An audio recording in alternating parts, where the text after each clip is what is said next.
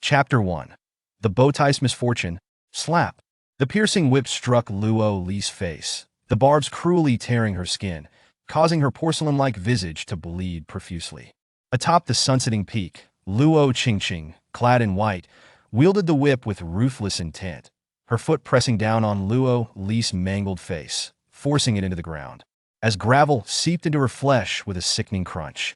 A worthless wretch like you does not deserve such a beautiful face. Luo Li writhed in agony, her pale lips trembling as she whispered no. Before her words could fully escape, Luo Qingqing callously kicked her off the cliff. The night was deep and the wind was biting. The girl, who should have perished from the fall, fluttered her long eyelashes. The icy wind surged through Luo Li, awakening her from the depths of cold. As she opened her eyes and surveyed her surroundings, she realized this was the edge of a frigid pool at the base of the cliff. Her mind felt as though it had exploded, inundated with countless memories. She was the sole inheritor of the Xian men in the 22nd century, having traversed into a world where martial prowess reigned supreme. The original owner also bore the name Luo Li. She was the legitimate daughter of the Luo family, the foremost of the four great families of Dongyu Kingdom, deemed a useless failure since she could not cultivate from a young age. Though she was labeled a waste, she held the title of the first beauty and was betrothed to the 8th prince of the current dynasty. Today marked the original owner's birthday, and her half-sister, Luo Qingqing, had invited her to Sunsetting Peak under the pretense of presenting a special birthday gift. The original owner had eagerly accepted the invitation. Little did she know, it would cost her life. The cold wind blew, intensifying the pain in her lacerated face. "Thank you." The resentment deep within her began to dissipate gradually. As night deepened, the chill enveloped Luo Li even more. With a crack, she set her fractured legs back into place. Rising, she made her way toward a cave behind her. Upon entering the cave, some of the chill was dispelled. Her tattered clothing was stained with blood. Suddenly, she caught sight of a swirling mist not far away, where a figure seemed to emerge. Luo Li's teeth chattered from the cold as she timidly approached. Who is there? Ah, what an exquisite beauty. Before her sat a man, cross-legged on the ground. His long lashes gently lowered, and his eyes were softly shut. His handsome features exuded an enchanting and devil-may-care allure. He radiated a solitary yet commanding presence, as if he looked down upon the world. Was he motionless because he had succumbed to the perils of cultivation? Luo Li's gaze fell upon his voluminous purple robe, and she couldn't help but swallow hard, feeling even colder.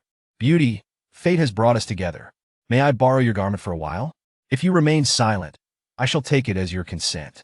With small, nimble steps, Luo Li approached and deftly removed the man's purple robe, wrapping it around her petite frame.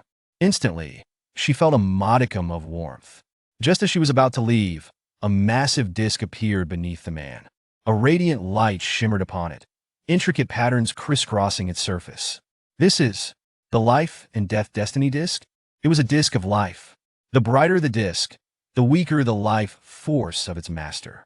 Seeing the disc's glaring brilliance, if it remained unresolved, this man would truly perish. The disc required the blood of a living being to unlock it. Since she had borrowed the man's robe, she could not stand idly by and watch him die. Glancing at her blood-stained hands, she pressed them against the center of the disc. As her blood met the disc, a spirit stone floated out, swiftly plunging into her sea of consciousness. Before Luo Li could comprehend what this object was, the disc suddenly cracked and vanished. At the same moment, on a distant mountaintop, two elders stood solemnly. The elder in white gazed intently at the phenomenon. He has emerged. The 3 realms and 9 provinces may soon be overturned by his hand. The dark night sky suddenly illuminated with a golden star. The elder in black exclaimed in astonishment, "His life stone has separated. Quickly, send someone to the lower realm to find his life stone. A single strike will ensure his demise. We must prevent his return at all costs." In that fleeting moment, when the Life and Death Destiny disc disappeared, the man's brows flickered, and he abruptly opened his eyes. His vile-filled gaze locked onto Luo Li's bloodied face. His life stone had entered this girl's body? Yun Jiuxiao rose, advancing toward Luo Li step by step. "Beauty, what do you intend to do?" Seeing the murderous glint in the man's eyes, Luo Li instinctively stepped back. Return it. Luo Li. Return what? Life. Stone. Yun Jiexio's crimson lips parted, exuding an overwhelming dominance. How dare you? I saved you, and you wish to take my life? You ungrateful dog of a man. Luo Li pressed her back against the stone wall, with nowhere left to retreat. As Yun Jiuxiao prepared to strike, without a moment's hesitation, Luo Li seized a nearby stone and hurled it at Yun Jiexio's head. Swift, fierce, and precise. Bang! The stone struck Yun Jiuxiao squarely. Before he could finish, Yun Jiuxiao crashed to the ground, unconscious. Watching the fallen man, Luo Li took a deep breath. Beauty, being overly arrogant will earn you a beating. Crack! A disturbance emanated from the stone wall behind her, which began to split down the middle. Luo Li turned to see a faint glow radiating from within. A hidden paradise indeed. Without hesitation, she stepped inside, and the stone door shut behind her. Navigating through a dark passage of several meters, she stumbled upon a treasure cave. In the corner, a peculiar spirit plant caught Luo Li's attention. The Nine Heavens Buddha lotus. She hurried over, feeling as if she had struck gold. She had encountered this extraordinary spirit herb in ancient texts of the Xianmen. The Nine Heavens Buddha lotus possessed the ability to cleanse the marrow and refine the essence. This body had suffered a shattered dantian and blocked meridian since childhood. Acquiring this spirit plant would surely save it. She must learn to cultivate and grow stronger. Only with absolute power could she seek vengeance. The Nine Heavens Buddha lotus was ripe, and Luo Li immediately harvested it, beginning to absorb its essence. Several hours later, as she sat cross-legged, Luo Li slowly opened her eyes. Her brow shone with spirited vitality. Her shattered dantian had been repaired, and the blocked meridians were cleared. Even her ravaged face began to heal at a visibly rapid pace. Especially at the dantian, an endless stream of formless energy surged, spreading throughout her limbs. Like a century-old, withered tree stump, it began to sprout wildly upon receiving sunlight. Chapter 2. The Ancient Alchemical Formula. First stage of Red Spirit. Second stage of Red Spirit. Ninth stage of Red Spirit. Whoosh! First stage of Orange Spirit. In mere moments, Luo Li beheld the spirit energy coalescing in her palm, growing from a mere speck of light into an increasingly substantial orb. With each breath, she ascended 9 levels in rapid succession. She had directly surpassed the Red Spirit to attain Orange Spirit. Luo Li unleashed a powerful strike, feeling utterly invigorated. Suddenly, she cast her gaze around the stone walls. Her recent strike seemed to have triggered a restriction here, as various patterns began to appear slowly upon the walls. Engraved upon the stone was a brilliant phrase, "Comprehensive Guide to Symbols." These countless intricate patterns were all symbols. The Nine Heavens continent boasted numerous professions, with spirit masters being the most common. The rarest among them were spirit tamers, beast tamers, symbol masters, alchemists, and artifact masters. To her knowledge, there had not been a single symbol master in the entire Dongyu kingdom. Luo Li began with the first symbol in the first row.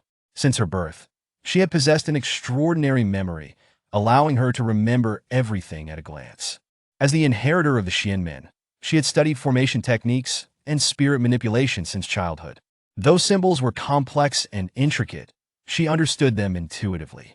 With each symbol she memorized, it gradually vanished from the wall. Luo Li read swiftly, and after a while, she had comprehended all the thousands of symbols, retaining their names, effects, and drawing methods with remarkable clarity. The symbols on the wall all disappeared.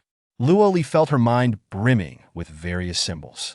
Gathering spirit with her fingers and forming seals with her palm, she traced an explosion symbol in the air with her spiritual energy.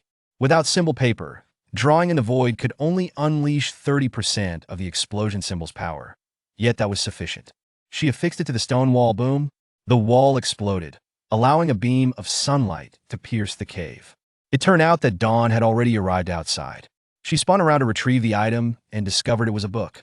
A thick layer of dust coated the cover, and as she brushed it away, the faded crimson characters were somewhat obscured, yet Luo Li managed to discern Ancient Alchemical Formula. Flipping through a few pages, only 1 or 2 were intact, most were fragments. Despite this, Luo Li swiftly tucked the alchemical book into her bosom and exited the cave. Before leaving, she glanced back at the unconscious figure of the man in purple at the entrance. Huh, that ungrateful man would be out of her life for good. The following evening, Luo Li meandered from the cliff's base into the magical beast forest. Powerful auras surged across the sky. Why were so many individuals flocking toward the magical beast forest? The white birds took flight in a startled flurry, while the beasts stirred restlessly with anticipation. As Luo Li halted her steps, she caught a familiar voice drifting from a short distance away. Turning towards the sound, she discerned the vague silhouettes of one man and two women approaching her direction. It was none other than the original owner's fiancé, the 8th Prince Feng Mo, accompanied by Luo Qingqing and Su Ru. Qing heir, if you are weary, this prince shall gladly remain here with you for a moment's respite. Your health is of utmost importance, spoke Feng Mo. At the tender age of 18, Feng Mo had already attained the status of a yellow spirit master. He was the prodigious youth ranked first in the capital's spirit power hierarchy. Such a considerate and charming individual only deepened Feng Mo's affection for her. Beside them, Su Ru immediately fawned over her like a sycophant. Oh my, Qing, the 8th prince is so kind to you, it truly makes me envious. All those years you spent using your blood to detoxify and heal him were not in vain. Years ago, Feng Mo had returned from his training, grievously wounded by an exceptionally rare bone poison. This poison specifically targeted spirit masters. Burrowing deep into the organs over time, it would corrode the 5 viscera, rendering one incapable of cultivating and ultimately turning them into a waste. The apothecary had declared that only by using a drop of the immunity blood each month for 3 years could the poison be entirely dispelled. Standing at a distance, Luo Li found this scene to be utterly laughable. The immunity blood was hers. She was the one who saved the 8th prince. Yet all the credit was claimed by Luo Qingqing. Over these years, Qingqing has bravely endured the trials of poison for this prince. Such noble intentions shall not be wasted. Should anyone dare to harm you in the future, I shall be the first to seek retribution, he declared. Your Highness, you flatter me. I am well aware that my status as a commoner is unworthy of you, and with your engagement to my sister, I only wish to silently remain by your side, content in your well-being, Luo Qingqing replied, her sincerity moving Feng Mo profoundly. Rest assured, I shall not wed that simpleton, regardless of her noble birth. A mere waste has no right to become the future 8th prince's consort. Particularly, the thought of how Luo Qingqing had selflessly given him blood every month for his salvation made her worthy of his heart's devotion. But my sister has been missing for several days. It would be best if she perished outside. May peace reign for all. Feng Mo retorted with visible disdain. Luo Qingqing lowered her gaze, recalling the moment she had cast Luo Li down the cliff, a gleam of malicious satisfaction flickering in her eyes. Upon spotting the figure ahead, she narrowed her gaze. Halt! Luo Li stood coldly in place, having smeared her face with mud long before entering the forest. Now, she had not sought out that wretched Luo Qingqing. Instead, it was Luo Qingqing who had come seeking her. Excellent. Very well.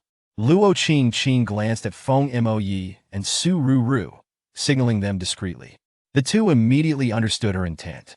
The Monster Beast Forest had become a favored training ground for spirit masters in recent years. It was abundant with rare treasures and extraordinary creatures. To prevent the occurrence of murder and theft, most spirit masters chose to venture into the forest in teams. Few dared to act alone. Now, with the fortunate opportunity of encountering a solitary spirit master, Luo Qingqing's mind harbored thoughts of murder and plunder. Chapter 3. The encounter with a tough opponent. This spirit master might possess treasures beyond imagination. Instead of honing my skills, it's far more expedient to seize opportunities. Who might you be? Luo Qingqing inquired with a cheerful smile. Your ancestor. How outrageous. Luo Qingqing was utterly incensed. Encountering a formidable adversary was beyond her expectations. After all, she was at the 2nd tier of the Orange Spirit Realm, a whole level above her foe. With a cold snort, Luo Qingqing gathered a formidable surge of spiritual power in her palm and aimed to strike at Luo Li, even at a lower tier. I'll make you kneel and beg for mercy. Luo Li smirked disdainfully. Before Luo Qingqing's palm wind could reach her, She swiftly countered, her movements ghost-like, seizing Luo Qingqing's wrist and twisting it against her own. Bang! Luo Qingqing, caught off guard, struck herself with her own palm. The force she exerted was tremendous, resulting in equally severe injuries. Blood immediately gushed from her mouth. Luo Li transformed her finger into a blade, directly slashing at Luo Qingqing's face. Slash, slash, slash. Her face was torn, accompanied by Luo Qingqing's anguished screams. Luo Li had drawn tooth marks on either side of her face. Qingqing, Feng Shui urgently called out to her. He had intended to assist Luo Qingqing, but the purple-robed youth had acted too swiftly. Stop. Who do you think you are to speak to me? Feng Shui was rendered speechless. Had it not been for Qingqing being captured, he would have relished the opportunity to eliminate this ungrateful individual.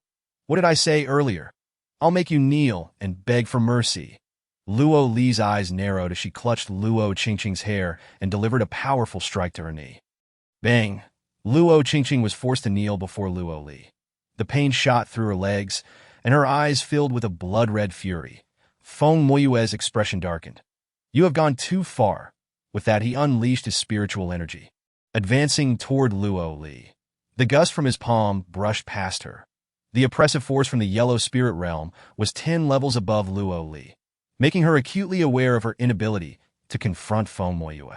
Recognizing her disadvantage, Luo Li promptly made her escape, declaring, You shameless girl, wait for me. One day, I will ruin you. She tossed out her threat and vanished. Feng Shui and Su Ruru were about to pursue her when Luo Haitian appeared. Alongside him were 3 elders from the Luo family, as well as members from the other 3 major families. Initially, the onlookers had no intention of intervening, but feeling a sense of obligation, they inquired further. Feng Shui recounted the events as they had unfolded. The group unanimously concluded that their opponent was not from Dongyu Kingdom, and we must find a place to tend to Qingqing's injuries. We cannot afford to miss the opportunity presented by the divine beast's emergence. As confusion reigned among the crowd, the rescued Luo Qingqing gazed in the direction Luo Li had fled, her eyes filled with a dark incredulity. At first, she had not realized it, but after their confrontation, she felt that the figure bore a striking resemblance to Luo Li. However, how could she forget that Luo Li was a waste, having been kicked off the Sunset Summit? By now, her remains were likely devoured by magical beasts, leaving not even a trace. How could she possibly be here? After delivering a small lesson to Luo Qingqing, Luo Li ventured deeper into the magical beast forest. The location of the divine beast's emergence lay to the east, and spirit masters flocked there, fearing they would miss the opportunity. After all, forming a contract with the divine beast was an unparalleled honor. Yet, she deliberately avoided the eastern commotion, heading westward instead, in stark contrast to the bustling east. The west was eerily quiet. She had no interest in the emergence of magical beasts at this moment. She struggled merely to ensure her own safety, let alone forge a contract with a divine beast. Rather than squander time on something that was not meant for her, it was wiser to engage in training and seize opportunities to improve her strength. After today's battle, she had only managed to defeat Luo Qingqing and could not even best Feng Shui. This left her with a profound sense of defeat. Who goes there? Luo Li tilted her head and noticed someone leaning against an ancient tree. The dappled shadows and the faint moonlight created an ethereal atmosphere. We meet again, Yun Jiuxiao said as he descended gracefully. ITSU. Luo Li's pupils dilated. This man not only escaped from the cliff's bottom, but had now caught up with her. Was he here to take her life? She eyed Yun Jiuxiao warily as a small stone she had concealed slipped from her sleeve. Sensing her intent, Yun Jiuxiao's violet eyes sparkled with intrigue as he suddenly moved closer. Gripping her wrist, "Do you wish to strike again?" After holding on for so long, Luo Li unexpectedly coughed up a mouthful of blood, splattering it onto Yun Jiuxiao's pristine white attire. Yun Jiuxiao pressed his lips together, his aura dropping significantly, becoming as frigid as winter. This is bad. Given his murderous expression, was this man perhaps a germaphobe? Are you injured? The anticipated malice did not arrive. Instead, he asked unexpectedly. Luo Li was momentarily taken aback. Who hurt you? Luo Li chuckled softly. Regardless of who had harmed her, it only proved her own inadequacy. Observing the stubborn refusal to surrender in her eyes, Yun Jiuxiao furrowed his brows. You are too weak. Luo Li sighed. Who can argue with that? She was weak enough that she could not even defeat Feng Moyue.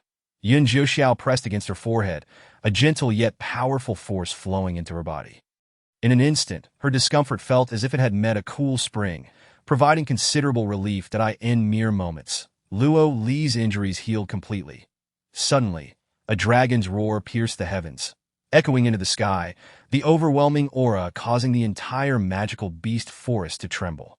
Luo Li nearly found herself thrown off balance by the invisible force. Yun Jiuxiao wrapped his arms around her waist, effortlessly dispelling the dragoness breath with a flick of his sleeve. The divine beast is about to emerge. Want to you take a look? Luo Li shook her head. As if recalling something, she withdrew from his embrace. How did you follow me? Chapter 4.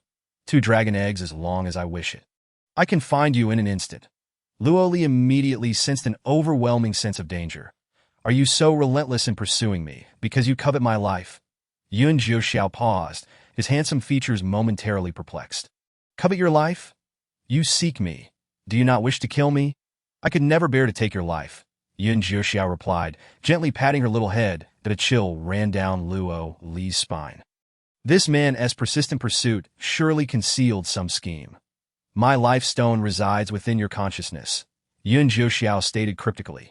Luo Li was taken aback, recalling that a spirit stone had indeed entered her consciousness during the forging of the life and death destiny plate. Your life stone? Does that mean my life is in your hands? Luo Li suddenly felt as if she had turned the tables on her oppressors. Ha ha.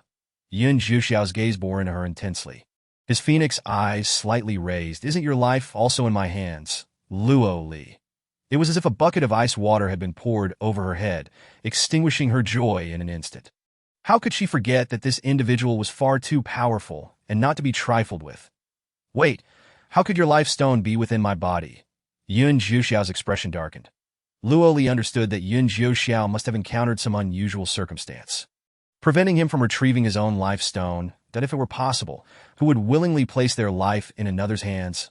I have matters to attend to, so I must take my leave. Take care of yourself. Yun Jiuxiao whispered close to her ear. Remember, Yun Jiuxiao, he arrived swiftly and departed just as quickly. That moment, the magical beast forest began to stir. What an imposing aura! The sound was deafening. Truly, it was the divine beast. The Azure Dragon. No wonder it attracted so many spirit masters. The hidden magical beasts trembled in fear. Some were directly obliterated by the overwhelming dragoness breath, while others were caught in the powerful dragon pressure. Several spirit masters hastily gathered to form barriers for defense. They were both excited and terrified. Some had lived for decades without ever witnessing a divine dragon. In a frenzy, they awaited the divine dragon's wrath to subside before seizing the opportunity to form contracts. At this moment, Luo Li had no mind for the tumult outside. She touched her nose, seizing the moment while everyone's attention was fixated on the divine beast. She could engage in training in the West. An hour later, after searching for so long, Luo Li had yet to encounter a single magical beast to practice on. It was as if they were all hiding in their lairs, too afraid to emerge. Amidst the tremors, she discovered a spacious area and, in a corner, suddenly caught sight of a white object. Curiosity piqued, she approached and cleared away the overgrown grass, momentarily stunned. Dragon eggs, 2 of them. Luo Li's eyes sparkled as she gazed at the tumultuous clouds in the sky. The mother dragon must be in a weakened state after giving birth, and it seemed that the dragon's aura had drawn many to the magical beast forest. However, to protect her young, the mother dragon had to confront those spirit masters. Yet, it was said that only one divine beast would emerge tonight. How could there be 2 dragon eggs here? While divine beasts were precious, they were not something she could afford to covet. From a distance, she sensed movement and stifled her smile. Slipping aside, that a familiar figure approached stealthily. Though the individual concealed their face with white gauze, Luo Li recognized her at once. Luo Qingqing, dragon eggs in a disheveled state. Luo Qingqing stared at the 2 dragon eggs, her greed laid bare. She had been drawn here by the dragoness breath. Now, having barely escaped, she was in a woeful condition, her hair a mess, and her dress torn in several places from her flight. Initially intending to observe the divine beast, she had instead stumbled upon the dragon eggs. Haha, what a bunch of fools, Luo Qingqing cursed under her breath. the offspring of the divine beast, the azure dragon. They are little divine beasts. The young divine beasts, still in their infancy, were far easier to contract than their formidable parent. She considered herself incredibly fortunate. Luo Qingqing touched one dragon egg, then the other, wishing she could take them both home. However, time was of the essence. She had to unleash a strike that in her hands. She concentrated her mystical energy, manifesting her personal longsword, and aimed it at the slightly larger dragon egg to her left. The dragon egg was as solid as a rock, and with a resounding clang, it sent her staggering back several meters. Luo Qingqing smirked with satisfaction, thinking, "Little divine beast, you are destined to be mine." Yet the dragon egg remained unresponsive. Luo Li observed this scene with keen eyes. "Fool! The great dragon will surely come to inspect its egg, upon discovering that it has been struck. Won't it devour Luo Qingqing?" Nevertheless, Luo Li had no intention of intervening. After all, if Luo Qingqing were to perish, it would save her the trouble of acting later on, seeing the dragon egg unyielding. Luo Qingqing, unwilling to concede, snorted disdainfully and aimed her sword at another smaller dragon. As the blade ascended, the previously subdued dragon's roar suddenly reverberated through the heavens. The ground trembled, and a fierce wind howled. From the eastern part of the Beastmaster Forest came the anguished cries of magical beasts, accompanied by the terrified shouts of spirit masters. One of the dragon eggs was hurled into the air, perilously close to crashing against a rocky wall. "This is bad." In the shadows, Luo Li swiftly moved to catch the dragon egg, cradling it securely in her arms as she slid down the steep slope, her back colliding with a boulder with a loud thud. Pain shot through her body, and she spat a mouthful of blood onto the dragon egg she held. Wiping her lips, she realized that this egg was the very one she had touched earlier. It was incredibly sturdy, and despite Luo Qingqing's strike, its surface remained as smooth as a mirror. Seeing the egg intact, a knowing smile spread across her face. With a sudden crack, the dragon egg began to hatch. Luo Li thought to herself, "Is it truly hatching?" When she looked up, she found that Luo Qingqing had already split open another dragon egg with her sword, focused solely on the egg before her that was on the verge of breaking. Luo Qingqing remained oblivious to Luo Li, who still clutched a dragon egg in the shadows, that a powerful aura suddenly descended upon the realm, causing Luo Li to furrow her brow. This is not good. The great dragon has arrived. Chapter 5. Mutual disdain and throwing dragon eggs. This was the only thought occupying Luo Li's mind. Yet the dragon egg in her arms was in the process of hatching, clinging to her like a stubborn adhesive, making it impossible to discard. With the great dragon approaching, Luo Li took flight, carrying the hatching egg. Confronting the divine beast, the azure dragon, would mean certain death. She moved with great speed, the fierce wind stinging her face as she endeavored to hide deeper within the forest, avoiding the great dragon. At that moment, Luo Qingqing encountered a small beast with horns. She, too, sensed the impending arrival of the great dragon and was filled with dread. "This is bad. I never considered that if the great dragon caught me, it would trample me to pieces." With the divine beast within her grasp, she was unwilling to let it slip away. So she resolved to forge a contract with it without hesitation. Each spirit master could only bond with one destined beast. Their fates were intertwined. If one prospered, so would the other, and vice versa. Thus, this opportunity was of utmost importance, that if the great dragon were to consume her, it would undoubtedly obliterate her along with the divine beast. Luo Qingqing bit her finger, initiating the contract with the small beast before her. In a mere breath, the pact was sealed. Luo Qingqing thought, wasn't it recorded in ancient texts that forging a contract with a divine beast would produce earth-shattering phenomena? Why is it so? Calm before me. When she glanced at the small beast with its eyes closed, it seemed not to resemble the azure dragon at all. Regardless, it had horns. The egg of the azure dragon could not possibly yield anything but a divine beast. Could it? The great dragon descended in an instant, casting a massive shadow that enveloped the land. Luo Qingqing hastily embraced the small beast, trembling in fear and on the verge of losing control of her bladder, only for the great dragon to suddenly soar away. Luo Qingqing was left in a state of bewilderment. Ha! You truly are a divine beast. Look, the great dragon dares not approach me, fearing it might frighten me. She clutched the small beast tightly, oblivious to the fact that it did not possess dragon claws. Observing the little creature in her arms, Luo Li raised an eyebrow. That it was a fluffy yellow ball with 4 stubby legs. Adorably plump. Was this a little yellow dog? Was this what a newly hatched divine dragon looked like? It bore little resemblance to the majestic dragon. It was rather ugly.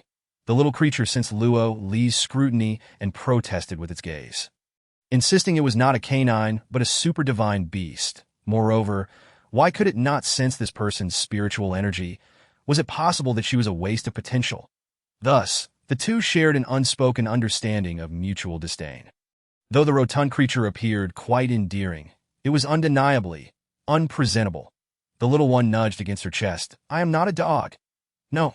Yet this girl, though incapable of cultivation, possesses a body that is fragrant and soft, exuding a delightful milky scent. And on that note, I suppose I can tolerate being held. As it emitted a soft chomp-chomp sound, Luo Li pondered, is this little dog hungry? The little yellow dog's actions resembled those of a creature seeking milk. That it appeared to have mistaken her for a nurturing figure.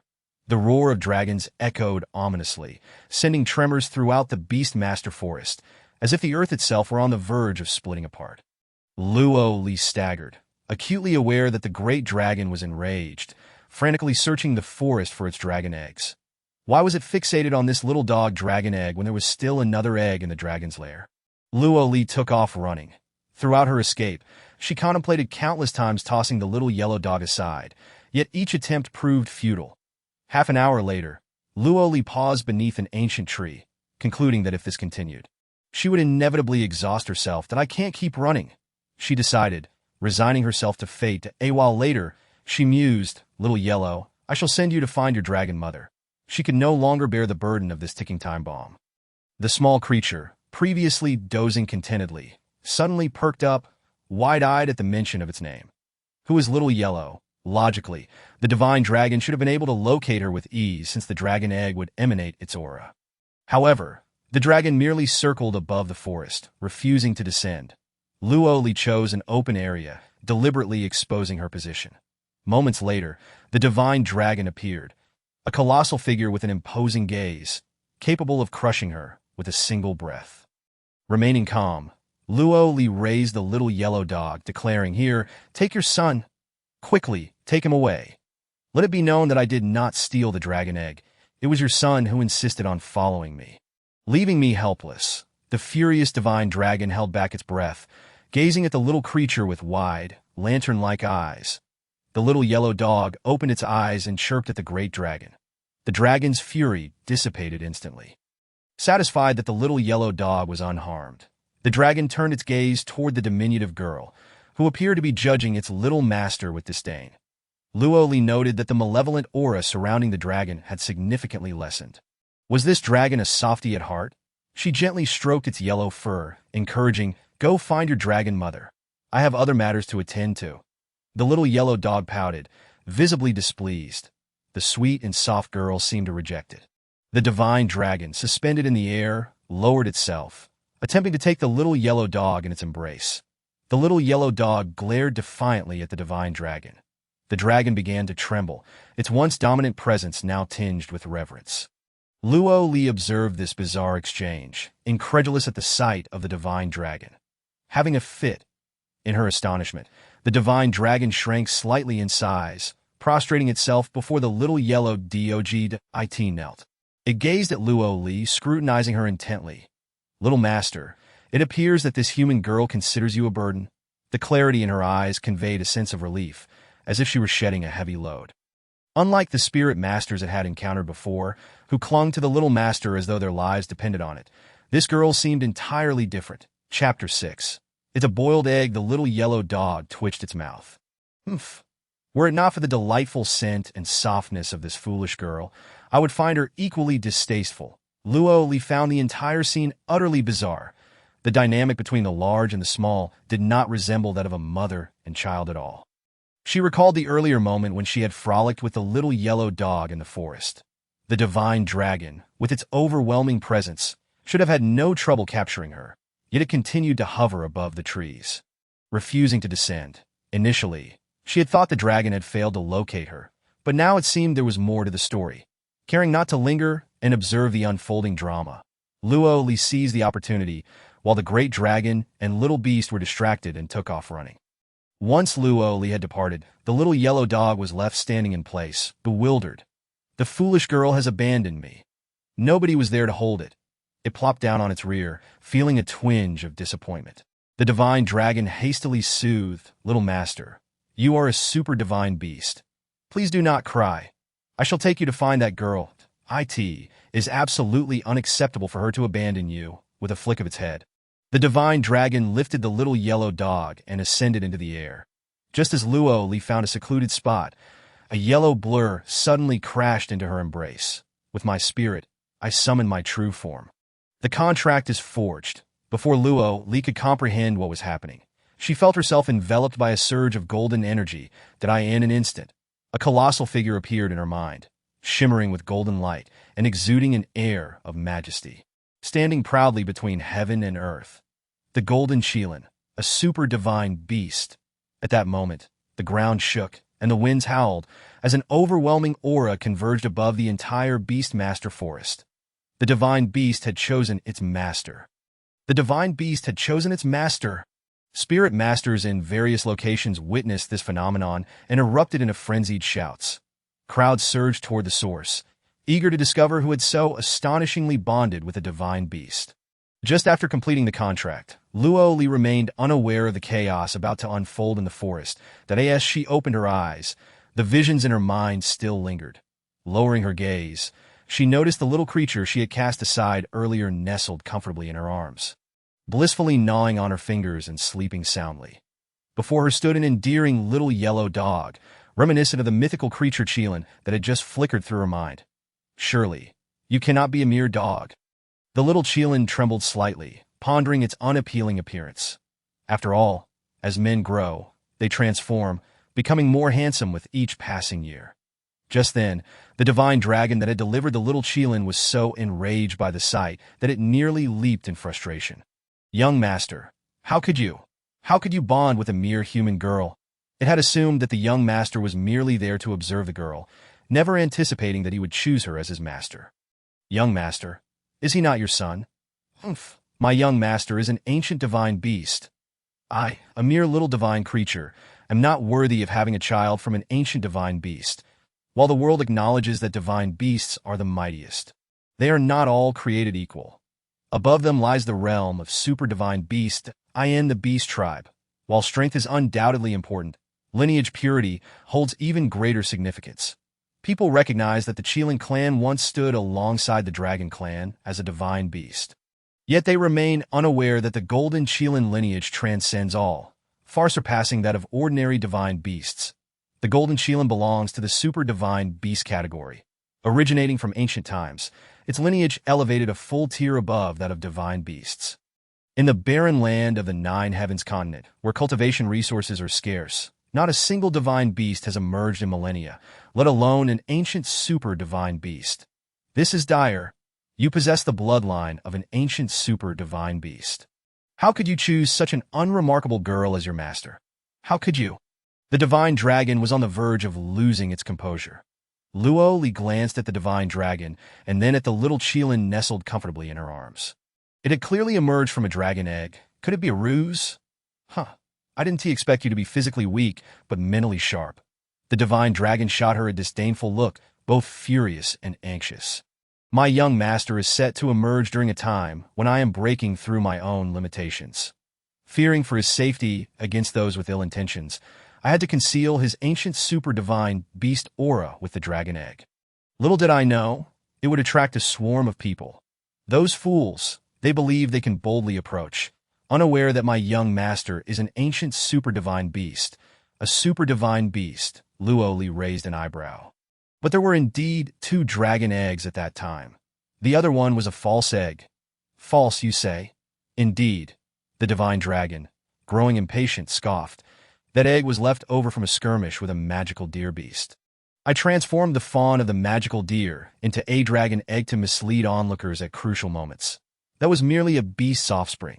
How could it be compared to my ancient super divine beast's offspring? So it was a mere false egg, and no wonder the divine dragon pursued her relentlessly and neglected the other egg. Had she not intervened to rescue the egg that Luo Qingqing had struck, she would never have encountered the little Qilin. Wait, you little girl have cleverly ensnared me in your words. The divine dragon realized and glared. I was merely curious. This is not some great secret. The divine dragon huffed. The little Qilin opened its colorful, glass-like eyes and glared at the divine dragon. Though its young master was foolish, it would not tolerate any disrespect from other beasts towards her. The divine dragon, once so boastful, now wilted under the weight of the bloodline suppression emanating from the young master, feeling utterly defeated. After a moment, the little Qilin returned to slumber in Luo Li's embrace. Rolling over comfortably. How delightful. Chapter 7. We shall meet at the pinnacle. What? Once the master contract with a beast is formed, it cannot be undone. Since the young master has chosen you, this is your destined bond. I accept it. I am about to enter seclusion for advancement and can no longer protect him. It is a fulfillment of my wish to entrust the young master to you before I depart. Young lady, I implore you. Luo Li nodded, her tone growing serious. Though it may be unappealing, it is still my little beast, and I shall take good care of it, growing stronger together. Although she never intended to bond with the little Qilin, considering her own abilities were insufficient to warrant such a partnership, what the divine dragon said held truth. Since the little Qilin chose her, it was indeed a fateful encounter. Very well. I shall nurture it. Thank you, young lady. Now I can rest easy. The divine dragon slowly leaned closer to the little Qilin, affectionately rubbing its soft little horn. I believe the young master's choice is wise. I eagerly await the day you grow stronger, when we shall meet at the pinnacle, until we cross paths again. Once the divine dragon departed, Luo Li suddenly recalled a crucial question. How did the little Qilin, with such an extraordinary bloodline, end up in the lowly Nine Heavens continent? Meanwhile, as the crowd watched the divine dragon soar into the sky, excitement erupted. The dragon has left. Let us hurry to the dragon's lair and see what has transpired. When the throng arrived at the dragon's lair, they beheld Luo Qingqing cradling the already hatched dragon egg. Within the egg, a small beast with open eyes lay dead. It has horns on its head. This must be the divine dragon's offspring. Qingqing, you have bonded with the little divine dragon. Luo Haitian arrived, astonished at the scene before him. Qingqing, you truly are full of surprises. Feng Shui appeared, gently stroking her forehead. The affection of the eighth prince, the delight of her father, and the unabashed envy from the crowd left Luo Qingqing feeling elated. I suppose I was just a bit lucky. Oh my, Miss Luo Air, you are far too modest. This is no mere luck. It is clearly a testament to your strength. The Luo family is truly fortunate to have birthed such an extraordinary individual as Miss Luo Air. You should consider the status of the Luo family. They are the foremost of the four great families in Dongyu Nation. Time to settle old scores. As they headed towards the capital, Luo Li proposed. By the way, let us give you a name. How about Big Yellow? What do you think?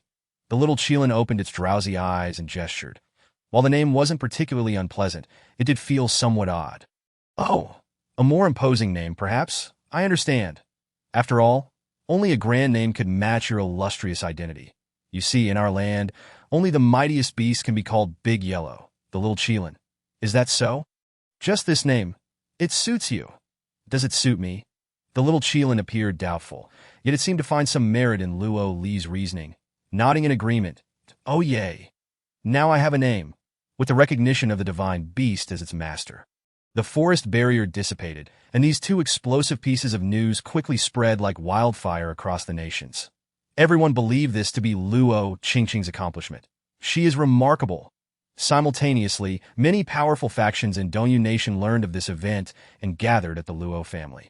Eager to witness the divine beast's magnificence, in an instant, as the master of the divine beast, Luo Qingqing became the center of attention. As the steward of the Luo residence saw a scruffy little girl draped in a large purple robe, he immediately blocked her path, shouting, "Where did this wild girl come from?" Luo Li stood calmly at the entrance, brushing aside the stray hair from her face, revealing half of her grotesquely ugly visage. Luo Li. The steward's eyes widened in shock. Luo, young lady, were you not missing? No, wait, you are a ghost, truly, whether alive or dead. I am a nuisance. With a swift motion, Luo Li, resembling a specter, delivered a resounding slap to the steward's face. Now, can you discern whether I am human or ghost? Caught off guard, the steward's right cheek swelled immediately. This little waste can actually strike. Previously, she could hardly string together a coherent sentence in my presence. I always considered her not only useless, but foolish. The steward contemplated confronting Luo Li, but she had already stepped into the Luo residence. Seething with anger, he vowed to remember that slap, following the familiar path in her memory. Luo Li made her way to her courtyard. Though the original owner was esteemed as the legitimate daughter of the Luo family, she resided in the side courtyard. According to her memories, not only would the family head Luo Haitian refrain from entering this area, but even other elders, maids, and guards seldom tread here. Did I in the Luo residence? The side courtyard was a place even dogs would disdain. Due to its neglect, the original owner developed a reclusive personality, compounded by her frail condition, which further entrenched her timid demeanor. Occasionally, Luo Qingqing would visit, bringing the original owner immense joy, for at least someone was willing to approach her. Yet until the moment of her tragic demise, the original owner realized it had all been a facade. Standing in the courtyard, Luo Li cradled Big Yellow, frowning slightly. How strange. From the moment she stepped into the courtyard, she sensed something unusual about the place. Although it appeared dilapidated, a thick layer of spiritual energy enveloped the courtyard, suffusing it entirely. Big Yellow stirred awake, rolling in Luo Li's arms, clearly sensing the spiritual energy. Luo Li surveyed the surroundings and discovered a clue. With such dense spiritual energy, there must be a powerful spiritual object hidden within. She noticed a piece of spiritual jade nestled among the debris in the center of the roof. That a dazzling white light flickered before drifting ethereally into Luo Li's grasp. That 100-year spirit jade. Luo Li raised an eyebrow. This spirit jade serves as the core of the formation. Once it is released, the array will be shattered. Chapter 8. Wasn't she dead? Only those with formidable spiritual power can manipulate spirit jade for intricate designs. The jade possesses a remarkable utility: bone nurturing. Within her own body lies a fragment of spiritual bone left by her mother, serving as a protective talisman, concealed within her brow that on the day she fell from the cliff. It was extracted by Luo Qingqing. Spiritual bones can only exist within a human body. However, if nurtured by spirit jade over time, the bone could survive independently, even if separated from the body. Luo Qingqing drained her blood, marred her face, and took away the spiritual bone her mother bequeathed to her. This was a deliberate attempt to completely exhaust her, ensuring she would never attain rebirth. Luo Li clutched the 100-year spirit jade, tracing a rune in the air, revealing a wicked grin. What a splendid treasure this is. It must be put to good use. Meanwhile, in the front courtyard, Luo Qingqing found herself encircled by the elders of the estate and spiritual masters from various prominent families. They all gazed at the magic deer nestled in her arms, showering her with praises that made her heart soar, leaving her in a daze. Suddenly, Luo Qingqing trembled. The bone-nurturing array in the side courtyard had been disrupted. The magic deer abruptly opened its eyes and darted away in a flash. The little divine dragon has fled. Wait, where did this spiritual energy come from? It seems the little divine dragon has chased after it. A throng of people rushed after the magic deer. When Luo Qingqing arrived, she found them halted at the entrance of the side courtyard. There, sitting leisurely, was someone. Luo Li, she is not dead. How could this be?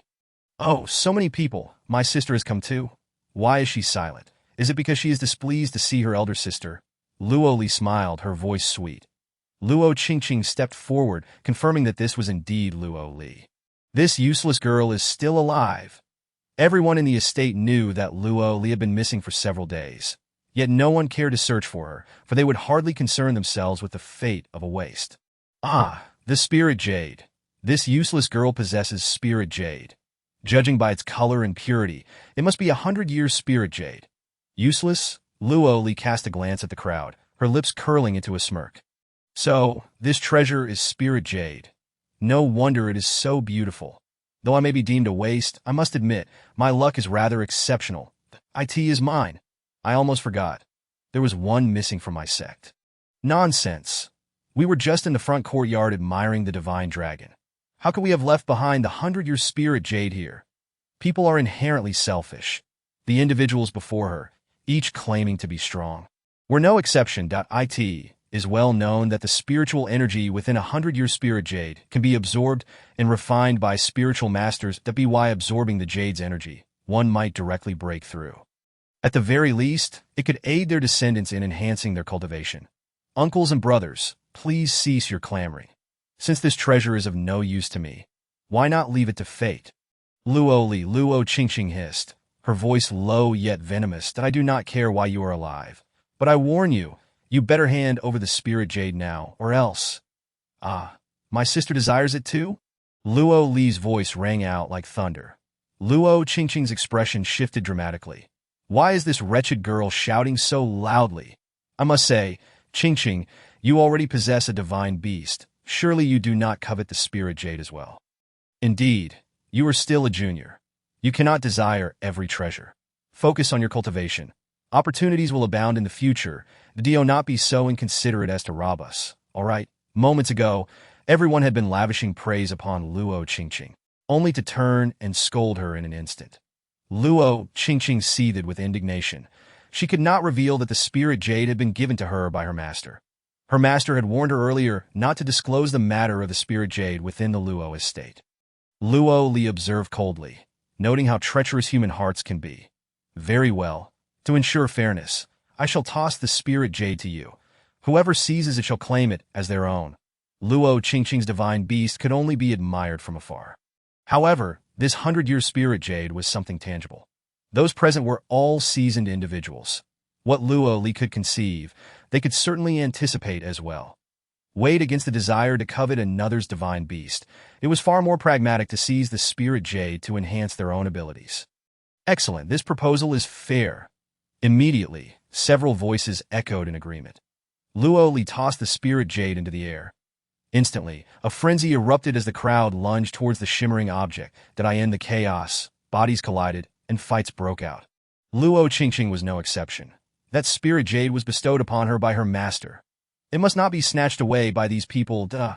I have it. With this, my breakthrough is within reach. The one who grasped the spirit jade was a green-tier master. As he exclaimed in delight, the others swarmed around him, eager to absorb even a trace of its spiritual energy. Suddenly, with a resounding bang, the dazzling spirit jade exploded. Streams of spiritual energy burst forth like arrows, piercing towards the crowd. Faced with such a potent surge of 100-year spiritual energy, they were unable to withstand it. While blue-tier masters could protect themselves, those below blue-tier were struck down, suffering severe injuries. It is known that the entire Dongyu Kingdom has not seen a purple-tier sovereign in centuries, and there is but one blue-tier master. They collapsed to the ground, lamenting their fate. Among them, Luo Qingqing was not spared. She was directly hit in the chest by a wave of energy. That merely an orange-tier second-stage practitioner. She stood no chance against the 100-year impact. She was sent flying, crashing against a distant wall like a rag doll, and spat out a mouthful of blood. Chapter 9. To capture by letting go. Luo Li observed the chaotic scene unfolding, a glint of cunning flashing in her eyes. The power of the explosive array was indeed impressive. The combination of 100-year spiritual energy and explosive force was quite sufficient to cause Luo Qingqing a great deal of trouble. It was you, sister. Why would you harm us? What are your intentions? Luo Qingqing glared at Luo Li in rage. The crowd was incited by her words, their emotions ignited. How dare you, little waste, to plot against us? You cannot cultivate yourself, so you wish to drag us down with you. Is it? Luo Li feigned innocence, a scoff escaping her lips. Uncles and brothers, you have wronged me. You have all declared that I am but a first-tier waste. How could I possess the ability to harm my sister or any of you esteemed elders? If you could be harmed by a mere waste like me, would that not make you even less than a waste? Am I not correct, sister? Luo Qingqing gritted her teeth, realizing the truth, yet she found herself unable to refute her. The onlookers exchanged glances, acknowledging her logic. They would never believe that a waste could injure them. Alas, my sister has been yearning for the spirit jade. In the name of fairness, I shared it with everyone. Yet I never anticipated such an outcome. Had I known, I would have taken it upon myself to give it to my sister. Perhaps it could have been preserved. Right? Luo Qingqing, you are the one behind this. A green-tier spiritual master pointed accusingly at her. It must be you. Unable to secure the spirit jade for yourself. You seek to destroy it. Qingqing, your actions are unbecoming. Luo Qingqing's eyes widened. But I know it wasn't me. Then why did it not explode when you desired it, but only when it was given to us? Luo Qingqing. You dare accuse Luo Li of foul play. How can she, a mere waste, orchestrate such a thing? Do you take us for fools? Indeed, the Luo family is the foremost among the four great families. How could we suffer such a loss at your hands without recompense? Yes, provide us with medicinal pills to heal our wounds. Luo Qingqing felt utterly speechless, unable to utter a word in her defense. The swift transition from adoration to condemnation was overwhelming that a healing pill could cost an exorbitant amount. And with so many demanding it, how could the Luo family possibly provide? What are you doing? Luo Haitian strode over, followed closely by Feng Moyue and a host of elders from the Luo estate. The crowd recounted the events to Luo Haitian in detail. After some persuasion, the crowd reluctantly ceased their harassment of Luo Qingqing, albeit with lingering glares. This girl has indeed been blessed to contract a divine beast. But should she allow such fortune to inflate her ego and disregard us elders, it would be premature. A mere orange tear dares to act recklessly before us, truly unaware of her standing. How outrageous. Luo Qingqing rose from the ground, pointing fiercely at the departing figures. This group of ancient fools, have they forgotten that I have contracted a divine beast? What does it matter if I am an orange tear today? At their age, they were likely still frolicking as red tears. Once I ascend to the purple tier, I will surely seek out those old geezers and eliminate them one by one. Qingqing, Luo Haitian admonished sharply. Luo Qingqing suddenly realized that the eighth prince was behind her father, and she froze in shock. Oh no, how could she have forgotten that the eighth prince was here? Just as she was about to speak, Feng Moyue stepped past her and approached Luo Li. I have long said that you are unworthy of this prince. I advise you to relinquish any hopes you harbor. Are you insane? Feng Moyue furrowed his brow, his tone growing increasingly harsh. That I do not know how the spirit jade exploded, but I do know that you lured everyone here using it, not out of admiration for this prince, but to implicate Qingqing instead. Luo Li found it utterly amusing. There was no wind today, so why was he so agitated? Luo Li. Feng Moyue was utterly exasperated by her nonchalant demeanor, feeling as though his lungs might burst from anger. Do not deny it. I have long seen through your facade. Once again, you cannot bear to see her basking in the adoration of the crowd, and you have employed the Lingyu to draw everyone's attention to yourself. Luo Li. Oh, Luo Li. Do not forget that you are but a waste of flesh. How do you presume to match a genius like this prince? Did you hide away during the evolution of humanity? Feng Moyue. What? Luo Li, fool. Feng Moyue did not comprehend the former part of her statement, but he certainly understood this two-word retort. Furthermore, I loathe individuals like you to go to wherever you feel comfortable. Release me from this engagement at once.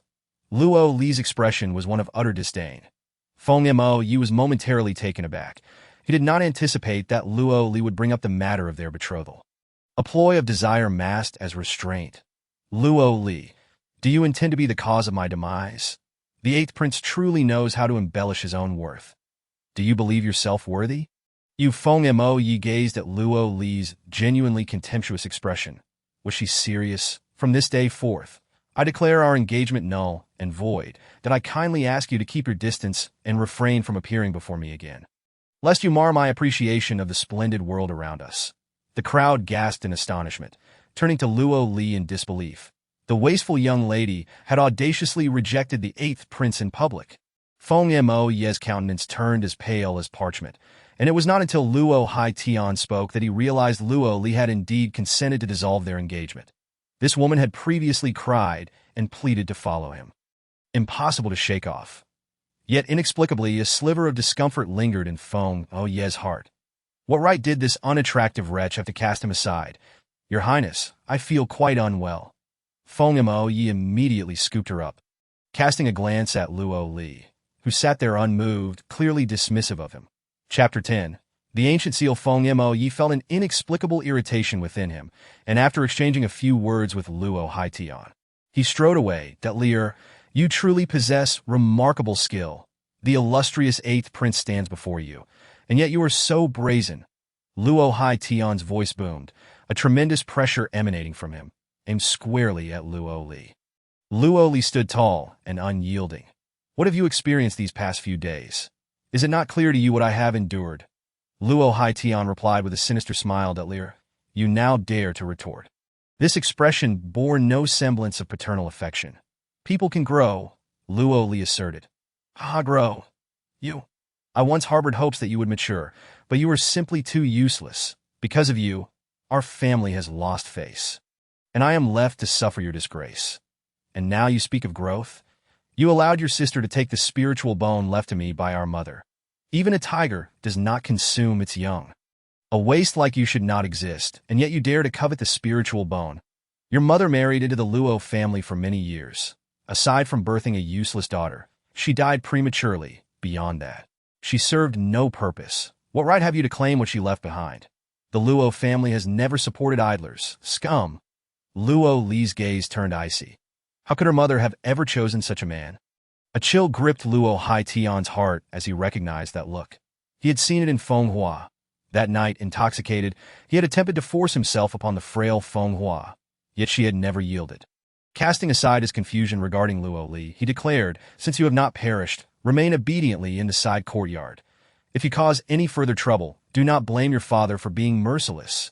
As Luo Haitian departed, Luo Li spat out a mouthful of blood. Dutta Huang, having awakened at some point, began to bark frantically, Do not worry. I shall not perish.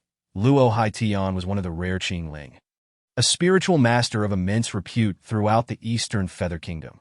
Just now, he had deliberately pressured her, and she had held herself up under the weight. Such is the nature of the strong.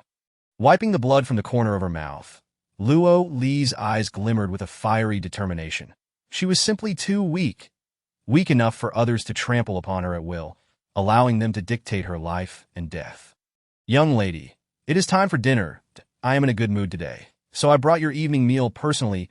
As night fell, the steward approached with a food box. Upon opening it, a foul odor wafted forth, revealing the dishes crawling with maggots.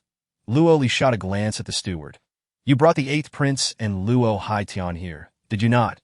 It seems my slap was too gentle. Flames of fury surged within the steward, but he suppressed them. The young lady is of noble birth. If you strike me, I shall endure it. Surely, you must be hungry. Please, eat. That in an instant, Luo Li darted in front of him, seizing his head and pressing it into the food box. Eat.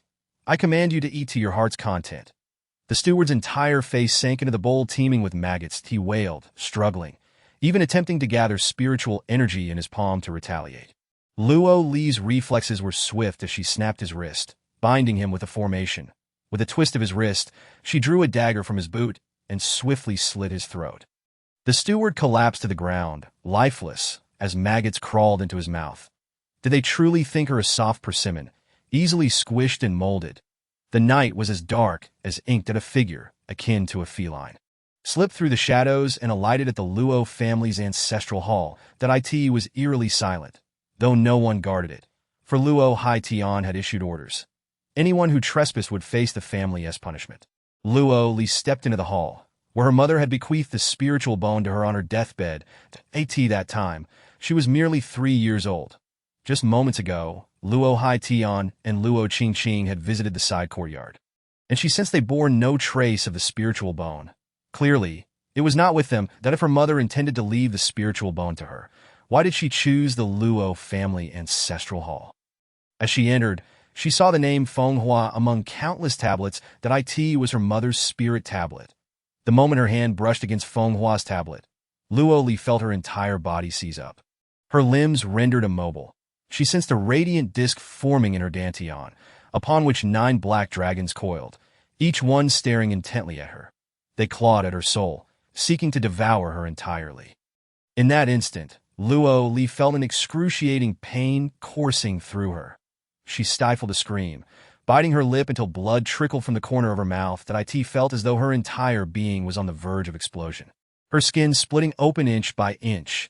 Just as she was about to lose consciousness from the pain, a powerful figure suddenly appeared, and she fell into a warm, sturdy embrace. Yun Jiushao infused her brow with spiritual energy. And in an instant, the burning agony in Luo Li's body was replaced by a refreshing coolness, a delightful relief. Simultaneously, The skin on her hand began to mend at a visible pace as she slowly opened her eyes. She found herself staring into a face of ethereal beauty. "It is you?" Yun Xiao raised an elegantly arched brow. "Who else would you wish to see, if not this lord, Luo Li? Ah. Right, DeChong. You have arrived just in time. There is something I wish to inquire of you." Luo Li beamed at him, revealing her pearly white teeth, and recounted the near-death experience she had just endured. "Have you ever heard of such a situation? Why do you think to ask this of me? Because you are both beautiful and tragically strong." She had finally seized the opportunity to engage with a powerful being. Chapter 11. A Frenzy of Advancement. Yun Xiao. This girl, with her quirky charm, was rather endearing that he waved a hand in the air, and a colossal star chart materialized before them. "This is it. It nearly consumed me. Just now, this entity resided within my dantian." Yun Xiao's expression turned serious. "The Nine-Dragon Seal? Little girl, there exists a Nine-Dragon Seal within your body. How fascinating. Are you saying this is a seal within me?" Yun Xiao nodded. Luo Li blinked in confusion, her mind drifting back to the moment when Feng Hua had implanted the spiritual bone within her at the age of 3. "Child, I shall transform the spiritual bone into a protective talisman to grant you peace. With it, you shall no longer suffer." The instant the spiritual bone entered her body, 3-year-old Luo Li had also fainted. It was her mother. Luo Li's gaze shifted to Feng Hua's tablet. So it was she who had concealed the Nine-Dragon Seal with the spiritual bone, preventing it from inflicting pain upon her. The agony of her soul being torn apart was still vivid in her memory. Luo Qingqing believed that taking her spiritual bone would enhance her cultivation, unaware that it was a protective charm left by Feng Hua. Now that the spiritual bone was gone, the Nine-Dragon Seal re-emerged, but how peculiar. Gazing at the star chart, she, a practitioner of various formations, found herself unable to discern the method to unlock the Nine-Dragon Seal. This left her questioning her previous identity as a Feng Shui master. "Little girl, you cannot unravel this seal." "Why not?" Luo Li turned to the man beside her. "Your ability should allow you to break any external formation or seal, but not those within the human body. I see. Moreover, the Nine-Dragon Seal is an ancient array, constructed using the bones of 9 malevolent dragons from the abyss, coupled with ancient forbidden techniques. Its sealing power is formidable and exceedingly tyrannical. The materials and the requirements for the array master's strength are exceptionally stringent. Do not speak of the mere Eastern Feather Kingdom. Even across the entire Nine Heavens continent, one would be hard-pressed to find a single dragon bone to unravel the seal. The difficulty is evident. The Nine-Dragon Seal, does it require the slaying of 9 malevolent dragons?" Yun Xiao nodded. "Indeed. According to ancient texts, there exists a place of evil in the world, known as the Abyss of Evil Dragons, where 9 malevolent dragons reside, each requiring a person of spirit emperor rank or higher to confront. The opponent has thoroughly exterminated the entire abyss of evil dragons to seal you away."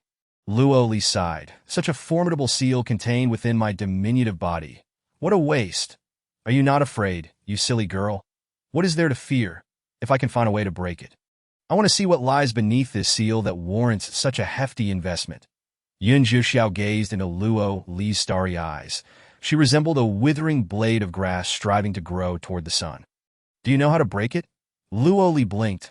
"I do not know." Yun Xiao. Luo Li chuckled, immediately wrapping her arms around Yun Xiao's like a child pleading, "But I am certain you know how to break it." The corner of Yun Xiao's mouth twitched slightly. "If I were to say no?" Luo Li suddenly stood on her tiptoes, leaning closer to him, their eyes locking in a moment of proximity, breaths mingling in the air. "Yun Xiao, since you are aware of the origin of the Nine-Dragon Seal, you must also know how to break it. Considering I have saved you once, do the right thing and enlighten me on how to dissolve it." Yun Xiao scrutinized the little girl before him. Could it be that after seeing many beautiful women, he finds this peculiar little imp refreshing? "Do you truly wish to break it?" "Yes, with my current strength. I can only assist you in breaking the first layer of the seal." "Really? That is already splendid. Every journey begins with a single step. Once the first layer is broken, I shall devise a way to tackle the remaining seals myself. Let us not dilly-dally. Let us begin." This little girl is surprisingly optimistic. The unsealing process will be excruciating. Yun Xiao furrowed his brow. Luo Li nodded earnestly, As long as I do not die, I can endure. Luo Li sat cross-legged in the shrine, while Yun Jiuxiao pressed his fingertip against her forehead. A continuous stream of formidable spiritual energy flowed into her. Simultaneously, the immense power emanating from Yun Jiuxiao transformed into beams of light, racing toward the heavens, swiftly coalescing into a mass of purple clouds, illuminating the pitch-black night. This act sent shockwaves throughout the entire Eastern Feather Kingdom. The royal family. It is the purple spirit sovereign. Various sects. Look where the purple clouds are rising. It is within the borders of the Eastern Feather Kingdom that a once-in-a-millennium purple spirit sovereign has appeared in this small kingdom. Prominent families. Who has ascended to become the purple spirit sovereign? Various spiritual masters. Let us go. We must pay homage to the true form of the purple spirit sovereign in the Eastern Feather Kingdom. Unbeknownst to them, the two were oblivious to the commotion outside. Luo Li only felt two powerful forces battling within her, tumultuous and tearing at her very nerves and soul, the pain so intense it made breathing a torment. After an incense stick's worth of time, Yun Jiuxiao withdrew his hand, observing Luo Li's pallid face with a furrowed brow. Due to the excruciating agony, a fine sheen of sweat beaded on Luo Li's forehead. The moment the first layer of the seal was broken, she felt a surge of power flooding into her, cascading through her meridians. Spirit energy occasionally erupted from her crown, and as she advanced, the energy grew increasingly dense. Orange spirit, second rank. Third rank. Orange spirit, fourth, fifth, sixth, until it leaped to the first rank of yellow spirit. Luo Li opened her eyes, her gaze brimming with potent spiritual energy. Laughing heartily, I have ascended once more. Perhaps the earlier pain had been too intense, for breaking the first layer of the seal left her feeling as if she had bathed in a pool of spiritual water. She gathered a strand of spiritual energy at her fingertips. Oh, Yellow Spirit, Chapter 12. He is the sovereign. Luo Li was astonished. Meeting Yun Jiuxiao's earnest gaze, she confirmed multiple times she had indeed ascended to Yellow Spirit. I recall I was previously at Orange Spirit. And when I counted up, I have jumped 10 ranks upon breaking the seal. For ordinary individuals, ascending even a single rank takes years. Even those with slightly better talent require a year. This girl has merely broken a layer of the seal and has achieved such an extraordinary feat. What would happen if all layers were broken? Luo Li was surprisingly elated, the pain in her body completely vanishing. She noticed that a dragon was missing from the star chart displayed in her dantian. The previous 9-dragon seal had now transformed into an 8-dragon seal. So, did Yun Jiuxiao just? Did you slay a dragon? Merely the remnant spirit of an evil dragon. Yun Jiuxiao spoke lightly, yet Luo Li discerned the man's formidable strength from those few words. Even the lingering power of an evil dragon spirit must be immensely potent. Otherwise, how could one say that every beginning is difficult? Yet Yun Jiuxiao could dispatch an evil dragon in an instant. He is truly formidable. I wish to calculate my rate of ascension to see how many years it will take to catch up to you. I have not cultivated? Luo Li, it seems you were born with it. Then how is it that you have not ascended all these years? Not quite. I expended 90% of my strength at the cliff's bottom. Luo Li's eyes widened. So your current purple spirit strength is merely 1/10 of your true power. Yun Jiuxiao nodded. Luo Li. Finally, she hesitated before uttering the word. Freak. If Yun Jiuxiao were to restore the remaining 90% of his strength, how terrifying would he be? She could scarcely fathom it. No wonder he had just said that with his current strength, he could only break one layer of the seal. That turns out current meant this. Jiu. The ever-watchful De Huang bounced in like a wild rabbit, his eyes sparkling with joy. Luo Li scooped up De Huang. The little fellow had also ascended. De Huang danced with excitement. Master is so impressive. I am basking in the glory too. When the master broke through to Yellow Spirit, I too grew a little.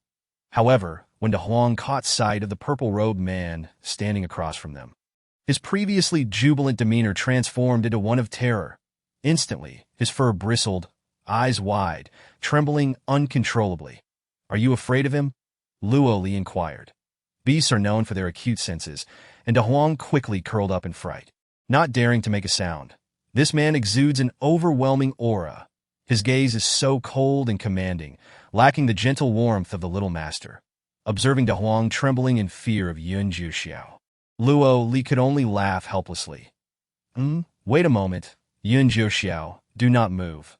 Luo Li bypassed Yun Jiuxiao and approached a wall, sensing a dense spiritual energy. The immense power that Yun Jiuxiao had unleashed while breaking her seal had shattered the formation on this wall, causing spiritual energy to overflow. Luo Li explored the formation, and with a click, she dismantled it, causing the wall to behind the shrine emerged a vast secret chamber. Upon stepping into the chamber, Luo Li was taken aback by the sight before her. There, within the chamber, stood dozens of iron figurines, resembling ghostly warriors in the dark night. With a flick of his sleeve, Yun Jiuxiao made the iron figurines vanish, revealing the individuals within. Some were men, others women. Some young maidens and others elderly men. They stood upright, their faces unmarred, yet their bodies were drenched in blood. Slowly, they opened their eyes, their pale faces more terrifying than ghosts. "Who are you?" "Luo Luo Li introduced herself. The group of weary individuals immediately fixated their bloodshot eyes upon her, emitting waves of resentment and murderous intent, as if they wished to devour her whole. "The Luo family members are all demons. I will kill you. Kill you. Give me back my freedom. Ah, kill." Luo Li furrowed her brow. Yun Jiuxiao felt the noise was unbearable, silencing them with a commanding shout. The group was stunned into silence by the man's imposing presence. Too frightened to utter a sound, I asked this. A soul-pacifying nail? After the chamber fell quiet, Luo Li noticed that atop each person's head, at their Baoyi acupoint, there nestled a glimmering black nail. This was an accessory of the Feng family. "Are you from the Feng family?" Luo Li observed a middle-aged man adorned with a jade pendant at his waist. The Feng family, one of the 4 great families of the Eastern Feather Kingdom. "And so what?" the middle-aged man rasped, glaring at Luo Li with malice. Luo Li felt a surge of doubt. The Luo family and the Feng family bore no long-standing grudge. How could Luo Haitian have captured members of the Feng family? Moreover, looking at the attire of the others, they were all spirit masters of green rank or higher. Whether they were clan elders or experts from prominent families, they all possessed one characteristic: exceptionally strong spiritual power. Such a multitude of spirit masters gathered in the Eastern Feather Kingdom would be a formidable force. Luo Li glanced at Yun Jiuxiao, who understood her unspoken thoughts, and with a wave of his hand, the vanished iron skins reappeared on these individuals, instantly causing expressions of agony to contort their faces. Spiritual energy began to swirl above their heads, drifting into the air, coalescing within a floating spiritual orb. Gathering Spirit 7 kill formation. Unexpectedly, aside from that sinister old man Luo Haitian, there existed such capable individuals within the Luo family. Truly, the heavens are unjust, serving as tools for the tiger. An ancient voice spoke slowly. Luo Li, though still young, could discern the formation set here at a glance, which was utterly astonishing. "Did Luo Haitian bring you all here?" Luo Li approached the man directly. Through the iron skin, she could make out the elderly man's pale, weary countenance. Besides him, who else could it be? It is impossible. Luo Haitian is a green-rank spirit master. Even with his formidable strength, he could not possibly subdue so many spirit masters alone. Even when battling alone, it is impossible to capture you all and bring you to the ancestral hall without a sound. Chapter 13. Such arrogance in speech that if it were truly a solitary struggle, we would accept the outcome, whether victory or defeat. However, he took advantage of our vulnerability. Do you understand? We encountered Luo Haitian during our trials in the Beast Forest at My son, having broken through his bottleneck, prompted me to venture into the Beast Forest in search of treasures. Yet I sustained serious injuries after a series of trials. It was then that Luo Haitian appeared as the head of the Luo family. We were acquainted, and naturally, I had no defenses against him. He claimed he could lend us a helping hand, but unbeknownst to us, he schemed behind our backs and brought us here. Otherwise, even if we had a fight to the death, we would not have been captured by him. Alas, we find ourselves trapped here, unable to seek life or death. Luo Li had heard rumors about the disappearances in the Beast Forest. However, given that it has become a popular place for trials in recent years, coupled with the frequent appearances of magical beasts, it was inevitable that there would be casualties, and thus, it was dismissed. The iron skin provides protection, while the soul nails suppress the soul. The body remains intact.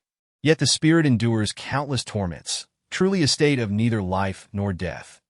These iron skins possess healing properties and effectively safeguard the body, as long as the body is unharmed. Once these individuals suffer the torment of the soul nails, they instinctively release spiritual energy to counteract the damage inflicted by the nails. This spiritual energy would then be gathered into the spirit-gathering 7-kill formation and transmitted to the formation's core. The one who sets up the formation is at its core. Luo Haitian absorbs the spiritual energy of others to elevate his own cultivation. Though this method is malevolent, it is indeed swifter than traditional trials. Do you wish to be liberated? Luo Li's seemingly casual 4 words sent shockwaves through the crowd. It is better to die cleanly than to live like this. Yet with the soul nails present, they lack even the ability to commit suicide. Luo Li nodded, affirming, "Yes, I can save you. Why? This person is indeed the daughter of Luo Haitian." Luo Li smirked, gazing at the spirit ball suspended in the air. There is animosity. The crowd was perplexed. You will need to wait patiently for a few days. I must find a way to break the spirit-gathering 7-kill formation first. Yin Zhuxiao glanced at the girl beside him, her bright eyes and pearly teeth, and wondered why go through all the trouble. Why not just kill them all? Aside from Luo Li, he cared not for the lives of anyone else present. Luo Li exclaimed, "This man speaks with such arrogance. No. If we were to forcibly break the spirit-gathering 7-kill formation, once the spirit ball shatters, these individuals would be doomed, their souls scattered, never to be reborn. Moreover, I still require the spirit ball to deal with my scoundrel of a father." Yun Zhuxiao calmly replied, "Then let us just kill Luo Haitian directly." Luo Li blushed, advising, "The vendetta is mine. I wish to take vengeance with my own hands." Yun Zhuxiao regarded her for a moment, and then relented. "Very well, as you wish." The crowd looked at this man who spoke of killing so casually. Their faces filled with terror, more fearsome than seeing Luo Haitian himself. In order to avoid alarming the snake in the grass, the two temporarily left the secret chamber. After exiting the ancestral hall, Yun Zhuxiao gazed at the gathering purple clouds in the sky, as if sensing some urgency, and departed first. This moment, Luo Li was utterly unaware that during the time she spent in the ancestral hall with Yun Zhuxiao, outside, chaos had already erupted. At the same moment, in the Qingyu pavilion of the Luo residence, Luo Haitian rushed over to check on Luo Qingqing's injuries. "Father, did you see that patch of purple clouds in the sky? That is the power only a purple spirit sovereign can wield. In my lifetime, this is the first time I have seen a purple spirit sovereign in Dongyu country." Luo Haitian's eyes were filled with admiration and reverence. One day, he would also become a purple spirit sovereign. Luo Qingqing sat on the bed, completely disregarding her already serious injuries. Now brimming with excitement, "Qing, you are injured. Do not get too agitated, and I still hope for you to shine brilliantly in the family competition in half a month and bring glory to the Luo family." Speaking of the family competition, I have now contracted a small divine dragon. I will surely emerge victorious and gain fame in the capital. When that time comes, our Luo family's reputation will soar even higher. If only the spiritual jade had not been ruined by my sister, wasting so much spiritual energy. Otherwise, with the spiritual jade, my extraordinary talent, and the small divine dragon by my side, it would not be long before our Luo family produced a purple spirit powerhouse. Luo Haitian gazed at the purple clouds, filled with envy yet deeply frustrated. His greatest wish in this life was for the Luo family to produce a purple spirit sovereign. That girl truly is a calamity for the Luo family. I cannot fathom how someone as brilliant as I, Luo Haitian, could have such a useless daughter. Father, please calm down. Even if my sister is incompetent, you still have me. Luo Haitian's heart softened. You are to be the future 8th prince's consort and have contracted a divine beast. Our Luo family will still rely on you. Luo Qingqing lowered her head, revealing a smug smile. The position of the head of the Luo family will inevitably be hers. By the way, Father, what if I happen to encounter my sister during the family competition? The family competition occurs every 3 years, and it is mandatory for all descendants over 16 years of age to participate. For a useless person, you need not show any mercy. Even if she were to die in the family competition, it would be her own doing. Time swiftly passed, and half a month went by. The sky was clear, the clouds light, and autumn brought refreshing breezes. The family competition was held as scheduled at the royal venue of Dongyu country. Luo Li, clad in a loose black robe, cradling the large yellow creature, entered the royal venue leisurely amidst the crowd. Perhaps the organizers recognized her, for she was assigned to the very last position. The large yellow creature lay in her arms, its four paws in the air, soundly asleep. Onlookers cast disdainful glances at the girl and her pet. Everyone present was a descendant of a prominent family or royal nobility. Each held an identity badge, entering the royal maze, with the first to emerge declared the victor. Chapter 14. Wealth has arrived. The first prize for the family competition is quite generous. 100,000 low-grade spirit stones. It is worth noting that this amount is equivalent to the royal family's expenses for an entire year in Dongyu country. Luo Li was currently so impoverished that she could scarcely afford a pair of undergarments.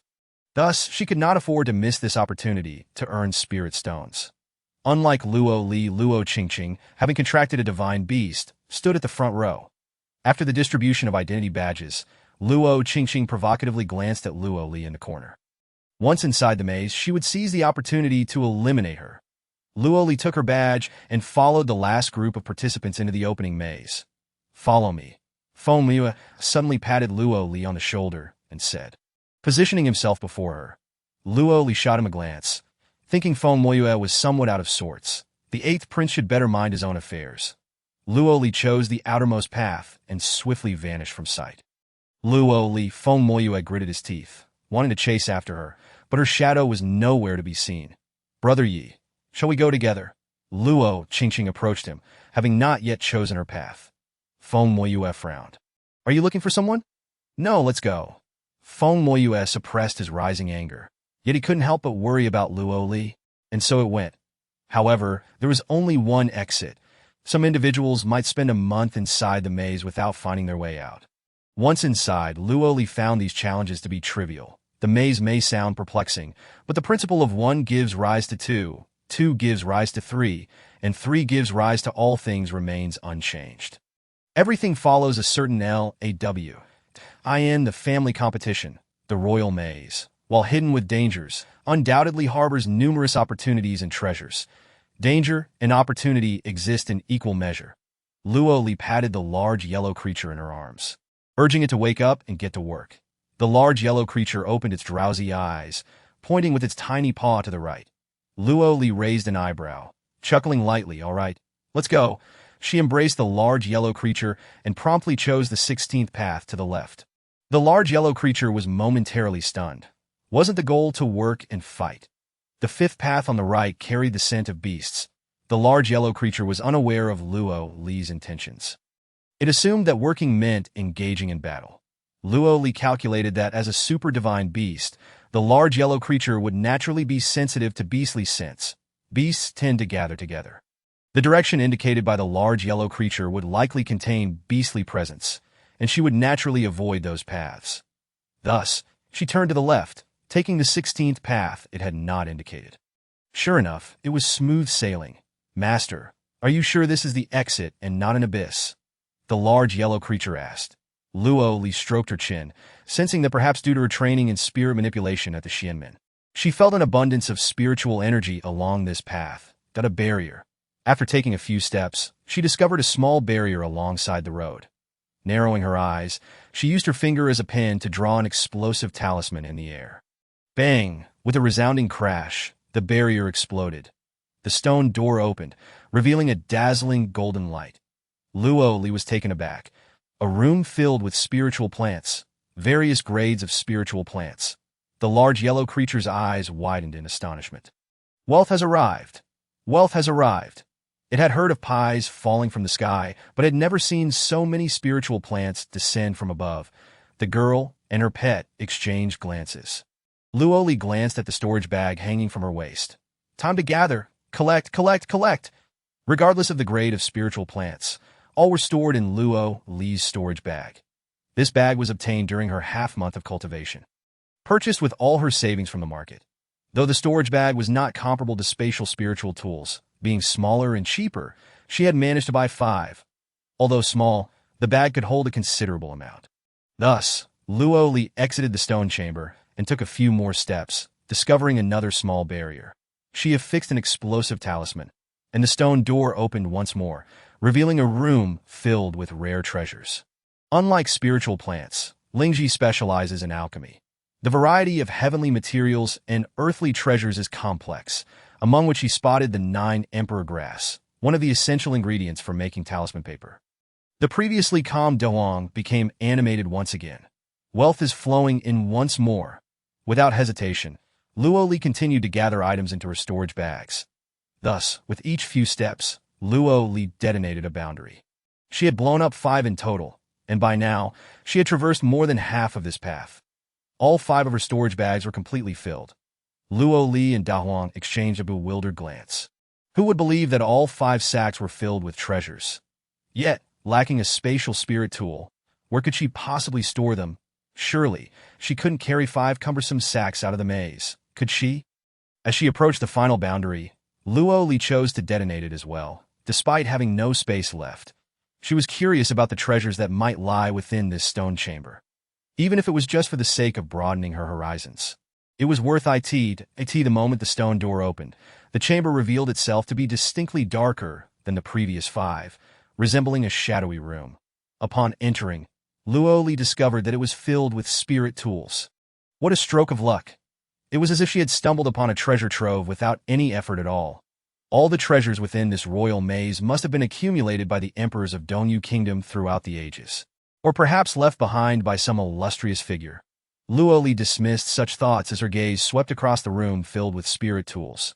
Surely among them, there was a spatial spirit tool. She searched but found only large items, including even a superior jade gourd. Chapter 15. I can ruin you, Dawang. Stay still. Luo Li noticed that Dawang seemed to have stepped on a spirit tool. Picking him up, she discovered it was an ancient ring. A spatial ring. But this ring, why does it only have half a circle? It resembled a complete ring, but only half of it remained. Luo Li peered into the space within and found it to be quite small. Well, it would have to do for now. It could hold 5 large sacks, which was sufficient. Since the spatial ring could just accommodate the 5 sacks, Luo Li opted not to collect any of the spirit tools around her. However, those 5 sacks of treasures would certainly be enough for her. Before leaving, she also discovered a maze map within the jade gourd that a glance was all it took for Luo Li to memorize it. Indeed, this maze was filled with treasures along this solitary path. She had collected all the opportunities available to her. Participating in this family competition was truly worthwhile. Upon exiting, Luo Li did not rush away from the maze, but instead patted Da Huang. Can you sense the aura of the demon mist deer? Da Huang nodded. Lead the way. In stark contrast to Luo Li's treasure-gathering spree, Luo Qingqing was currently teaming up with the demon mist deer to slay a 3rd-tier magical beast. Having become separated from Feng Moyue, she found herself alone. Suddenly, a figure flashed past, and Luo Qingqing exclaimed, "Knight, is that you, Luo Li?" Luo Li lifted her chin defiantly. "What's the matter? Disappointed that your 8th Prince INT here. You've come at just the right time. Saves me the trouble of looking for you." She had long sought an opportunity to deal with Luo Li. With no one around, it was the perfect moment to confront her. Luo Qingqing, I'm afraid this time you won't be able to avoid me." Luo Li scoffed. "With just you a waste, do you still think you can seek revenge? Just because of me?" Luo Li raised her eyebrows. Luo Qingqing had already made her move. Believing herself to be a 2nd-tier orange spirit, she unleashed her full strength towards Luo Li with lethal intent. Luo Li deftly sidestepped, and with a bang, spiritual energy surged. Luo Li forcefully suppressed all of Luo Qingqing's spiritual power. When did Luo Li start cultivating? Luo Qingqing was sent flying, crashing to the ground, feeling as if all her bones had shattered in disbelief. She looked at the graceful girl standing a few steps away. "It's you, the young man in the purple robe from the beast forest. How could you?" Luo Qingqing's jaw nearly dropped in shock. Luo Li's smile was radiant. "I can ruin you with a single strike." Luo Li sent Luo Qingqing's bones cracking, each sound echoing like a death knell. Luo Qingqing's piercing scream reverberated throughout the maze, reaching the ears of the 4 great families and the emperor and empress outside. Luo Haitian was the first to rise. "That sound is Qingqing.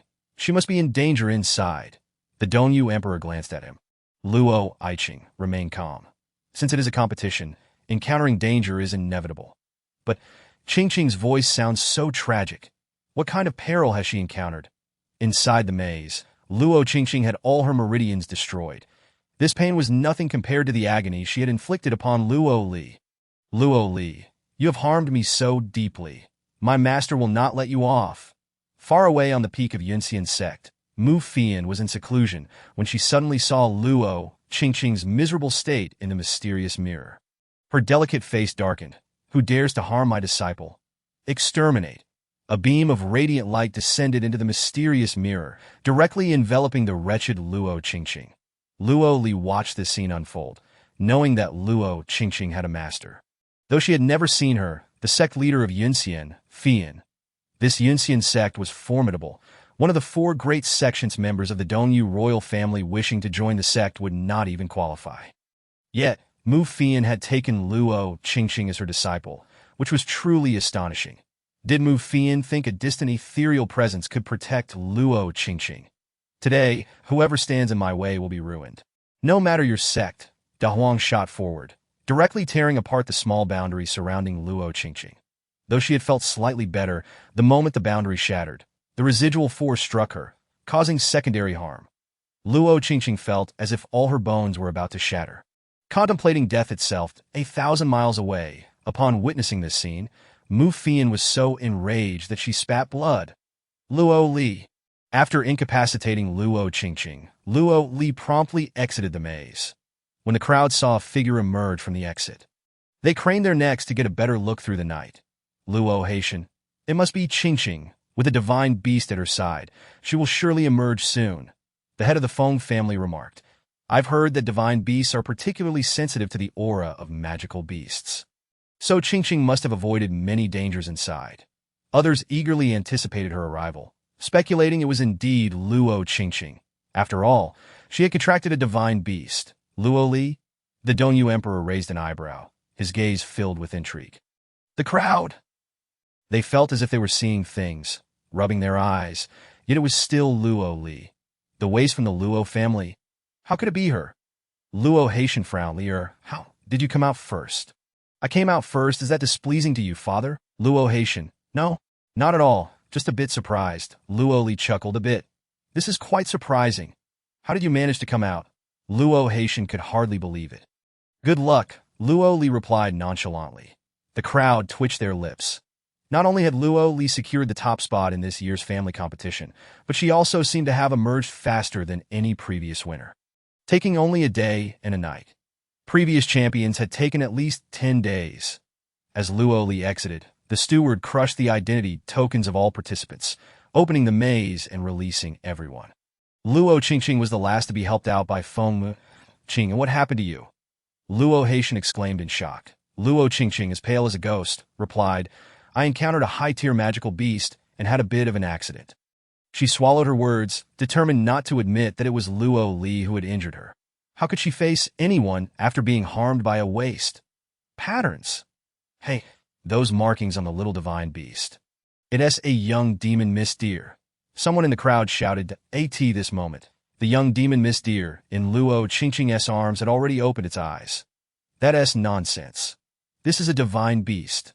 Luo Qingqing insisted with great difficulty that it really a demon Miss Deer. Feng Moyue glanced at the creature in Luo Qingqing's arms, noticing that aside from its antlers, it bore no resemblance to a young divine dragon at all. Eighth Prince, do you doubt me as well? I contracted a young divine dragon at the dragon's lair. How could it possibly be a demon Miss Deer? Antlers are antlers. How could they be dragon horns? The elder of the Feng family snorted disdainfully. The eldest son of the Dugu family chimed in. I told you, contracting a young divine dragon isn't that easy. After all this time, you've ended up with a deer. Do you think we're all fools? The rivalry among the 4 great families had always been fierce, especially among the younger generation. Luo Qingqing, known for her jealousy and pettiness, had unwittingly offended many. Seizing this opportunity, others stepped forward to ridicule her. Luo Qingqing had no retort. Even she recognized that this was indeed a demon Miss Deer.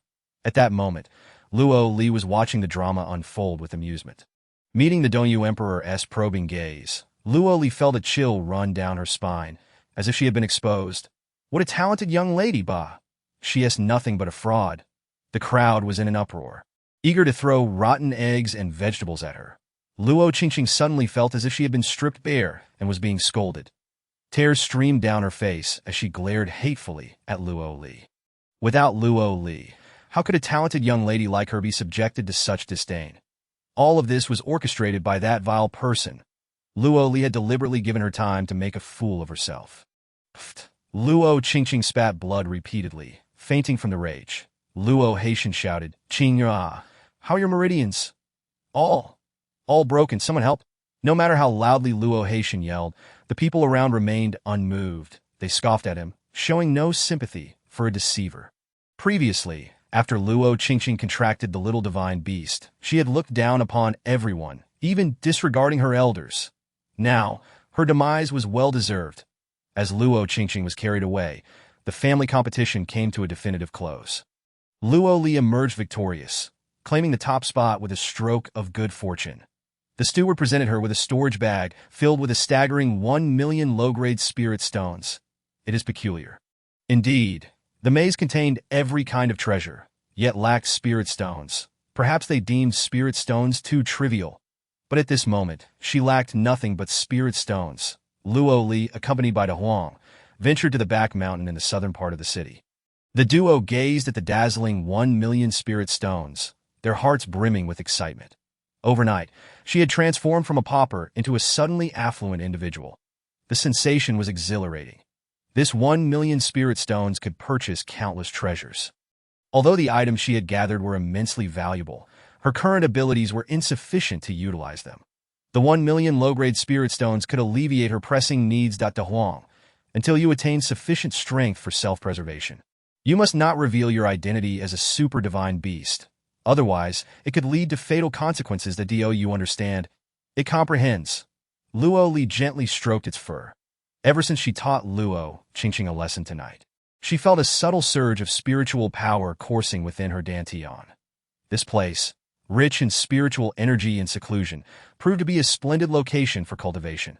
After securing the 1 million spirit stones, she exchanged a few words with De Huang and commenced her training. This session of cultivation lasted an entire day and night.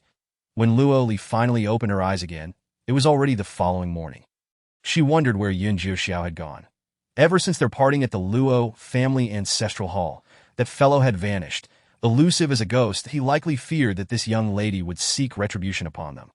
She recalled how they had often bullied her in secret before. Luo Li was too lazy to concern herself with them that a new steward approached her cautiously, informing her that Luo Haitian was looking for her. Luo Li made her way directly to the main hall. Inside, only Luo Haitian awaited her. Upon her arrival, he suppressed his fury and gestured for her to take a seat. Lear, I summoned you today to discuss a matter, he said. Luo Li raised an eyebrow. Discuss? I thought you were going to kill me. Luo Haitian's expression darkened. Although he was the current head of the Luo family, his father, Luo Yuan, still held sway. If his father had not been in seclusion for the past decade, Luo Li would surely have been the apple of the family's eye. Everyone in the Luo family was aware of his father's affection for her. I asked at you, who harmed Qingqing? Luo Li had long known she could not conceal the truth from Luo Haitian. Yes, it was me. What of it? Luo Haitian was taken aback. Although he had suspected Luo Qingqing's injuries stemmed from her, hearing Luo Li admit it still left him incredulous that a waste who had gone missing unexpectedly returned unscathed. Lear, we are blood relatives, after all. Since your grandfather has been in seclusion these past 10 years, everything I have done as the head of the family has been for the Luo family. My previous treatment of you was solely due to your actions bringing shame upon us. However, now that you can cultivate, it is a fortuitous development. Let us reconcile. Let bygones be bygones. What grievances can persist between father and daughter? Luo Li scoffed coldly. Father, perhaps you should speak more sincerely. Your words tire me, and I find them exhausting to hear. Chapter 17. Remarkably like her mother. Furthermore, the emperor has already issued a decree summoning you to the palace. I hope you can seize this opportunity to request a spirit spring pill from the emperor on her behalf. The spirit spring pill is a 6th-grade elixir capable of repairing meridians. Although the Luo family is the foremost among the 4 great families, only the royal family is entitled to possess elixirs of 5th grade and above. Who gave you the audacity to utter such shameless words? Luo Haitian slammed his hand on the table. Luo Li, do not be so arrogant. Do you dare to admonish me? You? Luo Haitian gritted his teeth that no, Luo Li was about to be summoned to the palace, and should she sustain injuries, he would have no explanation for the royal family. This girl had become increasingly shrewd in his absence. Evidently having calculated this point that a cold, steely look graced Luo Li's petite face. Luo Haitian smirked coldly. Even if you refuse to submit, you must bear it. Do not think that just because you can cultivate, I will not dare to touch you. That I admit, you have gained an unforeseen opportunity and possess outstanding talent. However, even if you are strong, you remain merely at the 9th stage of orange spirit. I am a blue spirit. With a mere flick of my finger, I could crush you like an ant. That I am the head of the Luo family, as long as you bear the Luo surname. You must obey my commands. Luo Li lifted her brow. The head of the Luo family. This is the rule established by the strong, and it is I who has set this rule for you. As long as you are stronger than me, you may treat me as you wish, command me, determine my life or death. Even the phrase I will not kill you is merely a token of your mercy in my ears. Luo Li let out a chilling, eerie laugh. Then you had better hold on to your position as head of the Luo family, and you had better remain stronger than me. With that, Luo Li turned on her heel and strode away, leaving Luo Haitian standing there, momentarily dazed. The defiance and unyielding spirit reflected in her gaze were unlike anything he had ever witnessed, strikingly similar to her mother. Daddy, Luo Qingqing, supported by someone, emerged from the inner room. Pale and barely clinging to life, Qing, do not worry that I have already spoken with Luo Li. She will surely help you obtain the Spirit Spring Pill. With your master protecting you, you will continue to be the Luo family's prodigy, the most talented young woman in Dongyu country, and he too would remain the unshakable head of the Luo family. Luo Haitian gazed out the window. Although both Luo Li and Luo Qingqing belonged to the Luo family, the value of Luo Qingqing's existence far surpassed that of Luo Li. Qingqing had an excellent master, and over the years, her cultivation had been aided by Mu Feiyan Mu Fian, a talisman master, had taught her formation techniques and how to extract spiritual power from spirit bones, greatly assisting her in becoming stronger. As for Luo Li, she was difficult to control. Her death would be of no consequence, as long as he could achieve his aspirations of becoming a powerful figure and acquire the strength he desired. What harm would it be to sacrifice a Luo Li? Upon arriving at the palace, it was already noon. As soon as Luo Li entered, she found herself surrounded by 8 orange stage spirit masters. With just a few moves, she dispatched all 8 of them. What a remarkable young lady from the Luo family. The emperor strode forward, hands clasped behind his back. He dismissed those following him and suddenly rushed towards Luo Li, seizing her wrist. You are also at the 9th stage of orange spirit. How could you? He had initially thought Luo Li was merely a yellow spirit. Enough standing around. Let us speak in the hall. With the emperor leading the way and Luo Li following, he continued, I recently dispatched someone to test your strength. You are not angry, are you? Your Majesty, what are you saying? I am but a commoner. How could I dare to be angry with the emperor? The emperor of Dongyu chuckled heartily. Though he had surpassed 50 years of age, the innate majesty of a sovereign was impossible to overlook. He scrutinized Luo Li closely. You resemble her so much. Your Majesty, are you familiar with my mother? Indeed, but how could such an extraordinary woman ever be attracted to your father? Luo Haitian's character hardly matched her mother's brilliance and strength. The emperor burst into laughter at this remark. Many have expressed such sentiments to your mother. How many men secretly admired her beauty back then, yet she chose to marry no one but Luo Haitian? It caused quite a stir. How would your Majesty know this so well? The emperor of Dongyu replied, You should inquire with the 8th prince for a more detailed account. The emperor of Dongyu snorted. That lad speaks nothing but nonsense. Luo Li chuckled lightly. Your Majesty, you summoned me today to discuss my marriage to the 8th prince. That is one reason that if I said I came to propose a deal with you, would you believe me? Luo Li lowered her gaze with a smile. Your Majesty, your words truly leave me confounded. What qualifications does a mere waste like me have to negotiate with the emperor? In the past, indeed, you lacked such qualifications, but now you are no longer a waste. You topped the beast competition. I refuse to believe what others say about luck. The beast competition is held once every 3 years. Having been in power for many years and witnessed countless events, he knew it was not merely luck that secured victory. Furthermore, he had personally dispatched someone to test Luo Li's capabilities. Luo Qingqing held the title of the country's genius young woman due to reaching the 8th stage of orange spirit at just 16 years of age. Yet, Luo Li had achieved the 9th stage of orange spirit in a mere few days. This was no ordinary talent. It was a clear indication of her exceptional prowess. Should the Emperor of Dongyu learn that Luo Li was not just an orange spirit, but a yellow spirit, he might very well be shocked enough to stand and declare her the most extraordinary prodigy among prodigies. What does your majesty wish to negotiate with me? Do you still remember Luo Yuan? Luo Li's heart jolted. Grandfather. After her mother passed away when she was 3, she had hidden away in a dark room. Afraid to emerge, an old man pushed open the door and cradled her in his arms. Little Lyra, you have been so obedient. Your mother is no longer here, but grandfather will protect you from now on. Chapter 18. The overthrow of your Eastern Feather dynasty at the age of 5. During the talent assessment, everyone derided her as a little waste, and an elderly man held her hand, shielding her behind him, declaring, I, Luo Yuan, am her grandfather. How dare you insult her? He turned, gently stroking her small head. His smile benevolent. Little Lyra is obedient. She is not a waste, merely growing at her own pace. That on the night of her 6th birthday, when grandfather returned from his journey, he brought her a string of candied hawthorn. In the chilly autumn rain, the grandfather and granddaughter observed the downpour. The old man informed her, Lyra, I must attend to a very important matter, which may require my absence for a long time.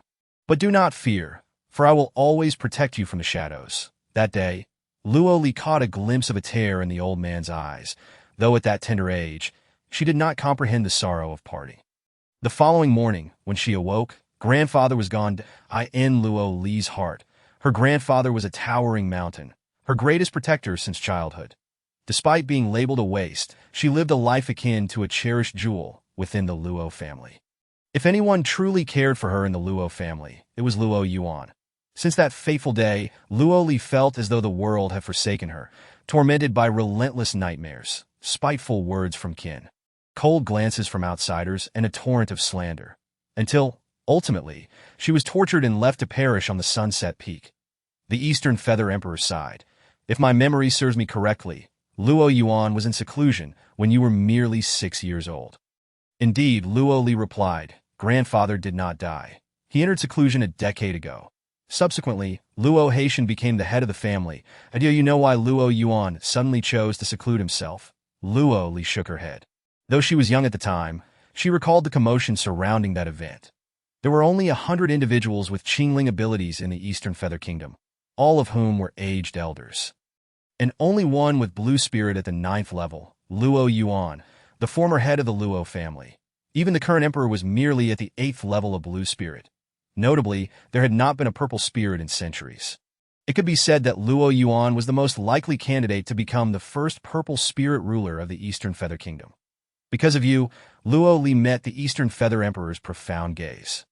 What do you mean by that? 10 years ago, I was gravely injured while training outside, my life hanging by a thread. That it was your grandfather who, sacrificing all his cultivation, saved my life. That I asked the head of the 4 great families and the only blue spirit master in the Eastern Feather Kingdom. He had no obligation to save me.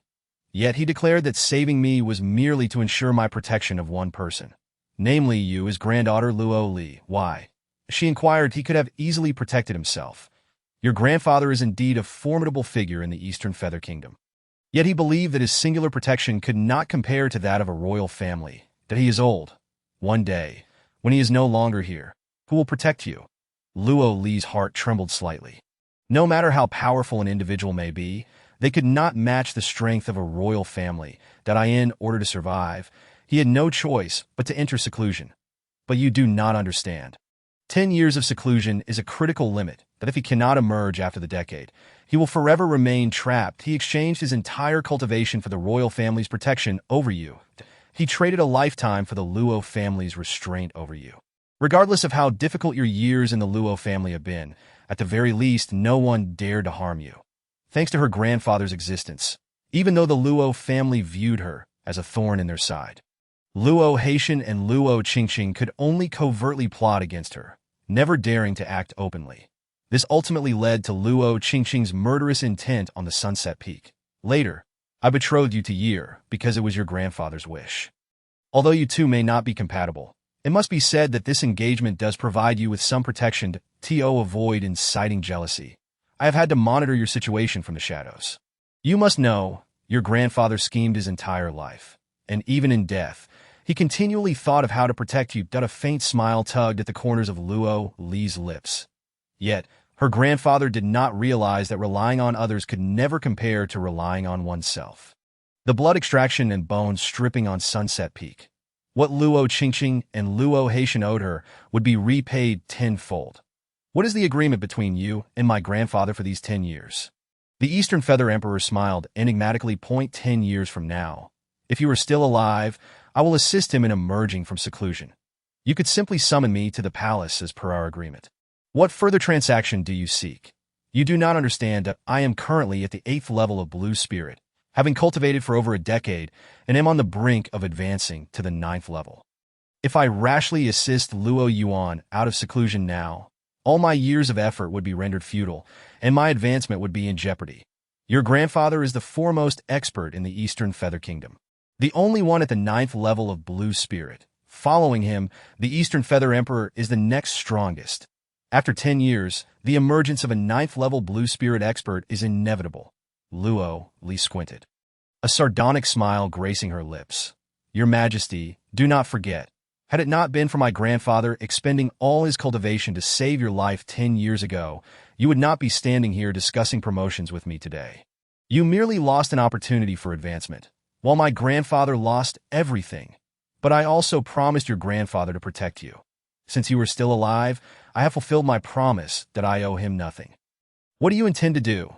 The Eastern Feather Emperor gazed at her. That if you wish for me to assist your grandfather in emerging from seclusion, it is not impossible, but you must agree to one condition. Speak. Become the head of the Luo family.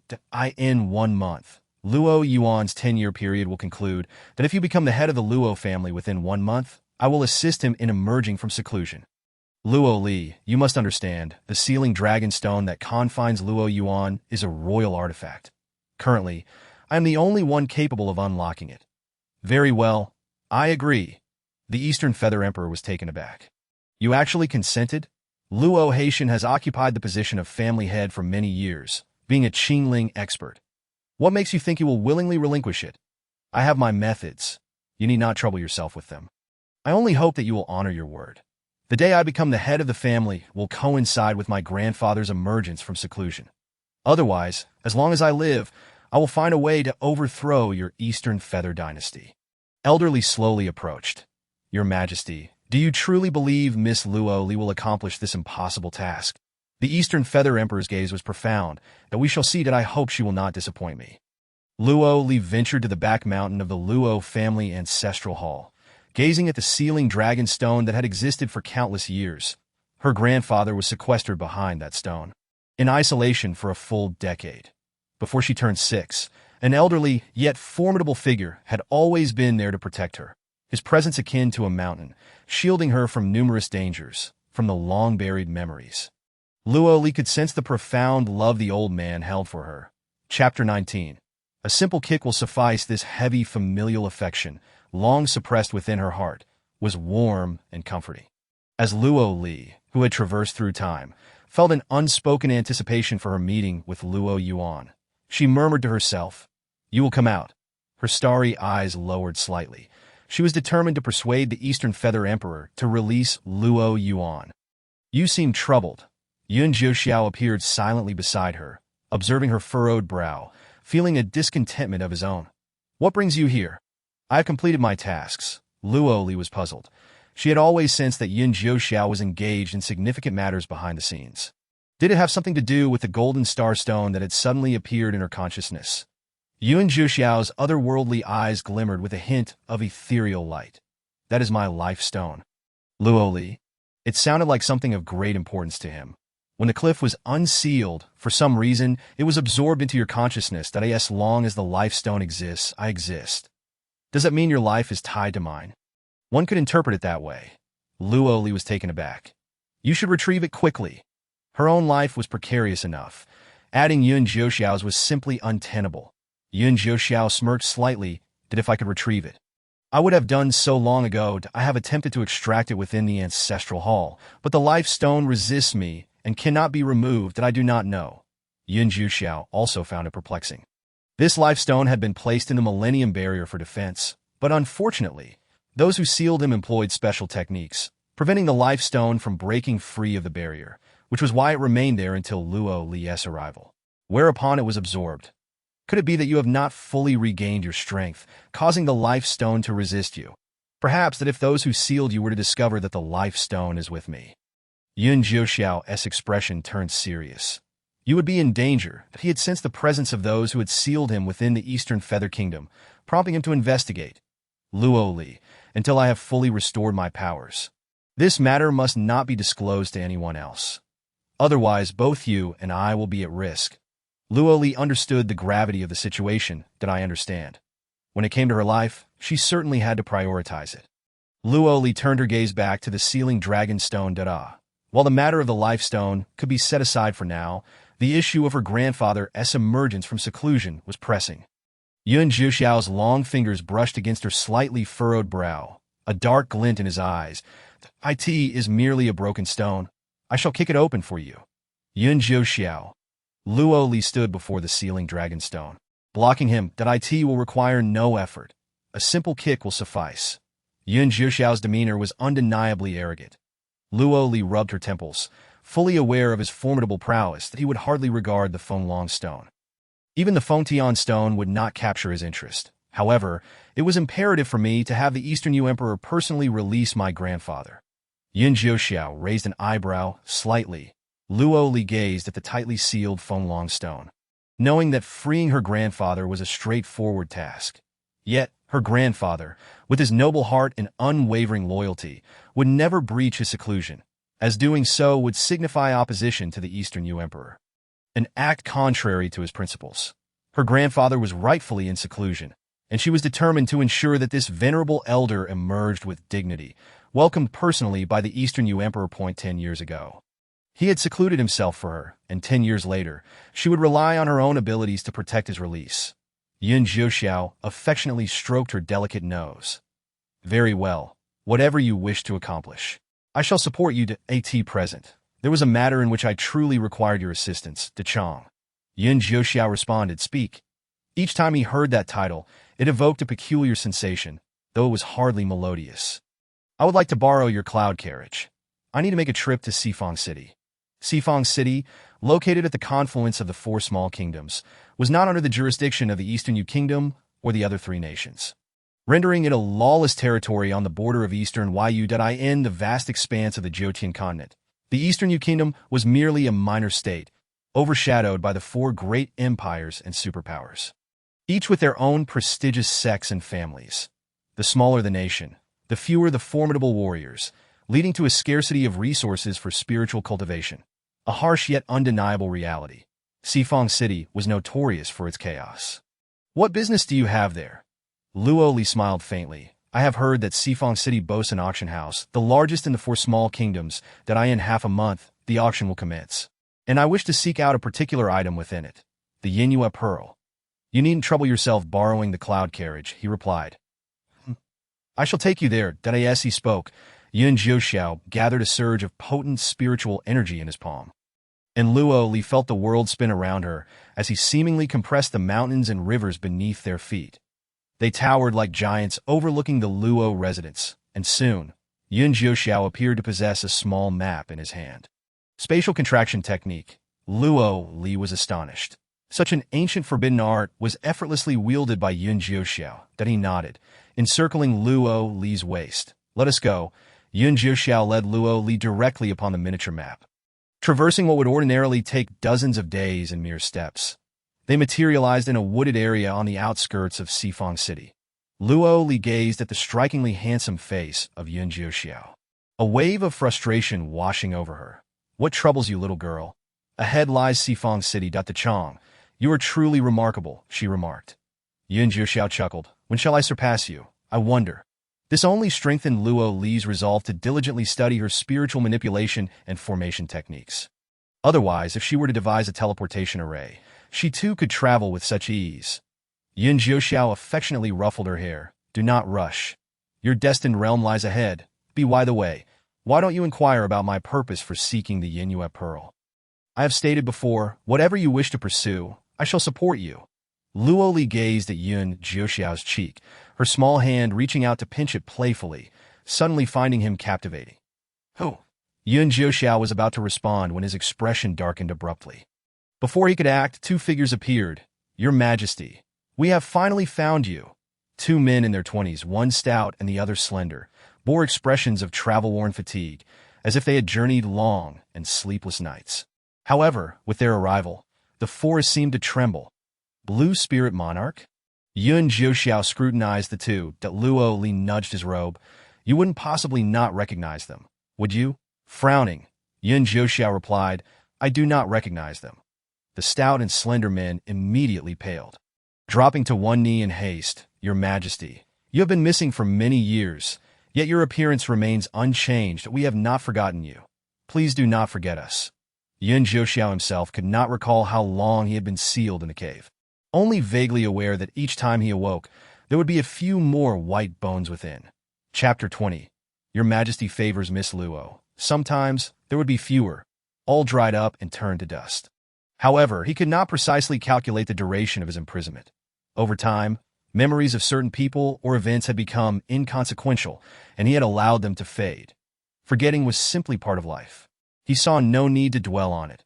Yun Jiuxiao exuded an aura of unyielding authority, causing the two to tremble in fear, their hearts lamenting, It's over. The monarch has completely forgotten us. What shall we do? They were quite insistent, quickly adding, Your Majesty, we hail from the Flame Demon Valley. When we first encountered you, you even praised us for our cuteness. That as he spoke, the stout man's face turned slightly red, a bit bashful. The slender man and stout man exchanged glances and, in a flash, transformed into two small Jinli beasts. A tiny duo with fiery red ears and large, sparkling eyes, they were simply adorable. Yun Jiuxiao maintained his usual icy demeanor. Qingfeng, Liuhua. Yun Jiuxiao vaguely remembered rescuing two small beasts long ago, having remarked, They are somewhat cute. Ancient ferocious beasts? Luo Li was slightly taken aback that if her memory served her right. The Jinli beast was one of the 10 ancient ferocious beasts. Divine beasts brought blessings to the world and were cherished by people, while ferocious beasts wreaked havoc and instilled fear. Yet in terms of combat prowess, ferocious beasts and divine beasts were on equal footing. However, ferocious beasts were notoriously difficult to tame, seldom submitting to others, let alone being captured. Taming even one was a challenge. Yet Yun Jiuxiao had managed to acquire two at once. They've grown up, Yun Jiuxiao remarked nonchalantly, at most, they've simply abandoned their cultivation. But as long as they could evoke a hint of nostalgia in the monarch. What did cultivation matter? I do not keep useless individuals by my side.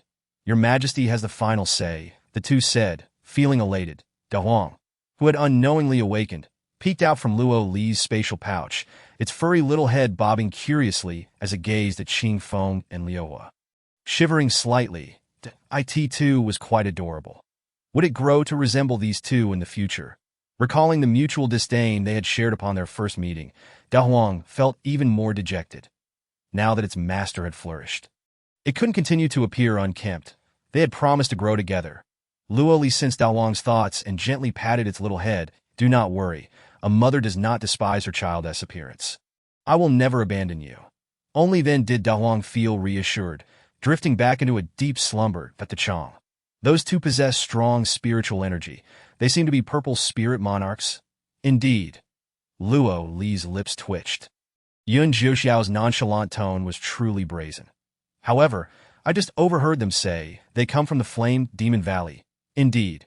Luo Li lowered her gaze, recalling a conversation she had overheard among the elders at her residence about the Flame Demon Valley. Known primarily for its weaponsmiths, the appearance of a single weaponsmith was enough to make the aristocratic families vie for their favor, let alone a valley full of them. Almost every pinnacle spiritual weapon from the various nation sects and families originated from the Flame Demon Valley. Some rare spiritual weapons could not be acquired even with an abundance of spiritual stones due to the overwhelming demand from powerful factions. The wealth of the Flame Demon Valley was immeasurable, rumored to rival that of the 4 super empires. Qingfeng and Liuhua trailed happily behind Yun Jiuxiao and Luo Li, though they were concerned about drawing their monarch's ire by getting too close. Qing Feng, did you notice that little girl pinching the monarch's face when we appeared? Liu He remarked. The chubby Qing Feng nodded. This is the first time in my long life that I have seen a little girl by the monarch's side, let alone one bold enough to pinch his face. In the past, the monarch wouldn't even allow a female to approach him, that I once suspected he preferred men. Liu He coughed. Do you think the monarch might have feelings for that little girl? Qing Feng pondered. Shu, we must not speak such things carelessly, that if the monarch finds out, we'll end up as roasted genie beasts. After entering Sifang City, Yun Jiuxiao and Luo Li found an end to rest. With half a month until the auction began, Yun Jiuxiao had been exceedingly busy, often disappearing from sight. Meanwhile, Luo Li took advantage of the remaining days before the auction to immerse herself in intense cultivation. Due to Sifang City's unique geographical location, the spiritual energy here was denser than in the Eastern Yu Kingdom, making it an excellent place for training in the blink of an eye. The annual auction in Sifang City had arrived. Early one morning, Luo Li cradled Dahuang and made her way to the auction square. As she stepped outside, she noticed the sky filled with swirling clouds. Having devoted herself entirely to cultivation these past few days, she had been oblivious to the happenings in Sifang City. Now, she realized that powerful figures congregated in droves, all seemingly drawn to the auction. Yet she sensed that several formidable powers had gathered around Sifang City, as if searching for something. Make way, make way. A youth suddenly rushed out, colliding into Luo Li. I apologize. Luo Li barely caught a glimpse of a figure in white flitting past her before it vanished into the streets. She paid it little mind and quickly arrived at the auction's entrance. Miss, you seem to be in the wrong place. A middle-aged man blocked her path, his disdainful expression suggesting he found even a fleeting glance at her repugnant. She appeared small and slender, her attire suggesting she hailed from a lesser nation, undoubtedly one that was impoverished and weak, yearning to ingratiate herself with the powerful and influential. Over the years, he had encountered many such individuals. Luo Li, disinterested, thought to herself, is this an auction house? Indeed, she was in the right place. Young lady, she said, this venue is not one that just anyone can enter casually. Mo Yin, your ability to look down on others has certainly grown. A figure clad in white slowly approached Luo Li's side. Then he turned to her and said, young lady, we finally meet. Luo Li recognized him as the young man in white she had bumped into at the inn's entrance. Finally, so it's you, she replied, that I am your neighbor. Oh, the neighbor of your inn. We've been living in close proximity for half a month without ever crossing paths, so it seems we have finally met. Luo Li chuckled lightly. That my name is by Li Yanjiao. And you, young lady, what is your name? Chapter 21. The twin formation. Luo Li found the young man perplexing. Despite being strangers, he behaved as if they were old acquaintances. This must be what they call a social butterfly. Adhering to politeness, she introduced herself, Luo Li. Brother Prince, do you know her? Asked the girl in pink beside by Li Yanjiao, pouting as she shot Luo Li a glance filled with undisguised disdain. Did you just meet her? It was evident she came from a small place. Why did Brother Prince need to associate with such a person? Mou scoffed. By Li Yanjiao shot Mou a sidelong glance. You and Mo Yin are indeed siblings. Your ability to judge others is remarkably similar. What is wrong with coming from a smaller region? A small nation is still a nation. Mou made a face and went to find the doorman. Moyan that moment. Few people were entering the venue.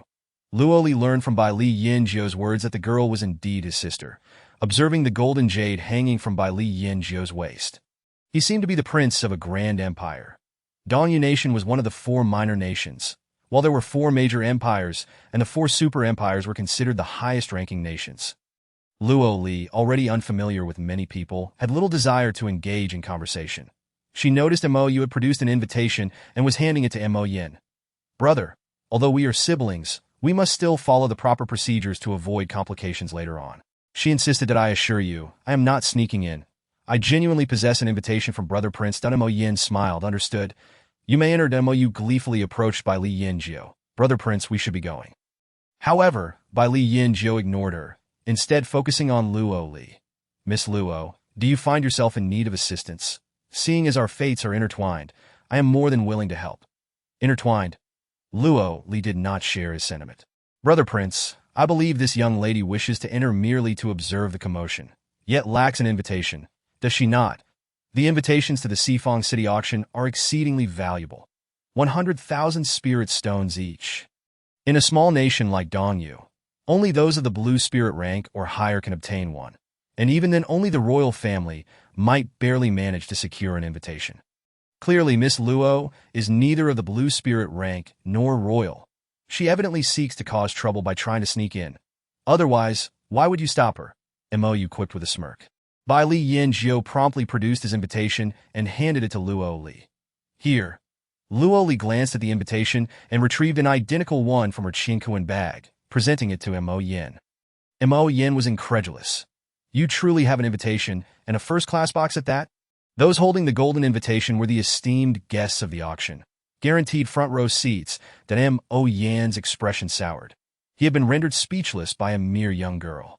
Mo Yu stomped her foot in frustration. Bai Li Yanjiu, however, watched the girl's retreating figure with a slight smile. The auction house was expansive, with a central circular stage surrounded by seats. Luo Li stood in the second-floor box, gazing down at the stage. De Huang, excited, scanned the area, clearly experiencing such a grand occasion for the first time. Little master, how did you obtain the invitation? He asked. In her memory, she had always been rather poor and could not afford such an expensive invitation. That the auction had yet to commence. Luo Li sat in the box with De Huang, taking out the golden invitation to in a moment. It transformed into a small formation spirit, which soon became inactive, indicating it had expired. De Huang gasped in astonishment. This is fake. The twin formation. Luo Li dispersed the formation spirit. When she subdued Wan, the other formation spirits that emerged in her mind were pre-existing formations. Upon seeing Bai Li Yanjiu's invitation, she had immediately conjured a twin formation spirit, thus creating a golden invitation. Without the small formation spirit, crafting the twin formation would be overly complex, and her current mental strength was insufficient for such a convoluted design. Miss Luo, as I said, we are indeed fated. Bai Li Yanjiu's voice chimed in beside her. They were neighbors after all? Luo Li scrutinized him. Are you quite idle? Why do you say that, Miss Luo? We are not so familiar. Indeed, but it cannot be denied that you owe your life to me. Luo Li retorted. You must be mistaken. I have never even met Bai Li Yanjiu. How could I have saved you? 5 days ago, I happened to be on the verge of a breakthrough and nearly fell into chaos. At that moment, Miss Luo was meditating in the adjacent room, and the spiritual energy emanating from your space awakened me. Though my breakthrough ultimately failed, I preserved my foundation, preventing my mind from spiraling into disorder. Because of this incident, he had longed to meet the occupant of the neighboring room.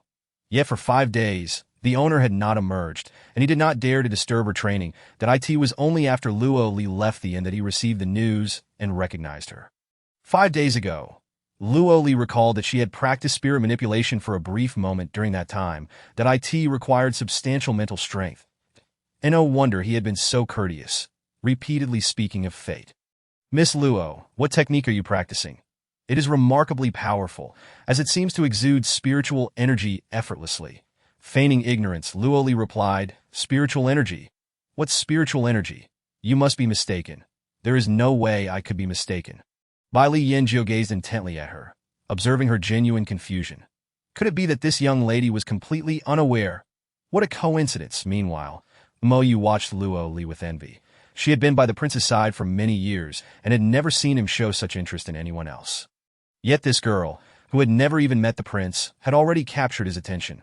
Yanjiu, that a sudden voice called from behind Luo Li. The tone sounded familiar.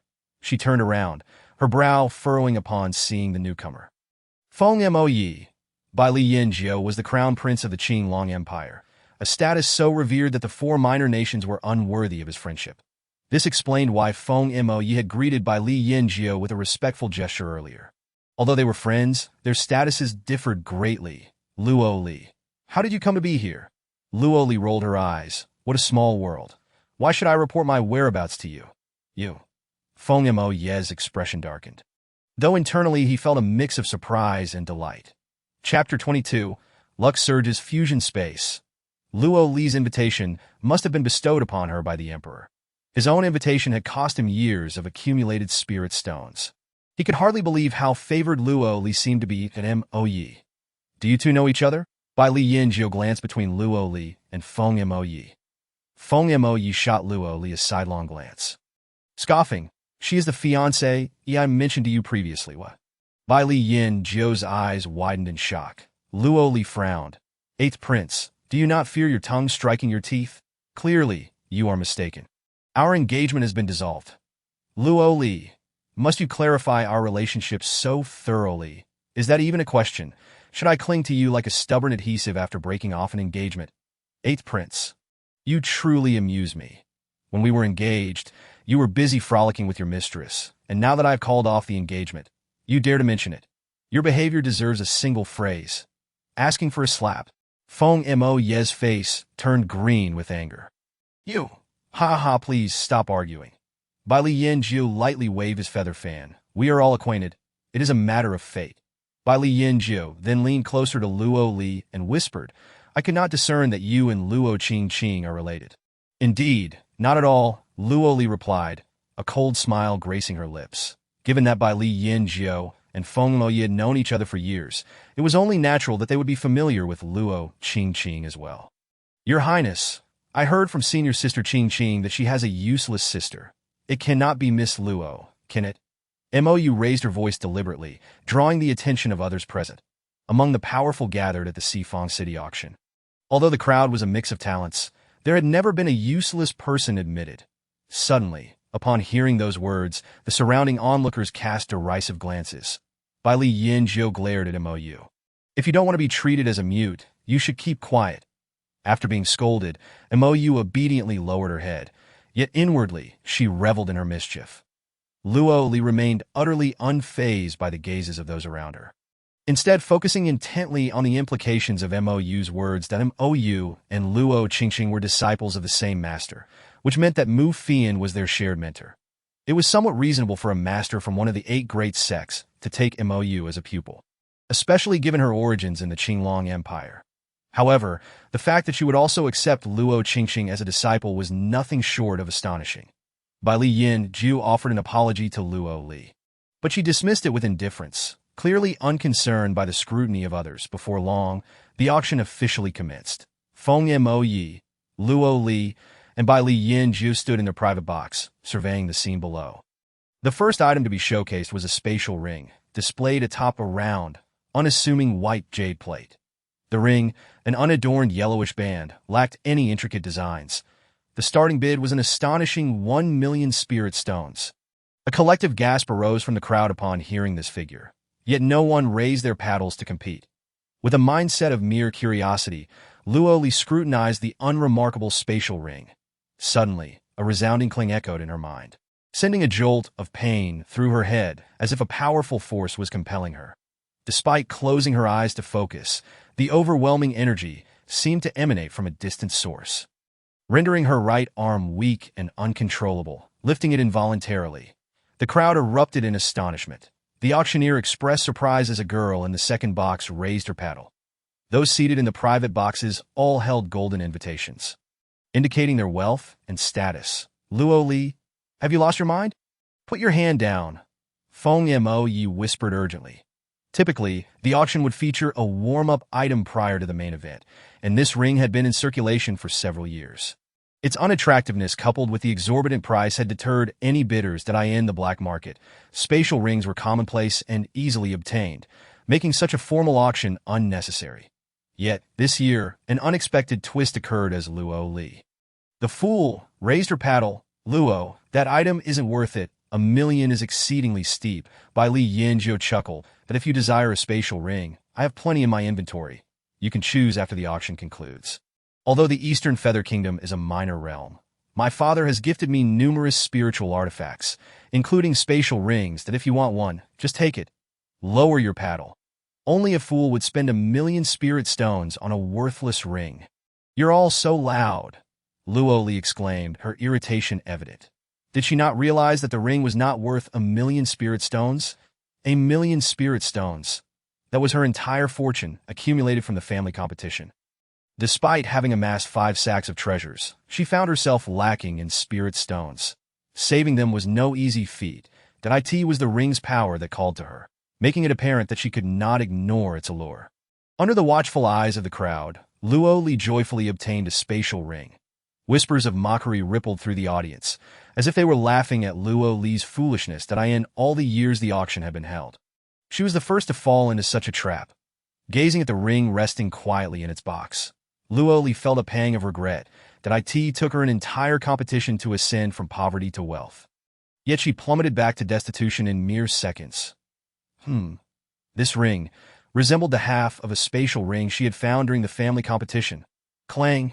In an instant, Luo Li felt her body tremble as the two have fused into one, granting her a complete personal space. Feng Yi was both furious and anxious. Have you squandered all your hard-earned spirit stones? You're truly wasteful for the sake of our acquaintance if you find anything else you desire. You may borrow from this prince. Your kindness is better reserved for your little lover. I can manage my own affairs. Luo Li retorted, ungrateful. Feng Yi gritted his teeth in frustration. Luo Li stowed the ring in her storage pouch and continued to observe the subsequent treasures. Although she was out of spirit stones, she still needed to ascertain the whereabouts of the Yin Yu pearl. As the auction progressed, Feng Yi successfully bid on a spirit spring pill. At that moment, he cast a glance at Luo Li, silently declaring, "Ching Ching saved me from peril. I am not ungrateful." Luo Li found Feng Yi rather bothersome. "Prince, please refrain from speaking too much. You truly are irksome." Feng Yi. Luo Li's disdain and aversion pierced his heart deeply. Did this girl truly no longer harbor feelings for him? Bai Li Yin Zhou timely interjected, "Luo, do you have any treasures you desire? I can bid for you." It was exceedingly simple, akin to a guessing game. Chapter 23. Yin Yu Pearl. Each raw stone contained various celestial materials that a stone priced at 100,000 spirit stones could yield a treasure worth millions if one were fortunate. However, those with poor luck would find nothing and owe rewards without effort. Let us skip it, Luo Li mused. Nevertheless, we could collaborate. If we win, we split the spoils 80-20 in your favor. Bai Li Yin Jiao expressed interest. You can gamble on stones? I'm inexperienced, but it's worth a try. All right, I'll follow your lead. Luo Li realized that Bai Li Yin Jiao was rather naive as he impulsively purchased 50 stones. Luo, why aren't you selecting any? That one. She pointed to a stone among the pile. After paying 100,000 spirit stones, Bai Li Yin Jiao began to cut the stones.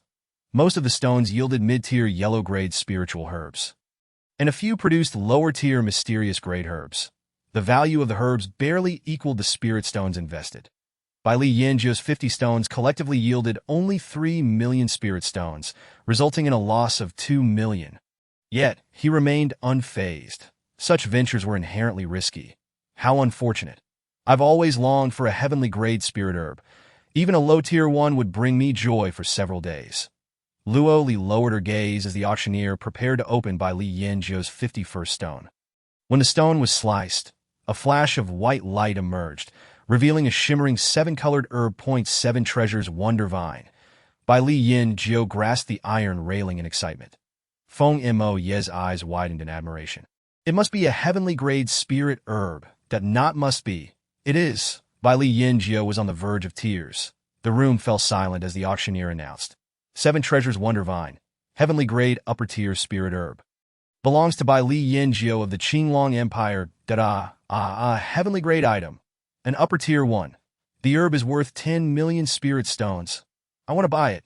Bai Li Yin Jiao firmly rejected the eager bidders, trembling as he accepted the wooden box. Congratulations, Your Highness. A heavenly-grade upper-tier spirit herb has not appeared in the auction for a century. Bai Li Yin Jiao was so elated that his words became incoherent. Nodding repeatedly with reddened eyes, clutching the box, it felt as if fortune had smiled upon him. Bai Li Yin Jiao had spent 5 million spirit stones without obtaining any spirit herb, yet this stone, priced at 100,000, had yielded a treasure worth 10 million. Luo, thank you. You're amazing. It was merely a coincidence that in stark contrast to Bai Li Yin Jiao's exuberance, Luo Li remained composed. She had merely utilized her spirit manipulation technique to sense the intense aroma of the herb within the stone, deducing it must contain a superior spirit plant. While the heavenly-grade upper-tier spirit herb was indeed impressive, her intentions were clear. She was not pursuing it for herself. Furthermore, with Bai Li Yin Jiao's obsession with herbs, he would maximize its potential. Feng Yi glanced sideways at Luo Li, who was gazing ahead with a faint smile. For some reason, his heart quivered. He found her irresistibly captivating. Soon, they reached the final featured treasure. The registration fee for bidders was 2 million spirit stones, a customary rule of the auction house. This was also why no one bid on the warm-up items. They were saving their spirit stones for this grand finale. The so-called finale treasure was guaranteed to be exceedingly rare, that 100 or so unique black boxes were brought onto the stage, each containing a treasure. The auctioneer read through a list of items. Soul separation Buddha stone. 9 heavens mysterious jade, bee spirit bones, Qinglong spike, snowstone spirit ship, and hundreds more. Luoli listened intently until the auctioneer concluded with the words, Yin Yu Pearl. Her eyes sparkled with excitement. Indeed, the auction in Sifang City featured the Yin Yu Pearl. The other treasures were invaluable and exuded potent spiritual energy, yet the Yin Yu Pearl was the most extraordinary item of the entire auction, an artifact of the 9th tier in the past. The Luo family's century-old spirit jade was merely a 3rd-tier treasure, yet it had incited a frenzy among the powerful of various sections. The Yin Yu Pearl was immensely useful when embedded in a spiritual artifact. It could amplify its power. Moreover, the Yin Yu Pearl was compatible with all spiritual artifacts, enhancing even the most ordinary items. Additionally, it could assist in alchemy and cultivation, making it a truly versatile treasure. Naturally, upon hearing the name Yin Yu Pearl, the crowd stirred with excitement. Your Highness, shall we honor our previous agreement? Bai Li Yin Jiu asked, do you wish to register? Just to join in the excitement. You helped me acquire the 7 treasures Wonder Vine. Don't mention the 2 million registration fee. You can take those 2 boxes of treasures. Luo Li glanced at the 2 boxes Bai Li Yin Jiu had secured that evening. The reputation of the wealthy prince was well-deserved. Whatever he set his sights on, he would lavishly bid upon. She shook her head. I don't need that. I just want to join in the fun. All right. Simple enough. Bai Li Yin Jiu promptly registered Luo Li. Luo, don't embarrass yourself too much. You're letting Yin Jiu register for you. What kind of decorum is that? As Luo Li prepared to ascend the stage, she was abruptly halted by Feng Shui, who restrained her with a single hand. They hailed from a small nation, and now Luo Li had the audacity to have the imperial prince register using spirit stones. Surely this would only invite further disdain from onlookers. With a cold smirk, she lifted her gaze to him. 8th Prince, do you truly consider yourself significant? A good dog does not obstruct the path. Stand aside. Before Feng Shui could utter a word, Luo Li had already shaken off his arm and leapt from the stage. The crowd gathered for registration was notably affluent, composed of esteemed spirit masters, each item being auction valued at 2 million spirit stones. Most were there for the coveted Yin Yu orb. This time, Bai Li Yin had refrained from registering, having acquired a heavenly-grade spirit plant, and was quite content. Feng Shui, however, wished to participate but lacked the requisite spirit stones. The selection of blind boxes was to be done in order of registration. While waiting, Luo Li discreetly activated her spirit summoning technique as a 9th-grade spiritual treasure. The Yin Yu orb was imbued with an unmistakable aura of spirit energy. However, the black box had been specially crafted to isolate its energy. Yet this did not deter Luo Li from locating the Yin Yu orb within. She expended her last vestige of mental energy and finally identified the box containing the most abundant spirit energy. Chapter 24. Those who dare harm her shall die. It was then that someone lifted the box to her right. Luo Li's heart skipped a beat. The Yin Yu orb. This box feels so light. It can't possibly be empty, can it? Spending 2 million spirit stones on an empty box would be illogical. The individual, slightly portly and in his 40s, dressed akin to a sect master, promptly discarded the box and chose another. Luo Li's emotions surged like a roller coaster. Everyone present was at least a green-tier spirit master, and if the Yin Yu orb fell into someone else's hands, her chances of acquiring it would diminish greatly. When her turn arrived, she immediately embraced the box she had meticulously selected. The onlookers erupted in laughter, mocking the young girl for having seemingly ingratiated herself with the imperial prince to secure her registration. Appearing utterly naive, the blind box opened. Treasures materialized. A myriad of spiritual treasures emerged, igniting a cacophony among the crowd. Amidst the congratulatory exchanges, only Luo Li stood in a discreet corner at the back of the stage, quietly unveiling the box in her hands. Instantly, a magnificent radiance burst forth, illuminating the dim auction hall. The dazzling brilliance captivated the attention of all present. The Yin Yu orb. In an instant, the focus of the entire auction shifted to Luo Li. She inwardly cried out in alarm. This was no place to linger. The treasure was in her possession. She needed to make a swift exit. Yet before she could move, several blue-tier spirit masters swiftly surrounded her. "What are you doing?" Bai Li Yin, having rushed over, stood protectively beside Luo Li. Feng Yi followed closely behind. The three found themselves encircled. "Little girl, that is the Yin Yu orb, isn't it? Let us take a look." As these individuals approached, others began to converge as well, their eyes glinting with unmasked greed and desire, as if they wished to devour Luo Li whole. With a composed expression, Luo Li inquired, "Are you esteemed seniors planning to forcibly seize the Yin Yu orb? You are but a teenage girl, a mere orange-tier spirit master, unworthy of possessing a ninth-grade spiritual treasure. Surrender it and save yourself the trouble." The one speaking was Yin Xian, the national master of the West Wind Kingdom. Anyone present at the auction, aside from the sect and noble family spirit masters, also included royal relatives. Regardless of their status, they were all powerful spirit users. Observing this scene unfold, the auction hall divided into two factions, one that sat back to enjoy the spectacle, and another comprised of those who had not registered with spirit stones, eager to swarm over in an attempt to seize the Yin Yu orb in an instant. Luo Li became the target of everyone's ire. As the auction's host, they were far from unfamiliar with such scenes that one intervened. Historically, the strong were revered. They would never allow a mere girl to offend so many powerful spirit masters gathered at the auction. Luo Li remained unfazed by the crowd, a sly smile curling at her lips. "It appears you all have lost your respect for your elders. Are you truly willing to discard your dignity?" The master of the Chu family, ranked third in the spirit power hierarchy of the West Liang Kingdom, scoffed. "How absurd. You merely stumbled upon the Yin Yu orb by chance. Little girl, let me advise you. In the face of absolute power, luck holds no value." Yin Xian, the Grand Master of the Xuanwu Empire, snorted dismissively. "You are but a trivial orange-tier spirit master from a small nation and dare to challenge us. Hand over the Yin Yu orb." The term small nation caused the Chu family master's expression to stiffen slightly. Both the West Wind Kingdom and the East Feather Kingdom were considered small nations. "How dare you?" Bai Li Yin retorted angrily. "Yin, you are the imperial national master, a man in his 50s or 60s, yet you stoop so low as to bully a mere girl. Have you no shame? Prince Yin, as a fellow citizen of the four great empires." Yin Xian recognized Bai Li Yin. The crown prince of the Qinglong Empire should not be mingling with such lowly company. "This prince will act as he pleases, and your opinions are of no concern to me."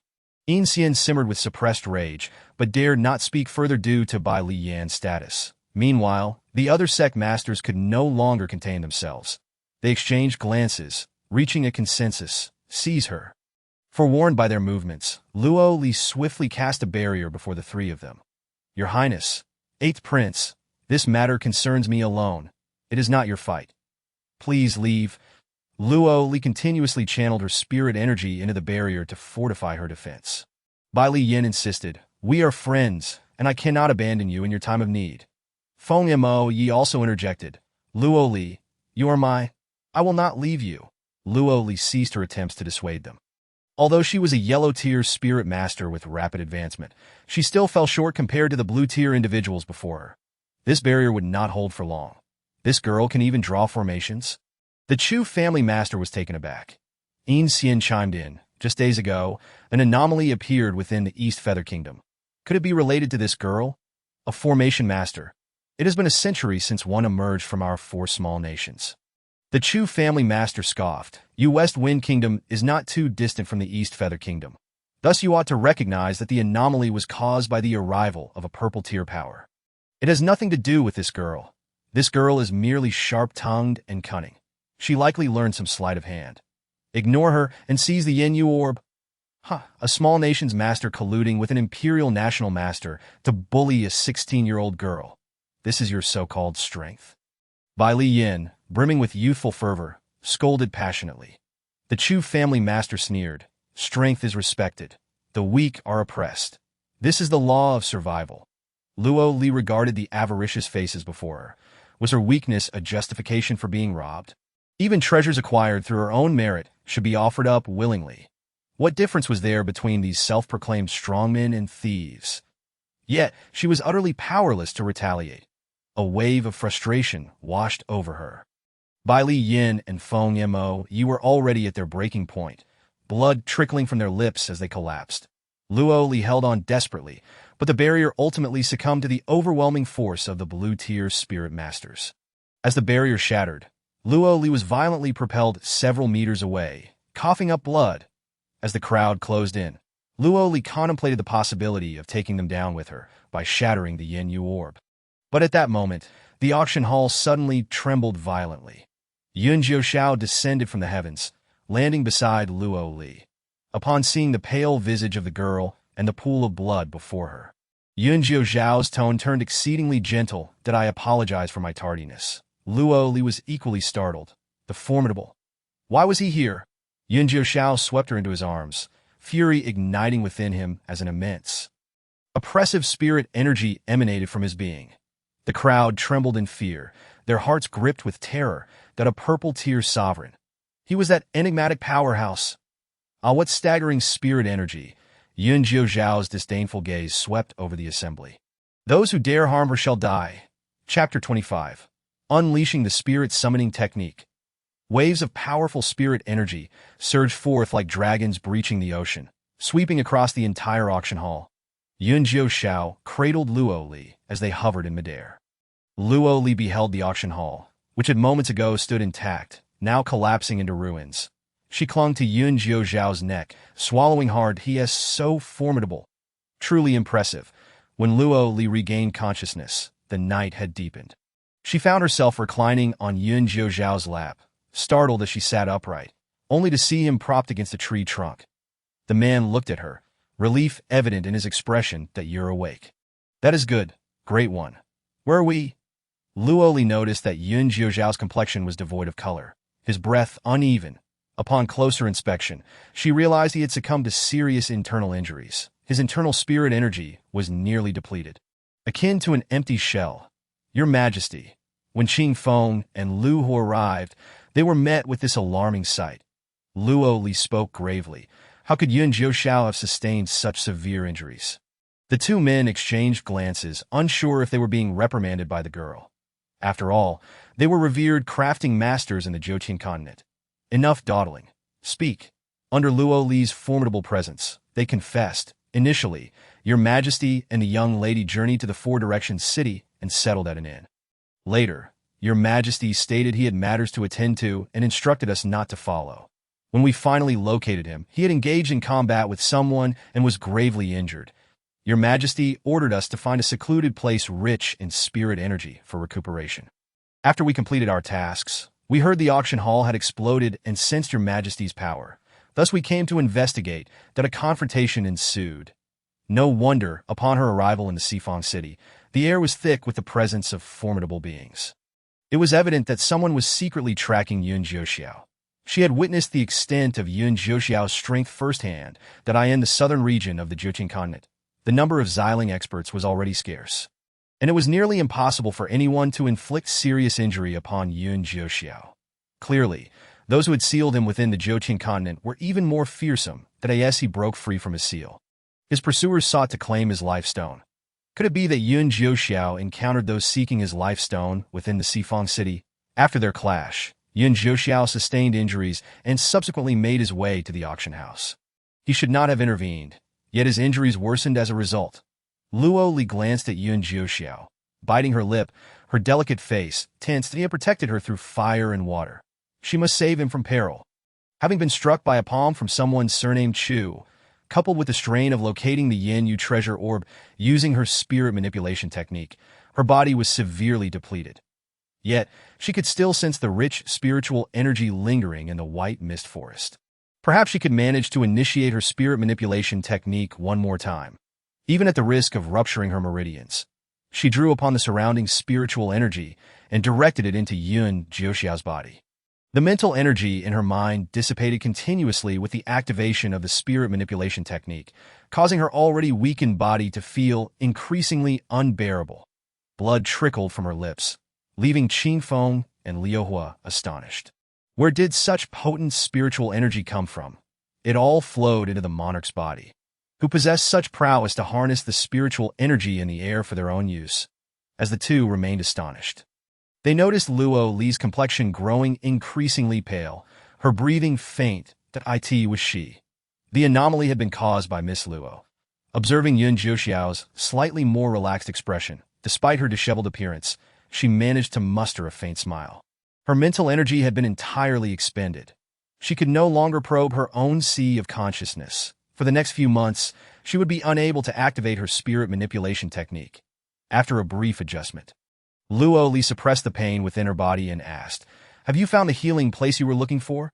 The two exchanged despondent glances and shook their heads. That we have scoured a 1,000-mile radius and found no suitable location. This wretched place in the southern region of the Jiuqing continent is indeed too barren in terms of spiritual energy. Could it be that the heavens wished to doom my monarch? Perhaps there is one place. She looked toward the spatial ring that had merged into one. That the first time she entered, she had seen a vast expanse of white. The spiritual energy was astonishingly dense.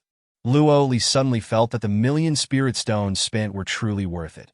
She placed Yun Jiuxiao in her own space. That my lady, your ring is quite extraordinary.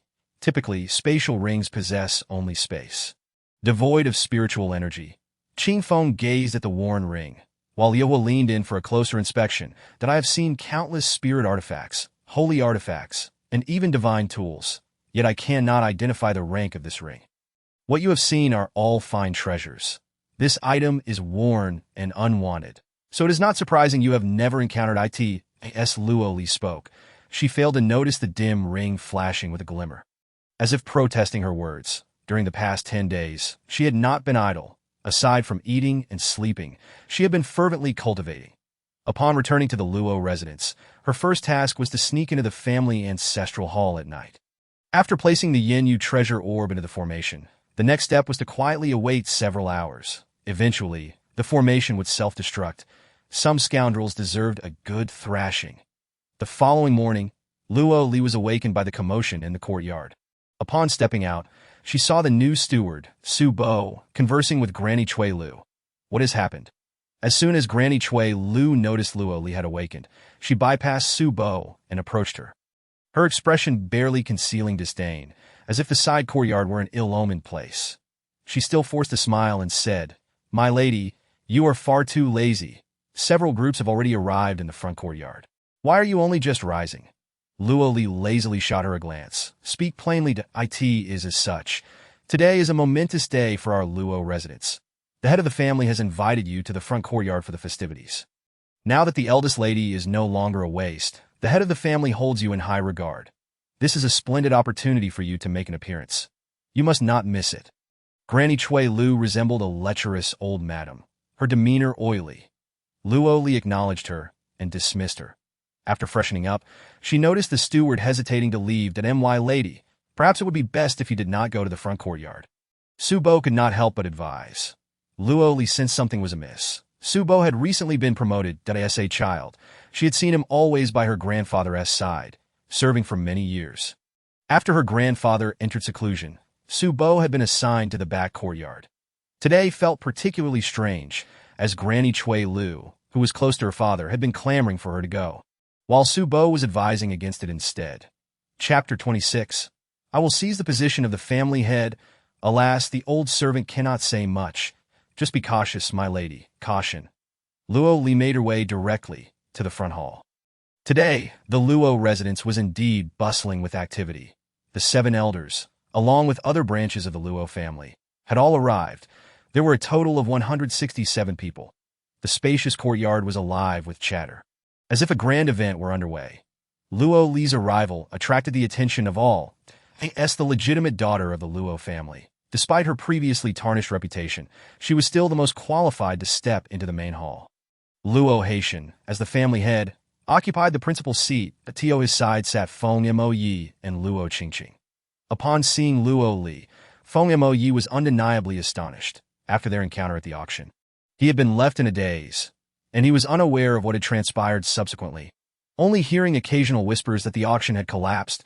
resulting in numerous casualties. As for Luo Li, her whereabouts were unknown. Lear, you have arrived just in time. The 8th prince has found a spiritual spring pill for your sister, and she has already consumed it. She is about to recover. Luo Haitian looked at her with a didactic tone.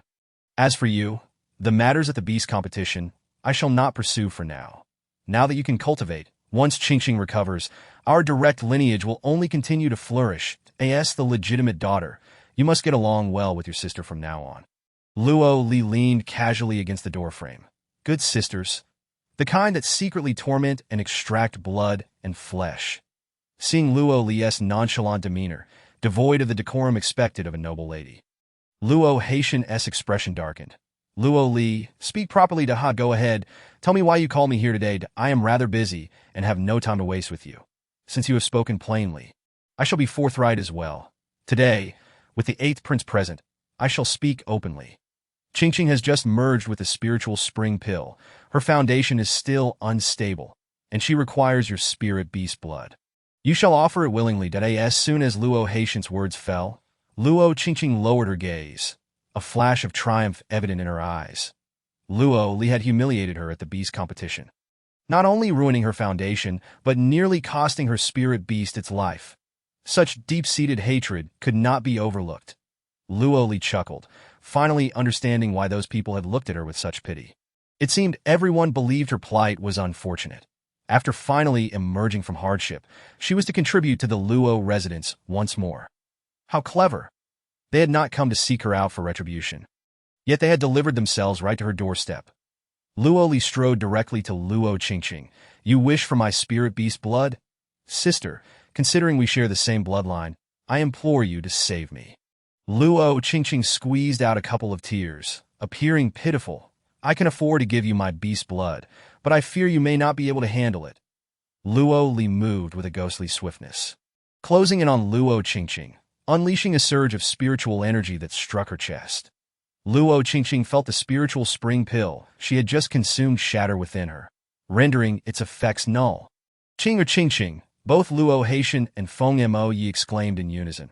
Luo Li's strike was as swift as lightning. Even Luo Haitian, who stood nearby, was unable to intervene in time. By the time Luo Haitian assessed Luo Qingqing's condition, she had already spat out a mouthful of blood. Father, the spiritual spring pill, it's gone. Luo Qingqing was consumed by despair. Her body needed to completely digest the spiritual spring pill for her foundation to potentially recover. In truth, she did not require any spirit beast blood. Just as she was on the verge of healing, at that critical juncture, Luo Li had shattered the spiritual spring pill. How could she not harbor hatred? Luo Li, I will kill you. Luo Li scoffed. Luo Qingqing, today your master is not here to protect you. I shall see how you safeguard your foundation. With that, Luo Li unleashed a fiery formation, and the spiritual energy surged within the hall. Luo Haitian and the others could not attend to Luo Qingqing, as they were all preoccupied with the chaotic spiritual energy. In a matter of moments, Luo Li swiftly pressed her palm against Luo Qingqing's heavenly spirit cover, obliterating her foundation to nothingness. Luo Qingqing let out a piercing scream that resonated through the heavens. She regretted her actions, realizing she should not have coveted Luo Li's beast blood. The fiery formation dissipated. Luo Haitian, freed from his immediate concern, furiously exclaimed, Luo Li, you ungrateful daughter. Luo Li stood her ground, unwavering as a mountain. Father, I am the legitimate daughter of the Luo family. Now you dare to kill me in front of the Luo family members for the sake of a mere illegitimate daughter? Luo Haitian's palm stopped just before striking Luo Li's face. As the head of the direct lineage, he had no sons, only daughters. Yet, Luo Li was the legitimate daughter. The Luo family had always valued bloodlines. Even though Luo Li had been rendered nearly useless over the years and was looked down upon by the family, no one dared openly harm her within the Luo residence, for she was, among the younger generation of the Luo family, the most qualified and the only candidate to inherit the position of family head. Luo Li, if I kill you, then the legitimate daughter will be Qingqing, a waste who can never rise again. Luo Haitian's face twisted in extreme displeasure. The onlookers murmured in disbelief, while they had no authority to intervene in the matters of the direct lineage. They had the right to protect the next family head. I am the head of the Luo family. As long as I remain in power, there is no place here for you to speak. Luo Li laughed heartily, her laughter ringing like crystal bells, yet laced with an icy chill. The head of the family, that position, I shall seize today. Are you mad? Not only the position of the head of the family, but on that day, you conspired with Luo Qingqing to draw my spiritual blood and excavate my spiritual bones. Today, I shall return the favor tenfold. Luo Haitian's complexion drastically changed. Impudence. Luo Li's expression remained frosty. Her starry eyes glinting with a chilling light. As she observed Luo Haitian charging towards her in a fit of rage, she activated the 10 directions formation. Luo Haitian felt an invisible barrier rise around him, confining him within a mere half-step, rendering him immobile. I at you. The familiar formation reminded him of the enigmatic girl in a purple robe from the beast forest. They had once suspected her to be a formation master, accompanied at that time by the 8th prince. Luo Li parted her crimson lips. It is I so what? These 4 words struck at the very soul of Luo Haitian. Only spiritual masters above the Qingling level could potentially become formation masters. Luo Li was an orange spirit, thus it was impossible for her to be a formation master.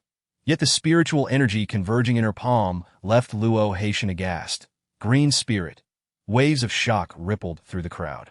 The elders of the Luo family felt their hearts nearly give way. The grand elder exclaimed, "Heavens!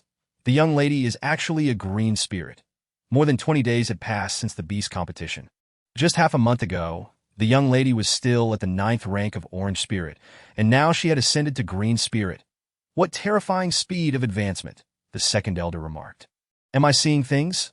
The previous head of the family, a prodigy, broke through to green spirit at 30, that the young lady is only 16. The third elder noted, among the 4 great families, including the Dongyu royal family, only the 8th prince, at 17, is a yellow spirit. The rest are all orange spirits. The young lady has left them in the dust. The 7th elder laughed heartily. From now on, who dares to call our young lady worthless? I shall obliterate them. Chapter 27. Who dares to oppose My dear daughter, even though you possess extraordinary talent, your cold-heartedness leaves much to be desired. Today, I shall risk great reproach to cleanse the family. Luo Li's talent was not merely acknowledged within the Luo family, but was undoubtedly the best in the entire Dongyu kingdom. Yet if she could not be utilized by him, she would inevitably become a formidable enemy in the future. Rather than allow her to grow and potentially oppose him, it was better to eradicate her now to prevent future troubles. Whoever dares to obstruct my path to power shall be annihilated. Everyone, a tiger does not eat its cubs. Do you see clearly? Luo Haitian has lost all sense of morality, unworthy to be called a father. Luo Li's words were firm and resounding. They wished to intervene and halt this father-daughter conflict, but suddenly noticed Luo Haitian's body shimmering with spiritual energy. 9th rank Qingling. Among those present, Luo Haitian's strength was undoubtedly the highest. Even the Grand Elder, over 100 years old, was only at the 8th rank of Qingling. Strength is invincible, Luo Li. Today, I shall kill you. Who dares to stop me? Luo Haitian boasted with arrogance. Such arrogance over mere 9th rank Qingling. Luo Li scoffed, utterly unfazed, realizing he was indeed someone who had never seen the world. If Yun Jiuxiao were present, they would surely worship him with utmost reverence, and one dared to obstruct Luo Haitian, fearing for their own safety. Luo Haitian broke through the 10 directions formation, madly charging towards Luo Li. A mere green rank dares to shout before me? Killing you is too easy. Luo Li's starry eyes sparkled, her brows lifting in a smile that Luo Haitian's thunderous strike was about to land on her chest. A deafening explosion erupted from the direction of the ancestral hall. The ancestral hall exploded. It obliterated the wall connecting the front hall to the ancestral hall. The force of the blast shook the crowd in the front hall. As the explosion subsided, Luo Haitian, as if seized by a cramp, suddenly knelt on one knee before Luo Li. How could this be? Luo Haitian murmured in disbelief, watching his own spiritual energy slip away between his fingers. Unable to retain it, his eyes burned with fury. Luo Li, it was you. It was I who detonated the ancestral hall, destroyed the gathering spirit 7-kill formation, and severed your spiritual source. Luo Haitian's heart raced in panic. I do not understand what you are saying. Luo Li sneered. It matters not if you deny it. This is merely the beginning. With that, she gathered her spiritual power in her palm, her fingers curling into claws, swiftly striking towards Luo Haitian's head. The potent spiritual energy transformed into invisible blades, slicing through Luo Haitian's body repeatedly, scraping at his bones and blood. Luo Haitian's face contorted in agony, a muffled groan escaping his lips. Soon after, a bone was slowly extracted from the top of his head. This is something my mother left for me. You are unworthy to possess it. With a flick of her hand, Luo Li sent Luo Haitian crashing to the ground. He spat 5 mouthfuls of blood. Throughout the ordeal, he was utterly powerless to retaliate against Luo Li's onslaught. Impossible. How could you possibly defeat me? Luo Haitian was in shock. Your Qingling is but a fade. In mere moments, Luo Haitian astonishingly regressed from 9th-ranked Qingling to 1st-ranked Green Spirit. This, they had witnessed ascensions before, but it was their first time seeing a regression in spiritual power. My spiritual power! Luo Haitian screamed in despair. Luo Li remained exceptionally calm. That spiritual power was never yours to begin with. With the extraction of the spiritual bone, the gathering Spirit 7 kill formation was entirely dismantled, exposing the horrifying scene within the ancestral hall to the onlookers. 30 or so individuals stood bloodied before the ancestral hall. The sunlight shimmered golden, the breeze carried warmth, yet witnessing such a ghastly spectacle sent chills down their spines. Luo Yu looked at the crowd in astonishment. Did I ask that not the long-missing elder of the Feng family? I suggest they speak for themselves. Luo Li's expression was cold. Those individuals recounted their experiences, exposing Luo Haitian's heinous actions. This plunged the Luo family members into a deathly silence, staring in shock at the disheveled Luo Haitian. They could never have imagined that the head of the Luo family had obtained his Qingling's strength through nefarious means, absorbing the cultivation of others via wicked formations. The core of the gathering Spirit 7 kill formation was the spiritual bone within Luo Haitian. Now that it had been extracted, the formation was broken, and he suffered the backlash, causing his Qingling power to regress. Truly deserved, the Grand Elder remarked. Luo Haitian let out a sinister laugh. The Dio not look at me with such disdainful eyes. Everything I did was for the glory of the Luo family. What wrong have I committed? Luo Li retorted. Pa, hiding behind the guise of seeking glory for the Luo family to mask your selfish desire for power. How despicable. Tell me, who among us does not wish to become strong? This world operates under the principle. Only the strong are believed, survival of the fittest. This is the law. Luo Haitian spoke in a frenzied tone.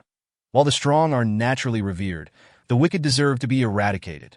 Luo Li's words rang out with clarity and authority, her imposing demeanor earning genuine admiration from those present. And no one could have anticipated that a 16-year-old girl could possess insights that surpassed those of individuals who had lived for decades. They felt a sense of shame. Haha, Luo Li, you truly are the pride of the Luo family.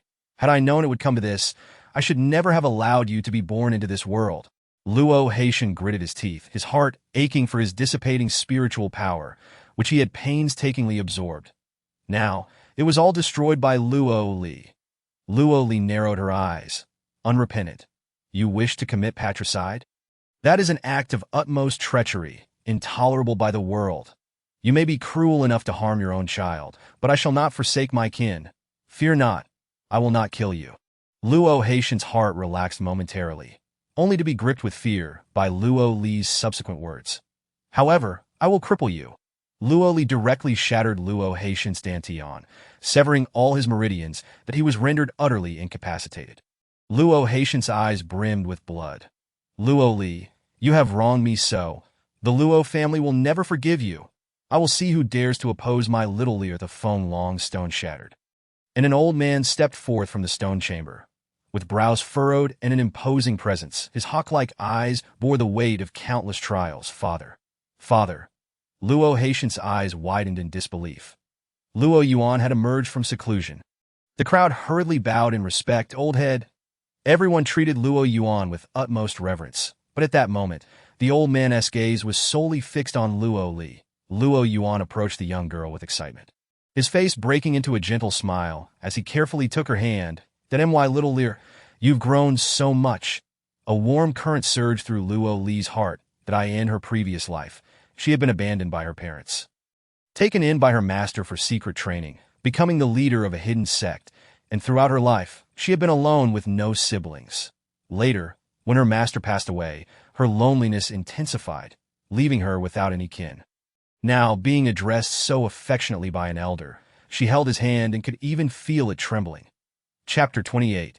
Speaking on her behalf, this warm sensation felt so wonderful to my little Leah.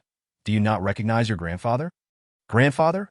Ah, Luo Yuan had awaited this term of endearment for 10 years, and upon hearing it, tears streamed down his face.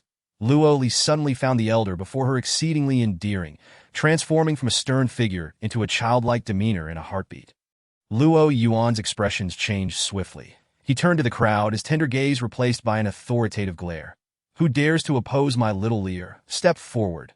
His spiritual energy fluctuated continuously to blue-purple. He was on the verge of ascending to purple spirit. Should Luo Yuan succeed in ascending to purple spirit, the Luo family would not only have a purple spirit master, but would become the sole purple spirit ruler in the entire Dongyu kingdom for centuries. The atmosphere fell into a profound silence. No one dared to utter a word. Grandfather. Luo Qingqing crawled over, detailing Luo Li's various crimes in vivid detail. Her account was quite animated to AS granddaughters. Surely grandfather would not show favoritism in front of everyone. Although Luo Haitian was astonished by his father's successful ascension to the rank of purple spirit after his seclusion, he remained obstinate in stoking the flames of discord. Lear is utterly rebellious. Father, you have no idea. During your 10 years of retreat, Lear has caused great calamity. Luo Yuan interrupted them. The greatest calamity caused by Lear is that she has not severed your father-daughter relationship and has allowed you and Luo Qingqing to remain in the family tree. What Lear has not done, I shall take it upon myself to rectify. From this day forth, I sever our father-son bond, and there shall be no Luo Qingqing as my granddaughter. Luo Haitian. Luo Qingqing. Though I was in seclusion these past 10 years, I did not die. I have been aware of all that has transpired within the Luo family. You took advantage of my retreat to harm my precious granddaughter. Lear is kind-hearted and soft-handed. She merely incapacitated you. From now on, Luo Li shall be the true head of the Luo family. I shall ensure that you witness firsthand that my precious granddaughter. Luo Yuan is not one to be trifled with. The crowd bowed their heads, their lips twitching in suppressed amusement. Luo Li is kind-hearted, soft-handed, easy to bully. Ah, this young lady has quite the fiery temper and is certainly not to be underestimated. After expelling Luo Haitian and Luo Qingqing from the estate, those captured by Luo Haitian knelt before Luo Li in gratitude. Thank you, Miss Luo, for your assistance. Luo Li replied, I regret to inform you that I cannot spare your lives. Miss, you are too modest, we understand. Once we enter this formation, we are destined to exhaust our spirit energy, leading to our demise. Now that we have received Mrs. Help, we may pass away peacefully, and that is a form of liberation. Otherwise, we would continue to suffer endlessly. Luo Li spoke softly. I shall pray for you.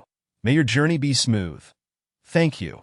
An elderly man trembled as he approached Luo Li, presenting her with a small green vial. Child, this is a treasure I obtained during my travels. I no longer have use for it, so I bestow it upon you. Perhaps it will serve you well in the future. What is this? I cannot say for certain. Moments later, the Grand Master and the others vanished. The iron statues also turned to flowing sand, disappearing without a trace. Instantly, the world around them fell silent, as if nothing had transpired. Luo Yuan, doting on his granddaughter, stood protectively before Luo Li and generously praised her in front of everyone. Little Lear, you are simply remarkable. The crowd. They stifled their laughter, yet dared not utter a word. Meanwhile, at the peak of Yunxian sect, Mu Fian gazed at the barely breathing Luo Qingqing, her fists clenched in fury. Luo Li, for daring to harm my daughter, I will see you dead. Indeed, Luo Qingqing was not the biological daughter of Luo Haitian, but rather Mu Fian's daughter. Years ago, Mu Fian sought a suitable identity for Luo Qingqing and chose Luo Haitian, the future head of the Luo family. They struck a deal. She would assist Luo Haitian in cultivating his spirit energy, and in return, he would recognize Qingqing as his daughter. Later, to keep a close watch on her daughter, she took Luo Qingqing as her disciple. Luo Li placed the spirit bone before the tablet of Feng Shui. After all, she had already broken the first layer of its seal, and the spirit bone was of no further use to her. Being a relic of her mother, it belonged in the ancestral hall. Subsequently, Luo Li caught sight of the small green vial and curiously attempted to open it, only to find it sealed tight. She did not dwell on it, simply storing it in her space, thinking it might serve as a miniature vase. Little did she know, the vial contained an extraordinary treasure. In the east wing of the Luo residence, Luo Yuan and Luo Li, the grandfather and granddaughter pair, were joyfully reminiscing. "This, my dear, is the chestnut pastry you adored as a child. I just made a batch. Do try it and see if it tastes as it did before." Luo Li smiled. "And what about the wine I prepared for you, grandfather? Did you procure this from that daughteress workshop in the southern part of the city?" "Indeed," Luo Li nodded. Luo Yuan was immensely touched. "Little Lear has grown up and can now bring her grandfather wine. The wine you made will surely taste just like before." He fondly recalled the times he had taken little Lear to the winery, when she would lift her small face and say, "When I grow up, I will personally serve grandfather wine." Luo Li picked up a piece of chestnut pastry. "Grandfather, may I ask you something?" "Of course. Ask away." Luo Yuan was engrossed in the exquisite wine before him, taking a sip and reluctant to continue, already contemplating hiding it away. "This was the very first jar of wine made by little Li. Did you shatter the dragon sealing stone yourself when you emerged from seclusion 10 years ago?" "Of course." Luo Li's eyes darkened slightly. But how could the emperor have told her that only an emperor of the 9th level of blue spirit could shatter the dragon sealing stone? Once the stone was activated and spirit energy expended, the emperor would lose the opportunity to ascend. "That is something amiss, Lear, grandfather. When you entered seclusion, did you set a time with the emperor for your emergence?" The words exchanged between her grandfather and the emperor seemed to contradict one another. Her grandfather had chosen to enter seclusion and had relied on no one to emerge. Yet the emperor used his emergence as an excuse to place her in the position of head of the Luo family. Why would the emperor do such a thing? "Old master, representatives from the 3 major families have arrived." Su Bo entered to report. After Luo Yuan's emergence from seclusion, he instructed her to move to the front courtyard. But she had grown accustomed to her current residence and chose not to relocate. Suddenly feeling anxious, she popped out of her space, realizing that something was amiss with Yun Jiuxiao. Luo Li hurriedly sent her consciousness into the space. Since Yun Jiuxiao had entered the space, Luo Li had been preoccupied with matters concerning Luo Haitian and had not yet checked in. Upon entering, she was taken aback. The once foggy space now revealed a clear sight within 5 meters. Yun Jiuxiao lay on the grass beside a gently flowing stream, and unexpectedly, a spirit spring had emerged. Though the spring was only as wide as a fist, the water flow was not abundant. Yun Jiuxiao's condition had not worsened in recent days, but he remained in a deep slumber. Observing the spirit spring, which was quite promising, along with a 3-meter-wide spirit spring pool, she gently placed Yun Jiuxiao into the pool, allowing him to soak. The nourishing properties of the spirit spring should expedite his recovery. Chapter 29. "For Lear, so you intended for me to see this spirit spring pool," Luo Li said, gently stroking De Huang's fluffy head that De Huang was joyfully bouncing around in the confined space of only 5 meters. This place indeed brims with rich spiritual energy, making it conducive for cultivation. Speaking of cultivation, Luo Li recalled that she was only at the 2nd level of green spirit. Could it be that her recent spirit energy advancement had caused the space to expand slightly? Seizing the opportunity while watching over Yun Jiuxiao, Luo Li settled down by the spirit spring pool to begin her cultivation. She continued until she reached the 5th level of green spirit, only to find her progress stagnating. The higher one's cultivation, the more challenging it became to advance, and no matter how hard she tried, her spirit energy remained inert. Had she encountered a bottleneck? De Huang, who had been snoozing by the pool's edge, woke up Juin. "Oh, the little creature can speak now." Though his words were unclear, she could understand him. Typically, spirit beasts in their juvenile stage do not possess the ability to articulate human speech. There are stages: juvenile, growth, adolescent, and adult. Juvenile spirit beasts do not speak at all. De Huang was equally delighted, his eyes sparkling. "I've grown a little." Luo Li could not help but glance at Yun Jiuxiao in the spirit spring pool. In this space, she could advance, and De Huang could grow. She believed it would also aid Yun Jiuxiao in healing. Luo Li instructed De Huang to keep a close watch over Yun Juxiao before exiting the space. Upon emerging, she discovered that 3 days and nights had passed. She sought out Luo Yuan in the front courtyard, but found no trace of him. After inquiring with the butler, he stammered and could not provide a coherent explanation. A sense of foreboding washed over Luo Li. Could it be that her grandfather was in trouble? She strode to the east wing and was about to knock on the door when she heard her grandfather coughing from within.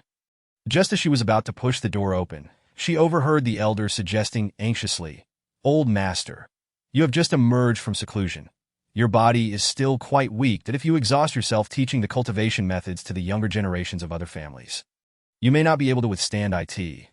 IT has nothing to worry about. After all, I am a blue-purple spirit, quite robust, that I have only taught them for 3 days. How could I possibly collapse? It is merely that the weather turned suddenly chilly this morning, and I caught a slight cold cough. Old master, have you considered that even if you exhaust your energy teaching them, they will not support young miss in becoming the head of the Luo family? Why bother nurturing those ungrateful wolves in sheep's clothing?" Luo Yuan sighed. The Luo family has always been the foremost among the 4 great families, due to the weakness of the other 3 family heads who had to fear the Luo family. Now that Lear has become the head of the Luo family, those old men feel that she is young and merely their junior. They naturally refuse to respect a younger generation as their leader. The elder replied indignantly, "Young Miss possesses extraordinary talent. At just 16, she has reached the green spirit level that if they don't accept it, let them bring forth their own juniors for comparison. The matter of the head of the Luo family is an internal affair. It is not their place to meddle. They are clearly being disrespectful to the young." Luo Yuan sighed. "While you speak the truth, the fact remains that Lear has just assumed the role of head. If those 3 old men unite to isolate her, it could prove detrimental to our Luo family. To my esteemed elder, you are indeed the sole purple spirit of the Eastern Feather Kingdom, and if anyone dares to challenge that, let them step forward and face your wrath. Let us see if they will still defy you. I must say you, the great elder, have surpassed a century in age, yet your temperament seems to have regressed to that of a child. While I could certainly deal with those 3 individuals, what if their families unite to harass my granddaughter? Those 3 old men are merely trying to take advantage of my impending ascension to purple spirit. Is it not simply a matter of guiding their juniors in cultivation? I could impart my knowledge to them in just a few days. You are the head of the family. Those young ones are hardly worthy of your instruction. For the sake of Lear, I am willing to endure anything to the door." Luo Li's hand hung frozen in midair, caught in indecision. Suddenly, she pressed her hand against her chest, feeling a heavy discomfort that was difficult to bear.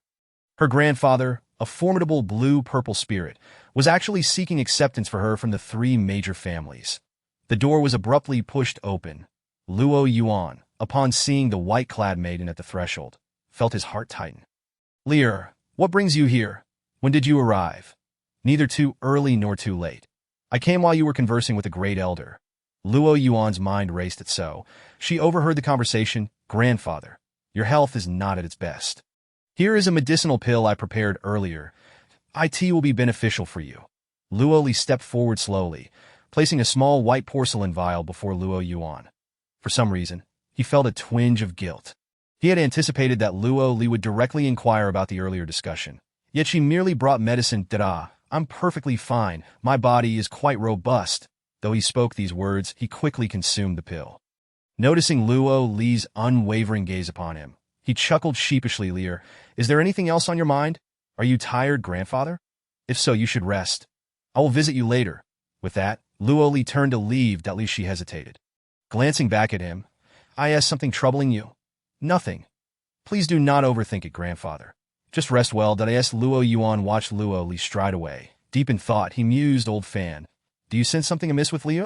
The young lady is likely worried about you, elder. Alas, why does it seem to me that this child is somewhat angry?" Indeed, Luo Li was furious. Yet her ire was not directed at Luo Yuan, but rather at herself. If she were not so weak, her grandfather would not have to seek the favor of the 3 great families on her behalf. Upon exiting the Luo residence, she made a beeline for the imperial palace. Her fierce demeanor startled the eunuchs in attendance, who wondered why Miss Luo appeared more like a vengeful spirit than a visitor to the emperor. In fact, she was the second individual to approach the emperor in such a furious manner. The first being her mother, Feng Hua. Inside the imperial study, the East Feather Emperor regarded the white-clad maiden before him with a gentle smile. "So you have come after all. I had thought you might delay your visit for a few more days." Unbeknownst to the Emperor, had Luo Li not spent 3 days cultivating within the spatial realm, she might have stormed into the palace days earlier. "Your Majesty, what schemes do you harbor?" Though her heart simmered with indignation, her words remained respectful and courteous. "That you've shown remarkable restraint. My dear, that I half expected you to overturn the table in my presence, but if I did such a thing, would that not provide you with a reason to cast me into the dungeons?" The East Feather Emperor chuckled heartily, realizing that even if he wished to undermine Luo Li, she was not one to provide him with such an opportunity. A difficult child indeed. Chapter 30. The path of the strong Luo Li sensed that the aura emanating from the East Feather Emperor was far denser than during her previous visit. Though she could not discern his exact strength, it was evident that he had grown considerably more powerful since then. "Your Majesty, you have advanced in rank. You have deduced this? Just a guess." Luo Li would not reveal to the Emperor her proficiency in spirit manipulation. "Your grandfather has emerged from his retreat, yet you have not assisted him. That if that is the case, then why did you propose that transaction during my last visit? Assisting your grandfather was merely a pretext. A decade ago, your grandfather entered seclusion without ever establishing a 10-year pact with me, that I merely estimated that, after such a lengthy retreat, it was about time for him to re-emerge. All of this was but a means to ensure you become the head of the Luo family. To my astonishment, you truly achieved it." Upon receiving news from the Luo family 3 days prior, the Emperor was undoubtedly taken aback. He had not misjudged her. Luo Li maintained an impassive expression, her voice unusually cold. "Your Majesty, you are already aware that my ascension to the head of the Luo family would meet with opposition from the other 3 major families, that my grandfather, in his desire to protect me, will surely seek to ally with them. You have intentionally embroiled the Luo family in conflict, placing my grandfather in a precarious position and rendering me a target. What do you believe my true intentions are?" "Me." Luo Li's reply was crisp and decisive. The East Feather Emperor chuckled. "I can assure you that I had anticipated your grandfather's emergence and your rise to power, that he would never abandon you. After all, you are his cherished treasure. You are cunning, your Majesty, using my grandfather to restrain me." As the Emperor met Luo Li's gaze, he was momentarily taken aback. That was the first time he had witnessed such a steely determination in her eyes. As though she bore the weight of destruction itself, "That I never intended to manipulate Luo Yuan. He cares for you deeply, and it is only natural for him to stand up for you. However, even if he exhausts himself in support, those 3 old men will not yield to you. Luo Yuan's actions are merely a delaying tactic. He seeks to prevent you and the Luo family from being isolated. But this is not a long-term solution. That if you wish to assert your authority, I have a suggestion. You believe I would still trust you?" The Emperor raised an eyebrow, noting her fiery temperament. "Why not let me finish before you decide? A surefire way to gain the allegiance of the 3 great families is to enter the Jiuzhou Academy." Luo Li furrowed her brow. "You mean the most prestigious institution on the 9 heavens continent, which only admits students once every 5 years? Indeed, the 4 small nations, the 4 great empires, the 4 super empires, and various families and sects are all vying for admission to Jiuzhou Academy. This year marks the 5-year enrollment period. It has been a century since any of the 4 small nations has successfully entered, and in the long history of our East Feather Kingdom, no one has ever set foot in Jiuzhou Academy. If you can secure a place there, not only will the 3 great families submit to you, but the other 3 small nations will also acknowledge the East Feather Kingdom. However, I understand that Jiuzhou Academy only grants 10 spots to each small nation. Correct? That if you can place among the top 10 in the initial selection assessment 3 days from now, you will earn the right to participate in the examination at the holy capital for Jiuzhou Academy." The East Feather Emperor's indifferent gaze flickered with interest. "Should you fail to establish yourself within the Luo family, and if Luo Haitian becomes the head, you will be denied even the opportunity to apply for Jiuzhou Academy." Indeed, Luo Haitian would never permit a perceived weakling to register for Jiuzhou Academy. Given the scarcity of our nation's spots, he would undoubtedly allocate such valuable resources to Luo Qingqing. Jiuzhou Academy is a place where many strong individuals aspire to be. There, one can find broader horizons and more advanced techniques.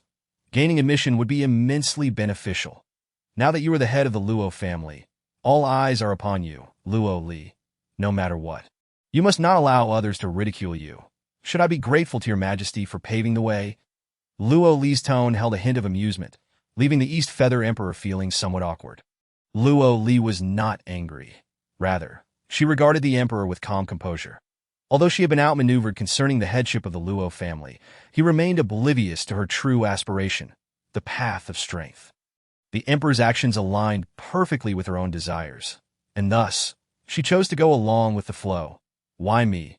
The East Feather Emperor pondered. Because you are Feng Hua's daughter. Luo Li noticed a sudden spark in the emperor's eyes whenever he mentioned her mother.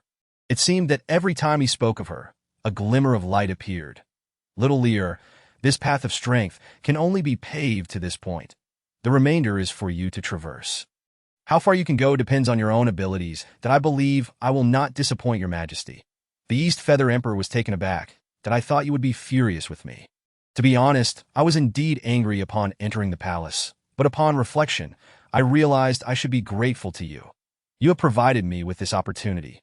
This time, not for the East Feather Kingdom, nor for the Luo family, but for myself. I shall fight.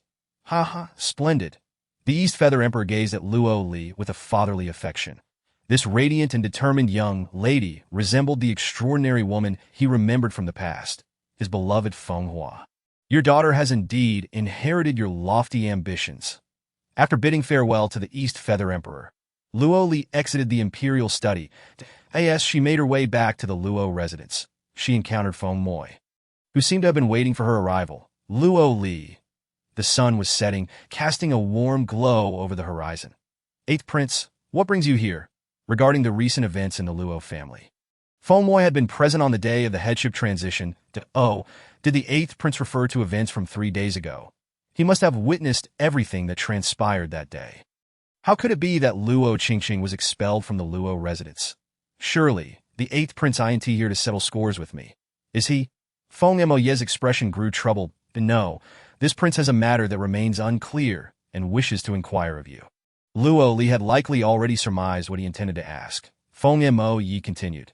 This prince recalls you mentioning that Qingqing and your father had drawn blood and stripped bones from you. When you spoke of drawing blood, were you referring to blood that is immune to all poisons? Indeed. Feng Moye was taken aback, not expecting Luo Li to acquiesce so readily. Many years ago, I sustained injuries while training outside. Over the years, Qingqing has intermittently assisted me with blood transfusions to expel toxins. Could it be that the blood was not hers? Chapter 31. A warm embrace. The Eighth Prince was resolute in his beliefs. Luo Li, this prince desires a clear and unequivocal answer. The Eighth Prince's heart was filled with suspicion that shouldn't you simply investigate for yourself?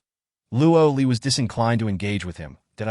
Feng Moye's visage darkened considerably. In truth, over the past 3 days, he had conducted a discreet investigation. Luo Qingqing had not partaken of any spiritual plants over the years. Thus, the blood within her could not possibly be immune to all poisons. As for Luo Li, the other younger members of the Luo family had long avoided the side courtyard, holding her in disdain. Yet, inexplicably, Luo Qingqing would visit Luo Li from time to time. Initially, he presumed it was a bond of sisterly affection. But after the words Luo Li spoke 3 days ago at the Luo residence, and upon further reflection of Luo Qingqing's demeanor towards Luo Li, the two hardly resembled individuals with a deep connection. Subsequently, his subordinates discreetly investigated Luo Qingqing's personal maid, uncovering hidden secrets. Each time Luo Qingqing visited Luo Li, it was not to reminisce, but rather to administer poison. For a full decade, she enticed Luo Li to consume various toxic herbs and creatures. Curiously, despite the prolonged exposure, Luo Li remained alive and well. Although the dark spots on her face grew more pronounced, the blood within her inexplicably became immune to all toxins. Perhaps initially, Luo Qingqing did not intend to refine blood. Rather, she sought to torment and poison Luo Li. However, upon discovering Luo Li's unique constitution, she spared her life. Coincidentally, at that moment, Qingqing herself had succumbed to poison. Thus she utilized Luo Li's blood to save herself. All along, the one who saved him was Luo Li, not Luo Qingqing. It seemed that the Eighth Prince had long known the truth. Feng Moye lowered his gaze, filled with regret that I was blind to the truth, failing to discern others clearly, and consequently subjected you to such suffering. But why did you not reveal the truth to me? Over the years, you had ample opportunity to do so. Had I known sooner, I would not have allowed you to endure so much injustice. Would you believe what I say? Did you ever grant me the chance to speak? Each time I stood before you, you avoided me, commanding others to drag me away. Luo Li was reluctant to revisit the matter, yet the original host's obsession with Feng Shui was too profound. She recalled every detail concerning him with utmost clarity. How pitiful! This prince believes you now, but is it still timely? He could scarcely fathom that the person he had devoted his heart to for years was, in fact, so cruel and vindictive. The one he loathed and scorned was the true savior of his life. He felt a mix of hatred and regret. Yet he was relieved that Luo Li was unharmed and that he still had the opportunity to make amends. That I advise you to find a more comfortable place to stay. Whether you believe me or not, I have long ceased to care. Feng Shui studied Luo Li intently, hoping to discern a hint of reluctance or anger in her eyes, but found none. In fact, each time she mentioned herself, she seemed rather disdainful, as though he were merely a burden. Yet, this girl had once looked at him with unbridled joy. Luo Li had no desire to maintain any connection with Feng Shui. Even his proximity made her feel nauseous. Eighth Prince, I have matters to attend to, so I shall take my leave. Luo Li, I hear you are also participating in the preliminary assessment for the Jiuzhou Academy. I attended once 5 years ago. Should you have any questions, feel free to seek me out, and I shall assist you. Luo Li paused, turning slightly. Eighth Prince, belated affection is worth less than grass. There is no possibility for us. Do not harbor such thoughts. Watching the young woman retreating into the distance, Feng Shui clenched his fists secretly. Luo Li, I refuse to believe that someone who once held such affection could simply stop loving. I will not abandon you. This startled Luo Li. Grandfather, why are you here waiting for me? How long have you been here? Who said I was waiting for you? I merely stepped out for a stroll. After 10 years of seclusion, I cannot simply remain cooped up in the Luo residence that Lear, what is that look in your eyes? You don't believe me. Listen to what you just said. Do you believe it yourself? Luo Yuan. In my eyes, you will always be a little girl that I fear that during these 10 years, I could not protect you, causing you to endure much hardship. Grandfather, I promise you, I will no longer allow anyone to bully me indiscriminately. You need not worry. She wished to say that henceforth, she would be the one to protect her grandfather. Yet, at this moment, she felt unworthy to utter those words. Grandfather is about to ascend to the purple spirit level, while she is but at the green spirit level. What could she do to protect him? Luo Li lowered her head, her resolve to grow stronger intensifying. Only by becoming powerful could she safeguard those she cherished in this world. Little girl, what troubles you? You seem suddenly despondent. Grandfather, there is something I must tell you. I intend to attend the Jiuzhou Academy. Luo Yuan's expression shifted. Liu? Luo Li nodded that I have made my decision. On one hand, she wished to prove herself. More importantly, she sought to break the seal. The Jiuzhou Academy possesses superior cultivation resources. To break the seal, she would require formidable strength. She did not wish to live in ignorance. She yearned to become powerful to protect those she loved dearly. Luo Li felt a sudden tightness in her throat. This sense of having support was truly delightful. De Huang was still sound asleep. Yun Jiushao, however, was awake, which surprised Luo Li. Stepping out of the spiritual spring pool, Yun Jiushao recognized that he was in Luo Li's space. Upon seeing her unharmed, he asked, Little girl, how long have I been unconscious? About half a month. Yun Jiushao frowned. Has it really been so long? Yet this place is rich in spiritual energy, quite extraordinary. It is getting late. I must take my leave that you're leaving just like that. This fellow has yet to recover fully. Yun Jiuxiao's lips curled into a mischievous smile. Come here for a hug. Luo Li. Yun Jiuxiao. After a nap, your flirting skills have certainly improved. Before she could finish, Yun Jiuxiao strode over, extending his long arms to envelop Luo Li in his embrace. The little girl was soft and delicate, exuding a unique and refreshing fragrance that made him quite reluctant to let go. Almost instinctively, Luo Li inquired, Where to? To the holy capital. Yun Jiuxiao's alluring purple eyes were veiled in a thin layer of cold mist, which Luo Li did not notice. Presumably, this recent injury was linked to the sealing and lifestone affairs. Perhaps he had discovered something concerning those individuals in the holy capital, which prompted his departure. I will have Qing Feng Liu remain to protect you. Yun Jiu Shao pressed a kiss to her cheek, a soft smile gracing his lips as he vanished without a trace. Luo Li ground her teeth in frustration. Yun Jiu Shao, this scoundrel, how dare he take advantage of her? Chapter 32, Preliminary Assessment. Is it merely the holy capital? If her memory served her correctly, the Jiuzhou Academy was also located in the holy capital. Time flew by, and 3 days passed in the blink of an eye. The Dongyu Kingdom was hosting its quinquennial assessment ceremony. The top 10 participants would gain direct access to the Jiuzhou Academy's enrollment assessment in the holy capital, marking the first round of preliminary selections for the Dongyu Kingdom. Luo Li had registered several days prior, as in previous years. The assessment venue was set in the testing hall. Participants were to arrive early. Members of prominent families and the royal clan were present to observe. In the testing hall, a large crystal screen displayed the names of all registered participants for the preliminary assessment. Luo Li stood amidst the crowd, where a few girls nearby were gossiping about the recent developments surrounding the preliminary selection. Hey, look, a fight has broken out over there. Luo Li followed their pointing fingers and discovered that the conflict involved members of the 3 major families. They were searching for someone within the crowd. When someone shouted, "Luo Li is over there," the members of the 3 families rushed over, encircling her with the elders and heads of the 3 major families. Elder of the Feng family, you are Luo Li?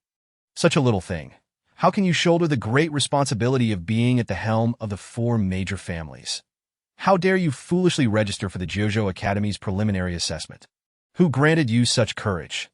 Luo Li raised an eyebrow, surveying the assembly. She understood that this group had come to trip her up. The head of the Dugu family stepped forward, adopting a seasoned tone. Luo Li, you might consider yourself a niece to us elders. Uncle Dugu advises you to relinquish the position of head of the Luo family. If I were you, I would never choose to bring shame to the Luo family in the Jiuzhou Academy's preliminary selection. The second son of the Yi family chuckled, gazing at Luo Li with a grin. Ahem, I say, Luo Li, I've heard that your grandfather, Luo Yuan, is the foremost master of spiritual power in the Dongyu Kingdom. With him at the helm, the rest of us 3 families hold him in high regard due to his prowess. Yet you leave much to be desired. Luo Li suddenly let out a soft chuckle. So it turns out you are not here for the preliminary selection today, but rather to bully a mere young girl like me. How is this bullying? We call it unity and kindness. Thinking of the greater good for the Eastern Feather Kingdom. When did matters of the Luo family become the concern of you outsiders? It seems you possess no talents other than your expertise in oppressing the weak. If any of you wish to claim the position of the head of the noble families, then come and take it, if you dare. The head of the Dugu family turned a shade of green with anger. Everyone knows that among the younger generation, Luo Li's spiritual power is the highest, but that is merely within the youth. If these elders truly engage her in battle, she would likely be unable to withstand even a single blow. They desired to act, yet refrained from doing so to avoid being criticized for bullying the young. The elder of the Feng family stroked his grizzled beard, disdainfully stating, Luo Li, since you are unwilling to relinquish the position of the head of the noble families, and your uncles are reluctant to bully the young, let us find a compromise that if you successfully gain admission to the Jiuzhou Academy, the other 3 noble families shall recognize you as the head. With no further objections, however, if you fail the assessment, then you must yield that position. The onlookers began to murmur, convinced of Luo Li's impending defeat. In this matter, she had no chance of success. After all, how could a former waste of the Luo family possibly gain entry to the Jiuzhou Academy? It was nothing short of a fantasy. The head of the Dugu family scoffed, suggesting it was unnecessary to go to such lengths. She should just give up now to spare everyone the trouble. You either come and take it, or you submit. Yielding is not an option. The preliminary assessment commenced. Feng Mo Yi approached, interrupting their conversation. Luo Li was directly escorted to the assessment stone. Given the Jiuzhou Academy's exceedingly stringent admission criteria, only individuals between the ages of 10 and 20 are accepted. Furthermore, each person is allowed only 2 attempts. Failing twice eliminates any chance of entering the academy. Feng Mo Yi's name appeared atop the screen, marking him as first. This year marked his second attempt, motivated by his royal status and desire to bring glory to the Eastern Feather Kingdom. 5 years prior, he had registered but regrettably failed. This time, over 1,000 individuals from the Eastern Feather Kingdom had signed up.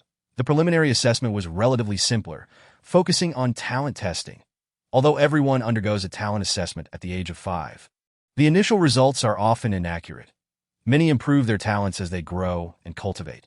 The top 10 would be selected based on talent, from highest to lowest. This assessment was established after careful consideration by the Eastern Feather royal family and the major noble families. The emphasis on talent was due to the understanding that those selected would enter the Jojo Academy, a place filled with the finest practitioners and unparalleled talents from various nations. Naturally, the Eastern Feather Kingdom would not select a fool who could not even step through the Academy's threshold, thereby wasting a significant opportunity. As Luo Li stood in line, 3 hours had passed by the time it was her turn to test. During the talent assessment, simply concentrate and calm your mind. Place your hand on the testing stone, and no matter what you perceive in your spiritual sea, do not panic. Wait until the results are confirmed before withdrawing your hand, Feng Shui quietly explained beside her. Luo Li glanced at him, thinking that while his advice seemed somewhat superfluous, she still appreciated it. Though she had never been to the testing hall, she understood the procedure to some extent. Feng Shui felt a bit awkward, finally experiencing what it meant to have a warm face pressed against a cold behind. As Luo Li began her assessment, the hall fell into a profound silence. She closed her eyes and entered her spiritual sea, discovering that the myriad of spiritual energies had vanished, but the life stone of Yun Jiuxiao remained. Her spiritual power surged into the pillar without end. When she heard gasps of astonishment, she opened her eyes to find the 8th pillar already full. The 9th was still filling. The previously silent crowd began to stir. Was Luo Li's talent truly that terrifying? While it was true, she was no longer a waste.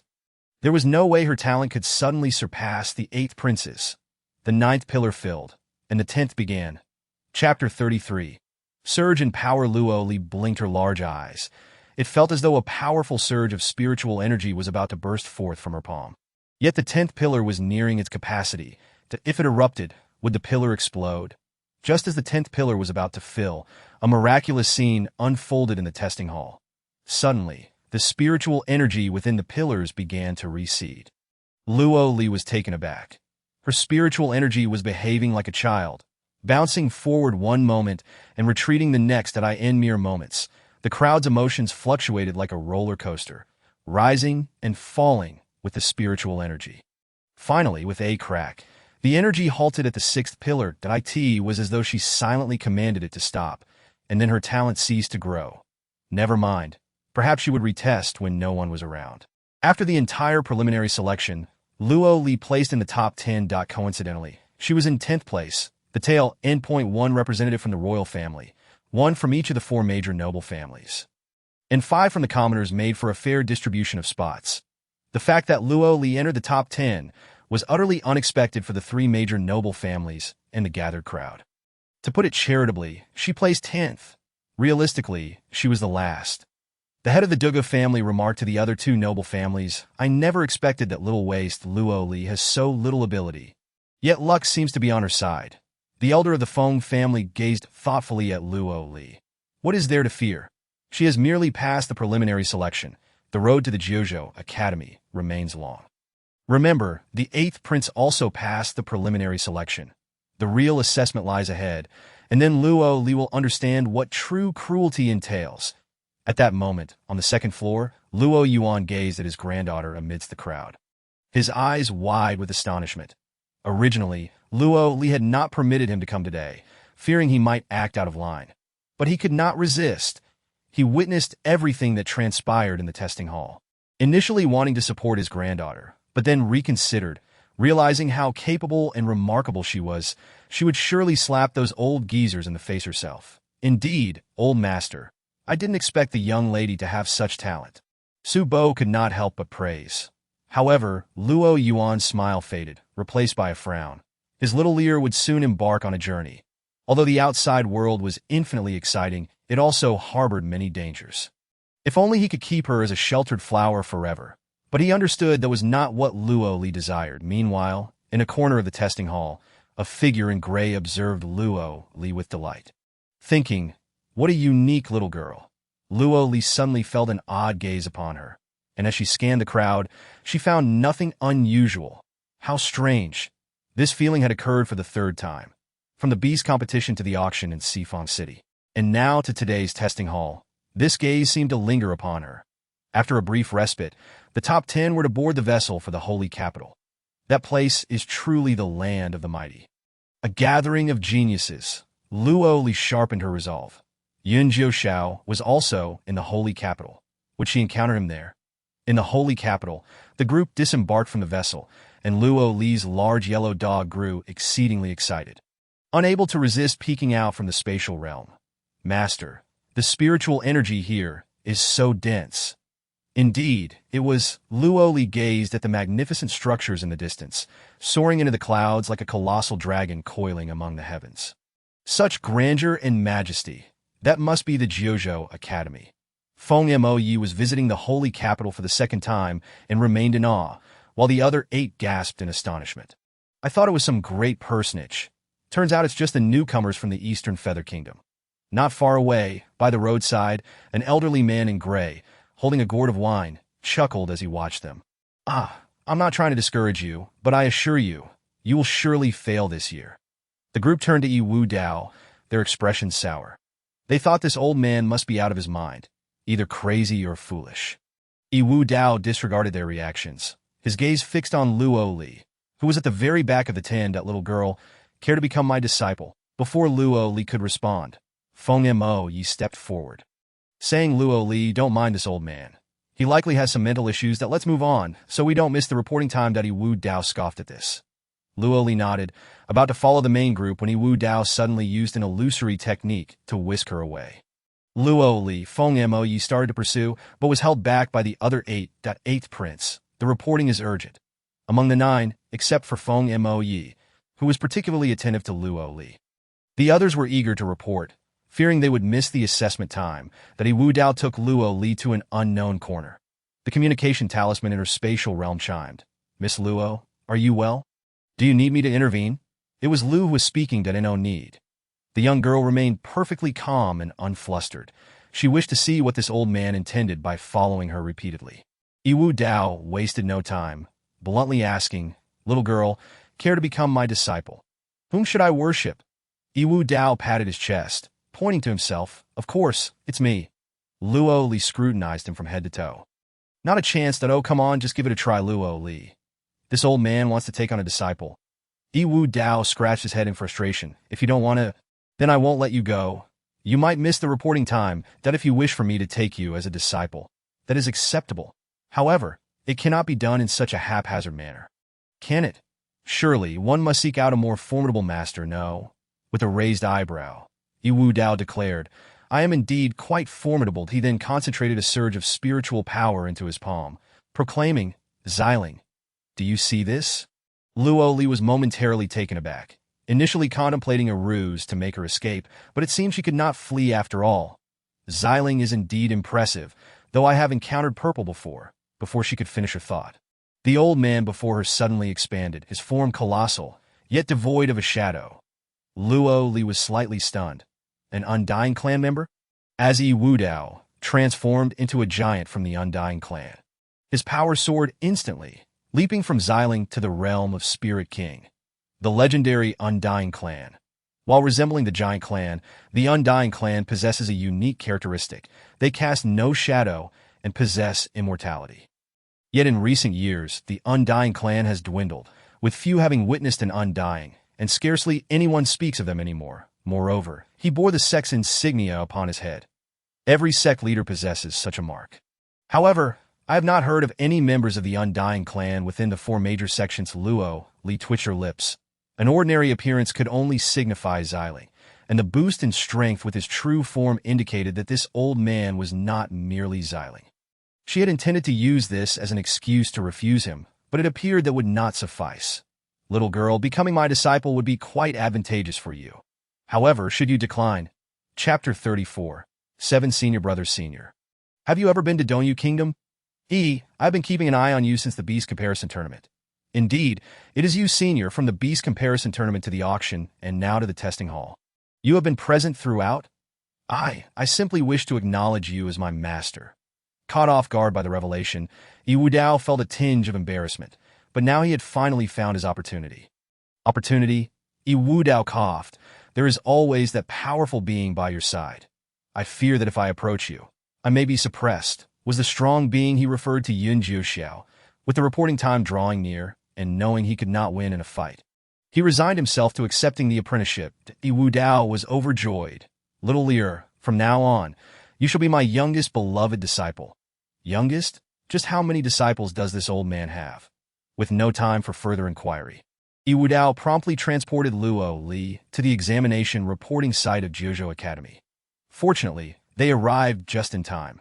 After Luo Li completed her registration, night had already fallen. Unbeknownst to her, she had quietly acquired 7 talented senior brothers. After taking Luo Li as his little disciple, Wu Dao's spirit soared, and he swiftly used the Xinjing to inform his 7 disciples, including an image of Luo L. The 7 outstanding young men received the message from their master in their respective locations. They stared at the Xinjing for quite a while, that lively and charming little girl. No matter how one looked at her, she was simply delightful. Their unreliable master had finally done something commendable. He found them a little junior sister. From this day forth, they too would have a little sister and no longer need to envy the senior brothers of others. The following morning, it was time for the entrance examination. That be why the time Luo Li arrived. The square in front of Jiuzhou Academy was already bustling with people. Moyue, Miss Luo, it is such a pleasure to see you here. Bailey Yanju's voice floated over, accompanied by a throng of girls surrounding him. The girls were curiously wondering which lady had stirred such enthusiasm in their esteemed imperial prince. When their gazes fell upon Luo Li, they immediately felt a pang of inadequacy. This woman was undeniably beautiful. Oof. What use is beauty? I heard she hails from a small nation. Country bumpkin. Luo Li paid no heed to the scrutiny of the crowd, merely nodding to acknowledge Bailey Yanju, unfazed by her indifference. Bailey Yanju felt slightly overlooked. Ahem. I've heard you two have passed the preliminary selection. I have been eagerly awaiting this encounter. Feng Moyue remarked, the number of examinees this time has doubled compared to 5 years ago, making the competition even fiercer. That I hope the 3 of us can successfully gain admission to Jiuzhou Academy. Bailey Yanju patted Feng Moyue's shoulder. I appreciate your kind words. Make way. Look, Miss Baishang is coming. The previously quiet square became lively. That a woman in white approached, akin to a moon surrounded by stars. She held a water-blue sword, its decorations inlaid with ice-blue spirit crystals. Miss Baishang is indeed a direct disciple of the Yunxian sect. Did you see that sword? It is a 9th-grade spirit weapon. Weapons are categorized into spirit weapons, holy weapons, and divine weapons. Rank from 1 to 9. To date, no divine weapons have appeared in the 9 heavens continent. And holy weapons are exceedingly rare. Most weapons are spirit weapons. Yet 9th-grade spirit weapons are exceptionally scarce. At that moment, the crowd surged toward Baishang, that if they could catch her attention and receive a few kind words from sect master Mufian, they might just be accepted as her disciples. It is known that this is one of the 4 major sects, and the training resources and artifacts within are hardly inferior to those of Jiuzhou Academy. Luo Li pondered. Thus Baishang and Luo Qingqing are both disciples under Mufian? Bailey Yanju remarked, your sister, that white lotus flower, has her master as the sect leader of Yunxian sect. Feng Moyue likely knows more about this than I do. Feng Moyue, being singled out, felt somewhat awkward. I have indeed accompanied Qingqing to the Yunxian sect a few times. Do not misunderstand. Luo Li? She frowned, realizing that Feng Moyue's erratic behavior warranted a thorough remedy. He had no business explaining anything to her. Given the esteemed status of the Yunxian sect, why would they be interested in Jiuzhou Academy? This is because every year, the 4 major sects come to Jiuzhou Academy to select disciples. Likewise, to fill the vacancies at Jiuzhou Academy, the 4 major sects will also send people to further their studies. It is a mutually beneficial arrangement, allowing for the sharing of training resources. That a cool voice emerged from behind the 3. Luo Li turned to look, and not far off stood a young man clad in red, his black eyes sharp and his expression cool. That a member of the White Tiger Empire, and a weaponsmith. Bailey Yanju noticed the patterns on the young man's crimson attire, which were exclusive to the White Tiger Empire. Luo Li, however, paid little attention to Liu Shang, focusing instead on Baishang. For some reason, every time she saw Baishang, she felt an inexplicable familiarity. Although it was their first meeting, from the moment Baishang appeared, Luo Li sensed an air of hostility in her gaze, reminiscent of the look Luo Qingqing often cast her way. Though Baishang and Luo Qingqing hailed from the same sect, their appearances, personalities, and cultivation levels were entirely distinct. Yet Luo Li could see a shadow of Luo Qingqing and Baishang. It is worth mentioning that since Luo Qingqing was expelled from the Luo residence by her grandfather, she has been missing. There have been sightings suggesting that the Yunxian sex formation took her away. What are you staring at? No matter how much you look, you will never become a disciple of the four major sects. Country bumpkin. Yin Fanfan glared at Luo Li, his eyes filled with malice. Luo Li scrutinized the youthful face before her, feeling a sense of familiarity. Yin Fanfan, did you take your medicine today? Bailey Yanju asked earnestly. Yin Fanfan, what medicine? Explosive medicine. Bailey Yanju laughed. You dare insult her. I shall insult you in return. Yin Fanfan raised an eyebrow. Oh, I didn't realize that Prince Yanju and this, Luo, were quite close. However, I have heard that this girl was once considered a waste. His comment about waste immediately drew the attention of onlookers. That it is understood that those who made it through the preliminary selections from various nations to the holy capital were no ordinary individuals. How could a waste possibly arrive at Jiuzhou Academy? Yet this little waste seems to have had quite the fortune. Had it not been for Yanju protecting her during the auction in Sifang City, she would have perished along with the auction house. It is truly unexpected that this waste made her way to the holy capital after leaving Sifang City. Chapter 35. Secret Realm Assessment. Yin Fanfan approached Luo Li. His expression fierce. Little waste, the enmity of a slain father, cannot be overlooked. I advise you to pray that we do not cross paths during the academy assessment, or I will end you. Bailey Yanju and Feng Moyue simultaneously grasped Yin Fanfan's shoulders. Who are you trying to scare? Luo Li suddenly chuckled, realizing that he was the son of Yin Xian, the one who sought to seize her Yanyu treasure pearl during the auction.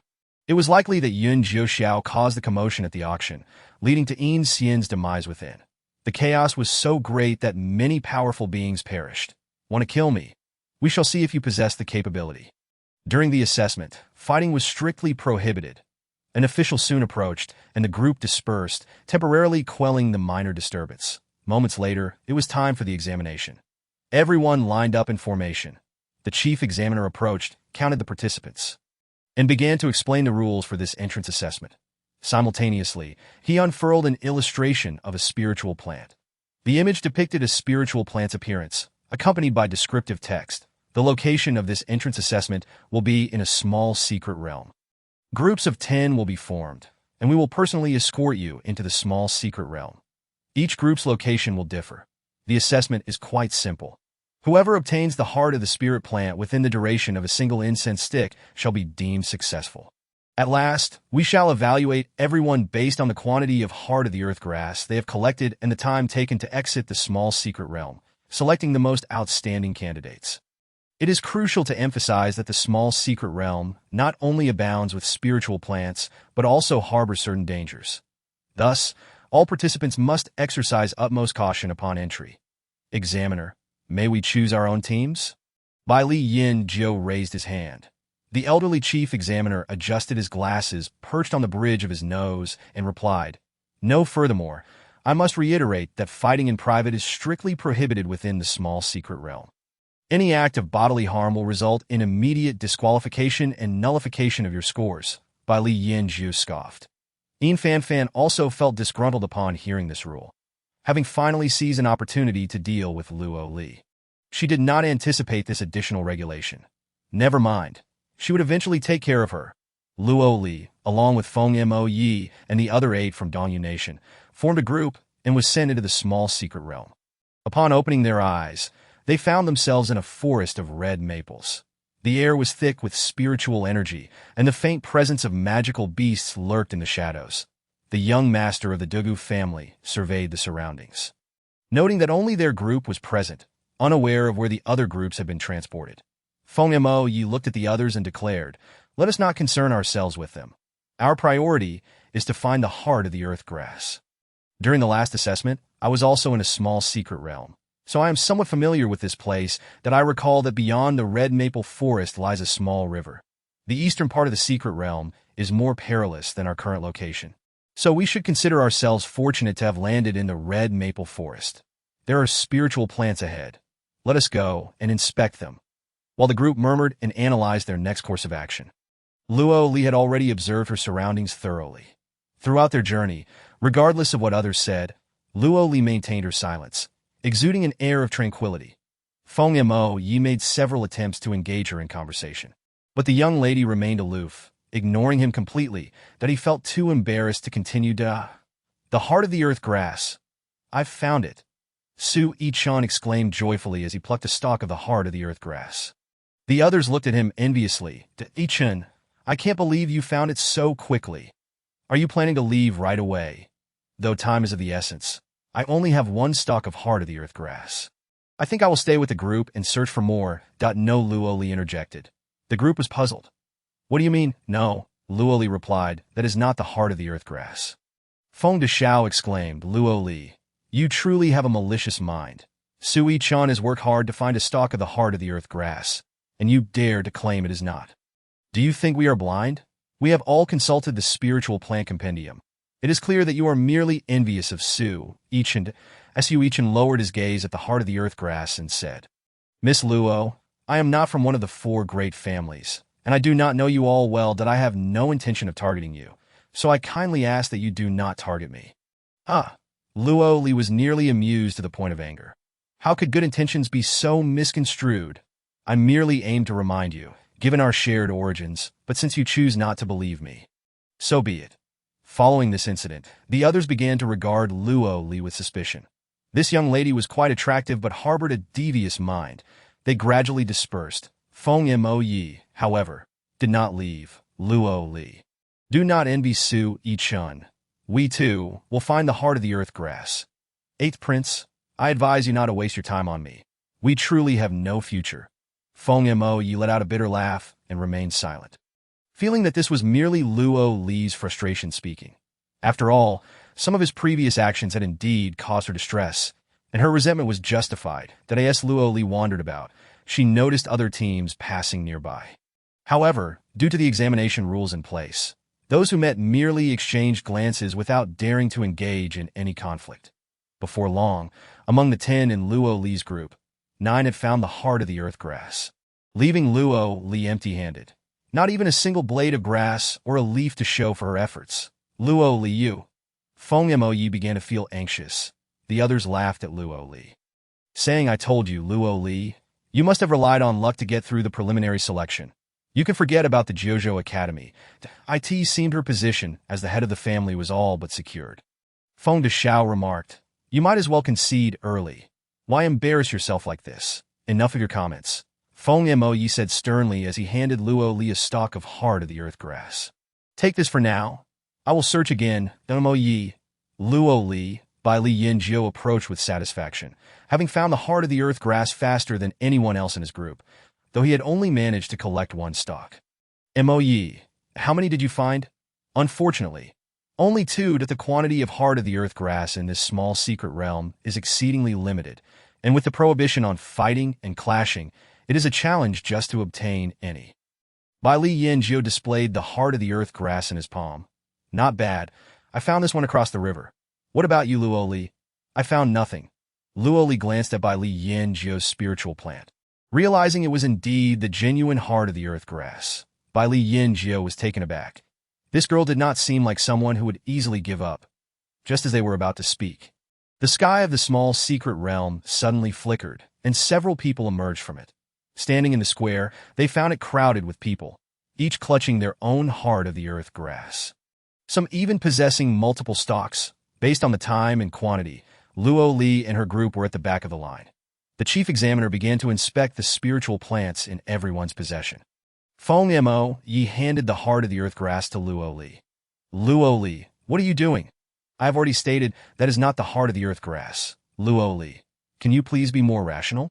Have you not seen the spiritual plant in by Li Yinjiu's hand? The one we picked is identical to his. Look, the chief examiner has noted that Yinjiu has obtained the heart of the earth grass. Hurry and take it. They will be checking our group soon. Although they were a team, the results were individual. Luo Li's lack of the heart of the earth grass would not affect the others. Luo Li refused to accept it, and Feng Yi's expression darkened to the point where it seemed he could drip black water. Why are you empty-handed? The chief examiner inquired, standing before Luo Li. There is no heart of the earth grass on the western side of the small secret realm. The chief examiner had been engrossed in taking notes with a red pen and was about to strike Luo Li's name off the list when he suddenly heard her words. He looked up at her and said, "Little girl, everyone else has found the heart of the earth grass, yet you claim there is none to be found. What they found is not the heart of the earth grass." A glimmer flickered in the chief examiner's eyes as he smiled. Did you not consult the spiritual plant compendium? It clearly states what the heart of the earth grass is. However, what they found is dragon nightshade. An uproar ensued. Dragon nightshade closely resembles heart of the earth grass, yet their properties differ greatly. Heart of the earth grass, as a rare material for talisman paper, thrives only in specific conditions that require abundant sunlight, humidity, and a rich spiritual aura. In contrast, dragon nightshade contains a small amount of toxins and is often used as an ingredient in spirit-devouring pills. The most significant distinction between the two lies in their roots. Heart of the earth grass is entirely emerald green, while dragon nightshade features a small red dot at the base of its stem, indicating the point where energy converges. Spirit-devouring pills? Aren't those toxic pills that strip cultivators of their spiritual energy upon consumption? With a gasp from someone in the crowd, those holding dragon nightshade reacted as if electrocuted, immediately discarding the plants onto the ground. The chief examiner shot them a glance, and the young men and women instantly quieted down. He then turned his gaze to Luo Li with a smile. Even if your group found dragon nightshade, the other groups indeed obtained the heart of the earth grass. How do you explain that? I have already stated that the heart of the earth grass requires 3 essential conditions for growth: sunlight, humidity, and spiritual energy. The small secret realm is divided into eastern and western halves by a river. The eastern part has sufficient conditions for the heart of the earth grass to flourish, albeit in limited quantities. Conversely, the western side is utterly devoid of it. You determine the transport locations for each group. Thus, the first 3 to acquire the heart of the earth grass were able to do so because you sent them to the eastern part of the secret realm. The remaining groups obtained only dragon nightshade, which grows exclusively in the western part. Moreover, you set a time limit of 1 incense stick, meaning you calculated that our groups would not be able to find the heart of the earth grass, as we could only reach the river and not cross it within that time frame. What a clever little girl! Before the chief examiner could respond, a cheerful laughter rang out from the crowd. Everyone was taken aback. It is the esteemed dean. The dean appeared remarkably youthful, seemingly in his 20s. The head of Jojo Academy, Jun Yuan, was indeed at the Spirit King level, making him the first such powerful figure Luo Li had heard of throughout her life. Wow, he is truly a powerhouse among powerhouses. Above the purple spirit, there exist the ranks of Spirit King, Spirit Emperor, Spirit Sovereign, and Spirit Monarch. Luo Li was aware that the Joqian continent lacked the purple spirit, but she was oblivious to the fact that the holy capital was an exception. It was only upon arriving here that she learned about the division between the southern and northern continents, also known as the southern and northern domains. In the southern domain, aside from the holy capital, there were no purple spirits. The holy capital is a gathering place for top-tier talents and powerful individuals. The pressure emanating from Jun Mo Shao was palpable the moment he appeared. Jun Mo Shao, adorned in a snowy white attire, stood before Luo Li, pondering his next words. "Well, please continue," he urged. Luo Li replied, "I've finished speaking." Jun Mo Shao then erupted into laughter. "Then pray tell, why does the entrance examination of the Jojo Academy distinguish between group locations? Is it mere coincidence?" Taken aback, Jun Mo Shao realized this girl was indeed quite astute. It seemed the examination this year was rather simplistic. Luo Li remarked, "The assessments of Jojo Academy are never simplistic. They are not merely a single question, but require one to draw inferences from one instance to another." The quest for the Earth's hard grass spawned 3 questions. The moment the spirit plant compendium appeared before us, the examination had already commenced. Entering the small secret realm is merely the second question. Everyone fixates on the word find, yet they overlook whether the secret realm even contains the Earth's hard grass spirit plant. Many fail to question the premise, since the examination is to find, and they have seen the compendium of the Earth's heart grass. They assume it must exist within the realm. Drawing closer to Luo Li, Jun Mo Shao scrutinized her, recalling his earlier words to the mentors during the establishment of the examination. "Let this year's question be drawing inferences," he continued. As practitioners, be it in cultivating spiritual energy or other professions, discerning authenticity and adhering to one's true self is paramount. Countless spirit plants exist in this world. If one cannot even distinguish a mere spirit plant, how will they discern right from wrong or good from evil in the future? Jojo Academy is indeed a bastion of the strong point. One must not blindly accept the words of the powerful. At all times, remaining true to oneself is of utmost importance. This is the first lesson Jojo Academy imparts to everyone. It seems only you, my dear girl, have met the standards. Upon hearing Junimo Zhao's words, the others lowered their heads in shame, utterly astonished that they had not perceived what was so clear to this girl. Your name is Luo Li, is it not? Junimo Zhao inquired, glancing at the materials in his hand. Luo Li nodded affirmatively.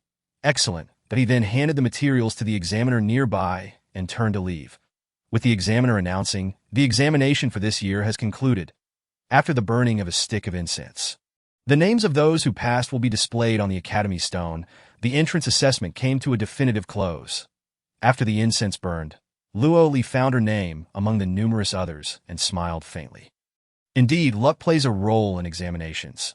This year, out of the thousands who participated, the Academy admitted fewer than 30. Such a 1% chance was exceedingly rare, even more challenging than the modern college entrance examinations.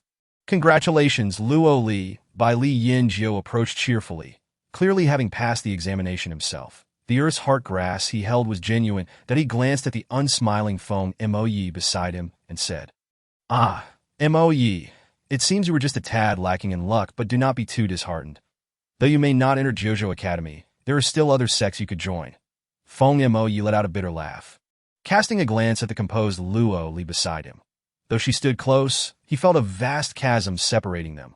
Remembering the scene in the secret realm, Feng Mo felt a pang of regret. I should have trusted you there. Had I heeded your words, my name would surely be upon the Academy stone as well. Chapter 37. Her destiny. Luo Li, however, remained indifferent, coldly stating, some opportunities come but once. Missing them is irrevocable, and lamentation serves no purpose. People are the same. Feng Mo clenched his fists in silence. Unbeknownst to Luo Li, her demeanor only deepened Feng Mo's fascination with her, leading him later to undertake endeavors to stand on equal footing with her. The three great families were utterly bewildered. The Dugu family exclaimed, What? You cannot be serious. Luo Li actually passed. Is it truly her, and not a namesake? The head of the Xinyuan family was the first to react, and from the same place. This time, we sent 10 individuals from Dongyu Nation, and only Luo Li succeeded. Even the 8th prince failed to gain admission. Such incredible luck, someone remarked. Luck. The Jojo Academy surely requires more than mere fortune. One cannot enter solely on that basis. The Dugu family scoffed, reluctant to concede, yet finding themselves in agreement with the Xinyuan family head. The Xinyuan head continued, I warned you all not to provoke the Luo family. Well, look at this.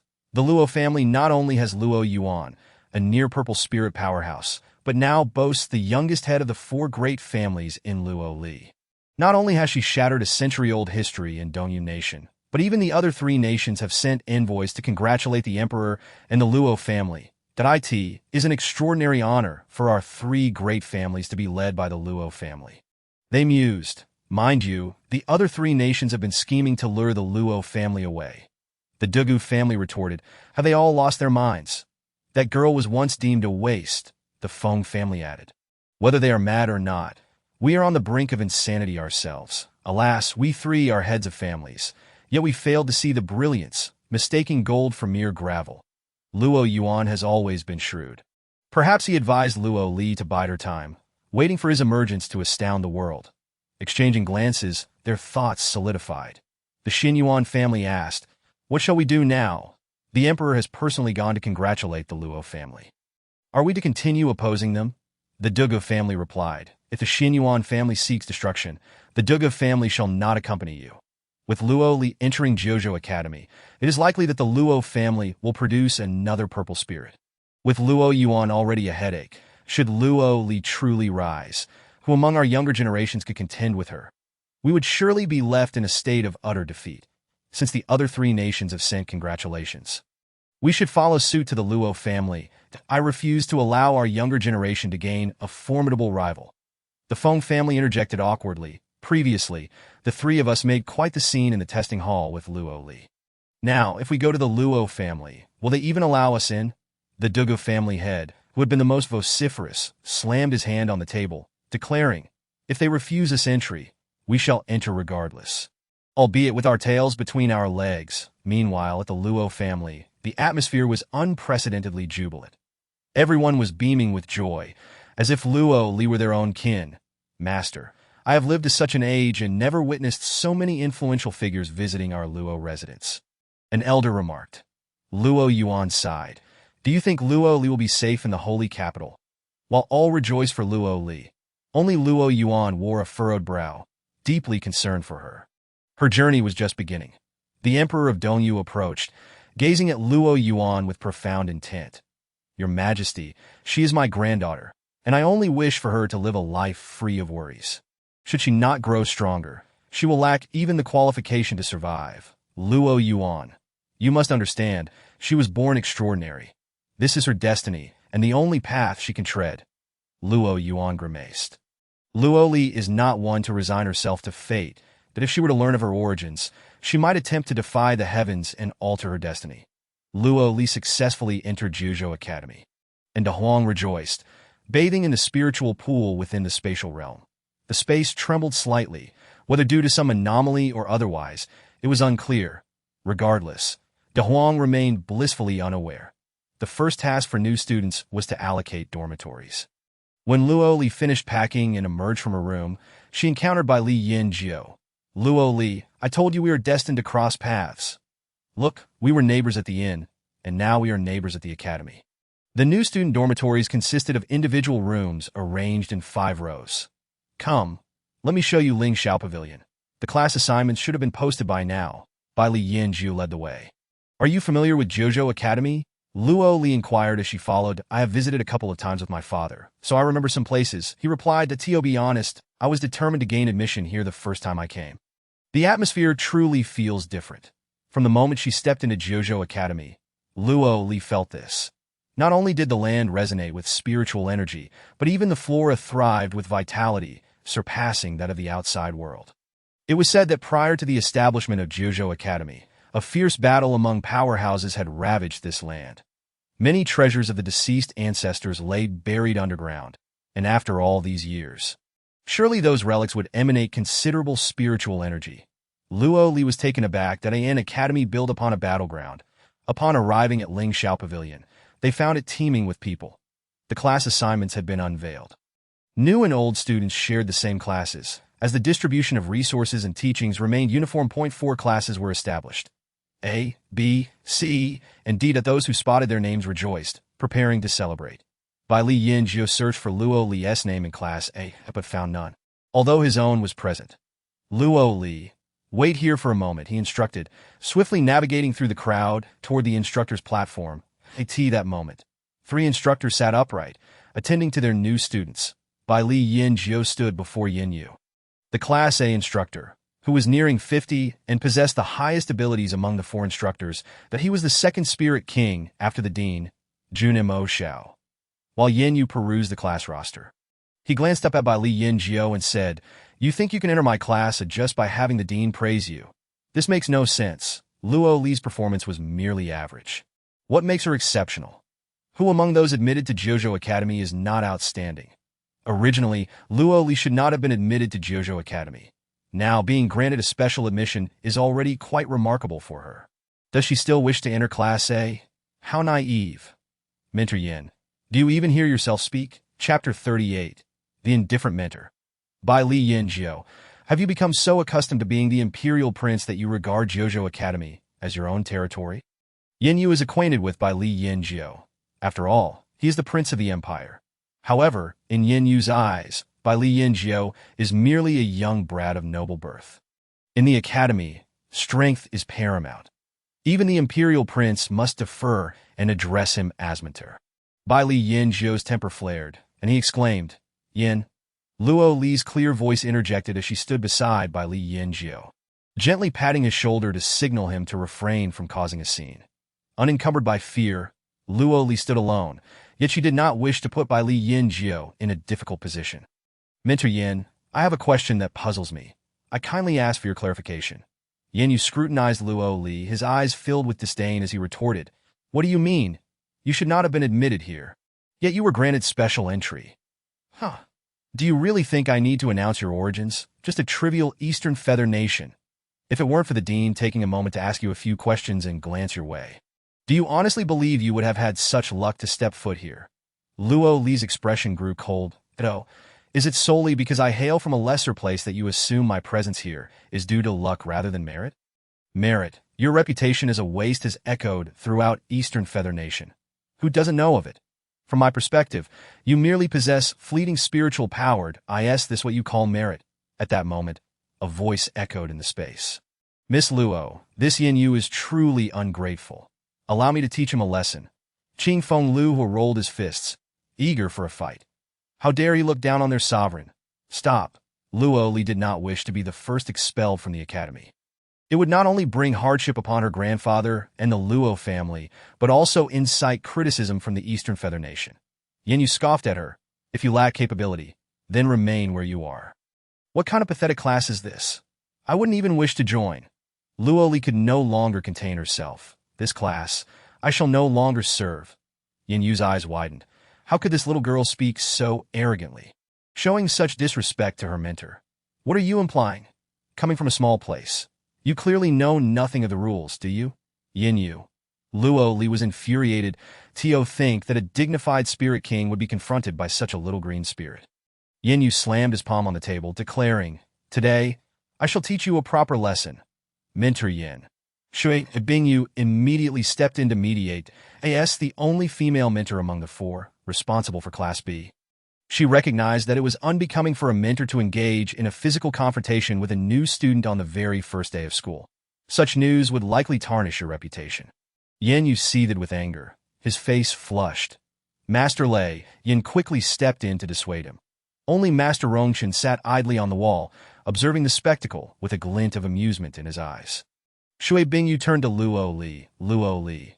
The dean has already stated that you have been assigned to class. Hurry over and apologize to Mentor Yin. Let this matter pass, that I am not at fault. Why should I apologize, the crowd? This little girl has quite the temper. Yet it seems she has a point. Yin Yu scoffed disdainfully with that rebellious attitude. You think you can enter my class, eh?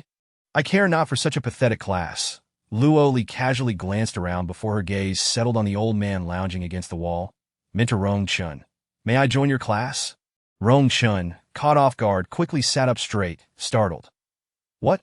Are you certain you wish to join my humble class? Class D has always had a stable factor.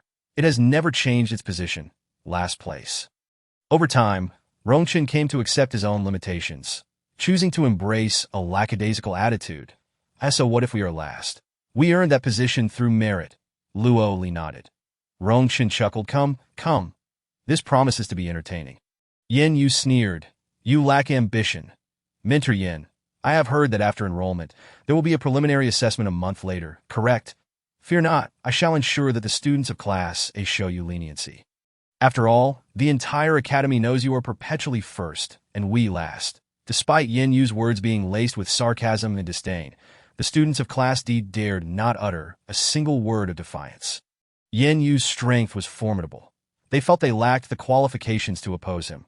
Leniency is unnecessary. I simply wish to wager with Mentor Yin that a wager. I bet that in the upcoming preliminary assessment, I will secure the first place. Not a single one of you from Class A can surpass me. Haha, ignorant child. Mentor Yin retorted, I wager this.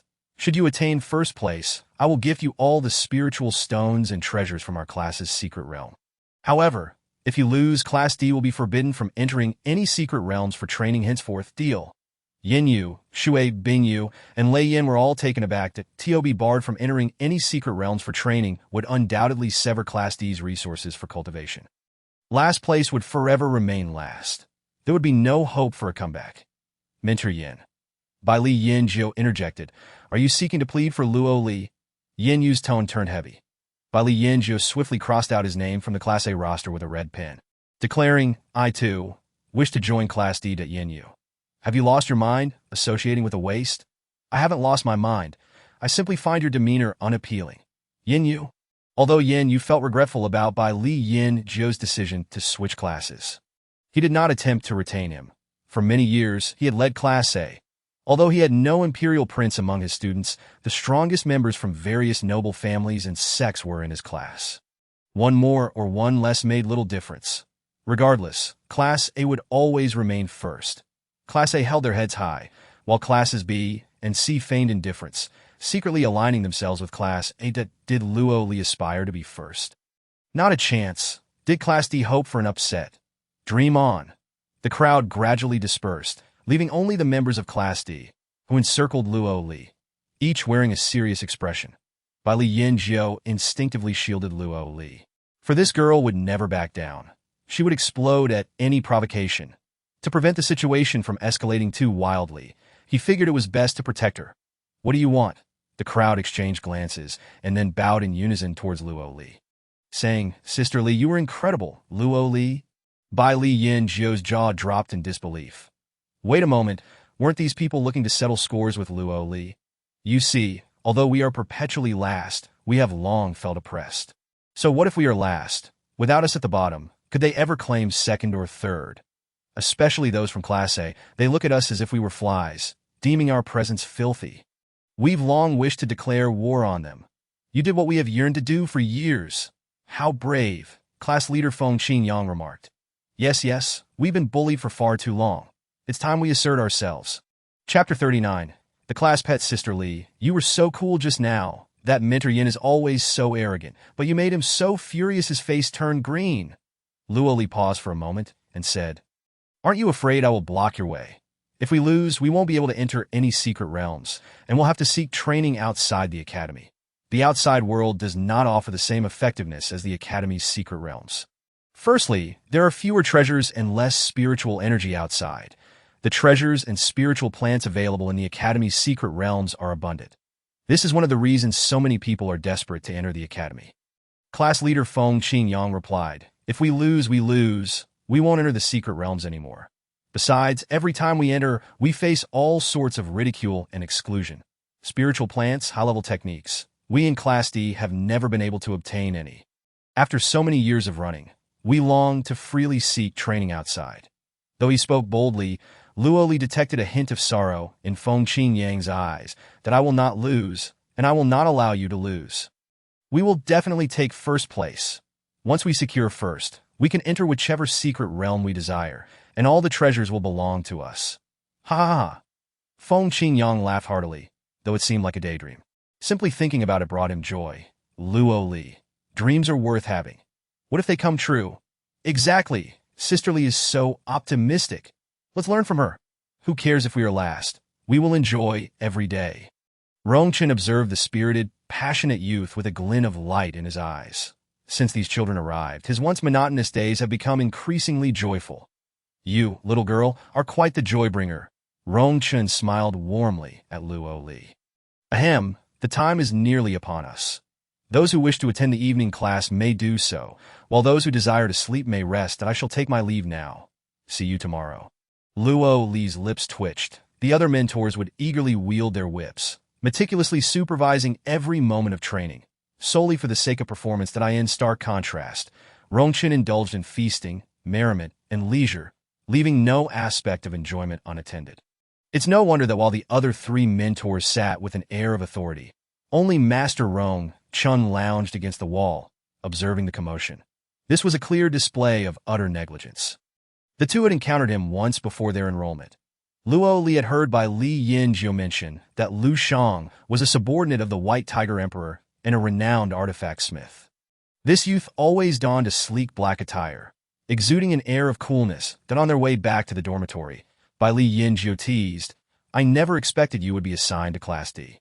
Your strength is certainly commendable. Lu Shang raised an eyebrow, remarking, strength alone is not sufficient. Primarily, I lack the social finesse and am rather avaricious, unwilling to present gifts to the mentors. Hence, I find myself relegated to Class D. Bai Li Yin Jiu couldn't help but chuckle. You appear to be quite well dressed. You don't seem like someone who is overly fond of wealth, and no business is without its cunning. His ancestors have been merchants.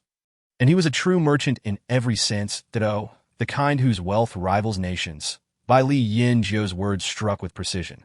Lu Shang smirked faintly, choosing not to respond. Luo Li remained silent throughout their conversation until she noticed the previously dispersed crowd had gathered once more ahead. Groups of 2 or 3 were whispering amongst themselves.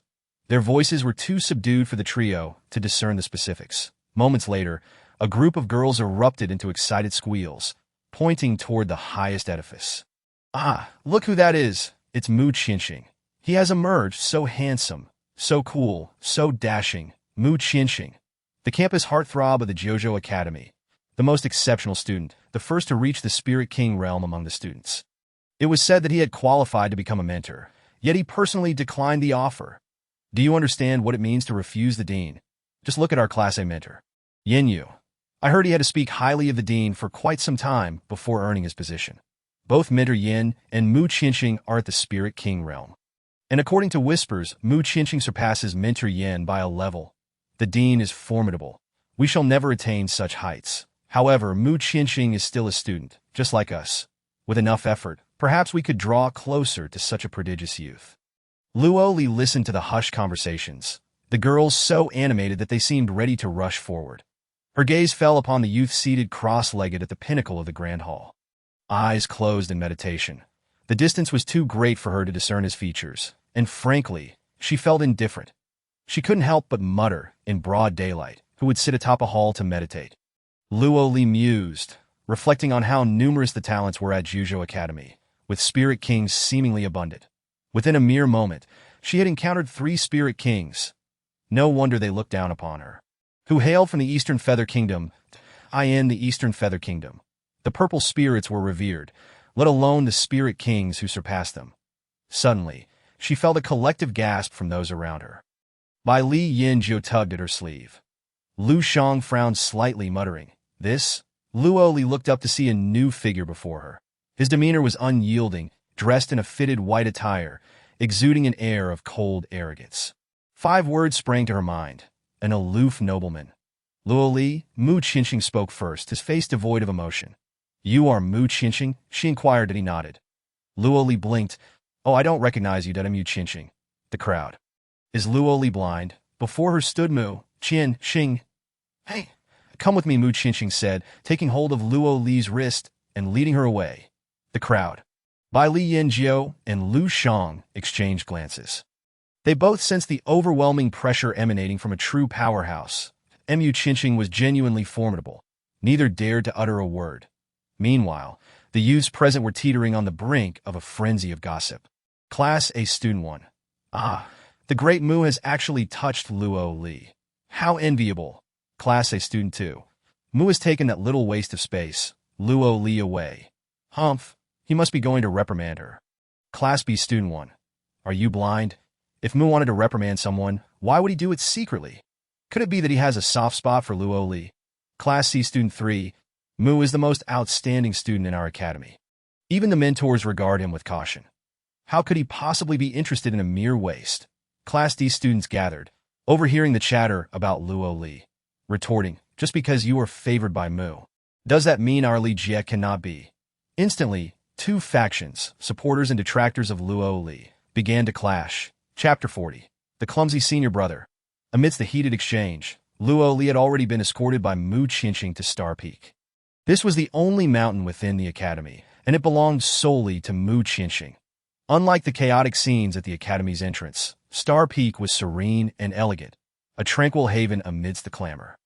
The surroundings were splendid, yet Luo Li remained acutely aware of Mu Qianxing, puzzled as to why he had brought her here when they were strangers.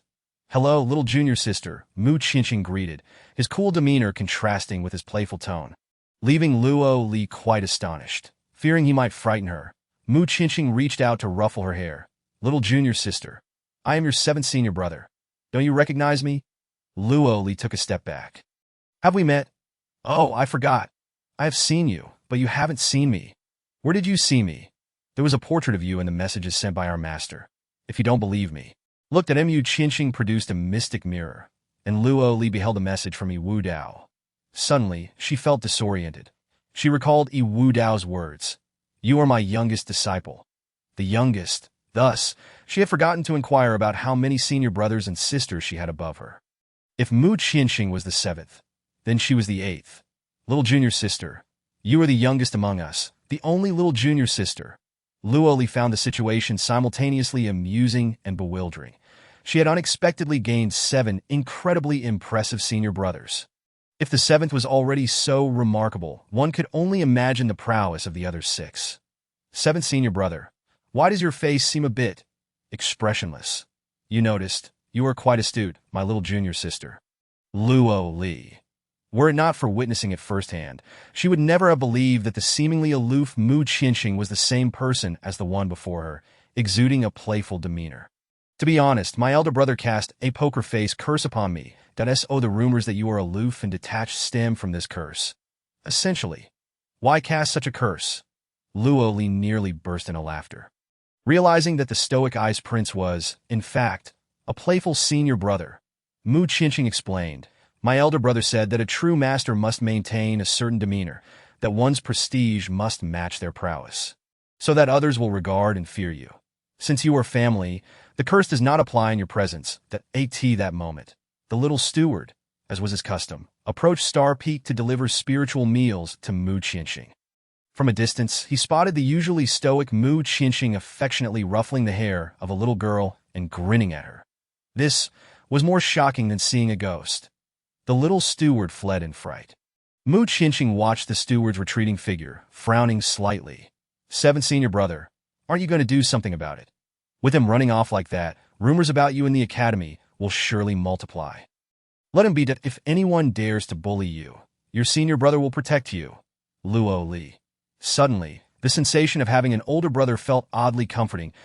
Mu Qianxing indeed held great fondness for Luoli. But it was the kind of affection an older brother has for his younger sister, that he had been diligently cultivating on the peak, but upon hearing Luoli's name mentioned in the academy, he ventured out and immediately spotted his little junior sister amidst the crowd. She was beautiful and clever, simply perfect in every regard that in the past he would have acted openly, revealing their relationship in front of everyone. The reason he brought Luoli to Star Peak was that he had prepared a welcome gift for her. When Mu Qianxing presented the so-called gift to Luoli, she was momentarily taken aback. The reason being, the well-traveled Luoli could not distinguish whether the creature in Mu Qianxing's arms was a duck or a chicken. She had seen this little creature upon her arrival, lying motionless in a corner of the courtyard. She had thought it was asleep.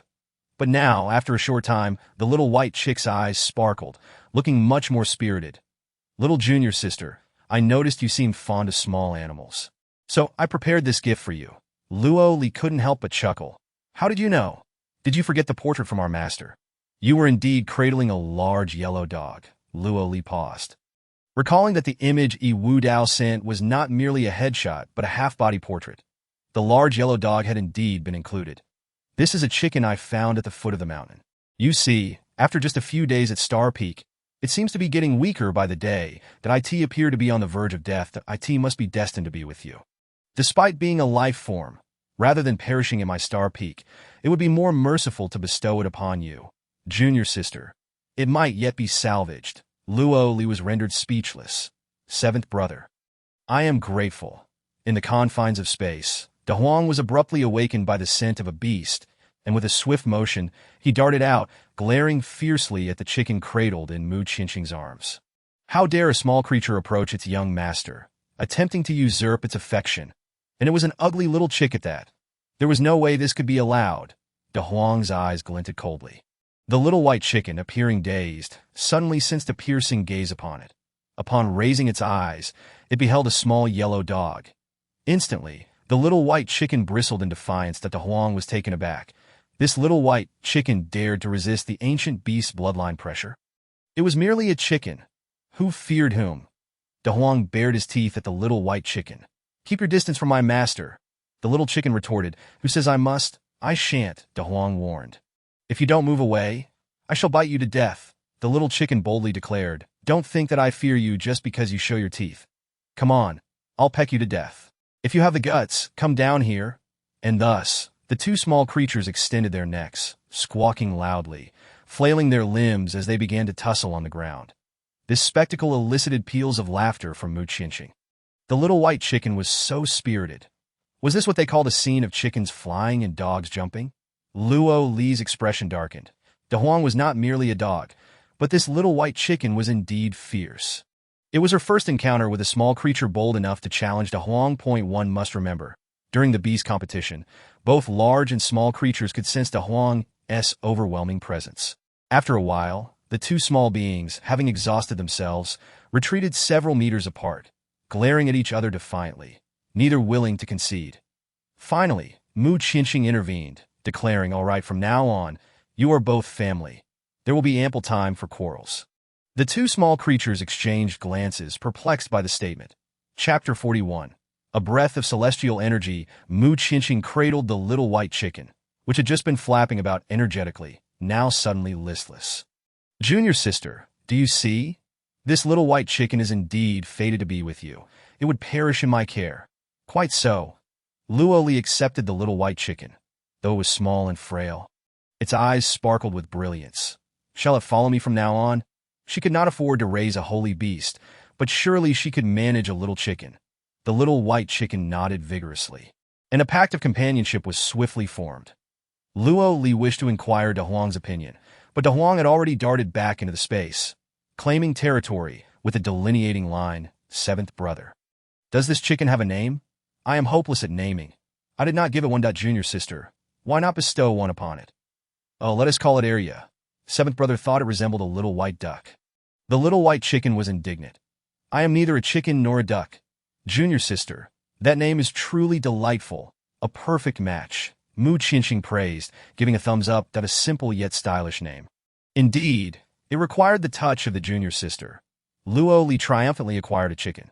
However, as she clutched the creature while departing, she suddenly sensed something amiss. The chicken was of ordinary size, yet it felt astonishingly light. Her intention was to inquire if the chicken had any specific dietary requirements, such as whether millet needed to be soaked. After all, this was a gift from Mu Qinqing. She must care for it diligently. Mu Qinqing was taken aback. Did it require food? Her tone implied inquiry that an idea struck Luo Li. Had she not fed it anything? Not at all. Luo Li sighed. "Seventh brother, I comprehend now. The reason Area has been growing more listless at Star Peak is indeed because it is hungry. If this continues, as you said, it shall perish. Yes, starved to death at this moment." Nestled in Luo Li's embrace, Area shivered pitifully, letting out a plaintive cry. How astute its new owner was, Mu Qinqing mused. Wasn't a beautiful and intelligent chicken like Area supposed to survive on mere celestial energy? It believed she could provide sustenance, that it did not follow her out of affection, but rather viewed her as a mobile source of food. Luo Li pondered what to prepare for Area, realizing she was no chef, quite bewildered by the art of cooking. Meanwhile, rumors began to swirl throughout the Jiuzhou Academy regarding the affair between Mu Qinqing and Luo Li, intensifying by the moment. Ever since the little steward had left Star Peak, he could not contain himself and divulged to a male student the scene he had witnessed at Star Peak. Word spread. In no time, the entirety of Jiuzhou Academy was aware of Mu Qinqing's affections for Luo Li. Particularly notable was the fact that Mu Qinqing had publicly taken Luo Li away. That it was worth mentioning that, for many years, no student had ever set foot on Star Peak. Yet, on her very first day, Luo Li had bounded up to Star Peak. This indicated their relationship was rather extraordinary. In the northernmost dormitory of Class A, Bai Shang observed the two individuals seated across from her. One was Yin Fanfan, a new student assigned to Class A alongside Bai Shang. They had become acquainted during the entrance assessments and were friends. The other was Su Ronger, an upperclassman of Class A, slightly older than the others. In her early 20s, Bai Shang, "I have come to request a favor from you." Yin Fanfan began that we are friends. There is no need for formality. Then I shall speak plainly that I hope you can assist me in dealing with Luo Li. Yin Fanfan chattered away. "Bai Shang, you appear so clever. Yet how can you be so naive? You currently have no grievances with Luo Li, but it is unwise to assume there won't be any in the future. Did you not hear the nonsense Luo Li spoke this morning when class assignments were announced at Lingxiao Pavilion? She effectively issued a challenge to us in Class A. This indicates that we are already adversaries." Bai Shang replied, "Fanfan, this?" Yin Fanfan chuckled. "In this place, banding together is far easier than facing challenges alone." Bai Shang maintained an aloof demeanor. "Fanfan, I simply wish to focus on my training and not bring shame to Mentor Yin." I have no interest in other matters. You may proceed as you wish, but rest assured, I will not expose you. After all, we are friends. This vague response was immediately understood by enigmatic. Rest assured, you focus on your training, and we shall handle the mischief. However, when the time comes, you must lend us your wisdom in return. When you find yourself in need, I shall do my utmost to assist you. I only hope Luo Li does not impede my cultivation. Otherwise, I shall not spare her. How shameless, Su Ronger exclaimed, rising indignantly from her seat. Fan patted Su Ronger's shoulder. Do not be angry just yet. Bai Shang scrutinized Su Ronger, feigning ignorance. What could possibly upset Miss Su so? Surely, you have heard about what transpired today, Bai Shang. Bai Shang feigned innocence. Is it about Luo Li and Mu Qianxing? That is simply Luo Li's ability. As Miss Su mentioned earlier, we are not as brazen as Luo Li. Hence, we cannot commit such disgraceful acts. Indeed, on her first day, Luo Li ventured to Star Peak. Such audacity. If she could ascend Star Peak on her first day, who knows what she might accomplish on the second? Unbeknownst to Su Ronga, her words would soon ring true that I am friends with Fan, while Luo Li is the nemesis of her father. Should he seek vengeance, I cannot simply stand idly by. Yet, seeing Su Ronger's deep-seated animosity towards Luo Li, could it be she harbored feelings for Mu Qianxing? Not at all. I merely find her displeasing. A flicker of jealousy flashed in Su Ronger's eyes. Despite being a student in Class A, Su Ronger had only recently risen to this level in Class A.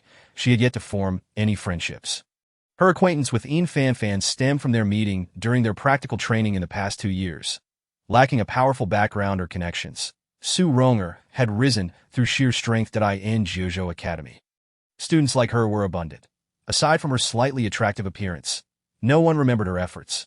Compared to Bai Shang, Su Ronger seemed rather ordinary.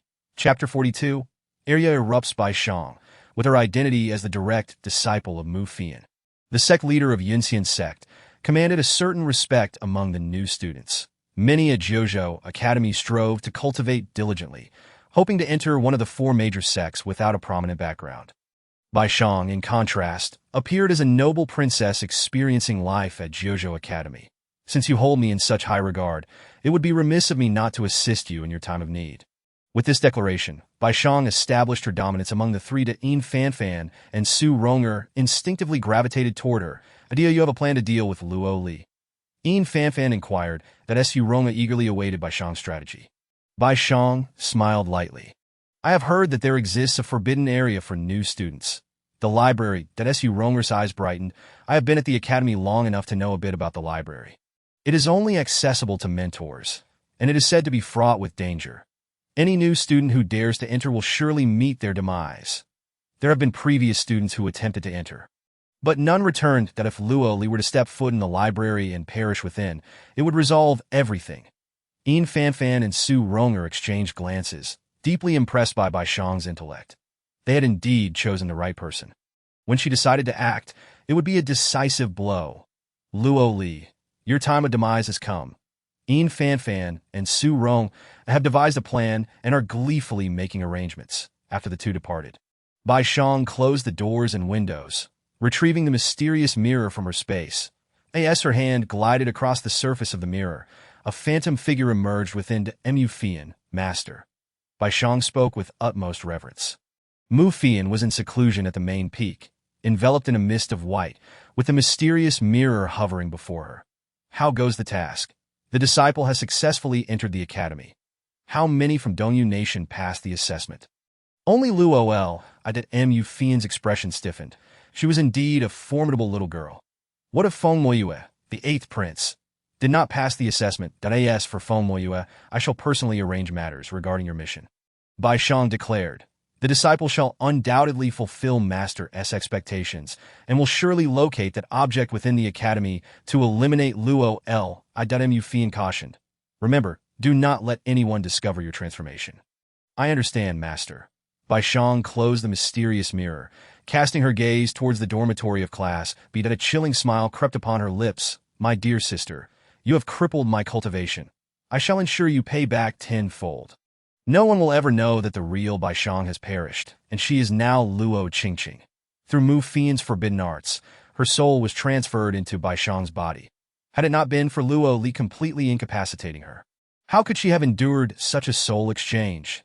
As the hour of the rat passed, the night was silent. Suddenly, a beam of light illuminated the previously dark dormitory, awakening several individuals. The first aroused was Luo Li. She had only just fallen asleep when she awoke to find her room, which had been darkened, now glowing as brightly as day. Shortly thereafter, noises emerged from outside. Luo Li vaguely heard voices mentioning something had been lost.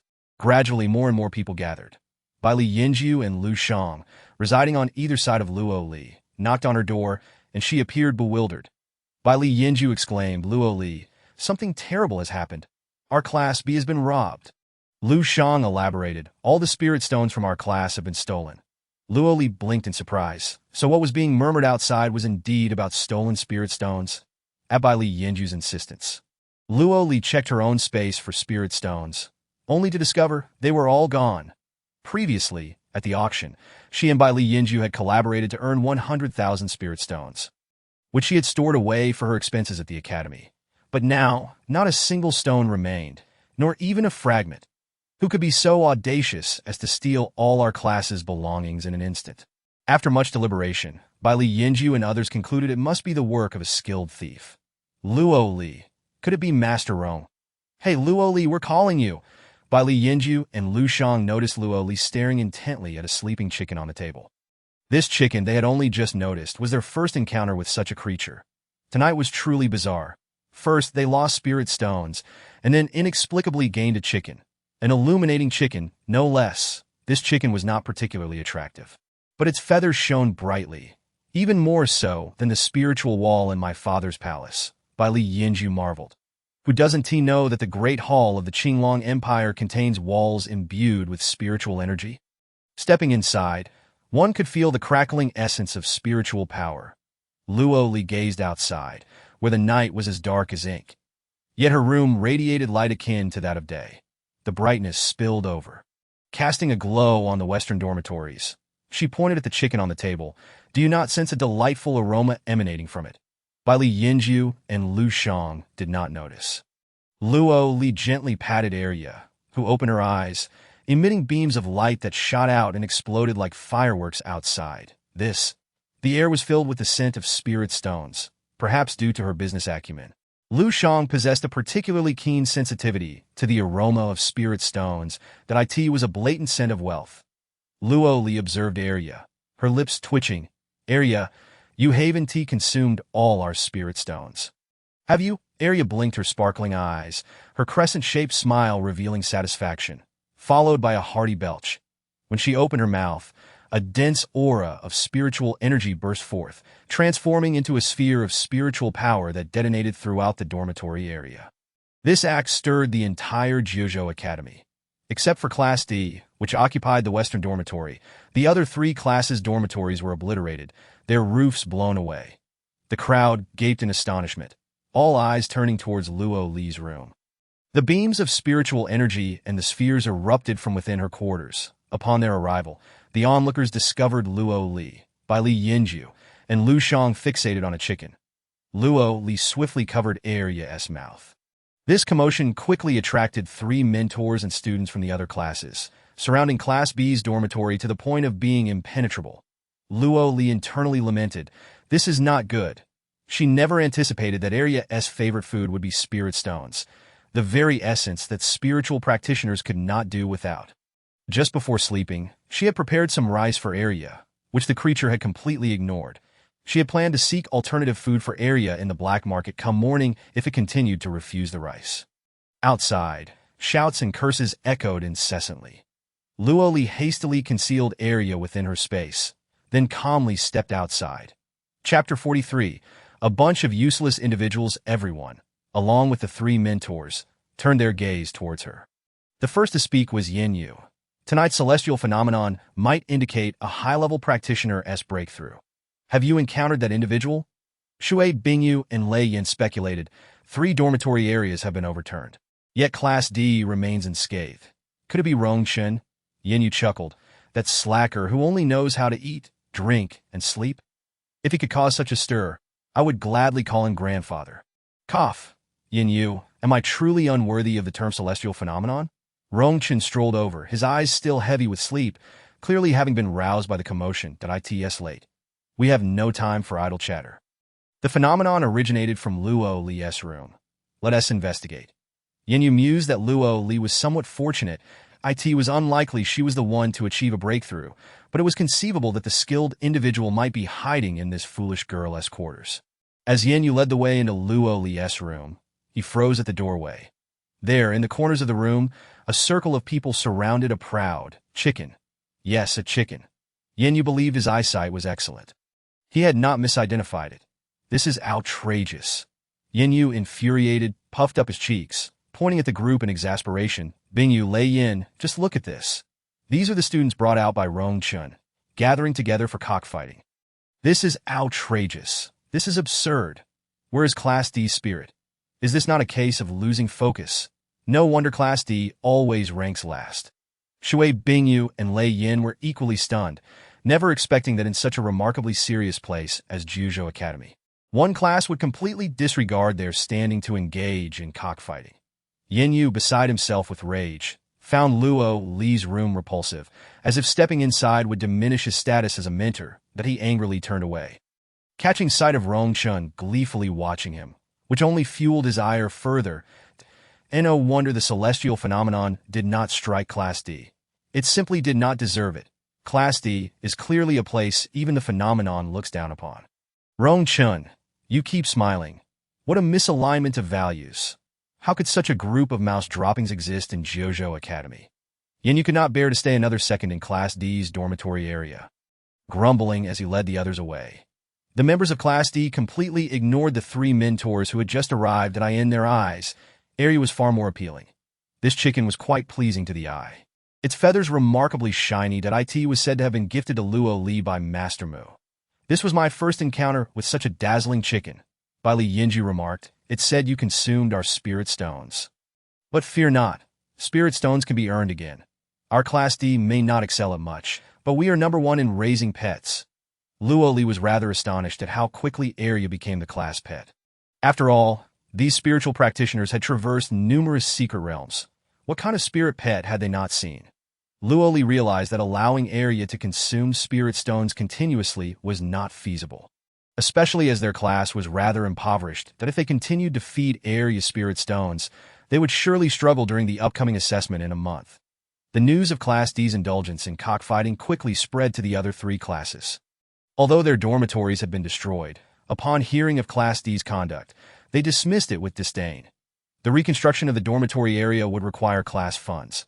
Among the four classes, Class D had always been the poorest, as their treasures and spirit stones from experiences were limited. Now, Class D had become even poorer, having acquired a class pet, which was unavoidable. The reconstruction of the dormitory area would incur significant expenses. But the other three classes felt it was not a problem. Thus, 3 days later, the new dormitory area was completed. That night, they joyfully moved their beds and bedding back in, and the newly constructed dormitory was decidedly more beautiful than before. However, on the very night of their return, another disruption occurred. The cause was Arya finally speaking. After holding back the remainder of a belch for 3 days, she was indeed quite hungry and desired food, thus releasing the belch she had yet to finish. This outburst caused yet another explosion in the dormitory area. The three classes were thrown into chaos. Funding, spirit stones, their hard work, they vowed to unearth the culprit behind this calamity. Yet none suspected that it was the handiwork of Class D. That after all, when they were building the dormitories, it was evident to witness that the individuals from Class D engaged in merely 3 activities each day: chasing chickens, fighting chickens, and cultivating. Cultivation, it seemed, was relegated to the last position. Unfortunately, Class N had to reconstruct their dormitory once again, and this time they appeared to have learned their lesson. The dormitory was not as splendid as the first one they built. The old dormitories of Class D were far more comfortable, at least equipped with doors and windows. That in contrast, their own dormitory lacked even windows, for fear of wasting precious spirit stones, and even more so, of being struck by unforeseen calamities that could lead to destruction. However, a night of tranquility passed, and the dormitory area formed a rather peculiar atmosphere. The accommodations of the worst class turned out to be the most pleasant and comfortable. Whenever the members of the other three classes encountered those from Class Ding, they could not help but grumble. What is so impressive about them? Their lives are nothing but eating and sleeping. Akin to pigs, when it comes to fighting, they lack any strength, so why would we envy them? On this particular day, as night fell, Class Sin gathered together, whispering as if deliberating over some matter. Not long after, they departed from Jojo Academy in pairs or threes. Luo Li gazed at the somewhat listless Arya, who was radiant yet slightly wilted, and felt a pang of worry that it had been 7 days since Arya had last eaten anything. Having indulged in a feast of spirit stones the last time, all the spirit stones of Class Ding had been devoured by her. Over the past week, Luo Li had tried various means to prepare alternative food for Arya. Yet this little creature refused to open her mouth. Not eating, not defecating, you truly are a living deity, Luo Li sighed. Just as she finished her lamentation, Arya let out a fart. Luo Li. Immediately thereafter, with a thud, something fell onto the table. It was then that they saw Arya nestled on the table, wiggling her bottom, and then out rolled an egg. 23. It was normal for chicks to lay eggs. But this egg, Bai Li Yanjiu picked it up. It was warm and sparkling, glowing egg laid by a glowing chicken. Haha, I wonder if this egg will hatch into a chick. Bai Li Yanjiu instructed Luo Li to put the egg away for the moment. Just then, Lu Shang and Feng Qinyang walked in. Both wore solemn expressions, as if burdened by some concern. Bai Li Yanjiu speculated, judging by the weight upon your hearts, could it be related to your outing with the other three classes? Feng Qinyang sighed, with less than a month until the preliminary assessment, and previously, before every monthly exam and annual assessment, we would visit the black market to purchase some equipment, gather runes and medicinal pills, etc. To prepare for the assessment. Bai Li Yanjiu understood, you wish to go to the black market? It just so happens that since our arrival at Jojo Academy, we have yet to visit the black market. This would be a perfect opportunity. Chapter 44. Master Rong Chun. A minor money-obsessed individual. Feng Qinyang looked troubled. Cough. Our class's circumstances differ greatly from those of the other three classes. Our financial resources are quite scarce. While we could go to the black market, given the current situation, we could only afford to look to no money. But that's not an issue. I have several bags of spirit stones stored at the inn outside the academy. I'll retrieve my mustard seed bag right away. Before the entrance examination, the academy mandated that students leave all external possessions outside, forbidding them from bringing items into the academy. Feng Qinyang furrowed his brow. Fearing it may not be usable, the academy has an unwritten rule that students can only utilize spirit stones brought within. As for those outside, they are prohibited that if discovered, one would be expelled. The disparity among students within the academy is vast. There are disciples from major sects, imperial aristocrats, and also some cultivators who are solitary practitioners. If students were allowed to use external resources, it would be profoundly unfair to solitary practitioners. Once one enters the academy, everything is meant to be just and equitable. No one is permitted to utilize external forces. Bai Li Yanjiu's eyes widened, clearly just realizing this rule. Had he known earlier, he would have brought all of his mustard seed bags when entering the academy. Unfortunately, in his excitement upon entering, he had assumed spirit stones would be unnecessary within the academy and thus brought only a little. Many students share this mindset, which is why most rely on spirit plants and treasures obtained from secret realms to exchange for spirit stones. Class Ding has consistently ranked at the bottom, acquiring very few spirit plants and treasures. They can be said to be the poorest among the four classes. Now, they are even poorer. The spirit stones they had painstakingly saved were all consumed by Arya overnight. Although it stung, they felt no resentment. It seems this time, a visit to the black market is out of the question. To avoid distressing anyone, Feng Qinyang consoled them. It's no big deal if we cannot go to the black market. Let us focus on cultivating and do our best in the preliminary assessment. The others understood Feng Qinyang's good intentions. Though they did not wish to lose, a trip to the black market was currently impossible.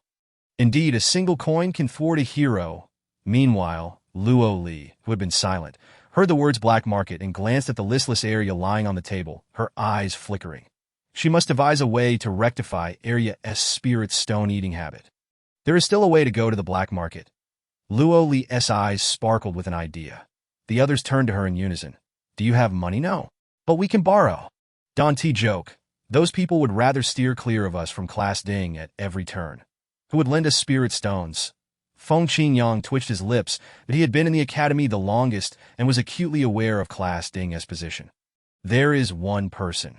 When the slumbering Rongchun heard the knock at the door, he jolted awake from his dream. Today I finally had a pleasant dream, and yet it was interrupted. The initial part of the conversation was lost on him. But he caught the last 3 words crystal clear. Borrow spirit stones? He saw Luo nodding. Dazed, Rongchun felt as though he had been struck awake, barely able to steady himself in his chair. Borrow what spirit stones? With the examination fast approaching, we intend to visit the black market, but you understand. Rongchun's face fell. Upon hearing the mention of spirit stones, he felt a pang of pain deep within. Shaoli, it's not that I don't want to lend you, it's just, I'm also poor. Luo had heard Feng Qingyang mention beforehand that Master Rongchun was a bit of a miser. Fortunately, Luo had prepared in advance. Well then, Rongchun looked surprised. You're leaving just like that? Not going to say a few more words? Just giving up? Yes, I understand you are poor and do not wish to put you in a difficult position. The burden now falls on us. You may continue to sleep, but I still advise you to move to another place to rest. Why? This place is too close to our dormitory area. The area has been particularly hungry these days. It is possible she might affect you and consume all your spirit stones in one go. In that case, you wouldn't even have a place to argue your case. Rongchun's face paled in alarm, and he hurriedly covered his mustard seed bag instinctively. Luo's reminder was indeed quite sensible, given that this little glutton had become the class pet, especially since it was a gift from that brat Mu Qinqing to Luo. Even if Rongchun wished to be rid of Arya, he dared not do so, that he could only grit his teeth and care for her. As for Luo's empty-handed return, Feng Qingyang had clearly anticipated it. The 4 of them sat at the table, with Luo joining later, forming a mahjong-style sitting arrangement. Feng Qingyang. I told you Master Rong would definitely not lend us anything. Lu Shang. We must think of another way.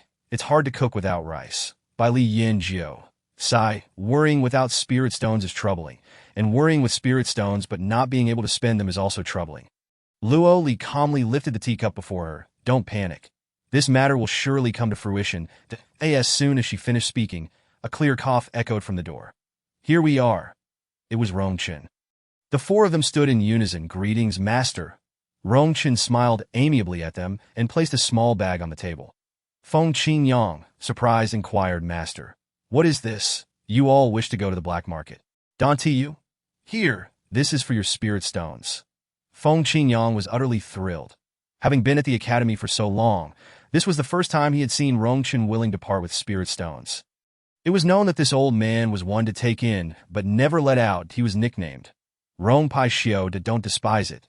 This is my life's savings. Upon hearing this, Lu Shang's eyes lit up. Master, you should have said so sooner. We were still fretting here. A lifetime's worth of spirit stones. That must be a lot. 1, 2, 3 for 100 spirit stones? Having been in business for many years, Lu Shang had his own quick method for counting spirit stones, and he opened the mustard seed bag, hoping to see a dazzling array of spirit stones within. Alas, there was but a single handful. He counted 3 times, and it remained 100 spirit stones. All of them were the inferior grade. Rongchun appeared slightly embarrassed, and Lu Shang felt he had misspoken. Master, please don't take it to heart. We didn't mean to criticize. We are just quite surprised. Are you sure this is the right amount? I hope I made a mistake. He wished more than anything that he could have 100 superior grade spirit stones instead. But he was lazy to spend money, even lazier to earn it. Bai Li Yanjiu facepalmed. Master, your savings are a bit lacking. Rongchun coughed. For you, the imperial crown prince, that may indeed seem a bit scant. Bai Li Yanjiu couldn't help but chuckle. It wasn't just a bit scant. Who in their lifetime would save merely 100 inferior grade spirit stones? Chapter 45.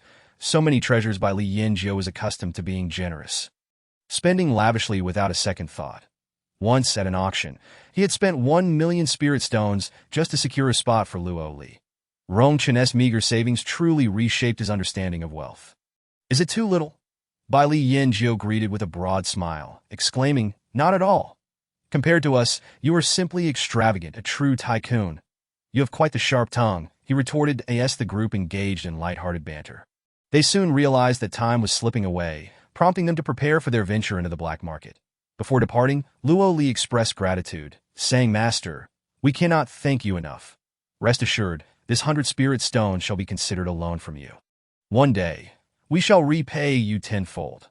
Rongchen merely nodded at this sentiment, fully aware that their already impoverished class had now acquired a spirit-devouring beast, thus compounding their misfortunes. Observing the group of children, Rongchen felt a pang of discomfort, yet his lips curled into a smile. Previously, spending spirit stones felt akin to plucking out his own feathers. However, this time felt different. That Lo Li, how did you manage to borrow spirit stones from Master Rong? I can't believe he actually agreed, Bai Li Yinjiu inquired. His curiosity piqued. That Lo Li gently stroked the lethargic area in her arms, and Bai Li Yinjiu and the others quickly understood. Our master seems quite astute. Rather than let Arya consume the stones, it's better to allow us to procure some treasures. This could enhance our chances of success in the upcoming assessment. Lo Li replied softly, in truth, I find Master Rong rather benevolent, that he values wealth highly, yet is willing to spend money on us students, which is truly rare. That an hour later, they arrived at the bustling black market. Filled with a constant stream of people, the market offered an extensive array of goods. Only the unimaginable was absent. Here, anything that could be offered was available for trade. However, the most sought-after items were undoubtedly elixirs, talismans, and spirit artifacts. Unlike Feng Yang, who was familiar with the black market, this was Bai Li Yinjiu's and the others' first visit, leaving them unaware of the prevailing prices. Feng Yang, what can we typically acquire for 100 low-grade spirit stones? As class funds, this 100 spirit stones held immense significance for them, playing a crucial role in determining their success in the assessment. Perhaps 3 healing elixirs or 5 escape talismans. These are merely basic self-defense items. Can't we buy some offensive hidden weapons? Feng Yang shook his head. Even a first-grade spirit artifact starts at least at 1,000 spirit stones. With our 100 spirit stones, we could at most purchase a stick of a spirit artifact. The others were left speechless as they wandered around. Feng Yang asked, Lo Li, is there anything you wish to purchase? Not for now, let's just look, she replied. All right then, since it's your first time here, I'll guide you through. While they strolled, they encountered many students from other classes, who were gathered in pairs or groups, purchasing various magical treasures. Although not particularly useful, one could never be too certain about their necessity. Each student carried bulging bags. Clearly unburdened by a lack of spirit stones, that I have a question that's been puzzling me. Why does Arya only consume our class's spirit stones and not those from other classes? Bai Li Yinjiu had long wished to pose this query. With Arya too weak to even glance at Bai Li Yinjiu, Lo Li furrowed her brow, echoing his confusion. Their essay saying, a golden nest and silver nest cannot compare to one's own grassy nest. Perhaps Arya perceives our class as kin, finding our spirit stones more delectable than those of others. After some discussion, and with Arya remaining silent, they collectively concluded that this must indeed be the reason. As they conversed, they noticed Lo Li stopping at a small stall. Despite its modest appearance, the stall boasted invaluable goods. Small vials lined up in 2 rows, featuring elixirs from 1st to 5th grade. Generally speaking, items at stalls are slightly cheaper than those in shops, making them popular among seasoned adventurers. In addition to elixirs, this stall offered several spirit artifacts, unclaimed weapons, and high-grade talismans, showcasing a diverse selection. However, the prices marked were all in the thousands of spirit stones. Feng Yang discreetly approached Lo Li, whispering, Lo Li, have you set your sights on any treasures? Let us just take a look for now. She replied. Yes, let us just look. Feng Yang sighed in relief, feeling fortunate that Lo Li had yet to find something she desired. Otherwise, how would he decline? Bai Shan, look, so many treasures, exclaimed Fan, drawing the group closer. They stood not far from Lo Li and her companions. This assessment was indeed significant, and they couldn't afford to overlook the top-grade elixirs. Look there, a vial of 9th-grade healing elixir. I'll buy it for you. Fan was exceedingly generous, specifically choosing high-grade elixirs and talismans, quickly accumulating a pile that they intended to purchase some spirit artifacts. Their eyes fell upon Lo Li, Feng Yang, Bai Li Yinjiu, and Lu Shang. The first to speak was Fan. Oh, what a coincidence. You all have come here to shop too. The sarcastic tone irked Bai Li Yinjiu. Oh, I forgot. Your class is the poorest. How dare you even come to such an upscale stall? Can you afford anything? Fan's words were quite biting. They were unaware that the spirit stones of Class Ding had all been consumed by Arya. which was inconsequential to them, as Class Ding was already deemed impoverished and Su Rong Air and Bai Shang were nearby, accompanied by Class Yi's leader, Junyu. The trio had encountered Junyu on the way, and Yin Fan Fan and Su Rong Air, being quite tactful, engaged in pleasantries with him before dragging him along. Fan Fan, we're all classmates here. Perhaps you could speak a bit more courteously. Bai Shang advised with a frown. Her gentle voice invoked memories of her prestigious status as a disciple from a grand sect, garnering the admiration of many. Even Junyu couldn't help but glance at Bai Shang, secretly admiring her. Yin Fan Fan, understanding Bai Shang's sentiment, shot a glare at the others and fell silent, opting instead to converse with the stall owner. The owner regarded Lo Li and her friends with palpable disdain. Although he had encountered impoverished students before, seeing a group as destitute as Lo Li's was undoubtedly a first. After observing them for quite some time without a single purchase, he remarked, "If you can't afford to buy, please make way for those who can. I pay a hefty rent for this stall daily. Don't hinder my business." The owner's tone was filled with contempt, almost as if he wished to drive them away. Bai Li Yin Jiu, Feng Qingyang, and Lu Shang contemplated confronting the owner, but Lo Li stopped them. The trio turned to her in unison. "Sister Li, which item have you set your sights on? We shall buy it for you." Lo Li gazed at the three. Feng Qingyang said, "I still have some spirit plants. I can pawn them at the exchange to buy you something you like." Lu Shang and Bai Li Yin Jiu were financially strapped, but Feng Qingyang had a few high-grade spirit plants saved up that no need. "I don't fancy anything here," Lo Li replied. "That don't be modest. Whatever you like, we shall buy." Bai Shang observed this scene, clenching her fists in frustration that Lo Li had only recently joined Class Ding. Yet Feng Qingyang was already indulging her in such a manner, even considering selling high-grade spirit plants for her sake. In contrast, despite her noble status as a sect disciple, she found herself accompanied only by Su Rong Air. Although she had finally dragged Junyu along, he had never uttered a word about gifting her anything. Noticing Bai Shang's discontent, Yin Fan Fan rushed forward. "If you lack spirit stones, don't pretend to live beyond your means. Just admit you can't afford it instead of putting on a show." Bai Li Yin Jiu, unable to contain his royal temper, seized Yin Fan Fan. "Are you finished? Don't push your luck. I want to teach you a lesson for a long time." Yin Fan Fan felt a twinge of fear at Bai Li Yin Jiu's status.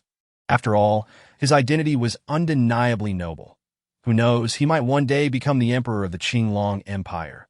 "Young Master Bai," Bai Shang interjected softly, "please, let's not resort to violence. That if Fan Fan has offended you in any way, I apologize on his behalf." "Who are you to stand before me and apologize for Yin Fan Fan?" Bai Shang's face turned pale at his words, clearly not having the desired effect on Bai Li Yin Jiu.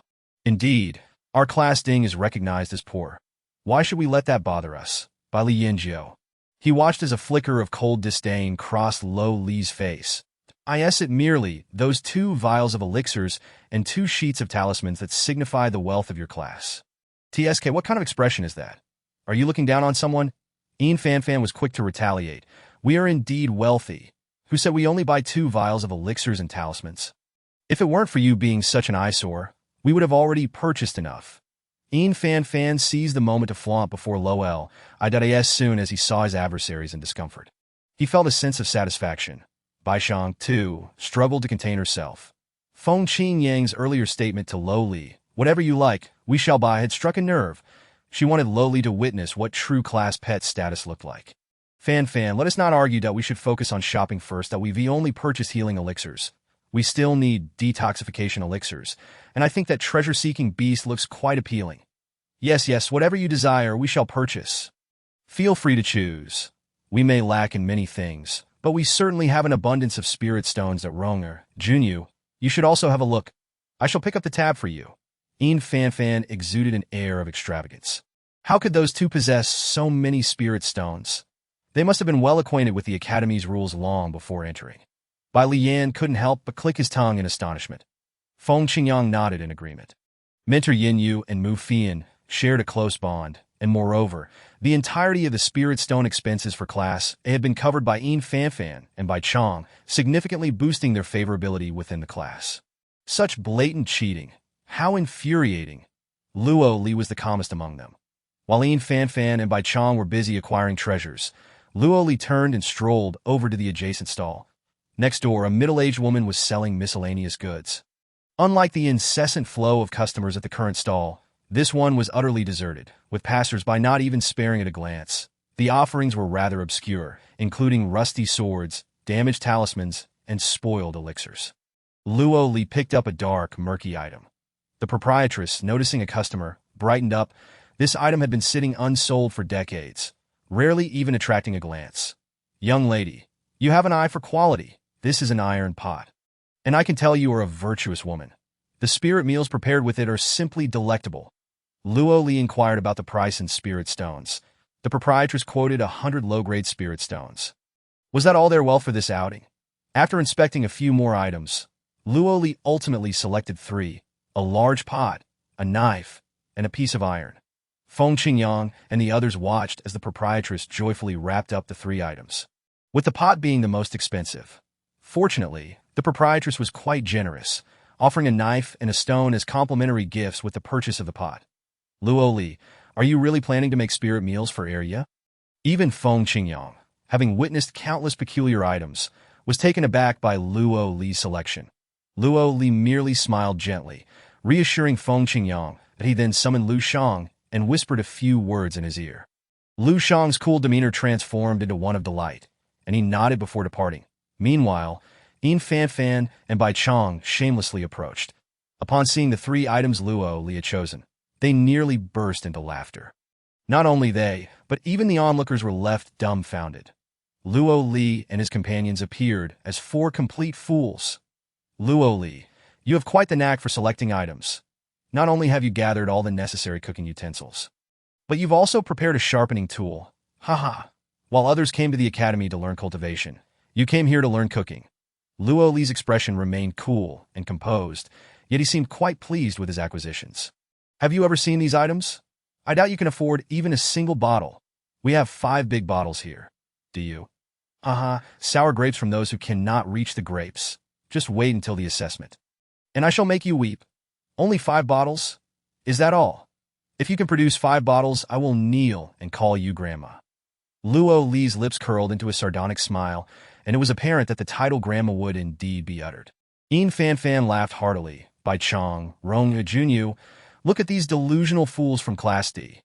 Just as Yin Fanfan was gloating, he was distracted by the actions of the proprietress. The vendor, who had been eagerly selling her wares, was now swiftly packing various grades of elixirs, talismans, and spirit iron.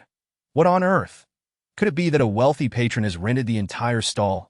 Yin Fanfan thought to himself, realizing he needed to prepare for introductions should a noble indeed be present. "Young lady, these are all yours to do verify if everything is correct," the vendor said, cheerfully loading 5 bags and placing them before Luo Li with a thud. Lu Shang emerged from behind, standing beside Luo Li and giving him a knowing glance. Chapter 47. Kneel and call her Grandma. Luo Li had anticipated that the vendor might offer them a few items, but he never expected Lu Shang to be so persuasive, securing the entire stall's treasures for them. Lu Shang mysteriously remarked, "I forgot to mention, I specialize in bargaining. Truly a cunning merchant." Luo Li was instantly in awe of Lu Shang's negotiating prowess. Meanwhile, Yin Fanfan, Bai Chong, and the others were left in shock. Bai Liyan and Feng Qingyang promptly collected 2 bags and examined their contents. "Yin Fanfan, do you know numbers?" Yin Fanfan's eyes widened in disbelief. Five bags? Excellent. We can commence. Commence? What do you think? If you can produce 5 bottles, I will kneel and call you grandma." The foolish remark echoed in Yin Fanfan's mind, and he wished he could slap himself. "You are playing tricks. This is utterly impossible. You have no money." Feng Qingyang directly dragged the vendor over, telling him about this foolish individual. The vendor candidly replied, "All of this belongs to Luo Li. They didn't purchase a thing." The vendor chuckled. "It's all a gift," Yin Fanfan exclaimed. "Why should we spend spirit stones to buy, while she receives gifts? To be honest, would you buy a pot with a gift included? But such a multitude is simply outrageous. This is clearly a trap." Yin Fanfan noticed the other stall still had several large pots available. After mocking Luo Li earlier, now he had to buy a pot. Wasn't that a self-inflicted wound? In a fit of rage, he ended up purchasing a pot, throwing his last 50 spirit stones into the transaction. The vendor chuckled again. "I apologize, young sir, but the gifts are all gone to Dio. Come again another day. You cunning merchant, refund my spirit stones. The vendor produced a sign that read, all sales are final. Fan realized he had been duped, but dared not cause a scene. This was quite disadvantageous for a newcomer like him. Just as Fan seethed with anger, he suddenly felt two powerful forces at his knees, compelling him to kneel. Bai Chang's face darkened. Luo Li, what kind of trickery is this? Yin Yu seems to value his reputation above all. I wonder how he would punish you should he learn of your actions today. Bai Chang was left speechless. Fan's countenance was equally grim. Fan, what are you still doing? Hurry up and finish your business, and let us depart.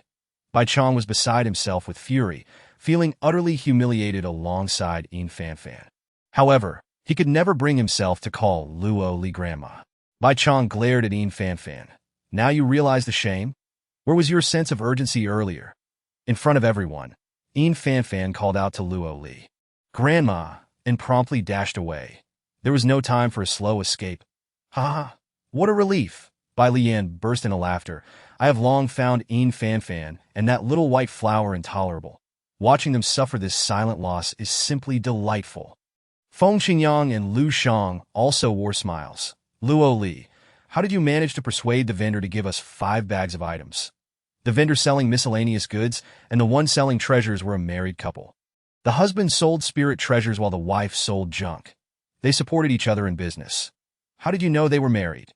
Did you not notice the identical patterns and stitches on their clothing? They were undoubtedly crafted by the same person. Feng Qingyang remarked, Luo Li, your observation is remarkably keen. They had visited the black market several times, yet had no idea that the two were actually partners. The husband was a miser, and the elixirs and talismans he sold were of dubious quality. 9th grade elixirs were at best 3rd grade, and the 1st and 2nd grade items were even worse. Utterly ineffective that I merely seized the opportunity while buying the pot and had Lu Shang engage the vendor in conversation. She genuinely wanted to purchase the pot, especially with area, the foodie, in mind. Unlike De Huang, who could survive on spiritual energy, she might not be able to concoct elixirs, but she could discern the quality of the elixirs.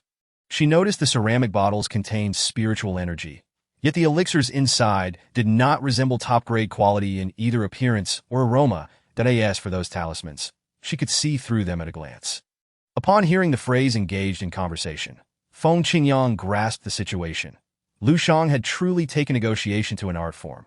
The vendor was terrified, for Lu Shang was an expert at bargaining, understanding a merchant's psyche and weaknesses better than anyone, especially Fan. Throughout the journey, Fan had nearly cried out for help. Following this incident, Fan's enmity towards Luo Li deepened, that he would stop at nothing to eliminate Luo Li. They had never seen so many treasures in their lives. Although some were inferior or mismatched in quality, it was inconsequential. It provided them with far more security than entering the secret realm empty-handed. The news quickly spread to the other 3 classes. Rongchen had been summoned several times, but had never attended. The reason being, he was also indulging in feasting and revelry. Yin Yu and the others reported the matter to Jun Ma Xiao. Dean, look at this, what is going on? With the assessment looming, just look at the atmosphere in Class D. They skip evening classes and can't rise for morning classes. All they do is eat and drink. And they'll surely fail the assessment. Jun Ma Xiao, usually with a serene countenance, rarely displayed a hint of amusement, but now, knowing they were already in last place, he did not mind granting them another chance. Let them be. Shui Bingyu and Lei Yin remained silent, quietly sighing to themselves. They felt powerless regarding Rongchen. However, Luo Li and the others' actions inadvertently left the other classes envious, though all are students of Jiuzhou Academy. Why is it that some toil daily in relentless training and arduous trials, rising at dawn and toiling late into the night, only to be reprimanded by their mentors for the mere act of seeking leisure? Meanwhile, Luo Li and her companions indulge in revelry without a care. Could it be that this is the peculiar joy of being at the bottom of the ranks after a hearty meal? Feng Qingyang and Lu Shang ventured into the empty courtyard behind the dormitory in search of Luo Li. Feng Qingyang, clutching a jug of wine, declared, Luo Li here, the mentor has instructed me to bring you this fine vintage. Lu Shang, observing Luo Li fiddling with an object in her hands, felt a surge of curiosity. That knife looks strikingly familiar. Isn't it the kitchen knife you purchased at the black market a few days ago? At that moment, Luo Li sat on the steps before the firewood room, intently carving a piece of ironstone. You are not mistaken. This blade is remarkably sharp, capable of slicing through iron as if it were mere clay. After a bit of sharpening, it has become even sharper. Although it may lack aesthetic appeal, it is quite functional. Lu Shang leaned closer, inquiring, "What are you crafting?" The answer came, "A pistol." Luo Li set down the kitchen knife, revealing a delicately crafted iron pistol. "What purpose does it serve?" She replied, "Consider it a concealed weapon." Lu Shang, a weaponsmith himself, had never encountered a pistol before. The name sounded novel and distinct from any concealed weapons he had ever seen. "You, my dear, should consider trying your hand at weapon crafting," he remarked, impressed by Luo Li's evident talent. She exuded an air of cool detachment, seemingly lacking in skills, yet paradoxically possessing an abundance of talent that left others in awe. "What are those?" Lu Shang pointed to several dark spheres in a bowl beside Luo Li. "Bombs," she stated plainly. Lu Shang exchanged a bewildered glance with Feng Qingyang, another novel contraption, and its name alone sounded formidable. Luo Li promptly handed each of them a bomb, gesturing towards the Minter's building. "Cough, throw it over there and see what happens." The two, fueled by curiosity, complied. With a resounding bang, dust erupted. Aside from the students of Class Ding, everyone else rushed towards the Minter's building, for Rong Chun had always refrained from residing there. Feng Qingyang and Lu Shang were elated, as if they had discovered a new world. Can such a small object possess such power? It surpasses even the might of a high-grade explosion talisman, and it appears to be crafted from fine iron, which is significantly cheaper than talisman paper. Alas, our strength remains insufficient. Luo Li, how do you possess such knowledge? Feng Qingyang gazed at the composed Luo Li, beginning to believe that perhaps Class Ding might indeed rise to the top in the upcoming assessments. Lu Shang held Luo Li in even higher regard. As a weaponsmith, he found that the spirit weapons he forged paled in comparison to the iron sphere she had whimsically crafted. Doubts crept into his mind about his own qualifications as a weaponsmith. The Minter's building felt unusually quiet. Luo Li scrutinized the silent structure, her eyes narrowing. Given Yin Yu's petty nature, it wouldn't take long for him to deduce that the bomb had originated from their dormitory area. Investigating the matter would be exceedingly simple. However, after a prolonged wait, no mentors appeared, save for a swarm of students rushing to witness the spectacle outside. Something felt amiss. Just then, the ground trembled violently, as if a quake had struck. The entire Jiuzhou Academy shuddered in response. What immense power! Feng Qingyang and Lu Shang hastily rose to their feet. Just moments ago, everything had been tranquil, yet now, an overwhelming force surged forth, as if a formidable presence had suddenly materialized in the holy capital. "I recall now." Feng Qingyang furrowed his brow. "I saw the mentors leaving the academy tonight, each with a grave expression, that I overheard them discussing an intrusion in the holy capital, mentioning seals and fortifications. They must be heading to the other side of heaven." Luo Li raised an eyebrow in intrigue.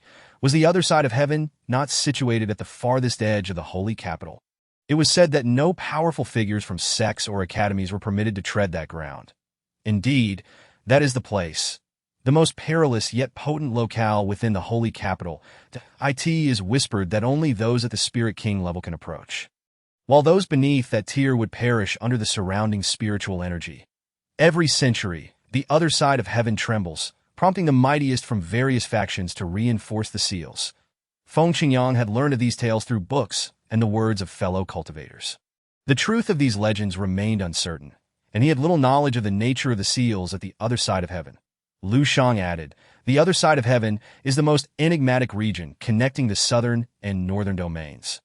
Formed by a rift descending from the sky, it is said that traversing the other side of heaven leads to the southern domain, a land rich in spiritual resources and stronger beings.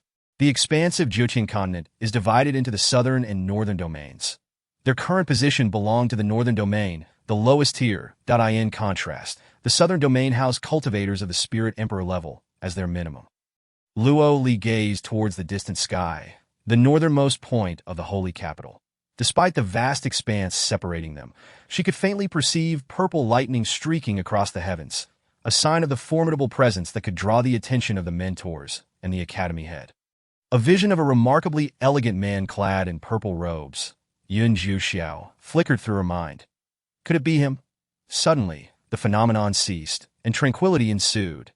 When Bai Li Yinjie arrived, she witnessed the trio engrossed in examining the novel concealed weapons crafted by Luo Li.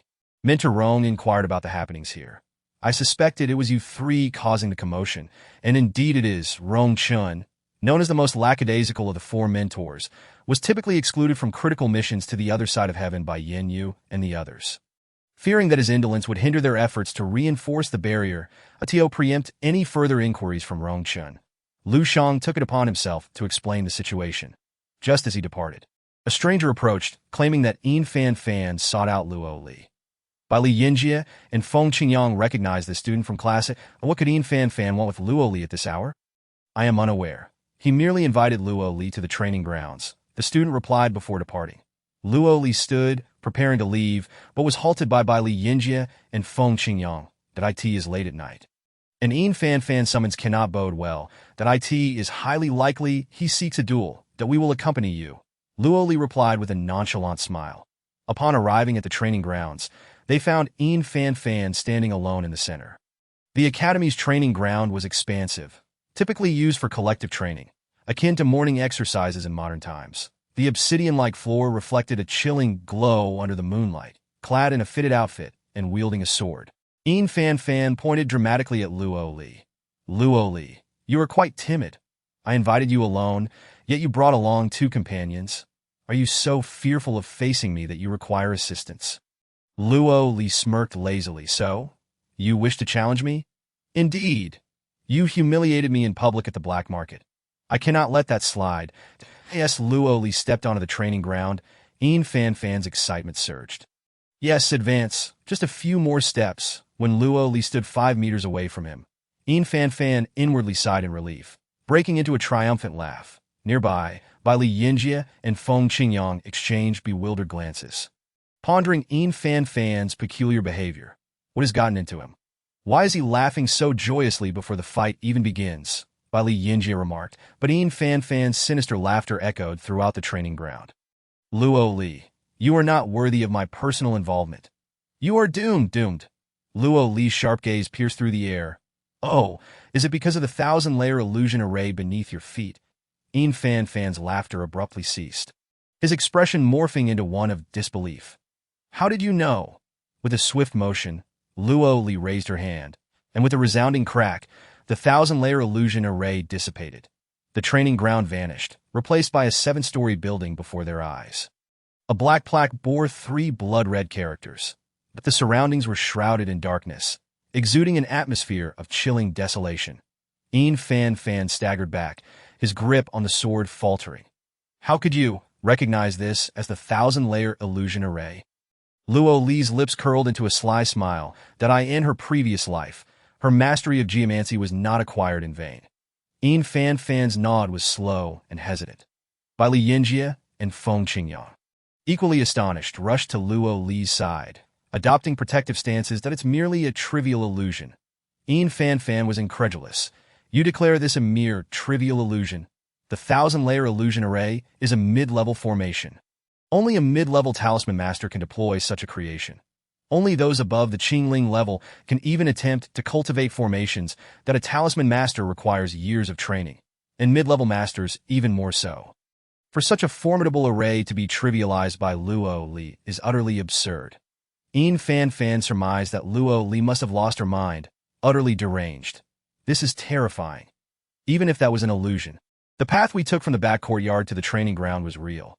The training ground is located to the east, while the lies to the west, 2 diagonal extremes. Moreover, the training ground is always bustling with people. While the is a forbidden area, off-limits to anyone except the headmaster and a select few mentors, that is not the air of mystery that pervades this place, but rather the myriad dangers that permeate the scripture pavilion. Once one steps inside, the odds of survival dwindle to a mere 1 in 10.2 utterly distinct realms. Luo Li's gaze shifted, pondering whether the illusionary array had already begun from the back courtyard. A talisman master? Only a talisman master could possibly lay such a formation. Yet, our academy lacks even a junior talisman master. Feng Qingyang focused intently. Luo Li glanced at Yin Fan Fan, who was still reeling from shock. It seemed she would have to inquire with her. Feng Qingyang spoke gravely. Ian Fanfan, you conspired with outsiders to harm Luo Li. If this crime reaches Yin, he will not be able to shield you. A glimmer of murderous intent flickered in by Li Yinju's eyes. Ian Fanfan. What is there to fear? Bai Shang and Su Ronger emerged from the shadows, standing alongside Ian Fanfan. Luo Li remarked, "It is you." Bai Shang maintained her usual frigid demeanor, her gaze laced with malice. "Even if you know Fanfan seeks to harm you, it will avail you nothing. You have no chance to speak of it." In any case, Luo Li was destined to perish, and she no longer needed to feign innocence. As her words fell, Bai Shang gathered a powerful surge of spiritual energy in her palm and abruptly struck the plaque of the scripture pavilion behind Luo Li and the others. The once stalwart doors of the pavilion, shrouded in the tranquil night, suddenly swung open with a foreboding darkness. Behind the doors lay a massive vortex of spiritual energy, relentlessly pulling Luo Li inward. Luo Li. Luo Li. Almost simultaneously, Feng Qingyang and Bai Li Yinju each grasped one of Luo Li's arms. Unfazed, Luo Li smiled at Bai Shang and the others. A chill ran through Bai Shang. Luo Li's gaze was terrifyingly cold. Luo Li is to perish. What is there to fear? Before Bai Shang could finish her thought, she felt a surge of spiritual energy at her waist, dragging her into the scripture pavilion along with Ian Fanfan and Su Ronger. They were all drawn into the inky blackness of the door. The stone doors of the scripture pavilion shut with a resounding finality. Rongchen and Lu Shang arrived just in time to witness the unusual occurrence. Mentor, Luo Li, and the others have been pulled into the scripture pavilion. What should we do? Rongchen's usually relaxed expression was now grave. Once the stone doors shut, only Jun Maxiao could open them. Jun Maxiao possessed the key to the pavilion. Alternatively, it would require the combined strength of the four mentors to forcibly breach the pavilion's doors. Yet with the disturbances beyond the heavens, Yin Yu and the others were absent from the academy. Will Luo Li be all right? Lu Shang inquired anxiously. Rongchen stood with his hands clasped behind his back, shaking his head. Perhaps this is an opportunity meant for that girl. When he saw her enter, she appeared willing. Conversely, Bai Shang and the others seemed to have been pulled in against their will. However, given Bai Shang's identity, it was likely that the woman surnamed Mu would intervene. What a pity. Mu Qianqing has yet to emerge from seclusion. Rongchen furrowed his brow. Ever since Luo Li met Mu Qianqing, that youth had secluded himself on Star Peak, having entered the scripture pavilion himself. He was acutely aware of its perils. Both Luo Li and Bai Li Yinju belonged to the green spirit, while Feng Qingyang, being slightly stronger, was a blue spirit. Yet he remained deeply concerned for the three of them. If they could enlist Mu Qianqing's aid, perhaps the trio would have a chance of salvation. The long static scripture pavilion was now stirring, drawing a crowd of students to witness the spectacle. Meanwhile, inside the scripture pavilion, as Luo Li, Feng Qingyang, and Bai Li Yinju landed on the ground, they found themselves enveloped in darkness, with not a flicker of light to be seen. Feng Qingyang summoned his spiritual energy, conjuring a small flame at his fingertips. Around them, they discovered numerous bookshelves laden with thick tomes, easily numbering in the hundreds. That I always wanted to explore the scripture pavilion, but I never expected it to be so dim, Luo Li remarked as she surveyed her surroundings. The desolate silence was markedly different from her expectations. Had it not been said that the pavilion was resplendent? Indeed, our mentor specifically mentioned that the walls of the scripture pavilion were constructed from spiritual essence. Feng Qingyang recalled, spiritual essence contains far greater spiritual energy than spirit stones. Had Master Rong Chen truly ventured into the scripture pavilion before? Feng Qingyang nodded. During my first year at the academy, I witnessed Mentor Rong enter once, and it was the only time I saw him covered in blood, gravely injured. That I do not know how he managed to enter, but after that incident, he secluded himself for a year to recuperate. Luo Li blinked, noticing the rich spiritual energy of the books surrounding them. However, your spiritual flame cannot burn for too long. It will exhaust your energy, and before long, we too shall succumb to darkness. There isn't even a staircase leading to the second floor. Something is amiss. The reason Luo Li refrained from mentioning the formation was that she sensed no presence of an array here. Whether it was due to her insufficient abilities or the array being too formidable remained unclear. She groped her way to a bookshelf and opened a tome, causing a faint light to illuminate the chamber. Evidently, these books held the key to dispelling the darkness. Feng Qingyang and Bai Li Yinju rejoiced, and following Luo Li's lead, they began to open the books one by one that the hall brightened considerably. Yet, the walls around them remained devoid of the spiritual essence that Rong Chun had spoken of. These stone walls were ancient and bore no relation to spiritual essence. Though Rong Chun was known for his laid-back disposition, he could undoubtedly distinguish spiritual essence from mere stone. Why, then, did their perception differ so greatly from his? It was as though they had entered two separate realms that as this thought flickered through Luo Li's mind. She felt as though she was on the verge of a revelation. She turned the page of the book in her hand, and suddenly, a layer of stone dust began to vanish from the western wall. Upon flipping to the second page, however, she found it obstinately stuck, as if bound. Lowering her gaze, she read the entirety of the first page's content before she could turn to the second. The faster she read, the quicker she flipped the pages. The stone dust dissipated at an astonishing rate. Could it be that they needed to read all the books in this chamber to clear a wall and reveal the staircase to the second floor? It seemed so. Bai Li Yinju and Feng Qingyang grasped the implication, gazing at the 3 shelves of books with trepidation. Just how long would it take to read all of these tomes? After contemplating for a moment, they resolved that rather than squander time in futile struggle, it would be wiser to begin reading immediately.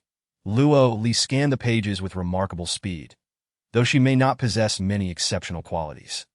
Her memory was prodigious, akin to a photographic memory that as she continued to read, the towering pile of books she had perused began to accumulate before her like a small mountain.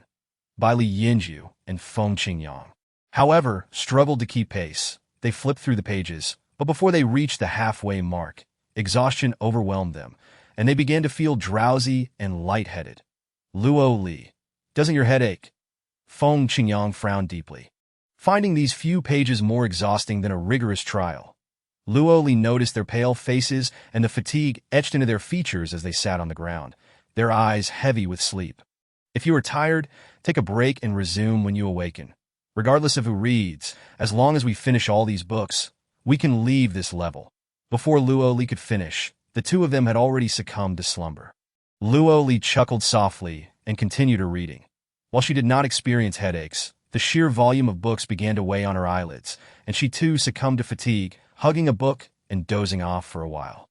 Upon awakening, she resumed her reading. It was unclear how much time had passed. All she knew was that the books on the shelves dwindled while the pile before her grew larger. Eventually, Bai Li Yinju and Feng Qingyang each finished the book they held. With a soft thud, they closed their tomes, and the stomach of Arya, who had been silent until now, growled once more. This marked the 10th time Arya's stomach had rumbled, though the 2 little ones had maintained their boundaries in the space. They coexisted harmoniously. Luo Li noted that Arya not only loved spirit stones, but also had a penchant for medicinal pills. This predicament left Luo Li distressed, for the items Arya craved were all frightfully expensive. She simply could not afford to sustain such appetites. Observing Arya on the brink of starvation, Luo Li's heart softened as she patted Arya's head, that I will find a way to get you something to eat. Upon hearing the word eat, Arya's eyes sparkled momentarily, but that flicker faded just as quickly, and it drooped its head like a frostbitten eggplant. The low-tier medicinal pills Luo Li had procured from the black market had long been consumed by Arya. If only there were a few more pills available now. With no pills in sight, perhaps some spirit plants would suffice? Just then, as the 3 of them pondered their predicament, a hollow sound emanated from a corner of the room. Bai Li Yinju glanced around. What was that noise? Feng Qingyang speculated. It sounded like something fell. Luo Li followed the sound to its source, raising her hand to touch the stone wall, revealing a hidden compartment. Inside lay several spirit plants, 8-grade spirit plants, no less. The notion of a windfall, previously only heard of in tales, had now manifested before them. Bai Li Yinju laughed aloud, but as the laughter subsided, he realized that Arya did not consume spirit plants. This chicken was indeed peculiar. It relished the medicinal pills crafted from spirit plants, yet refused to touch the plants themselves, akin to someone who eats cooked meat but shuns raw. Luo Li's gaze lingered on the 8-grade spirit plants, her expression contemplative. After a brief silence, a shadow flitted before her, and she retrieved a well-used cauldron from her spatial realm. Bai Li Yinju and Feng Qingyang had witnessed Luo Li using the cauldron to prepare spirit meals for Arya before. But they remembered that Arya had never eaten spirit meals, only spirit stones and medicinal pills. Luo Li, what are you doing? Feng Qingyang inquired, perplexed. Luo Li had already set up the cauldron and placed the spirit plants inside, preparing to concoct medicinal pills. Bailey Yinjiao's lips twitched as he pondered the absurdity of using a large cauldron to concoct elixirs, but he possessed a small furnace specifically designed for alchemy, yet the notion of a massive pot was utterly novel to him. Curiosity enveloped them all. Nevertheless, Luo Li had already commenced the process. Lacking any extraordinary flames, she resolved to maintain her spiritual energy in this desolate place, where not even a chicken would lay an egg or a bird would defecate, preparing for unforeseen circumstances. Thus, the conservation of spiritual energy became paramount, that in a moment of inspiration, Luo Li retrieved the books she had previously perused and, with a flourish, tossed them into the fire, igniting the flames for her alchemical endeavor. During the waiting period, she comforted Arya and continued her reading. Bailey Yinjiao and Feng Qingyang also busied themselves with their own studies. Although Bailey Yinjiao possessed knowledge of alchemy, since entering the sutra repository, his cognitive faculties had diminished. The prospect of expending additional mental energy on alchemy was unthinkable. Consequently, Luo Li read while the two men succumbed to slumber. Time passed, and suddenly, a loud bang echoed, accompanied by a plume of black smoke. The elixir was completed. However, it was far from aesthetically pleasing. Oddly shaped, not round and dark, resembling a miniature eggplant, perhaps even a peanut. The two men were jolted awake by the commotion, their eyes drawn to the dark, amorphous mass at Arya, initially thrilled by the sound of the elixir's completion. Akin to a surge of adrenaline, soon reconsidered upon seeing what Luo Li held. Never mind, perhaps it was best to lie down again. Luo Li, is this really an elixir? Bailey Yinjiao questioned, unable to believe that this peculiar creation could be classified alongside any elixir he had ever encountered. He found himself incapable of discerning its grade. Luo Li, brimming with confidence, replied, "Well, it's my first attempt. Admittedly, it doesn't look great, but it should be edible." That Arya interjected. "Is it even safe to consume?" Chapter 51. Burning books for fuel. Luo Li offered the elixir to Arya, who turned her face away in disdain. "Come now, give it a try. What if you develop a taste for this particular elixir?" There's no what if. Perhaps hunger compelled Arya, or perhaps she couldn't bear to reject Luo Li's good intentions, for she steeled herself and took a bite. Almost immediately, she felt faint. The three of them gasped in unison. Another spiritual plant had fallen to Arya, still breathing, had not perished, and the large cauldron continued its alchemical work. Arya awoke briefly to devour the remaining elixirs, relishing the taste, that it must be said, while Luo Li's alchemical skills left much to be desired. The flavor was delightful enough to justify consumption, so they made do with what they had. When Luo Li grew weary of reading, she resumed her alchemical efforts. Thus, in that dimly lit space, Bailey Yinjiao and Feng Qingyang were tasked with sleeping, while Arya took on the role of eating, and Luo Li oscillated between reading and concocting elixirs. Meanwhile, on another front, Bai Shang, Yin Fanfan, and Su Rong'er found themselves in a resplendent hall brimming with spiritual essence.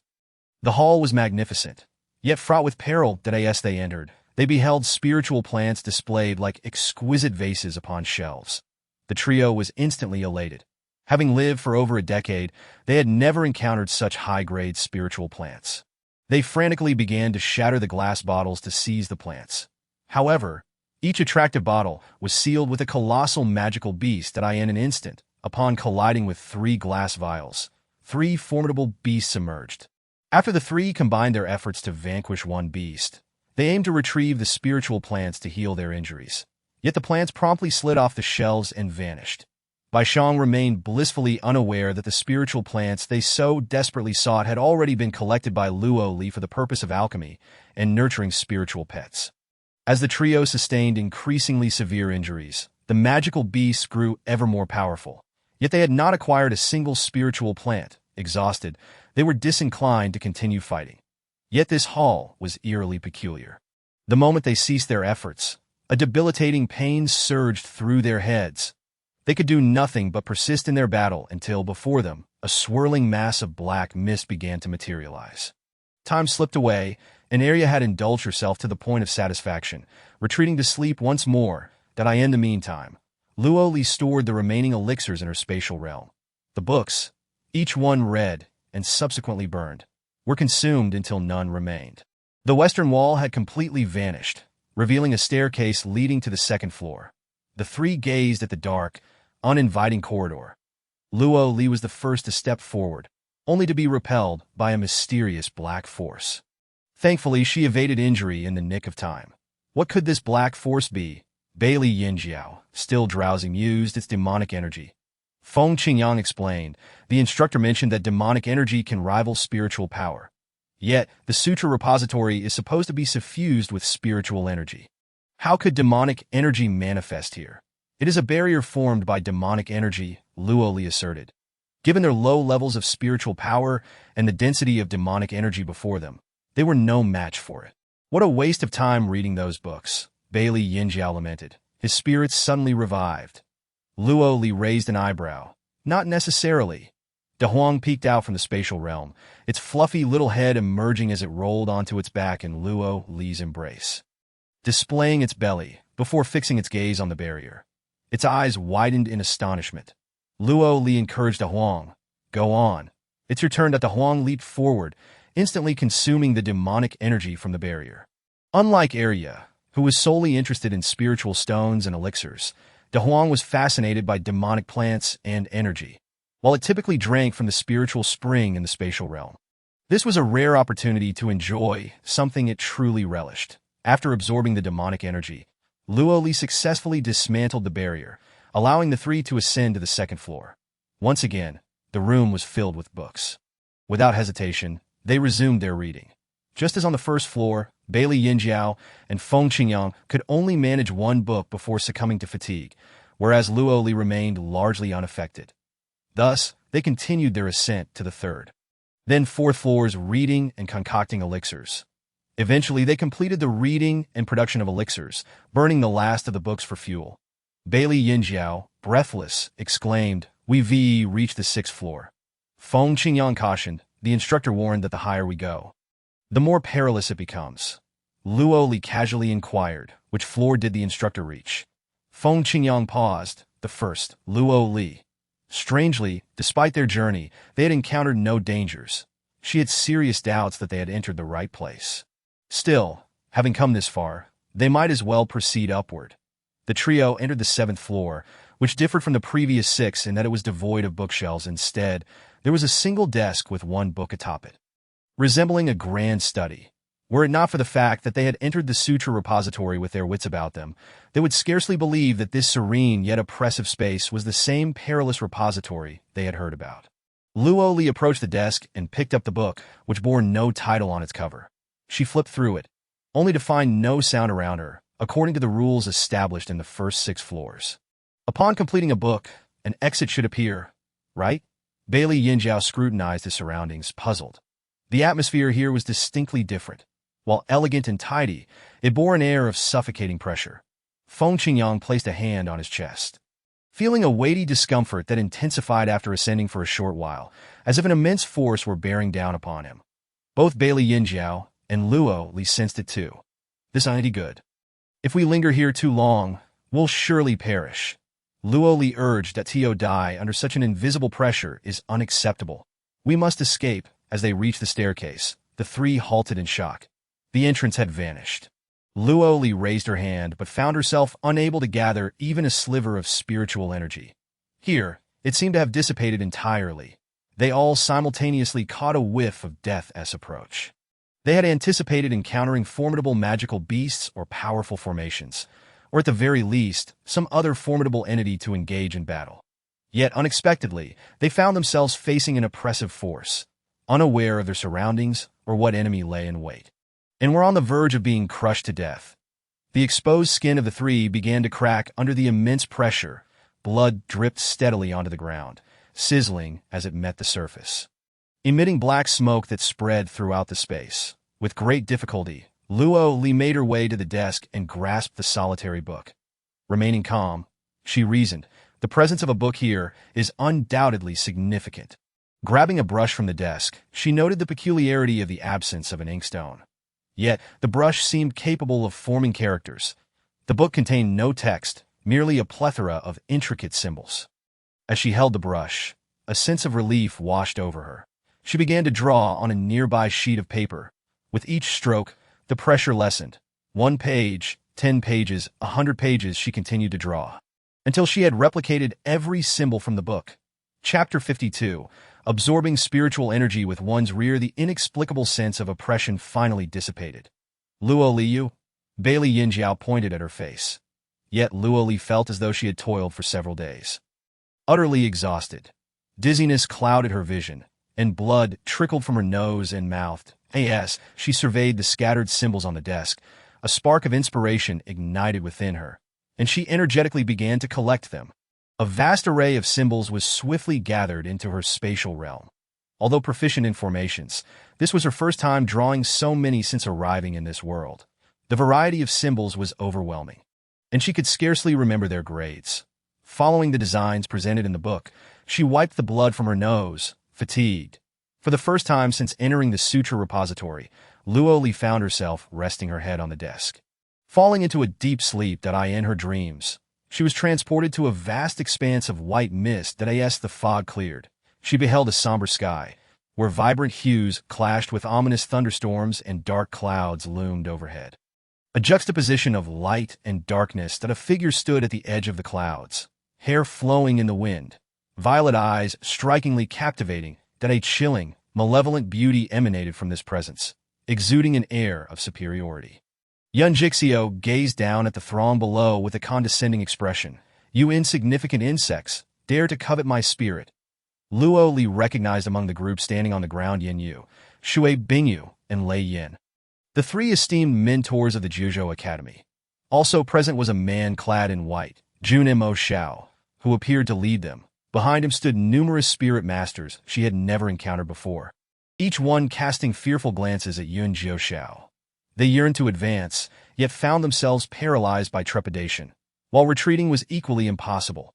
Their garments and arms bore traces of blood, the origin of which remained a mystery, whether it was their own or that of Yun Jiuxiao. The scene before her was unmistakable to any discerning observer. A group intent on besieging Yun Jiuxiao, yet utterly incapable of overpowering him. According to Feng Qingyang's account, the principal along with the 3 mentors had ventured to the other shore of heaven to reinforce the barriers sealing it. The position occupied by Yun Jiuxiao bore an uncanny resemblance to that other shore. Yet how had he come to be here? What could have prompted the principal and the formidable mentors to engage in conflict with Yun Jiuxiao? Luo Li recalled his earlier words, the spirit of this seat. What connection did the seal of the other shore hold with Yun Jiuxiao? A torrent of chaotic thoughts surged through Luo Li's mind, leaving her head spinning. Suddenly, her body began to levitate. No, to be precise, a fragment of her soul ascended and positioned itself before Yun Jiuxiao. Luo Li felt utterly bewildered, suspended in midair, her entire being feeling weightless. Out of the corner of her eye, she caught a glimpse of the principal and the others, their faces ashen as they fixated on the lofty heights. They cannot see you. Yun Jiuxiao's handsome visage loomed larger in her view. Luo Li lifted her gaze, astonishment flooding her expression. Yun Jiuxiao you? He tenderly ruffled her hair and said, Indeed, this seat has forcibly brought your soul to the other shore. Luo Li gasped. Wasn't it said that only the principal and those above the Spirit King realm could approach this place? Anyone else would be obliterated by the explosive spiritual energy.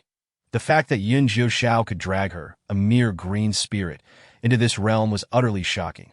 What on earth do you want me here for? To admire the scenery, I asked that all? Why not? Yun Jiuxiao's gaze was entirely fixed upon her, and upon reflection, it had nearly been a month since they last met. Previously, he had possessed no sense of time. Even after being sealed at the bottom of the sunset cliff for an eternity, he had lost count of the years. Yet in recent times, he had grown acutely aware of time as passage. He was well aware of her worth. Even as a mere fragment of a soul, Yun Jiuxiao had erected a formidable barrier that isolated them from the outside world, allowing her to perceive the vast spiritual energy of this realm. It was overwhelming. It was breathtaking. No rush that I am in the midst of a critical task at the Sutra Pavilion. Initially, she believed this to be an illusion, a trial set for her within the Sutra Pavilion. Yet when Yun Jiuxiao truly laid eyes upon her, the reality of the situation dawned on her. That thing cannot harm you. The Sutra Pavilion seemed merely a location, not an entity. Yun Jiushao grasped her hand. If you dislike this place, I shall take you elsewhere. With a mere turn of her body, the scenery transformed anew. This time, it was not the heights, but a dim and chilly cavern reminiscent of the underground. Just as Luo Li began to speak, she beheld a luminescent tree stump before her. Every groove upon it resembled human meridians, with spiritual energy flowing within, though the spiritual tree stump bore no buds. Its roots were intricately entwined, sprawling hundreds of meters away, lush and magnificent, so much spiritual energy. Luo Li's eyes widened in wonder. This energy flowed like spring water, coursing outward from the roots, extending far and wide. Where was this place? Yun Jiushao stood beside her, gazing at the spiritual tree stump, the source of spiritual energy beneath the other shore of heaven. Luo Li stepped closer, her hand brushing against the thick roots akin to a human thigh. And spiritual energy surged into her. Startled, she quickly withdrew her hand. She had not activated the spirit control technique. This energy seemed to possess a will of its own, rushing into her body and leaving her dizzy. The aura was so familiar. Yes, it was identical to that of your life stone. Luo Li was highly sensitive to such energy, as the golden life stone of Yun Jiushao had always resided within her consciousness. The energy had indeed entered her consciousness, flowing into that golden life stone that a startling and audacious thought struck her. Could this spiritual tree stump be a manifestation of your spirit energy? Yun Jiushao glanced at her and nodded. Luo Li's eyes sparkled with astonishment. If that were the case, the holy city was indeed the most spiritually affluent place in the southern region of the Nine Heavens continent. Thus, the land's sanctity must have been cultivated by your nurturing. Yun Jiushao, hearing this, wore a half-smile. Luo Li, do you deem the holy city to be sacred? Not particularly sacred. Rather, it is simply a place teeming with powerful beings, which can be somewhat intimidating. Moreover, its abundant spiritual energy makes it a coveted destination for many spirit masters. This place was once a battlefield. I have heard of it. However, I was unaware that it was connected to you. Yet for these years, were you not sealed at the bottom of the sunset cliff? Yun Jiushao abruptly pulled Luo Li to sit upon the spiritual tree stump, the energy surging into her from below. Luo Li remained silent, while Yun Jiushao appeared unfazed, propping his head with one hand as he gazed at the night sky. Do you recall when I mentioned that my power had been dissipated at the bottom of the sunset cliff? Yes, your purple spirit strength represents merely a fraction of my power. Chapter 53, The Terrifyingly Powerful Yun Jiushao. It was this revelation that nearly brought Luo Li to tears from fear. He truly could not be described by a mere term of strength. Over the years, I would release portions of my spiritual energy every few hundred years to shatter the millennia-old seal. However, due to the peculiar nature of that seal, the energy was dispersed, and over time, I noticed my power becoming increasingly diluted. Fortunately, each time I awakened, my strength would return to its zenith, that I had never pondered where the energy I had previously emitted had gone. Assuming it was absorbed and digested by the life and death-life play formation. You sense the presence of your spiritual energy in the holy city, prompting you to investigate. That is one reason. The primary one being that I detected the aura of the one who sealed me long ago. Upon arriving at the other shore, I discovered that this place was indeed a manifestation of my spiritual energy. What barriers, what seals, none of it existed. But you are unaware that your power is so formidable that those below the Spirit King realm cannot approach here. Consequently, a legend arose that spoke of a barrier connecting the southern and northern regions. Yet, one thing puzzles me. When you clashed with Jun Mo Xiao and the others today, was it because they regarded you as an intruder? Or had they always known that there were no barriers at the other shore? Luo Li's heart sank. Could it be that each time they ventured to the other shore, it was not to reinforce the seal, but rather, indeed, they were here to cultivate?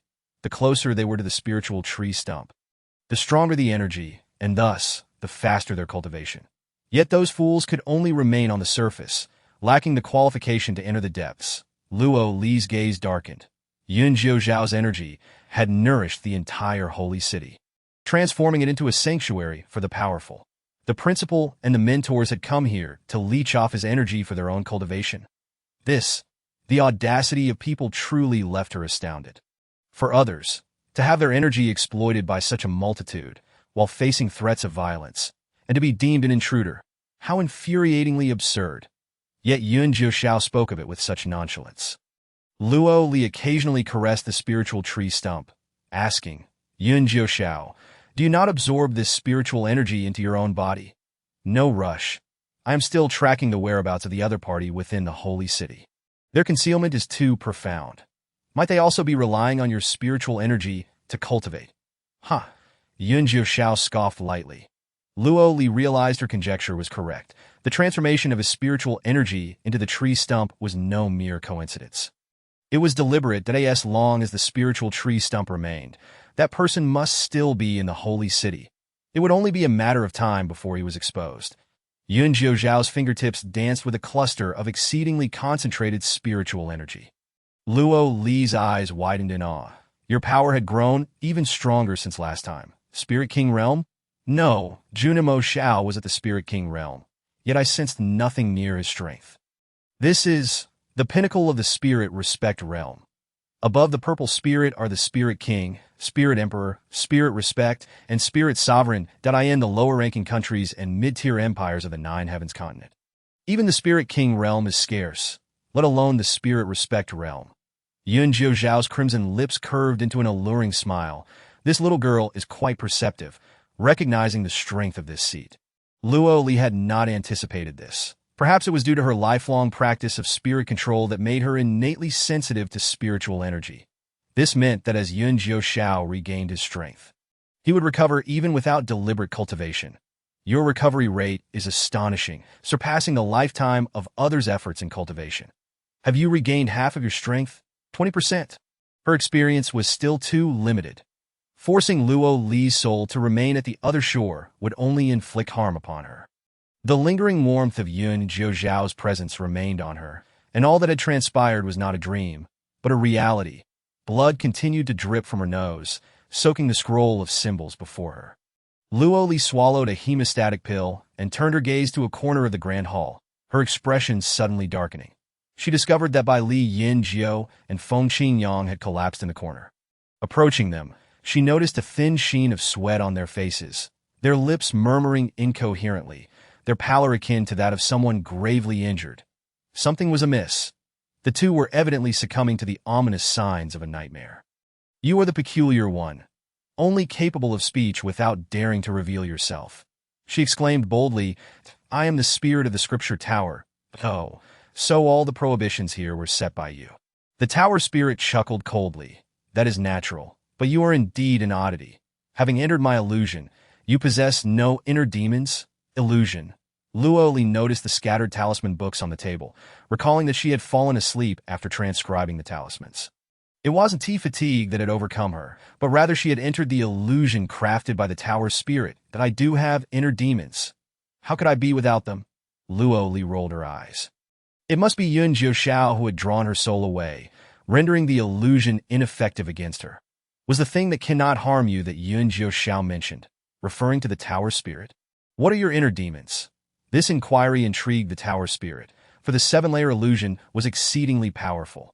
Every individual who entered would be ensnared by their inner demons, suffering dire consequences.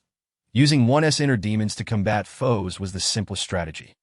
As long as there exists desire, inner demons will manifest, ensnaring even the mightiest of spiritual masters, ultimately leading to their demise. Yet when the illusion commenced, the spirit had deliberately probed Luo Li's inner demons, discovering a vast expanse of white mist within her dreams, utterly devoid of clarity. Chapter 54. A resounding slap. Luo Li smiled radiantly, while secretly gathering spiritual energy in her palm. That my inner demon is to crush you. She unleashed a sphere of spiritual energy, which struck the surrounding stone walls with the force of a tidal wave, yet it created no ripples. The illusion remained unbroken. Haha, this illusion has existed for centuries. How could a mere green spirit like you hope to shatter it? You shall remain here to witness your friends sinking deeper into the mire of death. You will endure eternal solitude, suffering, and torment. Good luck, my prey. The tower spirit's chilling voice gradually faded away. Luo Li observed with growing concern as Bai Li Yinjiao and Feng Qinyang's conditions worsened as long as the illusion persisted. They would remain tormented by their inner demons. What could she do to dismantle this formidable illusion? Gritting her teeth, she realized there was but one way, perhaps due to Bai Li Yin Jiu's lower strength compared to Feng Qingyang. His condition appeared more severe. Luo Li activated her spirit manipulation technique, forcibly separating her body from her soul, allowing her spirit to enter Bai Li Yin Jiu's dreamscape. Upon entry, she was immediately overwhelmed by the sight of several enormous alchemical cauldrons. At the central throne of the hall sat Bai Li Yin Jiu, his gaze fixated obsessively on the cauldrons resting upon the ground, each ablaze with high-tier exotic flames. Bai Li Yin Jiu's inner demon was to become a formidable alchemist. Had he forgotten her? Luo Li struck one of the cauldrons, which trembled but did not vanish. The greater a person's desires, the more formidable their manifested inner demons. The cauldron remained steadfast, indicative of Bai Li Yin Jiu's deep attachment to it. "How dare you harm my cauldron?" Bai Li Yin Jiu exclaimed, rushing toward Luo Li. Slap. Luo Li retaliated with a swift slap to Bai Li Yin Jiu's handsome face. "Bai Li, wake up!" Bai Li Yin Jiu regarded Luo Li as a lunatic. Although he should have killed her, he found it difficult to act against her when confronted with her face that as he hesitated. Luo Li unleashed a furious strike, channeling all her spiritual energy to shatter the numerous cauldrons. Bai Li Yin Jiu trembled, his ethereal form dissipating before her. When Luo Li reopened her eyes, Bai Li Yin Jiu had awakened. Luo Li coughed up a mouthful of blood. Luo Li this. Bai Li Yin Jiu quickly sensed something was amiss. Memories of the dream flashed through his mind. He must have fallen victim to an illusion. Luo Li wiped her lips, reassuring him it was nothing. Fool! Forcing your way into another's illusion severely depletes your vitality. Despite Bai Li Yin Jiu's lack of understanding regarding illusions, he recognized the peril of intruding into someone else's dreams. Luo Li had no time for lengthy explanations. There was still Feng Qingyang to save. At that moment, Feng Qingyang sat cross-legged on the ground, blood beginning to seep from the corner of his mouth. Luo Li activated her spirit manipulation technique for the second time, forcefully entering Feng Qingyang's dream. However, upon entry, she found herself immediately expelled. Feng Qingyang's condition was even worse than before, as if he were on the brink of death. The longer inner demons lingered, the swifter the demise. Luo Li glanced at Feng Qingyang in exasperation. This fellow seemed intent on becoming stronger, tirelessly seeking out challenges, yet failing to keep pace. Bai Li Yin Jiu. After Luo Li entered, she caught a glimpse of Feng Qingyang before he vanished from sight, only to be replaced by another scene, akin to a film reel. Luo Li realized that pursuing Feng Qingyang aimlessly was futile. It would waste time and possibly prevent her from catching up. What should she do now? Feng Qingyang was rapidly deteriorating. Luo Li surveyed her surroundings, her expression resolute. Closing her eyes, she sat in the center, fingers weaving a spell as spiritual energy surged forth from her being. Bai Li Yin Jiu was taken aback. He had witnessed such a scene before in Sifang City. As Luo Li's spiritual energy erupted, Bai Li Yin Jiu, alarmed, dared not utter a word. Was she depleting her own energy? This was the third time Luo Li had activated the spirit manipulation technique. Each activation drained her mental strength. The first two had already left her severely weakened, that if she were careless this time, she could be rendered incapacitated. Cautiously, she extended her spiritual energy to probe her surroundings. Suddenly, her eyes snapped open, locking onto the table. With a commanding shout, she cried, "Break!" A palm strike shattered the table, accompanied by a resounding crash. And the illusion was dismantled. Feng Qingyang, weak yet alert, opened his eyes, finally awakening from the nightmare. Luo Li immediately ceased the spirit manipulation technique, feeling her energy drain away as if it had been instantly siphoned. Her head spinning, she retrieved several dark, invigorating pills from her spatial pouch and consumed them. Once her body had regained some strength, Luo Li stood up. "Thank you, Luo Li." Feng Qingyang expressed his gratitude. She had saved him. Among friends, such gratitude was unnecessary, and Luo Li waved her hand dismissively. Who would have thought that the shattered table was the very heart of the illusion? Yet, as the illusion fell apart, the tower spirit's suppressed voice echoed with rage. "I truly underestimated you. But do not grow complacent. This is merely a trivial illusion. You have entered this realm, and you shall still meet your demise." Ha ha ha! Bai Li Yinjiao and Feng Qingyang furrowed their brows. The tower spirit's words were not mere threats. The three soon realized the true meaning behind the spirit's proclamation of death. A sudden wave of hunger assaulted them, fierce and unrelenting. The three exchanged bewildered glances, utterly dumbfounded. I am so hungry. How can I be this hungry? Bai Li Yinjiao clutched his stomach. Feng Qingyang bent at the waist. Luo Li, succumbing to hunger, squatted on the ground, feeling slightly better in that position. Her stomach was empty, growling with hunger, to the point where she felt she could gnaw on the walls. Luo Li had smashed the table, causing the talisman book to tumble to the floor. Bai Li Yinjiao and Feng Qingyang's eyes fixated on the book in a daze. Well, it's better than starving to death. It's a formation, Luo Li said. Though the illusion has been shattered, the tower spirit must be watching us from the shadows. Chapter 55, A Waste of Resources. Luo Li understood the principle of capturing the leader first when it came to subduing the troublesome tower spirit, as it was the source of all their tribulations in the scripture tower. Identifying the tower spirit was imperative, but the immediate priority was to alleviate their overwhelming hunger, for it could truly lead to starvation. Bai Li Yinjiao remained speechless. The tower spirit was undeniably bizarre. Rather than concocting such obstacles for them, it would have been more straightforward to engage in a direct confrontation, having encountered numerous trials of various magnitudes. They had never before encountered such an illogical foe. Gritting her teeth, Luo Li declared, I have a plan. She retrieved a large iron pot from her spatial pouch, perhaps due to their extreme hunger. The sight of the pot intensified their cravings, conjuring thoughts of fragrant spiritual cuisine. Even the dark, unappetizing pills Luo Li had previously concocted in the pot were considered delicacies in their current state. Luo Li promptly distributed various pills among the two, but their effects were negligible and did little to satiate. Without hesitation, Luo Li began to extract spiritual plants from her spatial pouch. They had previously tried consuming the plants raw, but it proved futile, yielding no satisfaction. Luo Li discerned a pattern. Perhaps only cooked food could alleviate their hunger. Given that they were in the scripture tower, the absence of any means to prepare cooked food posed a significant challenge. Nevertheless, this did not daunt Luo Li. She immediately set to work preparing spiritual cuisine. As the spiritual plants transformed into a fragrant broth, the entire grand hall was enveloped in an extraordinary aroma. The three of them eagerly consumed 3 large bowls. To their astonishment, the hunger sensation vanished. The pot simmered with steam. Luo Li, did you store this water in your spatial pouch? Bai Li Yinjiao marveled at her foresight. Luo Li replied, it's from my own resources. Feng Qingyang, sipping the broth, remarked, this flavor is peculiar. It reminds me of a drop of heavenly spirit water I once stumbled upon during my travels. Could it be? Luo Li nodded affirmatively. It is indeed heavenly spirit water.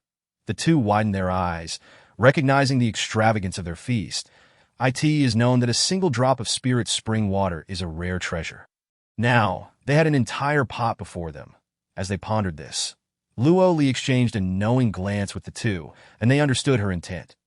Feng Qingyang unleashed a surge of spiritual energy, transforming it into a binding force that cornered an individual. With a swift motion, he pulled someone out. Hey, wait, don't hit me. The one yanked from the shadows turned out to be a frail little boy, no more than 6 or 7 years old. Feng Qingyang was taken aback. How could there be a child in the Sutra Pavilion? He had never heard his mentor mention anything of the sort. Could he be the child of one of the academy's instructors? Bai Li Yinjiao gazed intently at the boy, noting his delicate features, albeit his slight frame. Feng Qingyang shook his head. The Sutra Pavilion had always been regarded as the most perilous place in the academy. And the child appeared unfamiliar, definitely not one of the academy's own. Hey, little brat, where did you come from? Bai Li Yinjiao squatted down before the boy. The child, however, did not meet their gaze, instead looking longingly past them at a pot of cooked spirit herbs. His stomach growled incessantly, prompting him to timidly ask, may I have a sip of the soup? Both Bai Li Yinjiao and Feng Qingyang felt a pang of sympathy for the boy and immediately moved to serve him. However, their actions were swiftly halted by Luo Li. She stepped in front of the boy, who looked up at her with wide eyes. The two exchanged a gaze. One large, one small. Tower spirit. The mere mention of these words sent a chill down Feng Qingyang and Bai Li Yinjiao's spines. This child was the tower spirit, the very entity that had conjured the illusions and plunged them into nightmares. They had entertained countless theories about the tower spirit, but never did they imagine that such a mysterious and dangerous being would manifest as a mere child. The boy blinked his innocent, wide eyes and asked, "Sister, may I have a sip of the soup?" He licked his lips as if he hadn't eaten in years. "What kind of trick are you playing?" Luo Li found it hard to believe that this child was indeed the tower spirit, yet the evidence was undeniable. The boy cast his eyes downward, murmuring, "I just want a sip of soup." "Is that too much to ask? You were the one who created the illusion, weren't you? How did you recognize me?" "He admits it." Luo Li narrowed her phoenix-like eyes. "Aside from the tower spirit, there are no living beings in the Sutra Pavilion. And you're the only one here that a moment's thought reveals your identity, da-da. But many would doubt my claim as the tower spirit." "You are formidable," the tower spirit remarked, his youthful visage contrasting sharply with the inexplicable wisdom in his eyes. "When Jun Maxiao barged in, he didn't even have the right to stand before me, yet you three have succeeded." Luo Li remained unfazed, scrutinizing him. "How do we get out?" The tower spirit shrugged. "You can't leave. Once you enter this place, you might as well be trapped forever." Feng Qingyang furrowed his brow, but that's not right. Master Rong Chun came in and left. The tower spirit chuckled. "Rong Chun? Are you sure he entered this place?" "This place? Isn't this the Sutra Pavilion?" "There is only one Sutra Pavilion in the academy," Feng Qingyang replied, perplexed, feeling that something was amiss. The tower spirit's smile deepened. "Indeed, there is only one Sutra Pavilion in the academy. But just because you entered the Sutra Pavilion does not mean you are physically present within it." Feng Qingyang and Bai Li Yinjiao were left bewildered by the tower spirit's words. Luo Li regarded the tower spirit with earnest intent. "This is not the true Sutra Pavilion, is it?" Master Rong Chun described the Sutra Pavilion as resplendent, while this place is far from it. Feng Qingyang was astonished. "But we entered through the main door of the Sutra Pavilion, along with Bai Shang and the others."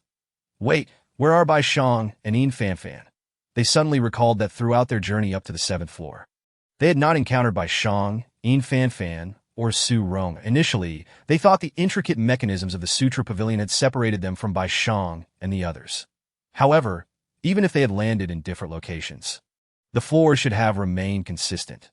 They had not seen any sign of them on the previous floors, and here on the 7th floor, there was not a single trace of anyone. No shadows. Not even a hair. That it was exceedingly strange. "Humph, you will never grasp the nature of this place." The tower spirit allowed the trio to speculate. They exchanged glances. Bai Li Yinjiao prodded Feng Qingyang. "Is there a place in the academy that resembles the Sutra Pavilion?"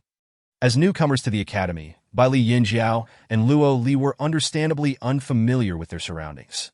Yet Feng Qingyang, having spent 5 years there, found himself engulfed in confusion by the tower spirit's words, doubting if he had wasted his time in the academy. Entering the Sutra Pavilion, yet finding it was not the Sutra Pavilion. Noticing the trio's furrowed brows, the tower spirit reveled in their confusion, pleased as long as he could keep them trapped. Yet he continued to eye the large pot longingly. Luo Li obstructed his view, cutting off his aspirations. Mirror space, the duality of yin and yang. "Kid, this is still the Sutra Pavilion, merely its subterranean level." The tower spirit pointed at Luo Li, his face pale from lack of sunlight, resembling a ghost. Chapter 56. Who is this little brat? Luo Li recognized from his reaction that her deduction was accurate. "You aren't human." The tower spirit stumbled backward, as if driven mad, murmuring, "No one will discover the true nature of this place. No one will realize what this location is." "How could you possibly know?" "No one is aware, because no one has ventured here. Jun Maxiao has been here. He is incredibly powerful, yet he remains oblivious to this place. Your strength pales in comparison to Jun Maxiao's. Yet how can you be even more formidable than him?" Luo Li smiled faintly, piercingly asking, "Kid, I ask you, if this is the underground of the Sutra Pavilion, does that mean Bai Shang and the others have reached the real Sutra Pavilion?" The tower spirit stammered, unable to respond. Luo Li cast a glance at the large pot. "Hungry?" The tower spirit nodded vigorously. "You little rascal, it would be unwise to let you drink the soup, only for you to turn on us later." The tower spirit pressed his lips together and waved his hands hastily. "That you've broken the illusion. Aside from the hunger-inducing formation, there are no other traps here. that I won't trouble you anymore. Luo Li regarded the tower spirit with genuine sincerity. He did not appear to be lying. She promptly seated him before the large pot, allowing him to sip the warm spirit broth. The tower spirit was so moved that tears welled in his eyes. It's so delicious. Since gaining consciousness, I've never had warm spirit food. You, a mere tower spirit, enjoy such delicacies? Yes, yes. What do you wish to eat? Can't you cook for yourself? The tower spirit paused, as if recalling something, then shook his head. Luo Li sensed he was concealing something. Now, can you clarify where Bai Shang and the others have gone? As you surmise, this is the underground of the Sutra Pavilion. The Sutra Pavilion you see at Jojo Academy is the yang aspect, standing above ground. Here, however, is the underground, 7 floors above, 7 floors below. This is the true Sutra Pavilion. Feng Qingyang's eyes widened. The Academy had never mentioned the existence of 7 underground levels in the Sutra Pavilion. The tower spirit elaborated, yin and yang, the 8 trigrams, 1 gives birth to 2, 2 gives birth to 3, and 3 gives birth to all things, coexisting and conflicting. The existence of the Sutra Pavilion embodies this principle. Where there is yang, there must be yin. The magnificent Sutra Pavilion that Master Rongchen spoke of exists above ground, while the underground has always remained in darkness. Thus, the Sutra Pavilion is not merely 7 floors but indeed 14. Strictly speaking, the above-ground Sutra Pavilion is merely a shell. All the spirit texts have been relocated here. Therefore, this is the genuine Sutra Pavilion. The tower spirit waved his hand, and the vast empty hall around them instantly filled with a thick, dark energy, swirling in the air and against the stone walls. They saw only a ring of white spiritual energy surrounding the tower spirit, as the dark energy seemed to recoil in fear from his presence. Both forces resisting one another, unwilling to draw close. Luo Li recognized this dark energy as akin to that which was found at the staircase's restrictions, but here it was denser and more malevolent. The tower spirit, with a serious expression, explained as the tower spirit, I have always guarded the Sutra Pavilion. However, one day I awoke to find a dark aspect had manifested within the Sutra Pavilion, hidden underground. Both the layout and the spirit texts mirrored those of the 7 floors above. When I descended to investigate, I encountered that entity, that I was unable to defeat it, and was subsequently sealed underground. That entity? Luo Li's heart raced as she suddenly recalled Yun Jiuxiao's words. Rest assured, that entity cannot harm you.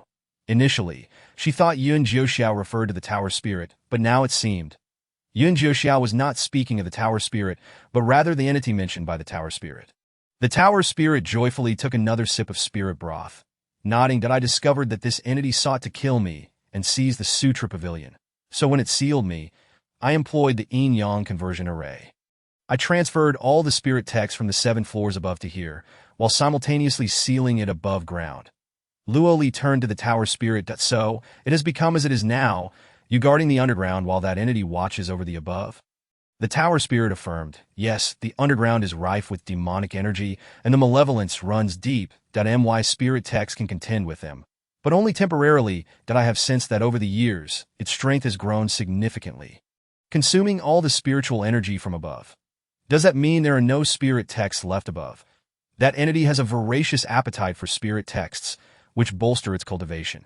After all these years, the demonic energy underground has only intensified, and the spirit texts are nearly depleted. When the atmosphere here is saturated with demonic energy, it will break the seals upon the ground and descend. At that point, both the surface and the depths will belong to it. Fortunately, you have arrived. After a moment of contemplation, Luo Li inquired, did we come here by mere coincidence, or were you the one who brought us down? Everything is predestined. Luo Li understood that they had stumbled into the underground. Meanwhile, Bai Shang and the others must be on the surface now. When that man in white first entered here, I held great hopes for him. The tower spirit remarked, whoever encounters me shall be the turning point for this tower. That man in white was exceptionally strong.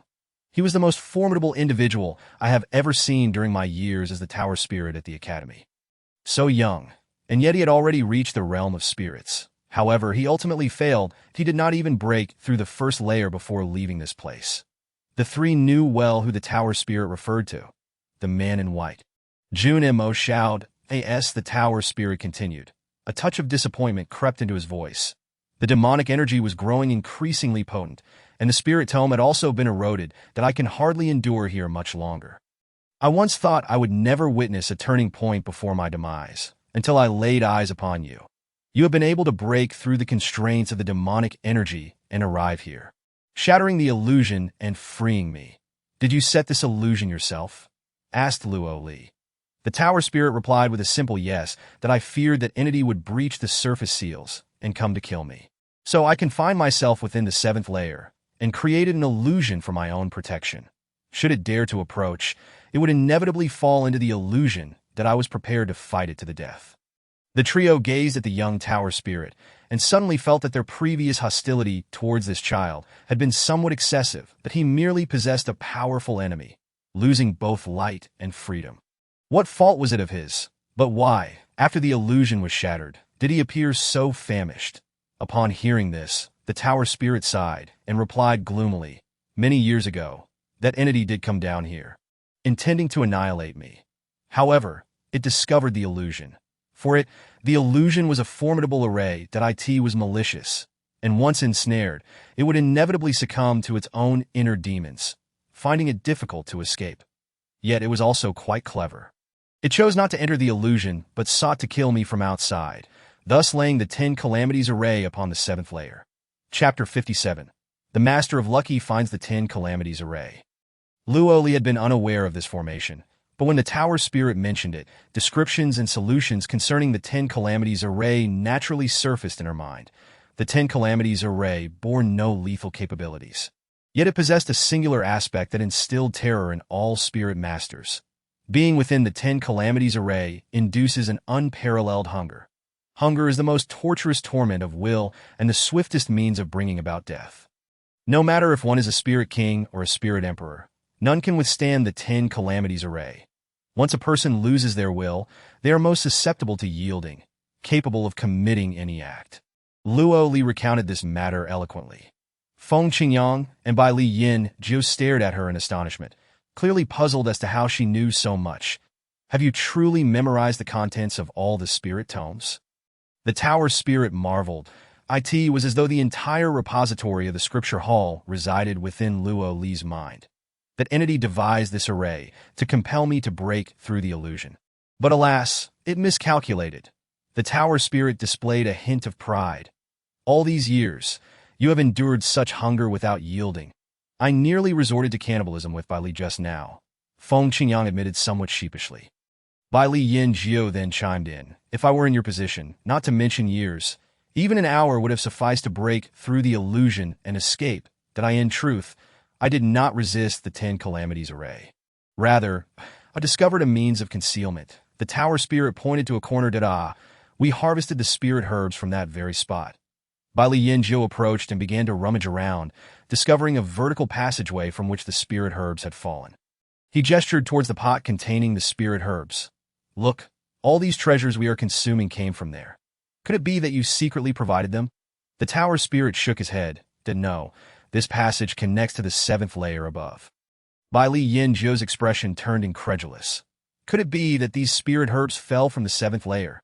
Indeed, the true repository of scripture, while perilous, houses both spirit tomes and spirit herbs that in times of urgency. I could only manage to transfer the spirit tomes underground to combat the demonic energy, while the spirit herbs remained on the surface. The three exchanged glances, and Luo Li suddenly comprehended that Bai Shang and the others had ventured to the 7th layer. And upon encountering these spirit herbs, they would undoubtedly wish to claim them for themselves. However, the presence of that entity on the 7th layer rendered it far more dangerous than the underground. The continuous falling of spirit herbs indicated the fierce battle occurring above. Bai Li Yin Jiu couldn't contain his laughter. If Bai Shang and his companions knew that the treasures they struggled to obtain in the repository had fallen into our hands, they would surely be infuriated to the point of spitting blood. "What a fortunate stroke of luck for us!" he exclaimed. "That I cannot speak for your other companions above, but I assure you, they shall not emerge from the tower alive." Many years ago, Rongchen entered but suffered severe injuries after a brief stay on the 7th layer. That I have seen Jun Mo Xiao as well, and I am aware of my mentor's strength. None in the academy surpass you. The fate that awaits that group is all too predictable." Luo Li inquired, To break the 10 calamities array, we must utilize cooked food that we inadvertently shattered the 10 calamities array. Our next step must be to escape the tower. The tower spirit looked solemnly at the three of them, for no one had anticipated that they would bring a large pot along. The trio exchanged glances, realizing the gravity of the situation. They needed to reach the first layer of the surface. Though their journey had been smooth thus far, they ultimately had to confront that mysterious entity. Feng Shui slowly asked, "Why does that entity linger within the repository? If it is so powerful, why does it not venture out to wreak havoc? Escaping is its dream, yet, as we are the tower spirits, we lack the requisite strength to leave the repository, that in pursuit of boundless freedom, it continuously seeks to amass greater power. The repository is treacherous, yet the treasures within attract numerous strong individuals. Once they enter, they become its food. Thus, those who enter here face near certain death. After discussing that entity for so long, what precisely is it?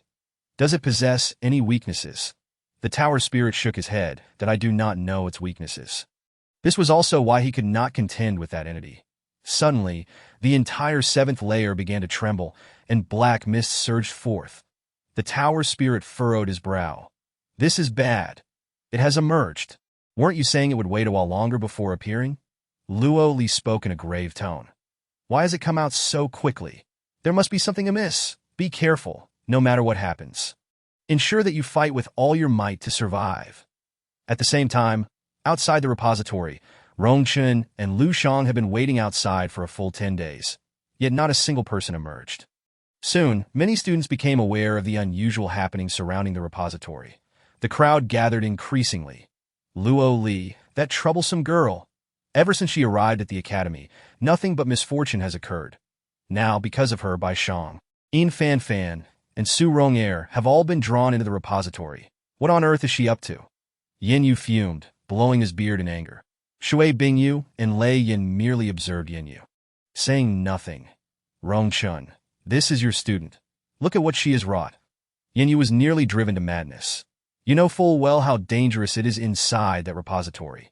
Now, not only has Luo Li brought trouble upon herself, but she has also led Bai Shang and the others into it. Can you please be quiet?" Rongchen admonished coldly. Yin Yu was taken aback. In his memory, Rongchen had always been a figure of indifference, neglecting to involve himself in any collective matters at the academy. In all the time he had known Rongchen, he had never seen him lose his temper. "Are you actually trying to plead for Luo Li? How they entered is something you can investigate yourself." Yin Yu retorted, "Let me tell you, if anything happens to Luo Li in the repository, I will not let this go. Why are you putting the blame on me first?" Just as the two were about to clash, Lu Shang pointed towards the repository and exclaimed, "Someone is coming out." Chapter 58. A swarm of ants. Everyone turned to look. Rongchen was the first to step forward. Ahead of Yin Yu.as, the great door of the repository swung open completely. Bai Shang and Yin Fan Fan appeared. Lu Shang was taken aback. Yin Yu was overjoyed, rushing forward. "You two actually emerged alive from the repository? Ha ha ha, marvelous, truly splendid. Were you injured?" The fact that they emerged alive signified that they had encountered significant fortune within the repository, something that countless spirit masters dream of. After all, even the academy's director would emerge injured from such a place. "What of Luo Li and the others?" Rongchen asked first. As we stepped out, they were still inside. By now, they should have perished, should they not? Bai Shang did not encounter Luo Li within the scripture pavilion. After 10 long days inside, she felt as though she had lived through 10 lifetimes, enduring excruciating torment. That entity was far too terrifying. Impossible. Rongchen's voice was chillingly cold. By the way, what happened to Su Rong? Weren't there 6 of you who entered? Why are only the 2 of you emerging? Yin Fan Fan parted her pale lips, intending to speak, but Bai Shang preempted her, stating that Su Rong had been killed by Luo Li and her companions. With those words, the entire scene fell into shock. It was not merely that Luo Li had slain Su Rong. More critically, Ding Ban had taken the life of someone from Jiaban. The academy had explicitly forbidden students from engaging in personal combat within its premises. Su Ronger's demise inside the scripture pavilion was tantamount to mutual slaughter. Should the academy learn of this, expulsion would be inevitable. "How dare you, Luo Li, kill Su Rong?" Yin Yu's anger was palpable, causing her head to throb painfully. Rong Chun did not even glance at Yin Yu, but stood before Bai Shang, questioning how, after Luo Li had killed Su Ronger, they had emerged alive while the others perished. Bai Shang lowered her head, a look of profound sorrow on her face. Instructor Rong, it is true. After entering the scripture pavilion, Ronger, Fan Fan, and I were together, though we did not see where Luo Li and her group went later. We encountered numerous spiritual plants on the first floor. And in the scramble for them, Luo Li and her companions attacked us. That Ronger sacrificed herself to protect Fan Fan and me, which led to her untimely demise. That in the end, Fan Fan and I escaped with all our might, while Luo Li and her group, unwilling to relent, sought to ascend to the second floor. When Fan Fan and I exited, we saw them still searching for an exit. Bai Shang spoke with heartfelt sincerity. And when recounting how Su Ronger had died to protect them, tears fell from her eyes. Luo Li and her companions would never do such a thing, Rong Chun asserted firmly, his words few but laden with trust in Luo Li and her friends. Wiping away her tears, Bai Shang replied, I understand that Instructor Rong is reluctant to believe this, but the truth remains that I am merely conveying the facts. Fan Fan hesitated, glancing at Bai Shang before nodding in agreement, affirming, what Bai Shang said is indeed true. Why are you stuttering? Enough. Yin Yu intervened to defend the two. Rong Chun, you have been inside the scripture pavilion. You know how perilous it is. The two children have just emerged and are clearly terrified. It is only natural for them to be anxious. But this is the truth. The truth. We will only know the truth once Luo Li emerges. Emerge. Rong Chun, I am not criticizing you, but have you been dreaming too much? Even if you let the dean enter the scripture pavilion, he might not return alive. How could you possibly trust a mere green spirit? Yin Yu scoffed, finding the situation utterly absurd. Rong Chun frowned, evidently unwilling to engage with Yin Yu, that he chose to wait for Luo Li and her companions. They must be seen alive or confirmed dead. Upon reaching the dormitory and finding no one around, Fan Fan immediately sought out Bai Shang, saying, Bai Shang, you clearly pushed Su Ronger out to be sacrificed to that thing. You. Bai Shang quickly covered his mouth, glaring fiercely at him. Do you wish to die? Did I not tell you to keep what happened inside to yourself when we exited? The thought of Su Ronger's death sent a chill through Fan Fan's heart. Bai Shang was utterly ruthless. I fear that if Luo Li and the others return, our lives will be exposed. Return. Do you think the scripture pavilion is an inn? Is it so easy for anyone to come out? We barely escaped with our lives. How could Luo Li and her companions emerge unscathed? Just because they are green spirits, at this moment, they are surely dead, their remains unrecognizable. Initially, Bai Shang had contemplated concocting an excuse to claim that Su Ronger had died while attempting to breach the scripture pavilion. After all, Su Ronger had no other backing aside from being a Jiaban student, that if pursued, it would merely be Yin Yu lamenting the loss of a student. However, upon realizing that Luo Li and her group had not emerged, she decisively shifted the blame for Su Ronger's death onto Luo Li. After all, there were no witnesses to contradict her. Now, she was eager to see how Ding Ban would continue to believe in Luo Li. Surely, once this matter was reported to the dean, Luo Li would be expelled from the academy, inside the scripture pavilion. How could they have exited so swiftly? There must be something amiss. Be cautious, regardless of what transpires. We must fight to survive. The dark energy repelled the tower's spirit, unwilling to approach it, and could only converge upon Luo Li and her companions at that moment. The trio, having accumulated spiritual energy without utilizing it for so long, began to prepare for battle. Feng Qingyang summoned the Qing Shuang sword, a ninth-grade weapon that emitted an icy aura, captivating the spirit energy around it. Bailey Yinjing had devoted years to the study of alchemy, and while he had his strengths, combat was not among them. Though he too was a green spirit, he was a frail alchemist incapable of self-defense. Thus, among the three, he was the weakest. Luo Li and Feng Qingyang instinctively shielded him. Luo Li, also a green spirit, possessed true fortitude. Just a few insignificant ants. A mass of dark energy coalesced into a skull, its blood-red eyes gazing down upon the fort. The tower's spirit hastened to Luo Li's side, pressing something into her hand. Before Luo Li could examine it, a blade of dark energy sliced through the tower spirit, cleaving it in two. Chapter 59. The Speedy Talisman. Tower Spirit. Feng Qingyang and Bailey Yinjing exclaimed in horror. The tower spirit's anguished expression twisted as its features disintegrated. It gazed deeply into Luo Li's eyes, its lips moving in an attempt to speak, but it was too late. It was reduced to ashes. Luo Li clutched the small vial left to her by the tower spirit, understanding its final message. "We must survive, trash. You should have vanished long ago." The dark mist laughed maniacally, declaring, "Now, the entire scripture pavilion belongs to me. No one can stop me. You are the trash, insect, filth." Luo Li retorted disdainfully. "What did you say?" "I said you are nothing more than a faceless, repugnant creature." The dark mist seethed with rage, its blood-red eyes narrowing in fury. Perhaps provoked by Luo Li's words, the dark mist began to take on a humanoid form.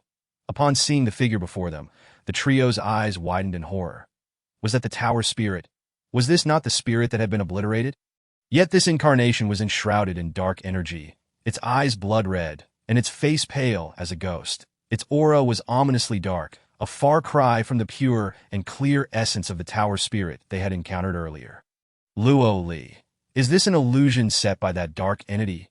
Feng Qingyang tugged at Luo Li's sleeve. No, it is indeed a tower spirit, but it represents the darker side of its existence, Luo Li contemplated. The tower spirit they had previously encountered was the true essence of the scripture pavilion, possessing pure and benevolent energy. Even after years of being sealed underground, it remained untainted by dark energy. Clearly, the dark tower spirit before them was significantly more powerful and ambitious than its white counterpart. This entity was shrouded in mystery, and Luo Li could not gauge its true strength, while she pondered the dark tower spirit's abilities. It turned its gaze upon the trio, revealing a blatant interest in them. Especially when it looked at Luo Li, it seemed to view her as a great treasure, such a rich spiritual essence. "If I consume you, I shall surely ascend to the realm of Spirit Sovereign." "Spirit Sovereign, great perfection," Luo Li gasped. Bailey Yinjing and Feng Qingyang also grasped the severity of the situation. Spirit Sovereign, great perfection? Their dean, Junim Shao, was only a mid-level Spirit Sovereign. The disparity in power was staggering, explaining why the Dark Tower spirit regarded them as mere insects. The three exchanged glances, instantly recognizing the perilous predicament they faced. Among them, Feng Qingyang possessed the highest strength, being a blue spirit, while Luo Li and Bailey Yinjing were green spirits. Compared to the Dark Tower spirit's great perfection level, they were at least 20 levels apart. A mere difference of one level could spell death. Now, facing a 20-level gap, the Dark Tower spirit held absolute dominance over them. "Come, my little ones, let me consume you." The Dark Tower spirit gazed greedily at Luo Li. This is a rare spiritual entity, yet it was baffled by the fact that this girl was merely a green spirit. Each time it looked at Luo Li, it felt as though there was a spiritual abyss within her. "Run!" Luo Li swiftly applied the speedy talismans onto the two. The Dark Tower spirit's energy enveloped them. The trio fled rapidly, narrowly avoiding its grasp. "Do you truly believe a mere talisman can allow you to escape my grasp?" The Dark Tower spirit sneered. The dark energy coalesced into spiritual ropes, sealing off the entire 7th floor. "Luo Li, we cannot continue like this," Feng Qingyang remarked while running. "The 7th floor is sealed by this thing. Once the talismans expire, we will be finished." The Dark Tower spirit was far too powerful, rendering them unable to retaliate. "That I know. We must find a way to reach the 1st floor." The Dark Tower spirit chuckled sinisterly. "3 dying grasshoppers think they can escape to the 1st floor." The Dark Tower spirit was correct. Their plan was indeed foolish. Rather than attacking the trio, the Dark Tower spirit remained composed on the 7th floor. Observing the 3 currents of wind, the speedy talismans that Luo Li had procured were rare 3rd-grade talismans, known for their singular trait. Speed. Just how fast? Fast enough to evade a spirit sovereign's grasp. This illustrates that the Flying Thunder Talisman is capable of evading calamity in the presence of a master at the Spirit King level, essentially granting an additional lease on life. The talismans you possess will only last the duration of a single incense stick. I shall indulge you in a game. Others may have fled with 3rd-grade talismans, yet these 3 are currently ensnared on the 7th floor, where escape is an impossibility. It is merely a waste of time, like catching a turtle in a pot, or waiting idly for a hare. I have devised a plan. The 3 exchanged glances, and Luo Li conveyed her strategy to the others. They understood her intent, before the incense had even burned out. The trio halted, panting heavily. Daha! The crimson eyes of the Black Tower spirit glimmered with a disdainful, murderous intent. These three fools can no longer flee. Can they? Calculating the time, it had not yet been a full incense stick. The Black Tower spirit was not surprised at their voluntary cessation. They must have realized their futility and surrendered. Luo Li and her companions stood before the Black Tower spirit, utterly exhausted. This place has been sealed off by you. You are correct. Even if we were to run with all our might, escape remains impossible. Unexpectedly, you possess a sharp mind despite your youth. Compared to the White Tower spirit, you exhibit far greater intelligence. That little wretch merely knows how to defy me that we cannot defeat you. Thus, prepare yourselves to be devoured by me. The Black Tower spirit's ruby-like eyes sparkled with gluttonous greed. Before our demise, may we gain clarity about our fate? That way, our lives would not be in vain. The Black Tower spirit found Luo Li's verbosity amusing, yet each word resonated with intrigue. Among the three, Luo Li's spiritual essence was the most refined. Yet her strength was the weakest. The Black Tower spirit did not fear them. In its eyes, even if Jun Mo Shao were to arrive, he would kneel and bow before it, before we entered. We had 3 companions who came with us that I wish to know if they are still alive. The Black Tower spirit scoffed, unconcerned for the fate of those 3 when death loomed. Indeed, Bai Chong and the others had encountered the Black Tower spirit. Luo Li steadied her mind and continued. You have spent years isolated here, ignorant of what friendship entails, oblivious to the bonds we share. The Black Tower spirit hesitated, seemingly convinced by Luo Li's words. And sneered, friends? Ridiculous. Let me grant you a clear understanding of death. With a wave of its hand, a dark mist coalesced upon a wall, revealing a luminous screen. Within the screen, the scenes of Bai Chong, Yin Fan Fan, and Su Rong Er after entering the tower unfolded. They had indeed landed on the first floor and sought spiritual herbs, only to be confronted by the dark mist that erupted. During their battle with the dark mist, they overturned a bookshelf, causing all the spiritual herbs to tumble to the ground, only to vanish mysteriously. Upon witnessing this, Luo Li comprehended that they had indeed stumbled upon a treasure. As the skirmish ensued, they scavenged for spiritual herbs below. However, the trio soon found themselves overwhelmed. Chapter 60. The strong survive. The weak perish. At that moment, the Black Tower spirit appeared. Filthy souls cackled it. Bai Chong stood in the center. Her demeanor icy. Who are you? The dark mist transformed into a rope, tightening around Bai Chang's neck, lifting her off the ground. Bai Chong kicked her legs, her face reddening as she gasped, Save me. I can save you. Do you wish to live? The Black Tower spirit cast Bai Chong aside like a rag, declaring that if one among the 3 were to be sacrificed to it, it would grant their freedom. Bai Chang's eyes widened in shock. Sacrifice equates to death.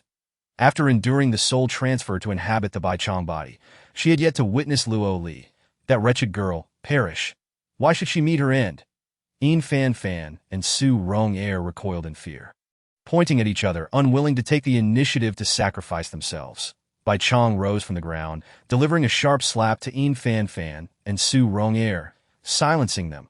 The decision of whom to sacrifice lies with me. Among the trio, Bai Chong possessed the greatest strength, and thus the most authority. Yin Fan Fan trembled in fear. Bai Chong, you wouldn't truly agree to this, would you? Such a monster would never honor its promises. Su Rong Er pleaded. Bai Chong, don't be reckless. We are all friends. If we unite, Bai Chang's heart was tumultuous. Sacrificing one of them would significantly diminish their collective strength, making it impossible to resist this creature. Yet if they did not sacrifice anyone, they would all fall to this entity. Bai Chong seized Su Rong Er by the collar, forcefully pushing her forward. Rong Er, you must go. Once I escape, I will surely honor you. Bai Chong, have you lost your mind? Su Rong Er screamed, but her struggles were futile. Bai Chang's strength completely overpowered Su Rong Er. Enveloped by the dark mist, Su Rong Er writhed in agony, glaring at Bai Chong, her hand reaching out to take Bai Chang's life, but the encroaching darkness caused her entire being to dissipate rapidly. Bai Chong, may you meet a terrible end. Su Rong Er's cries were swallowed by the dark mist until she vanished entirely. Ha ha! I am free. The manic laughter of the Black Tower spirit echoed throughout the library, causing the ears of the two remaining to ring. Indeed, the soul is filthy enough that a teachable child, you bear a resemblance to me. The Black Tower spirit suddenly materialized before Bai Chong. Bai Chong froze in terror. You promised to let us go, naturally, but first you must agree to one thing for me. The Black Tower spirit whispered something into Bai Chang's ear, causing her to widen her eyes in terror. The Black Tower spirit's voice also reached Fan's ears, draining the color from her face. That cannot be. She shook her head in fear, only to be met with a fierce glare from Bai Chong. Fan felt tears welling up. Faced with death or cooperation with the Tower spirit, they ultimately chose the latter. The three witnessed everything unfold. The images were vivid, yet the sounds were muted. Although unaware of the specifics exchanged between the Black Tower spirit and Bai Chong, when they saw Bai Chong push Su Rong-er forward, a wave of anger surged within them. Bai Chong is utterly inhuman. Bai Chong sacrificed Su Rong-er to the Black Tower spirit, allowing it to gain some strength to break free from its seal. Now, if you seek to escape, I can oblige, but you must find someone to sacrifice to me. Perhaps I shall allow the other two to leave, that it relished the spectacle of self-destruction. Abandon that thought. We will not comply with your wishes. Feng Qingyang spoke sternly, that we enter together, and we shall leave together. If we live as one. If we die as one, Bai Li Yanjiu declared with commanding authority. Luo Li suddenly laughed. Little monster, have you lost your mind from being confined for so long, treating us as toys? The strong survive, the weak perish. This is the immutable law of nature. Luo Li clenched her fists. The strong, indeed. The weak will always be trampled beneath the feet of the strong. Only by becoming strong can one protect their loved ones and closest friends, since you no longer wish to play. I shall send you to your demise. Luo Li suddenly smiled. That may not be the case. She summoned De Huang. The great beast had long been eager to act. These demonic energies were its favorite delicacy. De Huang charged out, its glass-like eyes sparkling with brilliance, practically drooling at the sight of the dark mist that go. Luo Li urged De Huang. It leaped forward with a howl. The Black Tower spirit was taken aback. A holy beast? A golden Qilin? How could this girl's contracted beast be a holy creature? De Huang's appearance completely disrupted the Black Tower spirit, momentarily diverting its attention and preventing it from dealing with the three. The trio took refuge in a corner. Luo Li began directing their strategy. If we wish to survive and escape, we must find a way to breach this place, leading to the first floor. I have observed that if we can break through the ceiling, we shall reach the first floor. That I will handle dismantling the barriers. Bai Li, you shall coordinate with De Huang to attack the Black Tower spirit. Me, Bai Li Yanjiu was astonished. You want a frail alchemist to engage in combat? Feng Qingyang frowned. I shall take on the offensive. Bai Li's spiritual power is not as high as mine, and he is somewhat lacking in combat. No, it must be Bai Li. The Black Tower spirit fears those with higher spiritual power, and its true form can be injured by. Bai Li, you are the only one capable of controlling. Luo Li's assertion was indeed accurate. Feng Qingyang, your strength is the greatest among us three. While Bai Li attacks, you shall provide protection. The two of you, alongside De Huang, must distract the Black Tower spirit. It is imperative that I break through this barrier. Once the 7th floor's restrictions are dismantled, the rest shall be entrusted to me. I possess a method to deal with that entity. The Black Tower spirit is immensely powerful. At the pinnacle of the Spirit King realm, even united, the three of them had no opportunity to strike against it. The absolute suppression. Alternative strategies must be considered. However, the potency of the dark mist here is overwhelming. You do not concern yourself with me. Our fate hinges on this battle. The two nodded, vowing to exercise caution. The trio began to fulfill their respective roles. Luo Li even entrusted Bai Li Yanjiu with a handgun and several explosive talismans. Meanwhile, De Huang was already wreaking havoc on the Black Tower spirit. The spiritual energy released by the Black Tower spirit was devoured by De Huang. The little creature, plump and round, had its belly swelling even more. Bai Li Yanjiu summoned a flicker of purple-red at his fingertips. The Black Tower spirit chuckled sinisterly. Thunderbolt purple fire. Quite the commendable. What a pity. Its master is destined to die. Thunderbolt purple fire is one of the few with attack properties among the diverse flames. Its purple flames flickered ominously. Within it lies an immense power of the lightning attribute, capable of releasing bolts of lightning when ignited, exhibiting a distinctly aggressive nature. Chapter 61. The Frenzied Absorption of Spiritual Energy. Bai Li Yanjiu had been utterly captivated by the art of alchemy over the years, and the Ihua was a rare find he stumbled upon a few years back. His own strength was rather modest, and the he possessed was merely of the initial grade, allowing him only to ignite it, while his current abilities were insufficient to unleash its full offensive potential. De Huang absorbed the dark energy.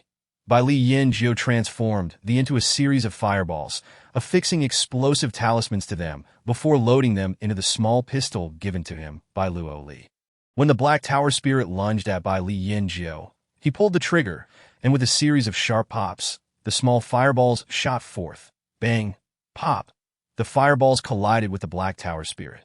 Erupting upon impact, the Black Tower spirit let out a muffled grunt, clearly injured by the attack, its expression one of shock as it fixed its gaze on the peculiar black object in Bai Li Yanjiu's hand.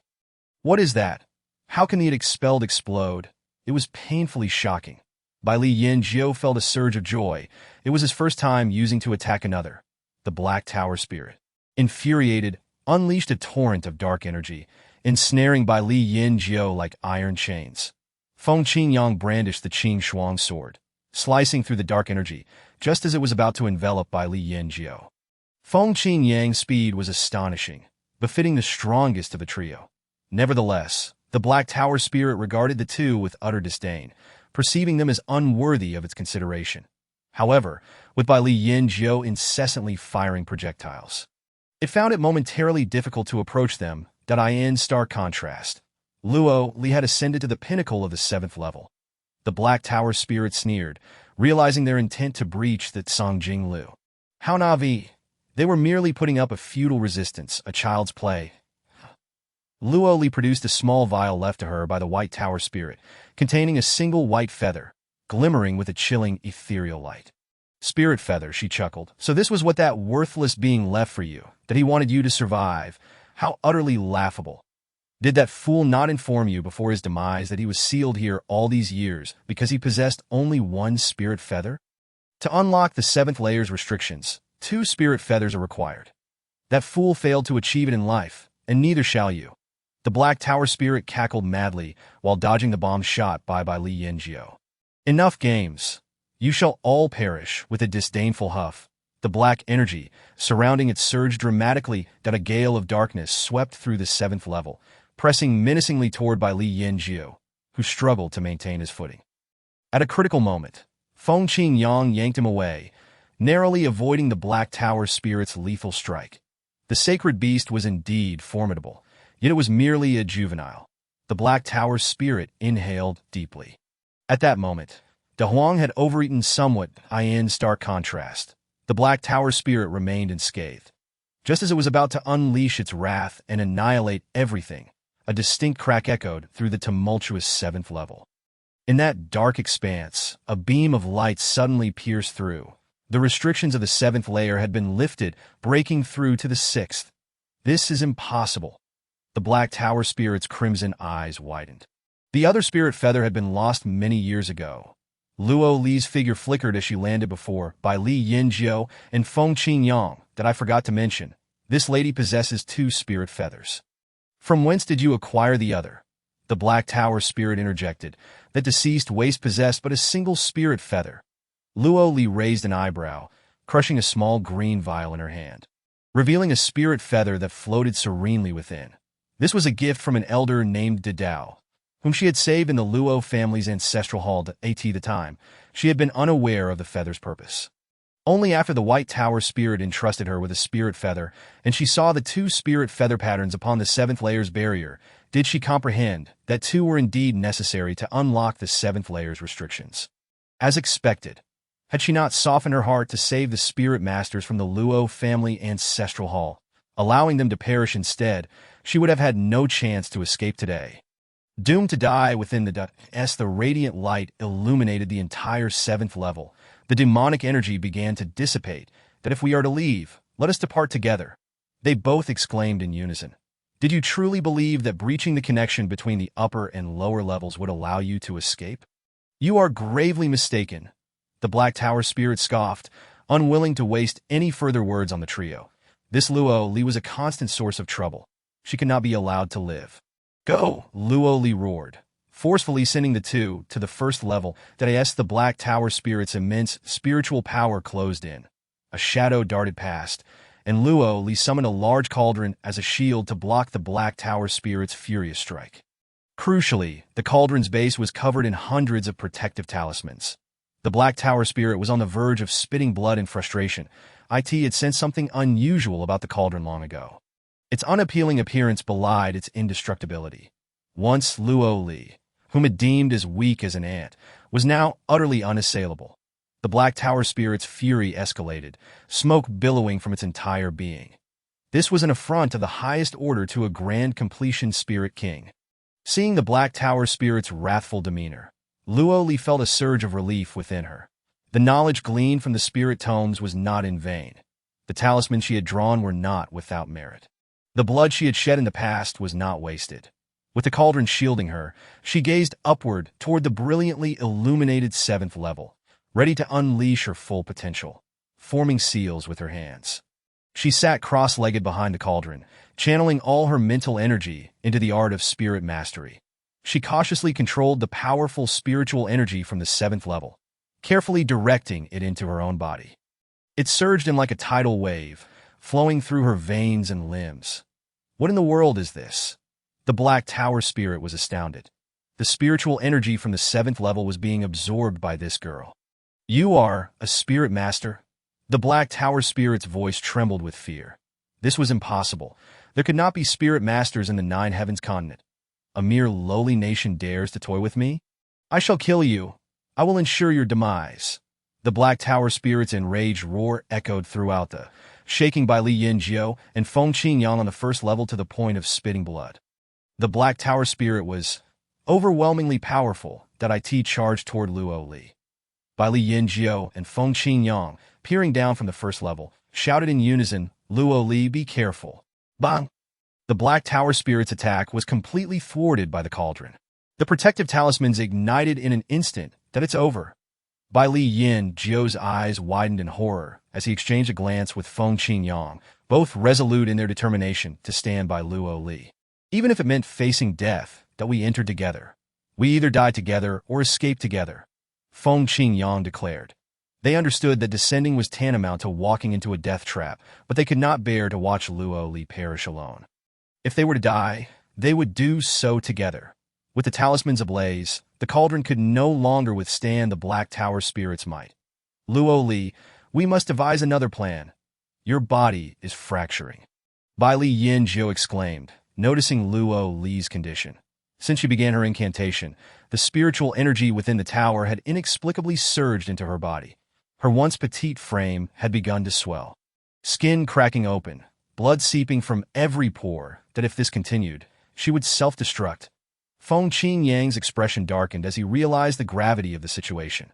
The energy radiating from her bore resemblance to that of the White Tower spirit. And her power mirrored it as well. Bai Li Yinjiu and Feng Qingyang seemed to grasp the implications. In the past, the tower spirit guarded and it claimed dominion over both its subterranean and surface realms. I refused to accept this. Thus, it split from its counterpart. Though both were tower spirits, that worthless being enjoyed the nourishment of spiritual essence, tomes, and flora within the resplendent hall. Why should it be so? The darkness I endured must be tasted by him as well. Ultimately, that worthless being could not defeat me, and I sealed him away forever beneath the earth. Ah! Luo Li, do you think that because the tower spirit bestowed upon you half a spirit feather, and you breached the connection between the upper and lower, absorbing the tower's spiritual energy into your body through your myriad tricks, you could possibly triumph over me? At present, your forcibly heightened spiritual power is no different from that of the White Tower spirit in its prime. He could not surpass me, and you, too, shall fall once more.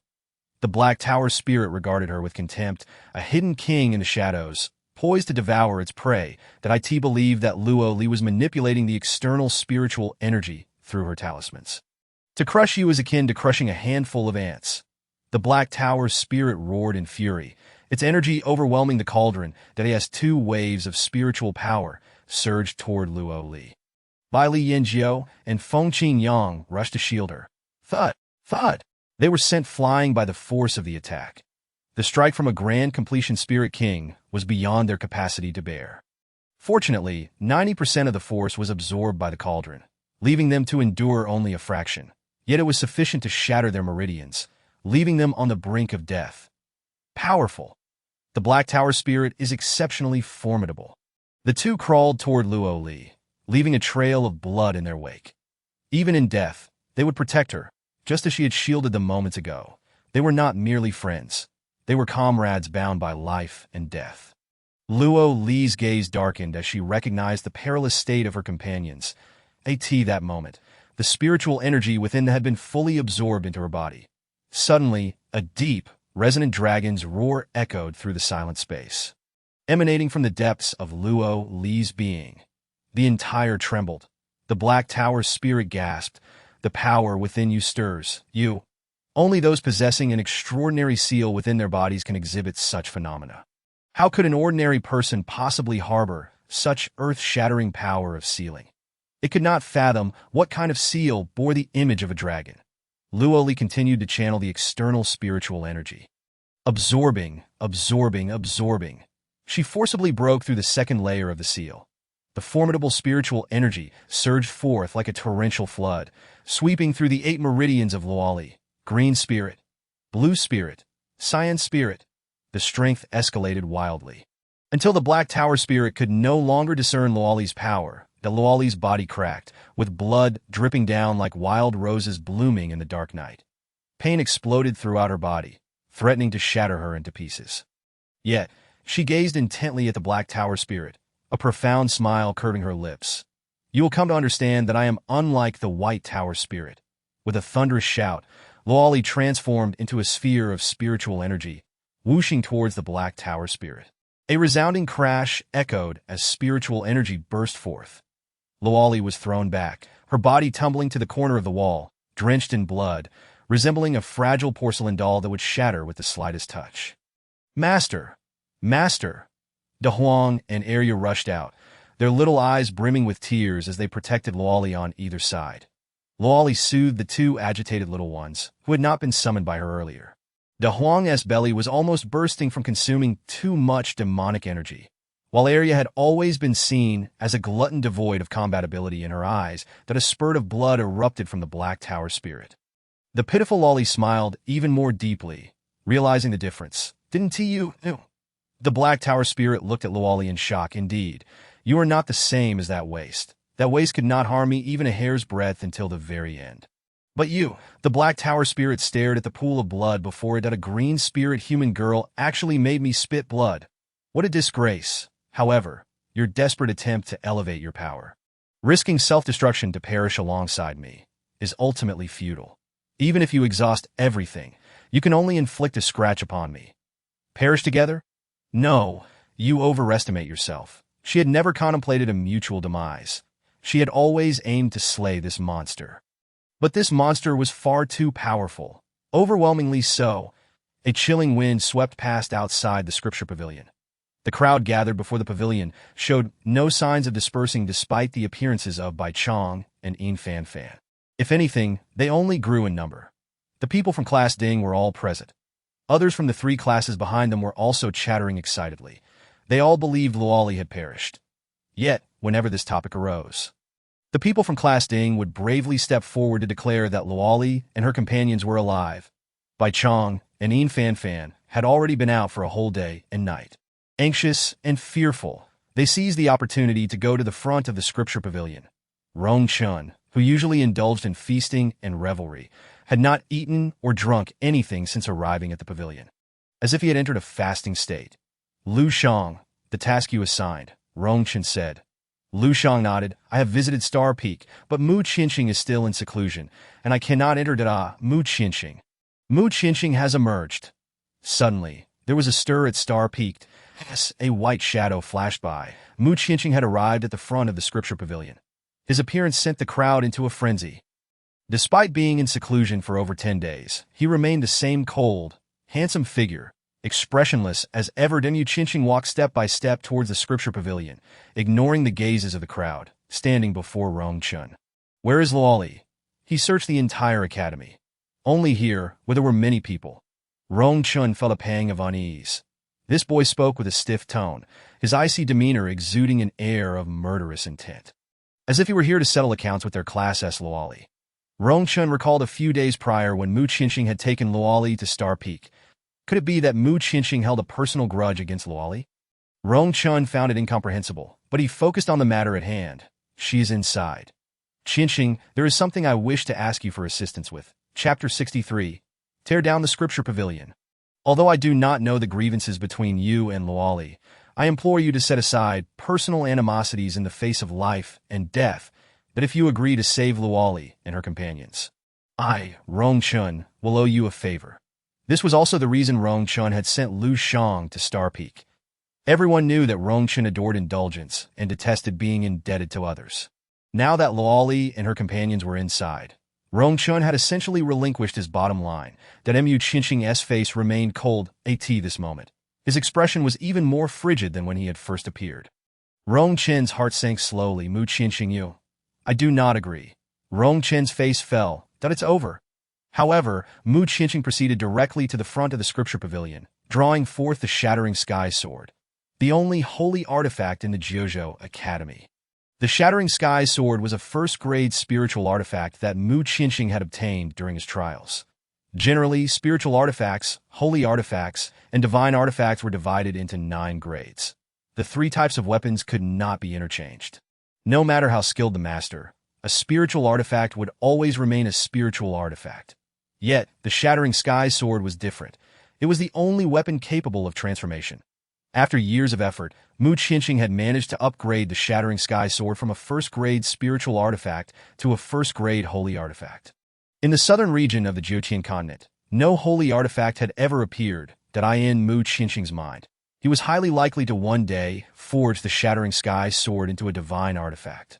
The pressure emanating from the Shattering Sky Sword instantly rendered everyone present too intimidated to approach, not daring to let out a sound. Mentor, what is Mu Chinching planning? Lu Shang felt a surge of anxiety. He had said it before. How could Mu Chinching possibly be interested in Luoli? It turned out the two had a personal grudge. Luoli was in dire straits now. Lu Shang's face paled, and he hurried to Mu Chinching's side. Before he could get close, Mu Chinching shot him a glare. Stay away from me. That gaze, that aura, was akin to a god of death incarnate. Do you wish to kill me? The Black Tower spirit laughed maniacally. Luoli, as you approach your demise, I shall kindly inform you that only the Shattering Sky Sword can slay me.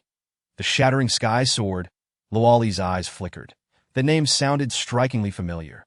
Her thoughts drifted, yet she did not forget to retrieve her iron handgun. Aiming it at the Black Tower spirit. I may not possess the Shattering Sky Sword, but as long as I draw breath, I shall never surrender. Both of those men are incapacitated without. How will you contend with me?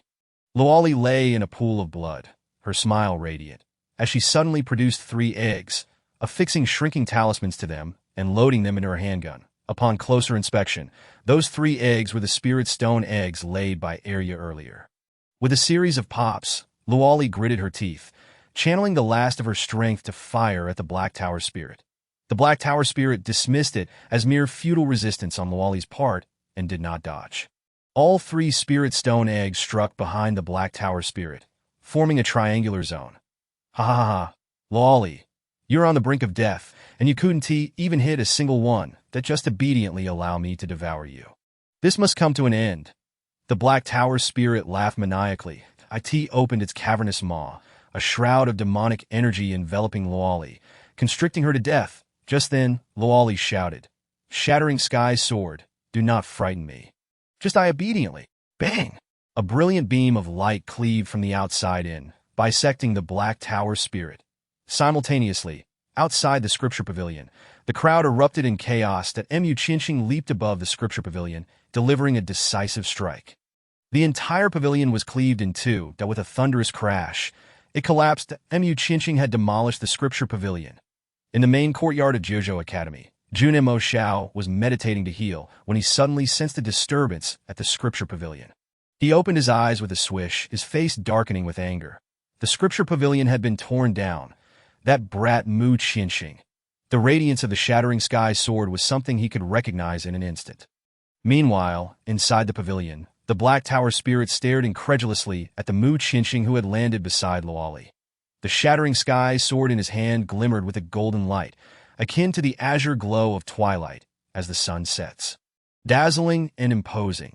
Mu Qianxing did not cast a glance at the Black Tower spirit, but instead focused intently on Luoli. Upon seeing her bloodied form, her face barely recognizable, Mu Qianxing was enraged that he turned abruptly to the bisected Black Tower spirit, swinging the shattering sky sword in a flurry of strikes. Outside the scripture pavilion, the onlookers felt the ground tremble continuously, the sword light flashing, forcing them to keep their distance in the blink of an eye. Mu Qianxing unleashed 18 strikes, reducing the upper half of the Black Tower spirit to mere remnants before bending down to lift Luoli. Wait. Luoli raised her hand, placing De Huang and Arya into Mu Qianxing's embrace. The structure is collapsing. Take them out first, and I have something to attend to. I will be back shortly.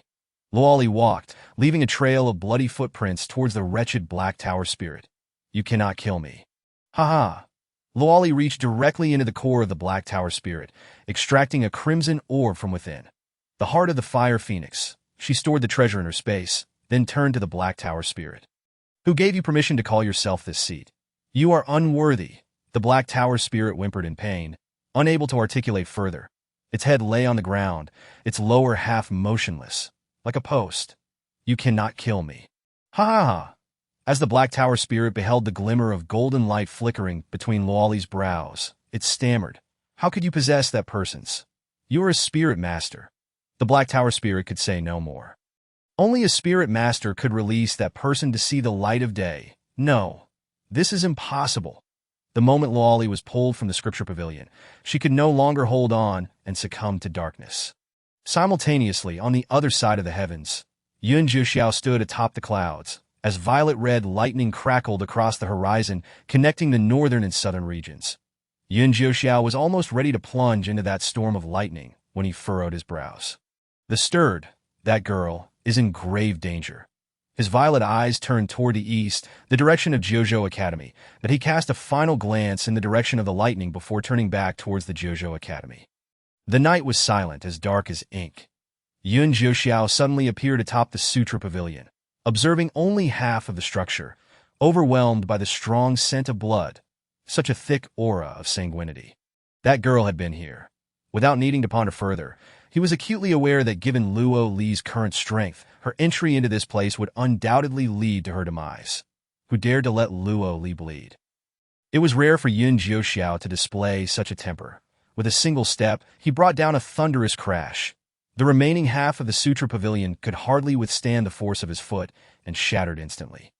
The head of the Black Tower spirit burst apart in an instant, blood splattering everywhere. It let out a pained scream. Ah. Chapter 64. A Perverse, Unnatural Power. Yun Jiuxiao paid no mind to the chaos. No one could harm Luo Li but him. As his fury erupted, the very foundation of the Sutra Pavilion was obliterated, and the Black Tower spirit was reduced to ashes in the main courtyard. Jun Maxiao, who had been healing with his eyes closed, was stirred by the commotion and opened his eyes that a mouthful of old blood was spat out in anger. This time, it wasn't Mu Qianxing. Who had the audacity to destroy my Sutra Pavilion at Jiuzhou Academy? That night, the people of Jiuzhou Academy were restless and unable to sleep. After Mu Qianxing had upturned the Sutra Pavilion, they were left in shock, unable to find their bearings. Where had such a powerful figure emerged from, to think they could crush the Sutra Pavilion into ruins? Why, in such a short span of time? Were these formidable beings all congregating towards the Sutra Pavilion? Surely they could have chosen another location. Luo Li was transported to Xingchen Peak, the second most spiritually enriched place in Jiuzhou Academy, with the main courtyard, where Jun Maxiao resided, being the most potent in spiritual energy. Tonight, the academy was unusually lively. First, Mu Qianxing had overturned the Sutra Pavilion, then personally escorted Luo Li out at that moment. De Huang had carried Luo Li out, refusing to let anyone touch her.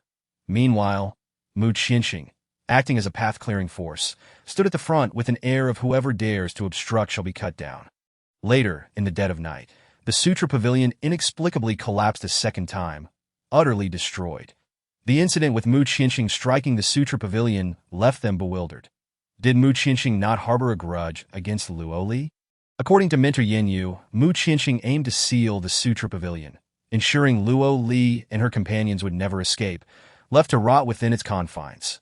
How then did Mu Qianxing end up intervening? Was their enmity merely a fade, and was there instead a hidden affection? As the crowd speculated and concluded that Luo Li had struck it lucky by clinging to the grand tree that was Mu Qianxing. New developments at Xingchen Peak unfolded. Luo Li was expelled and returned to her dormitory. The onlookers couldn't help but chuckle. It seemed the supposed affection between the two was a lie, while their enmity was undoubtedly real. When Luo Li exited the Sutra Pavilion, she was drenched in blood, her face marred, her entire body in disarray.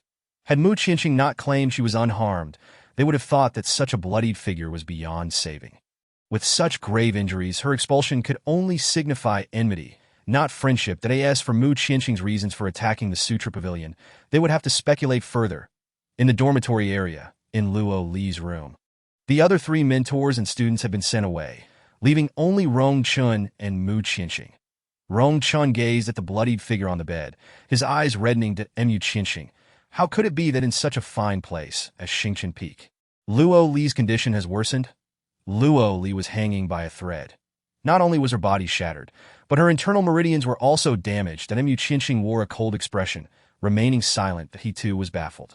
For years, he had cultivated at Xingchen Peak, a truly excellent place for training. Yet after Luo Li's visit tonight, her condition had only deteriorated that in despair. He had no choice but to have De Huang carry Luo Li back to her dormitory. Seeing Luo Li, who was barely clinging to life, filled Mu Qianxing with deep concern. Her injuries were severe, and he spoke coldly, devoid of emotion, that he could not fathom what Luo Li had endured within the Sutra Pavilion. He turned to De Huang, who had grown plump after consuming a significant amount of the Black Tower Spirit's demonic energy, gesturing animatedly about Luo Li's actions inside, that it was all quite extravagant. Mu Qianxing did not comprehend. Unable to move easily, De Huang ceased its gesturing altogether. However, Rong Chen understood spirit manipulation. He observed De Huang's various motions, resembling the legendary ability of a spirit master to control external spiritual energy. In this world, only one type of individual could harness such power, the fabled spirit master. Yet, neither the southern nor northern continent of the Jiotian realm had ever seen a spirit master emerge. A spirit master could only command the spiritual energy they cultivated, unable to manipulate the energy present in the surrounding air. Yet a spirit master was different. Wherever there was spiritual energy, they could wield it at will. Everything in the world, the mountains, rivers, and skies, could be commanded by a spirit master if they so desired. The existence of a spirit master was undeniably perverse and defied the natural order, evoking both reverence and awe. Could Luo Li possess the bloodline of a spirit master? No, it couldn't be. This notion was too fantastical. Even Rong Chun, who was typically carefree, found himself momentarily bewildered, as Mu Qianxing's already frosty demeanor turned even colder upon witnessing Luo Li's dire condition. He remarked, "It appears she has endured a fierce battle within. It is unimaginable how she survived. Her condition is too critical. We must summon the academy physician." No. Rong Chen immediately objected. Just as the two were at an impasse, the ground of Jiuzhou Academy trembled. Yun Jiuxiao strode into the room, casually erecting a barrier to seal off all external energies with a wave of his hand. Dressed in flowing purple robes, his hair fluttering lightly, his ethereal beauty radiated a chilling light. His gaze softened as he looked upon the girl on the bed. "You truly are reckless." He sighed gently, his warm tone contrasting sharply with his icy aura. With a slender finger pressed against Luo Li's brow, he infused her body with powerful, pure spiritual energy. The shattered meridians gradually began to reconnect. The torn flesh visibly healed at an astonishing pace. In that moment, as the gentle and soothing energy coursed through her, Luo Li felt as though she were adrift in a boundless sea of stars, basking in the nourishing essence of the heavens, alleviating her numbing pain and restoring her nearly torn soul to wholeness. "Luo girl, The power of the second layer of the Nine-Dragon Seal is too strong. You must not forcefully break it with external force, or you will be reduced to dust, your soul scattered. Remember this, remember.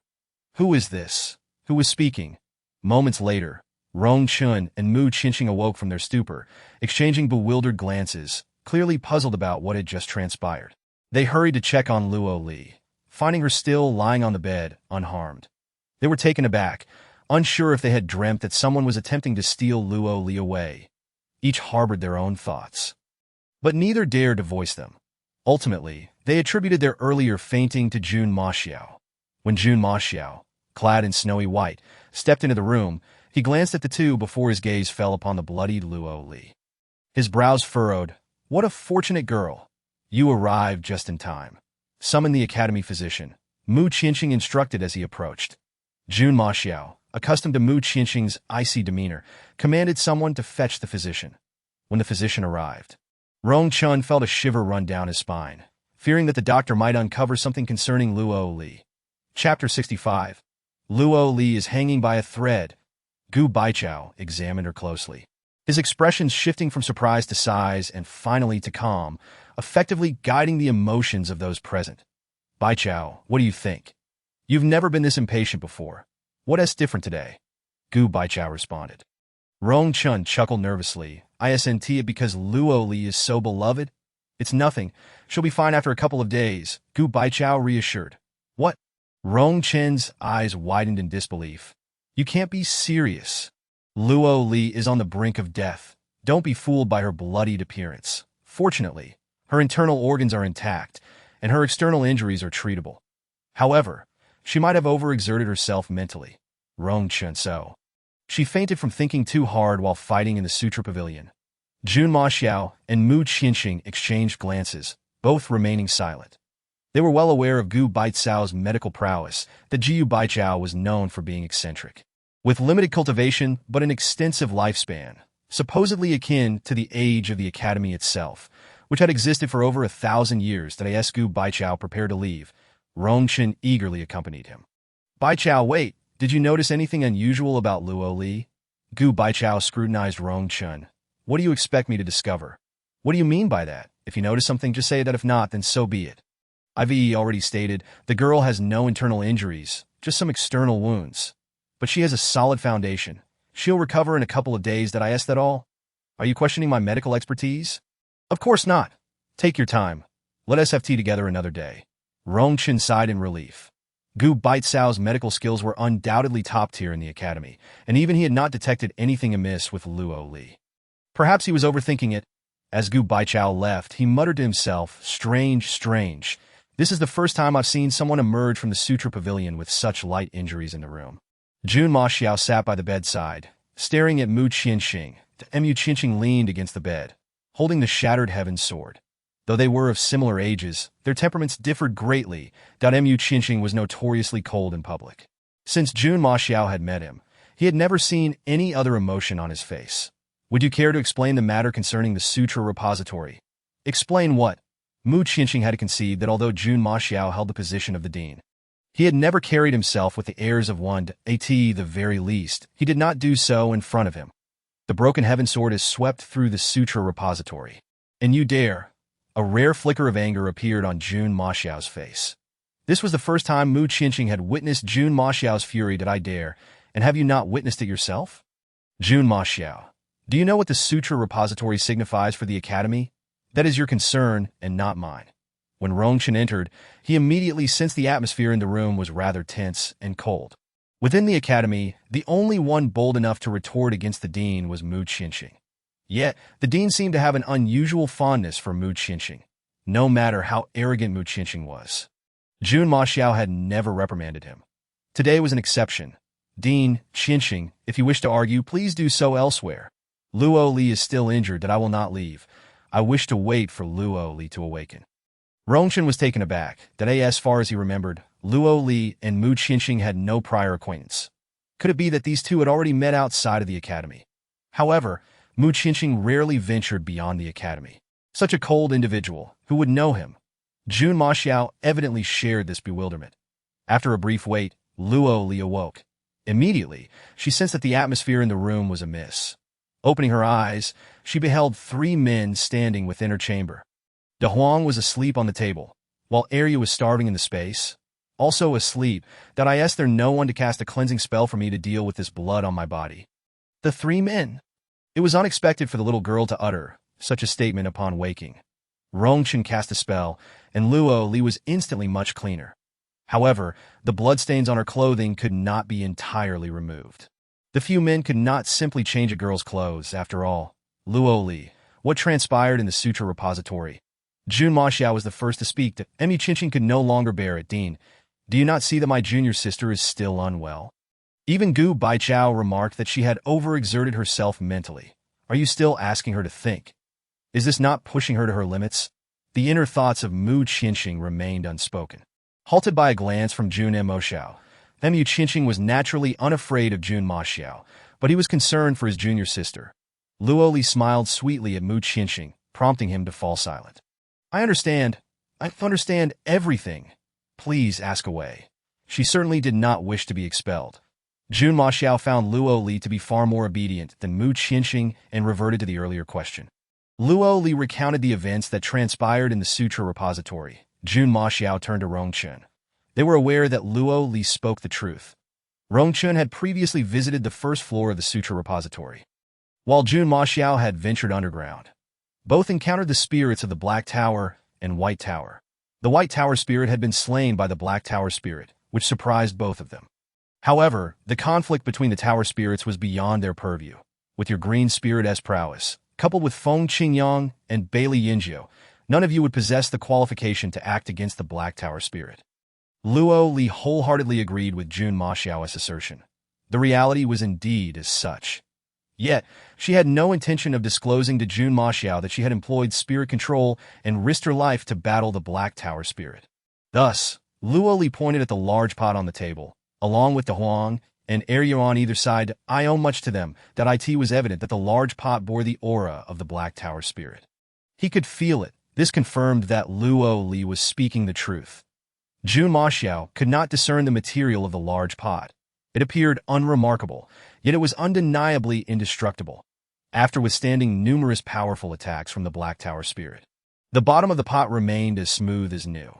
Was this not the very definition of indestructibility? Rongchen laughed heartily. Dean, it seems that Luo Li merely had good fortune, with the pot serving as a shield and the companionship of De Huang and Arya.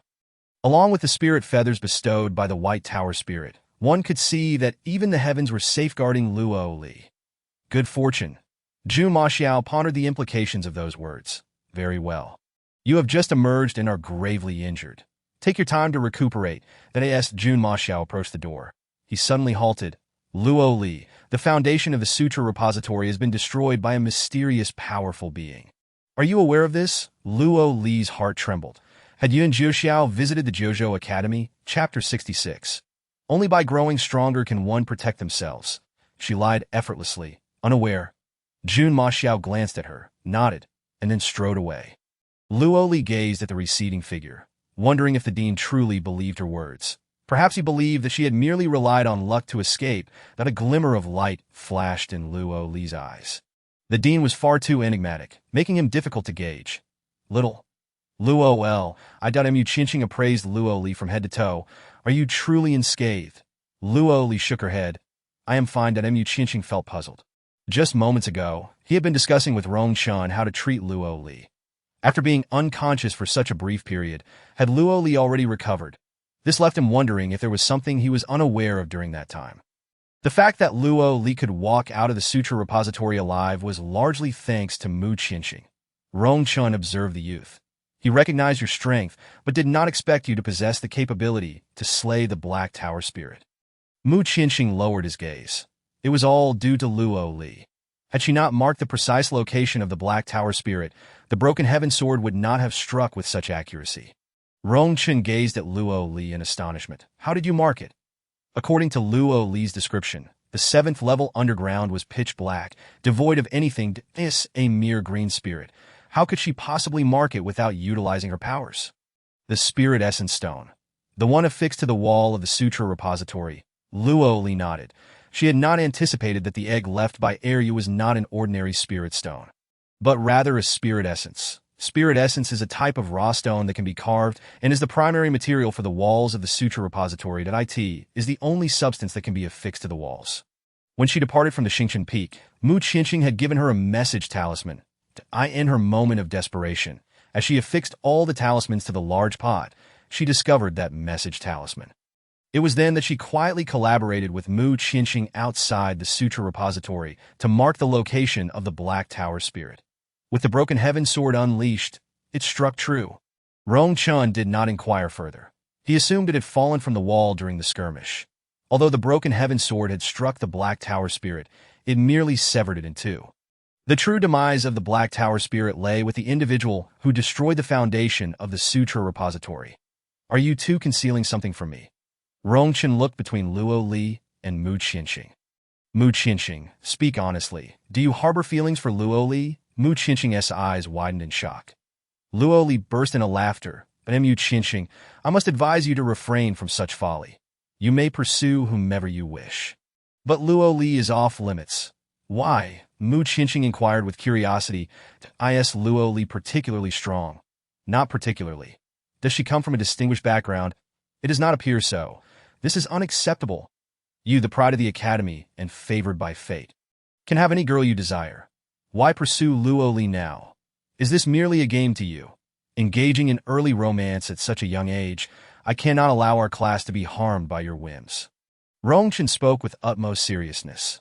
Yet, you also mentioned that Luo Li is quite beautiful. Beauty cannot sustain one. Beauty cannot fight. There are many beautiful women. With a simple Huanyan Dan, I could make you handsome as well. How superficial. Rong Chun was even more distrustful of Mu Qianxing at that moment. He expelled Mu Qianxing from the room. That Mu Qianxing wished to reveal the truth to Rong Chun. Yet alas, his master had instructed him to conceal his sex status while outside. Thus, he resolved to wait for a more suitable opportunity to speak.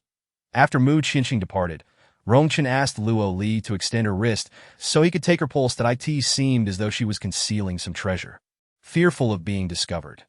Yet, she still obediently nodded. I understand, mentor. You cannot rely on luck every time. Growing stronger is the only way to protect yourself. Rong Chun gazed deeply at her. Luo Li felt that ever since she awakened, Rong Chun's gaze towards her had shifted in some manner. However, she could not quite discern the exact change. She merely sensed that every word from Rong Chun was for her own good. As Rong Chun approached the door, he paused once more. In half a month, the preliminary assessments will take place. For the next few days, you must remain in the dormitory to recuperate, regardless of what occurs outside the academy. You must not leave.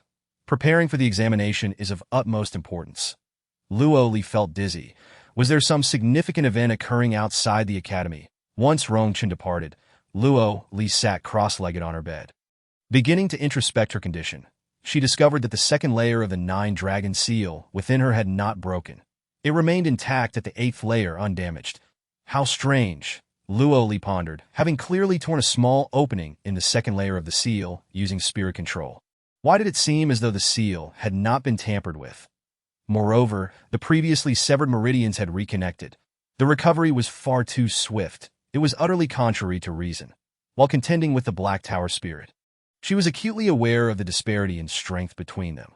Thus, she devised a strategy that would harm her enemy while causing her own detriment. She infused all the spiritual energy from the 7 levels of the Sutra repository into her body to impact the second layer of the 9-dragon seal.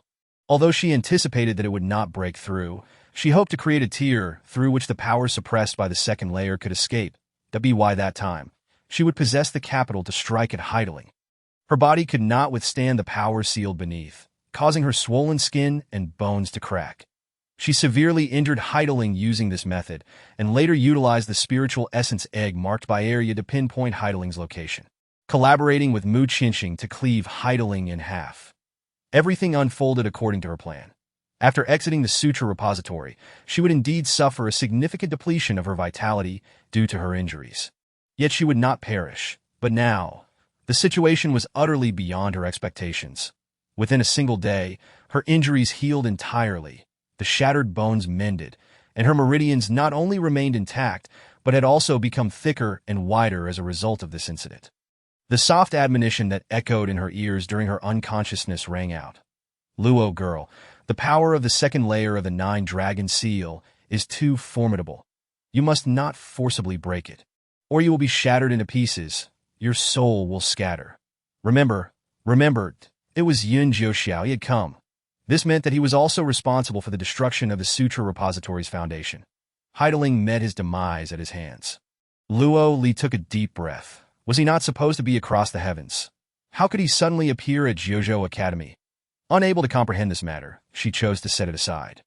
However, Yun Jiuxiao's appearance only intensified her desire for strength, that if it were not for his intervention, she would have remained incapacitated for an indeterminate time, perhaps even unable to participate in the foundational assessments. Rong Chen's words rang true. Strength is far more crucial than luck. Yet this time, fortune favored her, turning adversity into advantage. Not only did she survive, but her strength had also ascended. Chapter 67. We must become stronger. She had reached the 6th tier of green spirit. Yet it was still insufficient. Her power was still far from adequate. Whoosh, whoosh, whoosh. Suddenly, 3 beams of radiant light ascended into the sky above the dormitory area. This phenomenon typically occurred only when someone nearby advanced 3 levels in a single leap. Luo Li, you truly are a little lucky star. Feng Qingyang and Bailey Yanj limped in, dragging their broken legs. Both were still severely injured but wore cheerful expressions. 5th tier of green spirit. Luo Li glanced at Bailey Yanj. If her memory served her right, Bailey Yanj had previously been at the 2nd tier of green spirit. Advancing 3 levels in one go, Bailey Yan's eyes formed crescent shapes as he laughed heartily. Little Luo Li, this is the first time in my life I've advanced 3 levels in just one day. 3 levels. Even for a genius like me, such a rate of advancement is astonishing among the royal family of the Qinglong Empire. His father was the foremost expert of the Qinglong Empire, and he had only achieved a record of advancing 2 levels in a single day in his youth. Feng Qingyang spread his palm, energy crackling at his fingertips. Bailey Yanj exclaimed joyfully, Feng Qingyang, you have advanced too. Feng Qingyang smiled, looking excitedly at Luo Li. This is all thanks to you, Luo Li. Ever since I advanced to the Blue Spirit Tier 2 years ago, I haven't made any progress, seemingly hitting a bottleneck. But after exiting the Sutra Repository, I jumped from Blue Spirit Tier 1 to Tier 3, crossing 2 levels. Huh? Luo Li, did you also level up? Luo Li nodded. 7th tier of Green Spirit. The two stared, their eyes wide. 5 levels in one leap. 5 levels. They exclaimed, as their voices fell. 2 more beams of light shot up from the rooftop. I initially thought the earlier phenomenon was due to my advancement of 3 levels.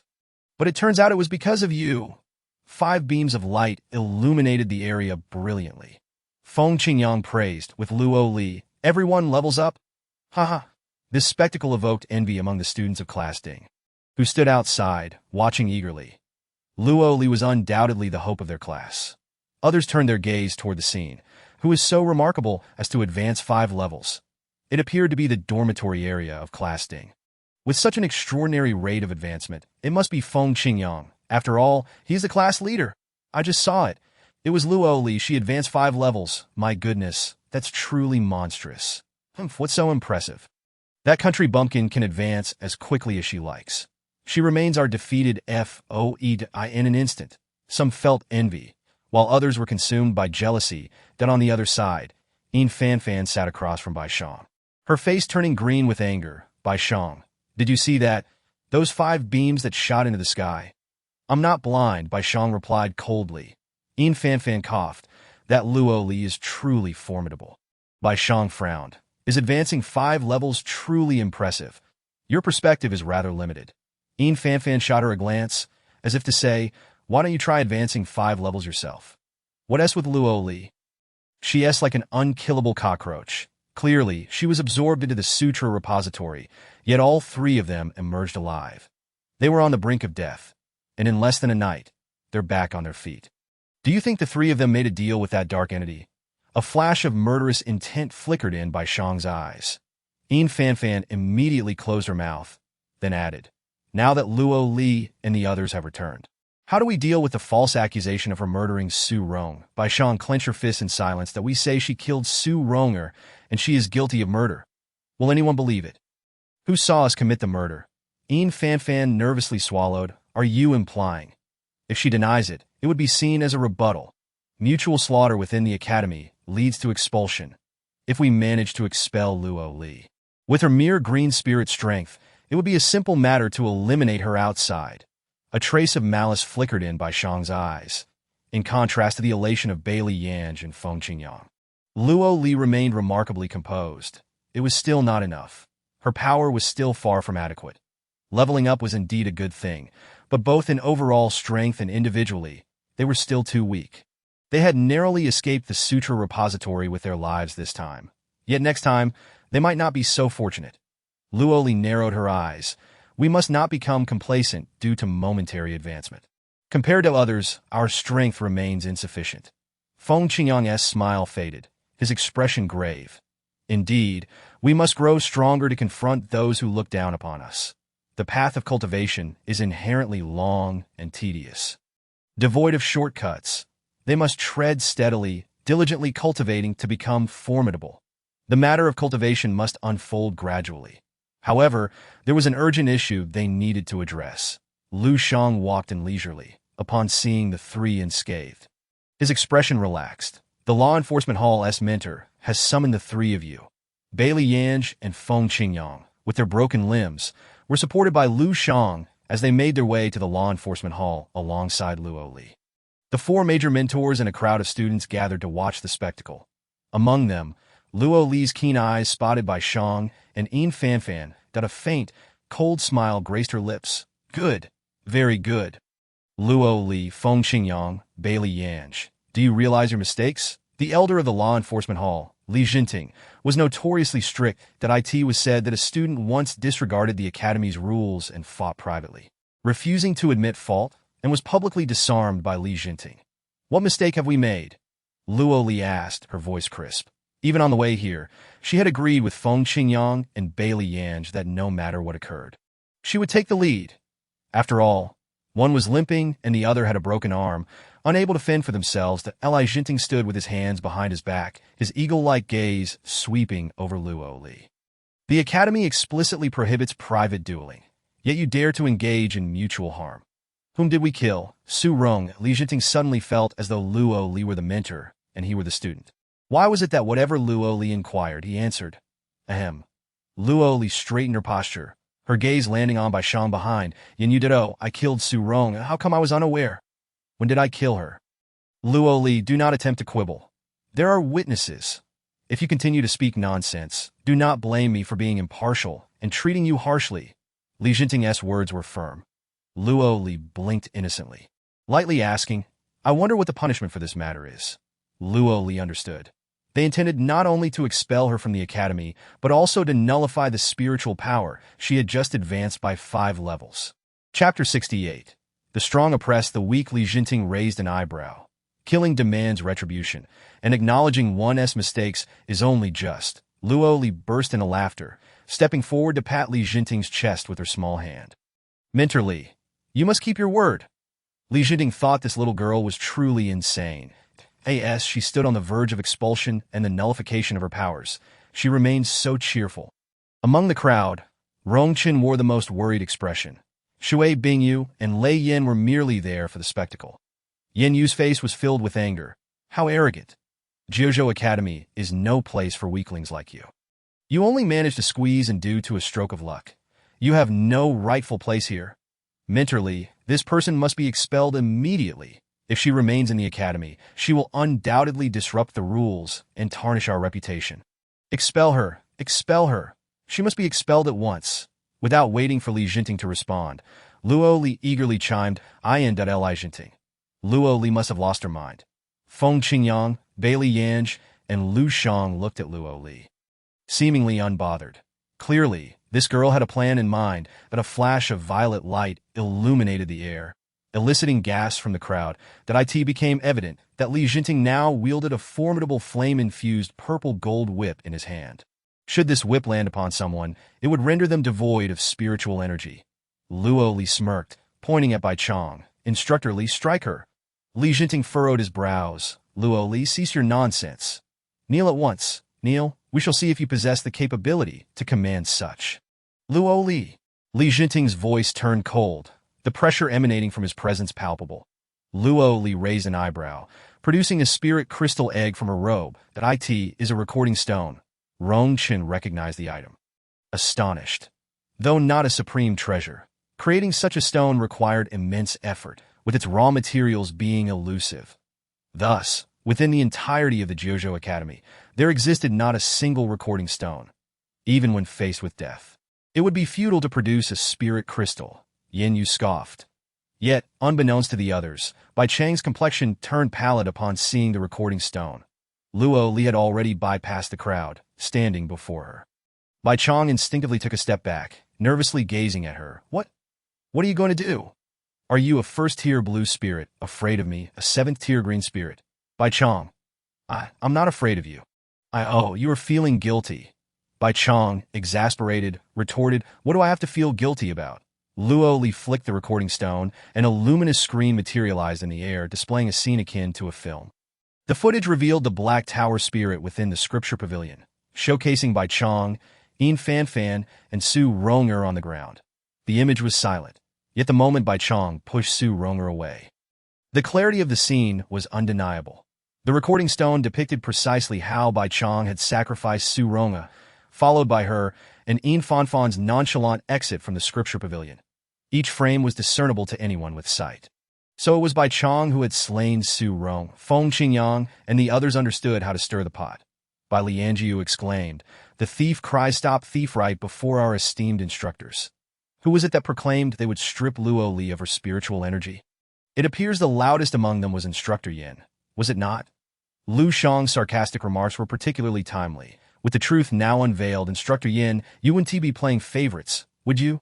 The atmosphere was more silent than the recording stone's footage. Yin Yu's expression transformed from shock to disappointment, culminating in an expression of anger that rivaled any theatrical performance. It was you. Rong Chen stepped forward at an opportune moment, embodying a protective figure shielding his own. Bai Chang, not only did you murder Su Ronger, but you also framed Luo Li for it. Instructor Li, what should be the consequence for such dual transgressions? Li Jinting replied with furrowed brows, expulsion and the severing of spiritual energy, along with 10 lashes. Everyone knew that Li Jinting's purple gold flame whip could disrupt meridians. 10 lashes would leave Bai Chang on the brink of death.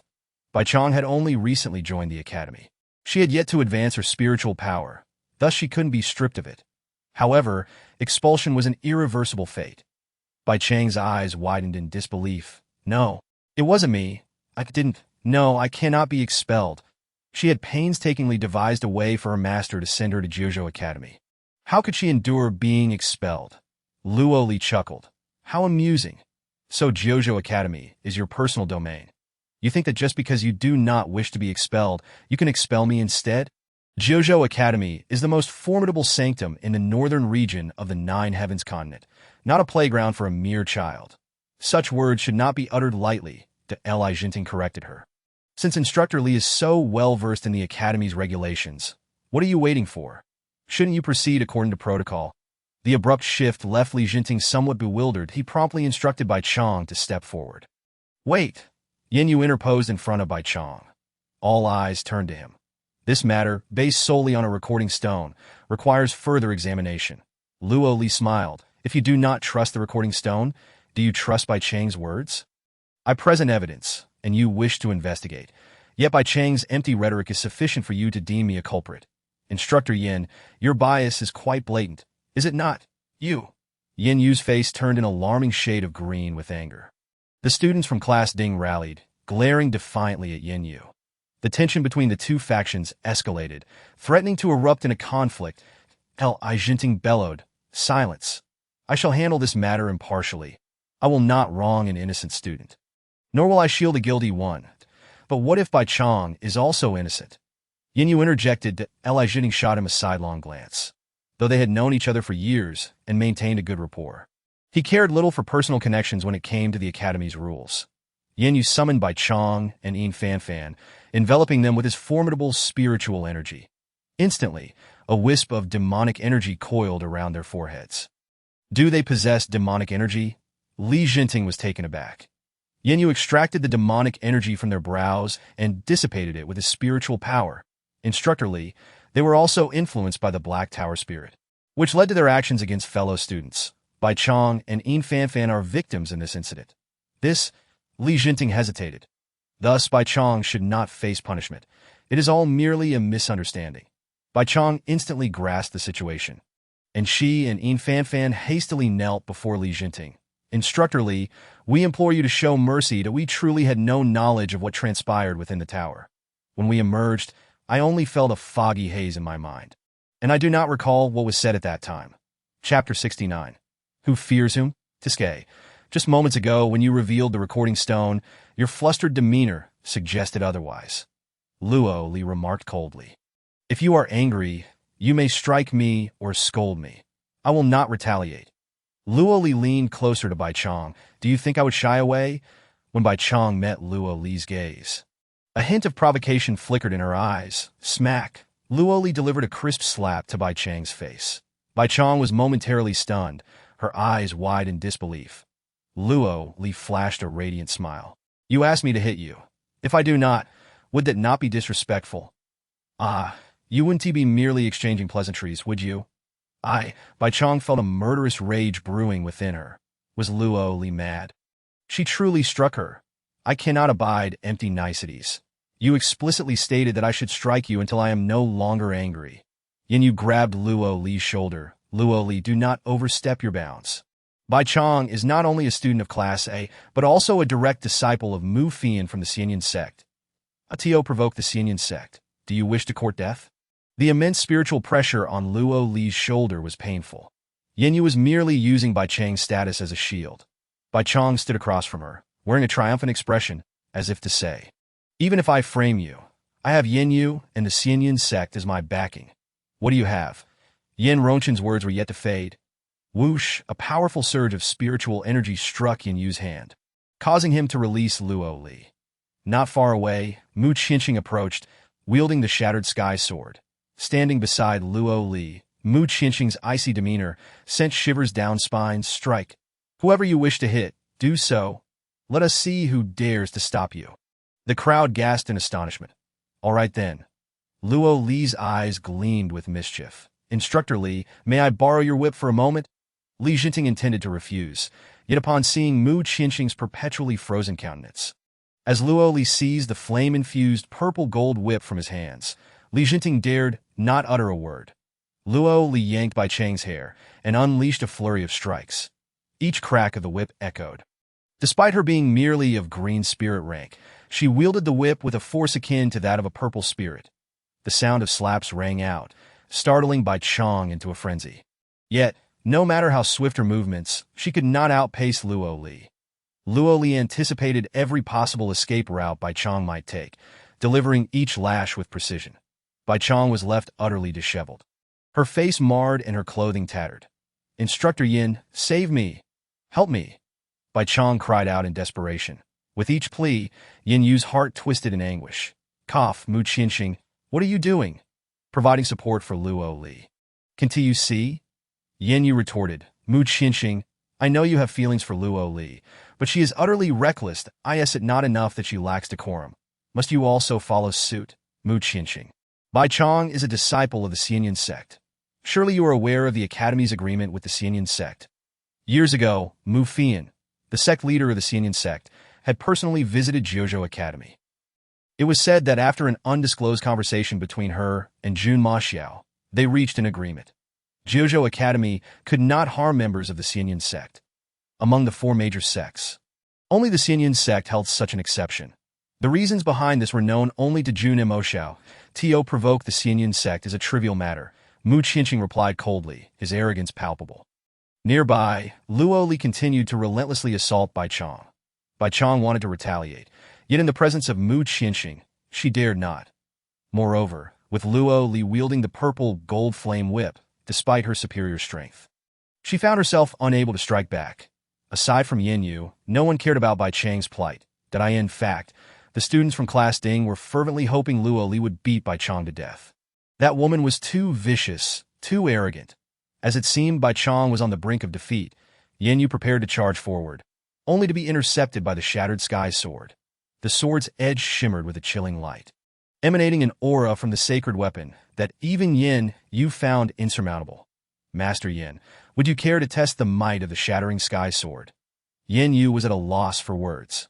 Infuriated, the shattering sky sword, capable of cleaving the Sutra Pavilion in two, hardly required any demonstration. Would he be foolish enough to throw himself against the blade? Yet, over by Baishang, Mu Qianxing, if this matter reaches the dean. I suspect no one will come out unscathed that Mu Qianxing, however, gazed affectionately towards Luo Li, replying, then by all means, let it reach the dean. Her frigid tone was utterly exasperating. Yin Yu nearly spat out a mouthful of blood. The wails of Baishang continued, as Luo Li, gleefully brandishing the flame, purple gold whip, approached exclaiming, I'm done. That was exhilarating. At that moment, Baishang lay in a pool of her own blood, her face smeared with crimson, rendering her unrecognizable even to her parents. The crowd dared not utter a sound. Yin Yu hurried over to inspect the situation. Luo Li returned the flame, purple gold whip to Li Jinting, saying, thank you, Master L. I Jinting recalled the scene of Luo Li wielding the whip, pondering whether this girl truly possessed the strength of a green spirit at the 7th level. The flame purple gold whip was a 9th-grade spiritual weapon. Even with his purple spirit strength, he could not unleash its full potential. Yet this girl, a mere green spirit, had managed to wield it even more effectively. Ignoring the crowd, Mu Qianxing turned to Luo Li. Are you still angry? Luo Li chuckled lightly. The one who should be angry now is Baishang. Indeed, Baishang was likely wishing for death at this point. Luo Li had truly struck hard, severing all her meridians. Seeing Baishang in such a state, Yin Yu gritted his teeth in fury. Luo Li, you have gone too far. Baishang was from class at Tio, so ruthlessly beat her was akin to slapping his own face. Mu Qianxing cast a sharp glance. Not satisfied? Care for a fight? Yin Yu's vision darkened, and he fainted from rage, who was unaware that both Mu Qianxing and Yin Yu were at the Spirit King realm. Yet Mu Qianxing's prowess surpassed Yin Yu's by a level. In the presence of absolute power, the weak truly had no grounds to negotiate. Such was the nature of strength, as the crowd gradually dispersed. Mu Qianxing shot Luo Li a look that said, if you need anything, find me. That protective demeanor incited envy among those present. How could someone as weak as Luo Li garner such fierce support from Mu Qianxing? It was widely known that Mu Qianxing had never stood up for anyone in all her years at the academy, let alone a woman. In contrast, Luo Li gazed at Baishang, who was being carried away, lost in thought. Despite possessing blue spirit strength, Baishang had fled like a lowly spirit master. Her body and soul seemed to be at odds. Upon returning to her dormitory, Luo Li retrieved several healing pills from her spatial ring and personally administered them to Bai Li Yanju and Feng Qingyang, also tending to their broken bones.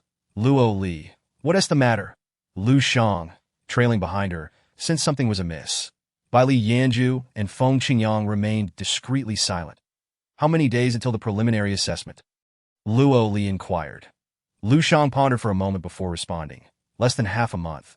Will there be any other secret realms opening before the preliminary assessment? Lu Shang looked surprised. Are you planning to venture out? Luo Li nodded. She needed to grow stronger, regardless of whether it was by breaking into the Sutra Pavilion or confronting Baishang. It was evident that she remained far too weak enough to be bullied at will. Recently, there had been no news of any idle secret realms opening at the academy, but several groups had indeed headed to the Misty Forest, drawn there by whispers of powerful beings potentially falling. I overheard it from the instructors. It seems strong individuals are set to perish in the Misty Forest. Luo Li's eyes sparkled. The fall of strong beings would surely scatter many treasures. You plan to go to the Misty Forest? Absolutely. Why wouldn't I? I can't afford to miss any opportunity for training. I must grow rapidly. With just Baishang causing Mu Qianxing to step in for her, what will I do when stronger adversaries appear? I cannot always rely on others. I must depend on myself. The three exchanged glances. Will go too. You two are still injured, Luo Li advised. The healing pills are 3rd grade, and with your bones mended, we should be fine in a short while. Lu Shang raised an eyebrow. Last time you all went to the Sutra Pavilion, you left me behind. This time, don't even think about it. Luo Li surveyed everyone, all right? Let us go together. We can look out for one another."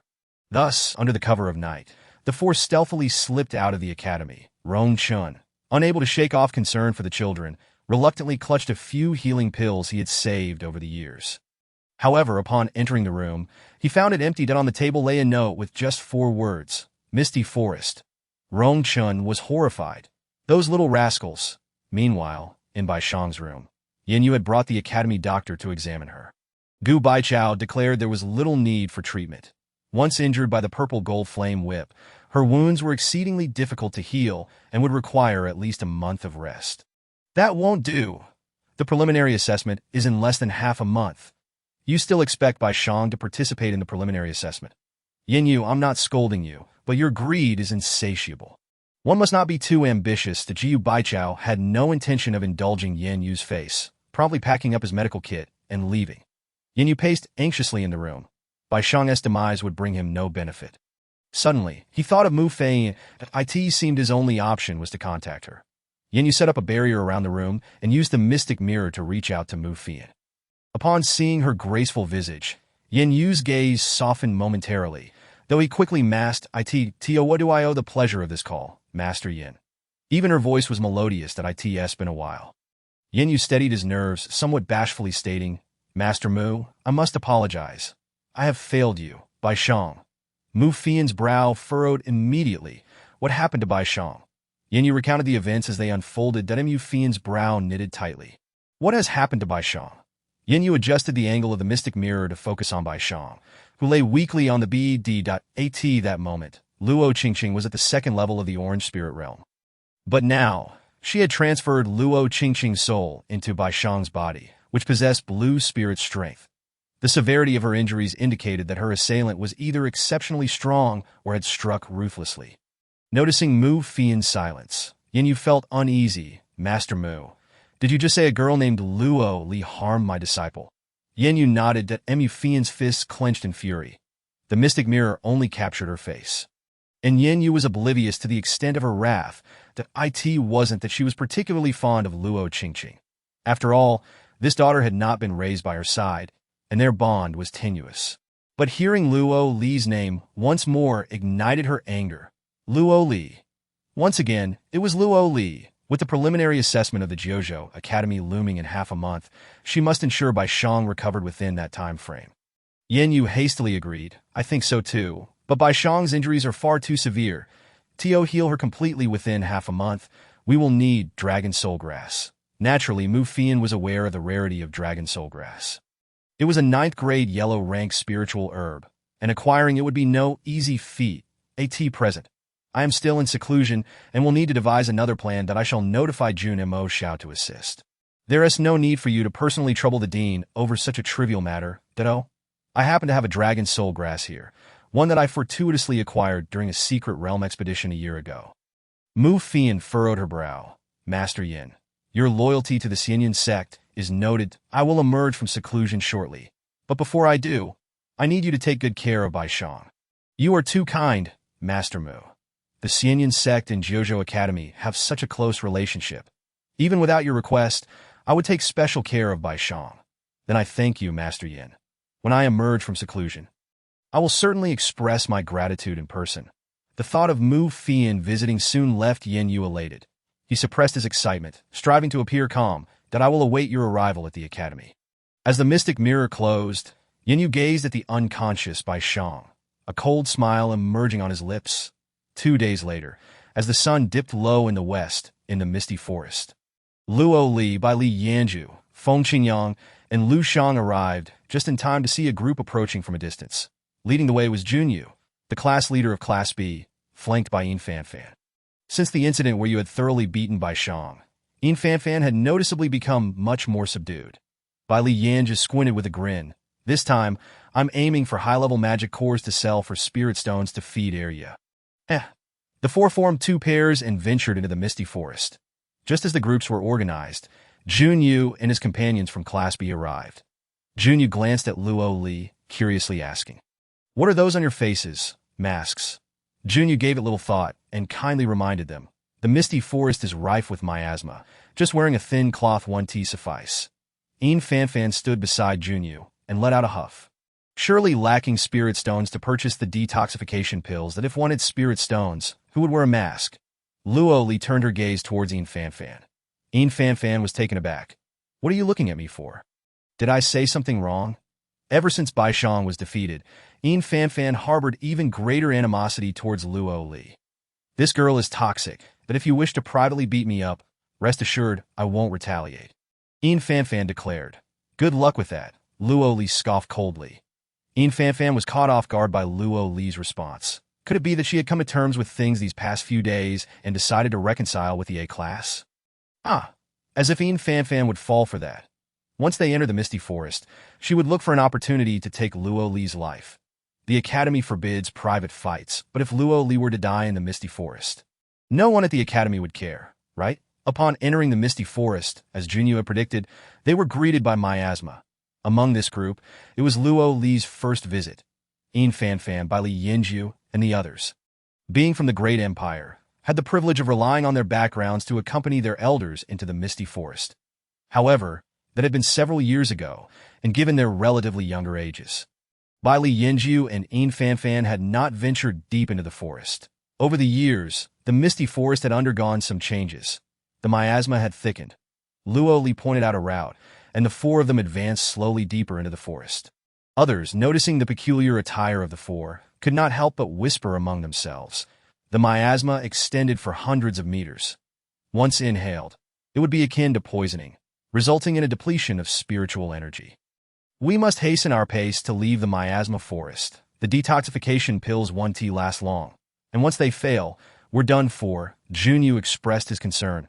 Accompanying them, aside from Yin Fanfan, were several students from Class B. When venturing out for training, the greatest taboo is to be alone. If one were to die, no one would retrieve the body. Someone has inhaled the miasma. Yi Kanghan rushed over.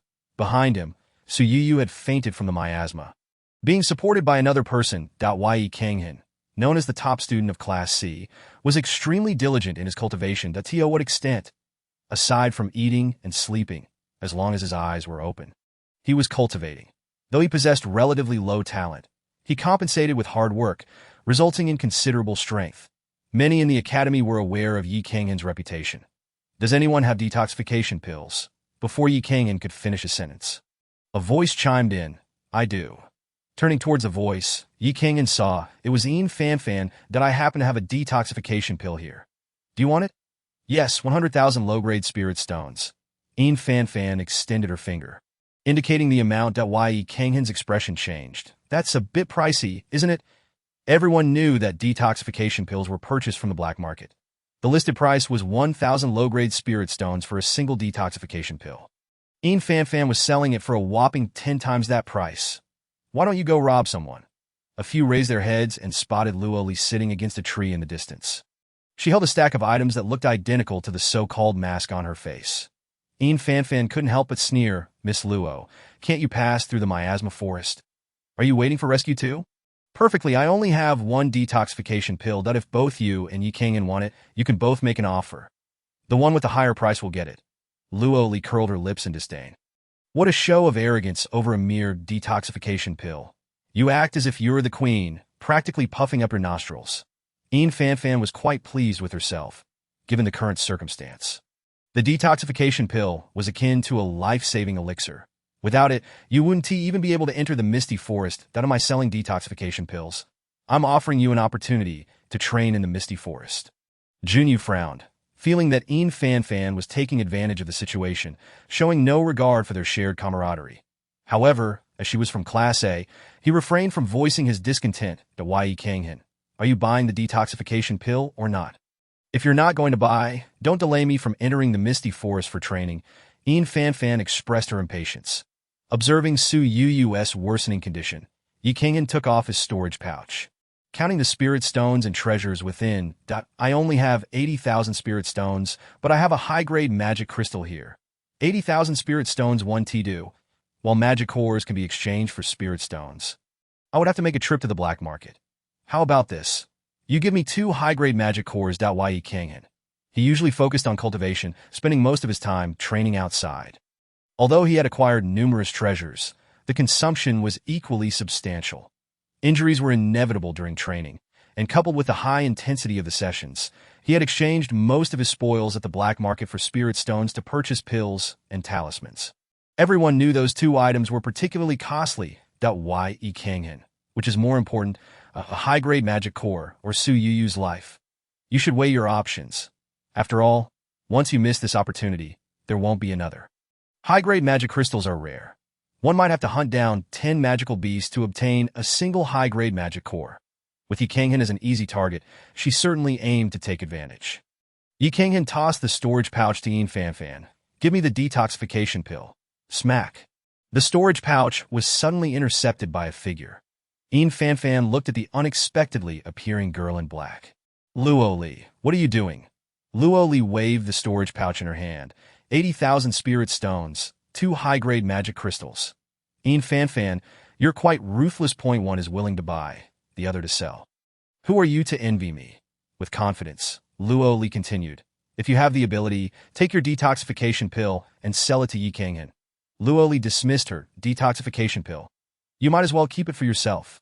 She then turned to Yi Kanghan, pulling out a mask from her hand and handing it to him, placing it on Su Yu. This item is far more effective than the detoxification pill. Give it a try.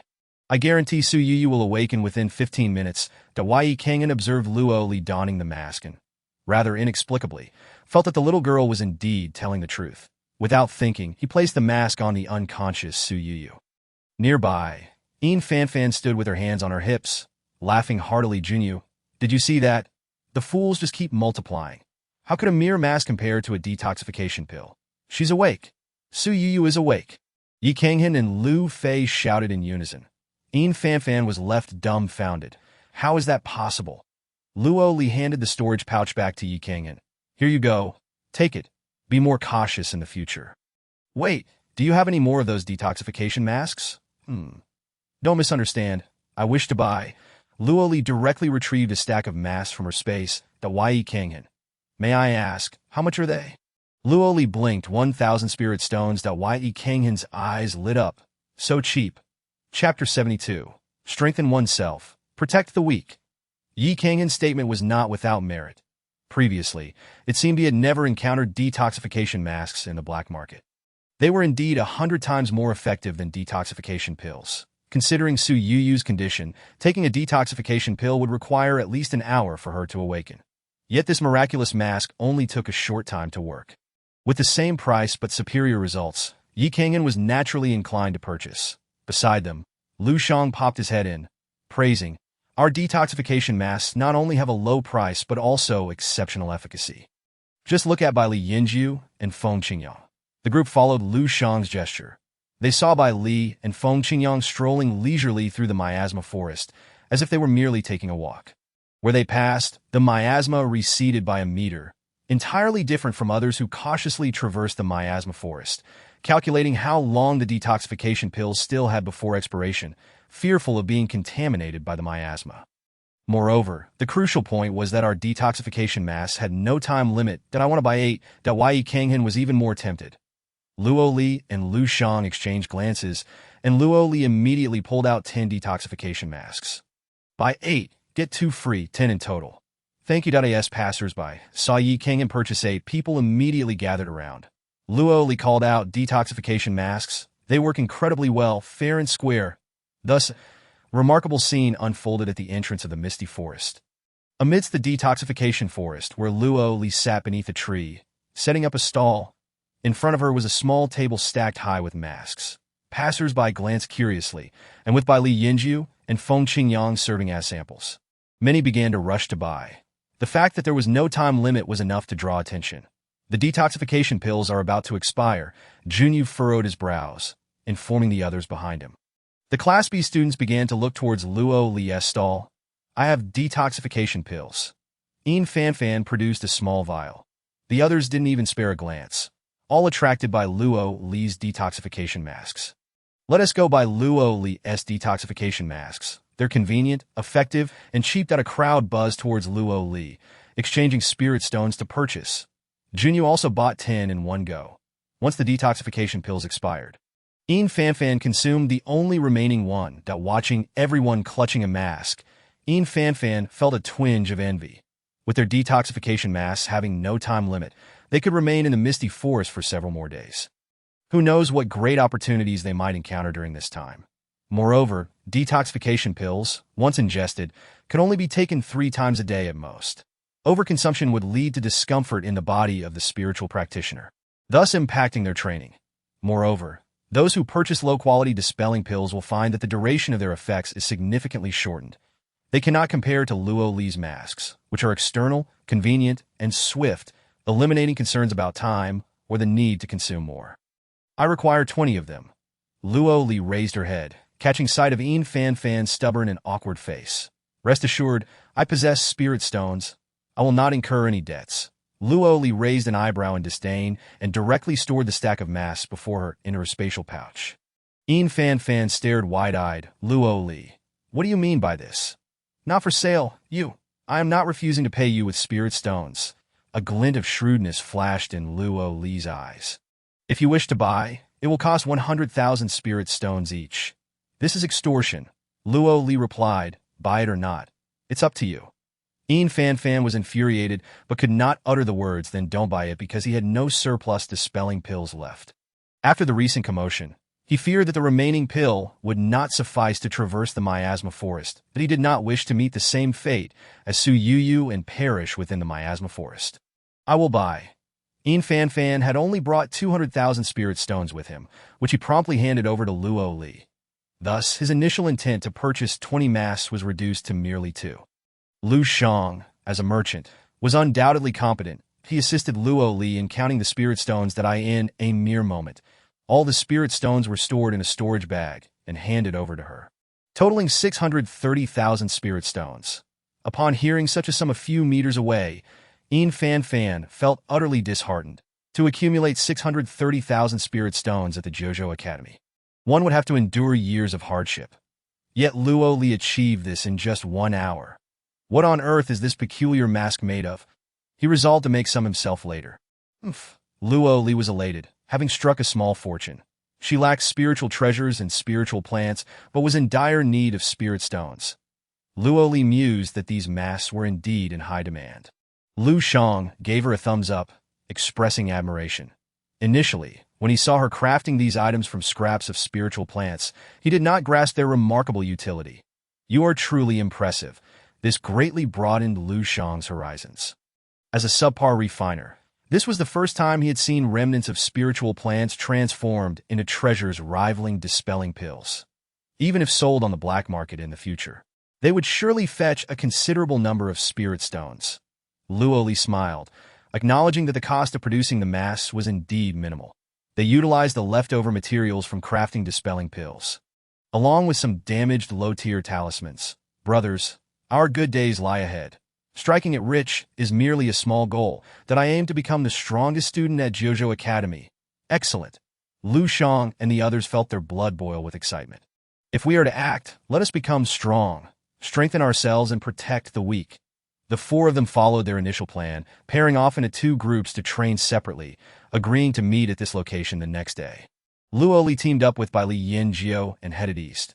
Along the way, they encountered numerous magical beasts. After several skirmishes, they failed to collect any magic cores from the beasts, leaving Bai Li Yin Jiao feeling quite frustrated. Luo Li, do not advance further. Bai Li Yin Jiao called out to stop her.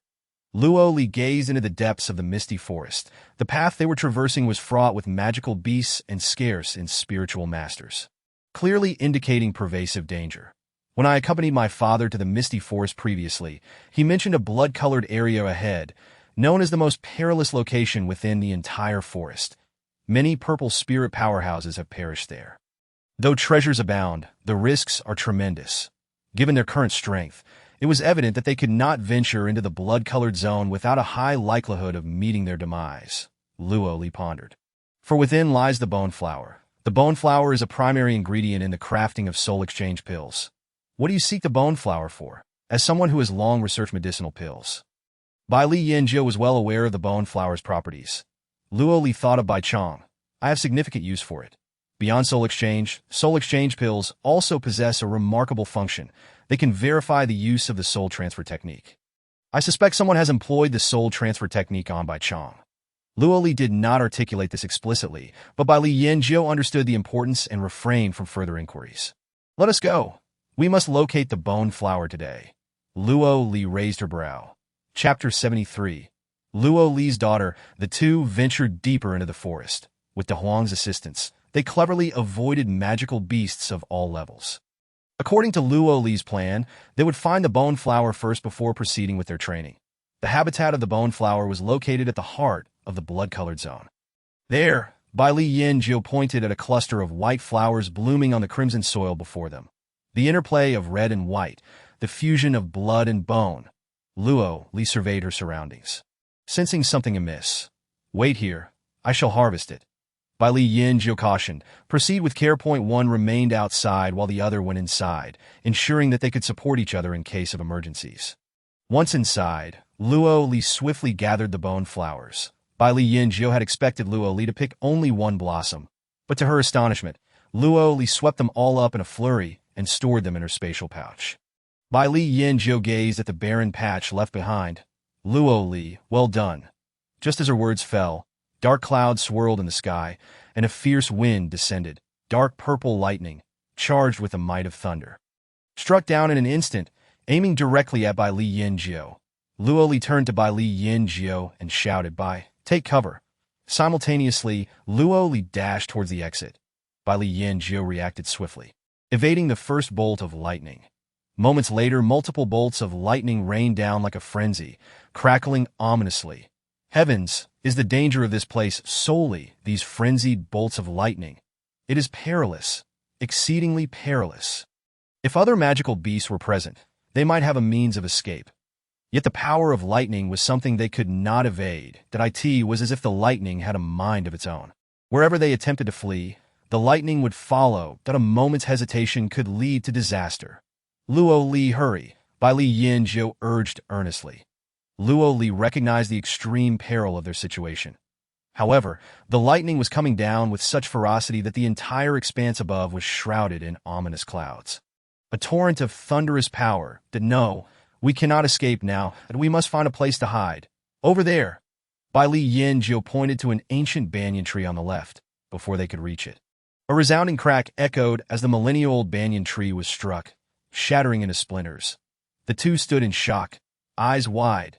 As the lightning fell, Luo Li pushed Bai Li Yanjiu aside that a bolt of purple lightning struck between them, and they immediately rolled to either side. This place has gone mad. What on earth is happening? Why are there so many bolts of lightning? Which powerful being is undergoing tribulation here? Bai Li Yanjiu sustained injuries from the lightning, revealing bloodied scratches on her arm. Seeing the situation deteriorate, Luo Li suddenly spotted a figure ahead. It is him. He is the most dangerous presence in this area. Luo Li, find an opportunity to break free. Luo Li nodded. Yet as she gazed at that figure, she couldn't shake the feeling that it resembled Yunjiu Xiao. Luo Li pressed her lips together, and before she could react, Bai Li Yanjiu had already dashed in front of her, helping her to her feet. Hurry, we must go. Luo Li summoned her large iron pot, placing it in front of Bai Li Yanjiu. You take this and leave first. What are you planning to do? Do not worry about me. Just go. With that, Luo Li charged deeper into the fray. His voice was soon drowned out by the thunderous cacophony of lightning. Bang! The lightning struck the pot, which merely trembled but withstood the onslaught of thunderous power. Bai Li Yanjiu felt a surge of joy. She had known this pot to be indestructible, and indeed it was. She observed Luo Li's vanishing figure, realizing she could not leave with the pot, but instead chose to pursue Luo Li. Keeping a distance, Bai Li Yanjiu noticed Luo Li's movements were exceptionally swift. That the legendary thousand-fold phantom step, but that is a supreme-level technique, attainable only by those in the Spirit King realm.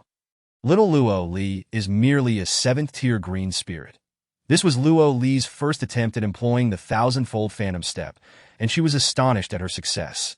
Having only read about it once in the spiritual texts at the library, she had decided to give it a try in a moment of urgency, and the results were impressive. Luo Li skillfully dodged each bolt of lightning, positioning herself at the center. Where did he go? There was clearly a figure just now. She looked up, observing the clouds. The lightning had not ceased but had merely changed direction, all converging forward. The bolts of lightning seemed to gather into a single force, descending with intent to strike. It was about to hit that person, and he turned. Upon seeing his face at close range, Luo Li's pupils constricted sharply. Yun Jiu. Almost instinctively, Luo Li retrieved a large burlap sack from her spatial pouch and hurled it towards Yun Jiu. The lightning struck the sack. Tens of thousands of talisman patterns scattered through the air. Bang! Crack! The sound of sparks and thunder filled the air, creating a cacophony of chaos. Amidst the tumult, Yun Jiu rushed in, wrapping an arm around Luo Li's waist and pulling her several meters away. The various talisman patterns exploded, completely obstructing the final bolt of lightning from descending. That moment, a transformation occurred with Luo Li. The spiritual energy enveloping her surged, wrapping her tightly. Yun Jiu's brow furrowed as he exclaimed, "Ah!" Luo Li struggled and let out a cry, breaking free from her bindings as the spiritual energy scattered. Yun Jiu's gaze locked onto Luo Li, his purple eyes widening in shock. Beneath the dark night, on that blood-red soil, stood a little girl of merely 3.5 years. This, Luo Li? Bai Li Yin Jiu, who had rushed over, stood frozen in place, bewildered. Where is Luo Li? What happened to the girl from before? Bai Li Yin Jiu's gaze met Yun Jiu's, and in that moment, she felt a wave of dread. With a flick of his sleeve, Yun Jiu rendered Bai Li Yin Jiu unconscious. Yun Jiu turned his head to gaze at Luo Li, who was staring at him from several meters away, and wondered has she shrunk, 3.5 years old. Qing Feng Liu. In an instant, two figures, one stout and one slender, appeared. Upon seeing Luo Li behind Yun Jiu, they swallowed hard. Your Majesty, who is that? With such large eyes and exquisite features. She resembles Miss Luo remarkably. She is simply a miniature version of her. Why has Luo Li transformed into this state? The two were bewildered. Could this truly be Luo Li? They initially thought she was Luo Li's daughter. Regaining their composure, they cleared their throats and stated, "This should be related to Miss Luo Li shielding you from the final thunder tribulation. Due to his unique status, the 9 heavenly thunder is a calamity that your Majesty must endure since birth. It occurs once every 100 years without fail. Even when your Majesty was sealed, the 9 thunder and fire did not relent. Today marks precisely 100 years. Success would result in severe injury, while failure would lead to the scattering of one's soul.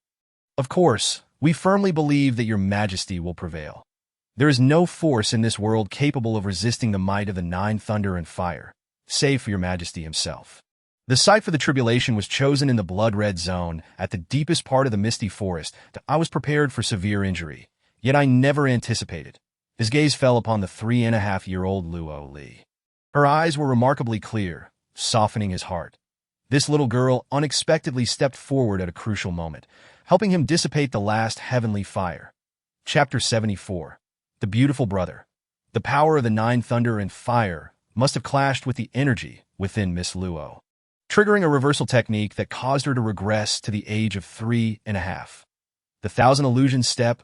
Yun Jiu recalled the movement technique Luo Li had employed upon their first meeting. Qing Feng remarked, "Indeed, it is said that the technique of the 1,000 Illusion Step was developed by a formidable being capable of accelerating one's pace and instantly creating 1,000 shadows, whether in combat or retreat.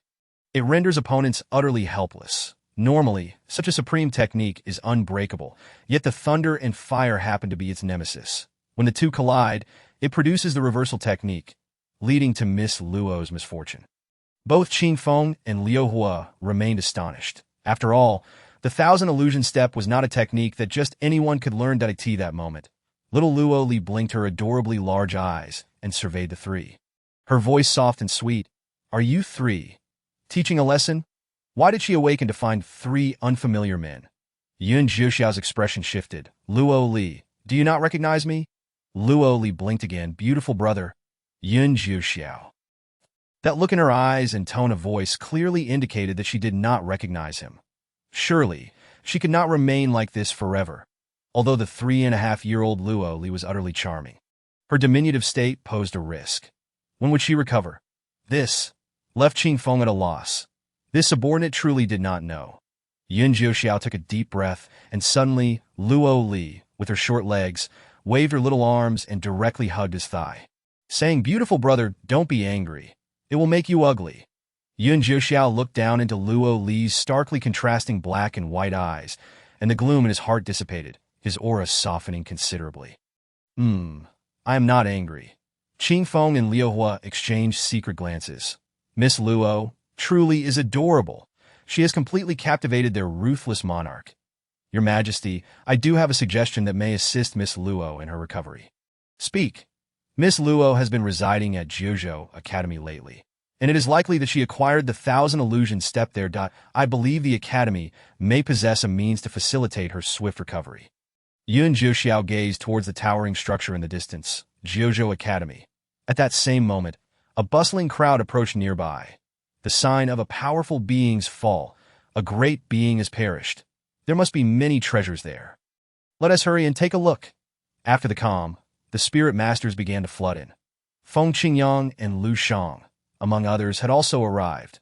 Bai Li Yinju awakened just then, upon seeing Yun Jiuxiao and Luo Li standing before him. The crowd collectively widened their eyes. Setting aside the unfamiliarity of Yun Jiuxiao, who emanated an imposing aura, the sight of Luo Li's miniature face was truly striking. Feng Qingyang asked, "Bai Li, where is Luo Li?" Bai Li Yinju pointed ahead. "That child seems to be Luo Li, and that man, could they possibly be Luo Li's husband and daughter?" Feng Qingyang was taken aback that he had not heard of Luo Li's marriage.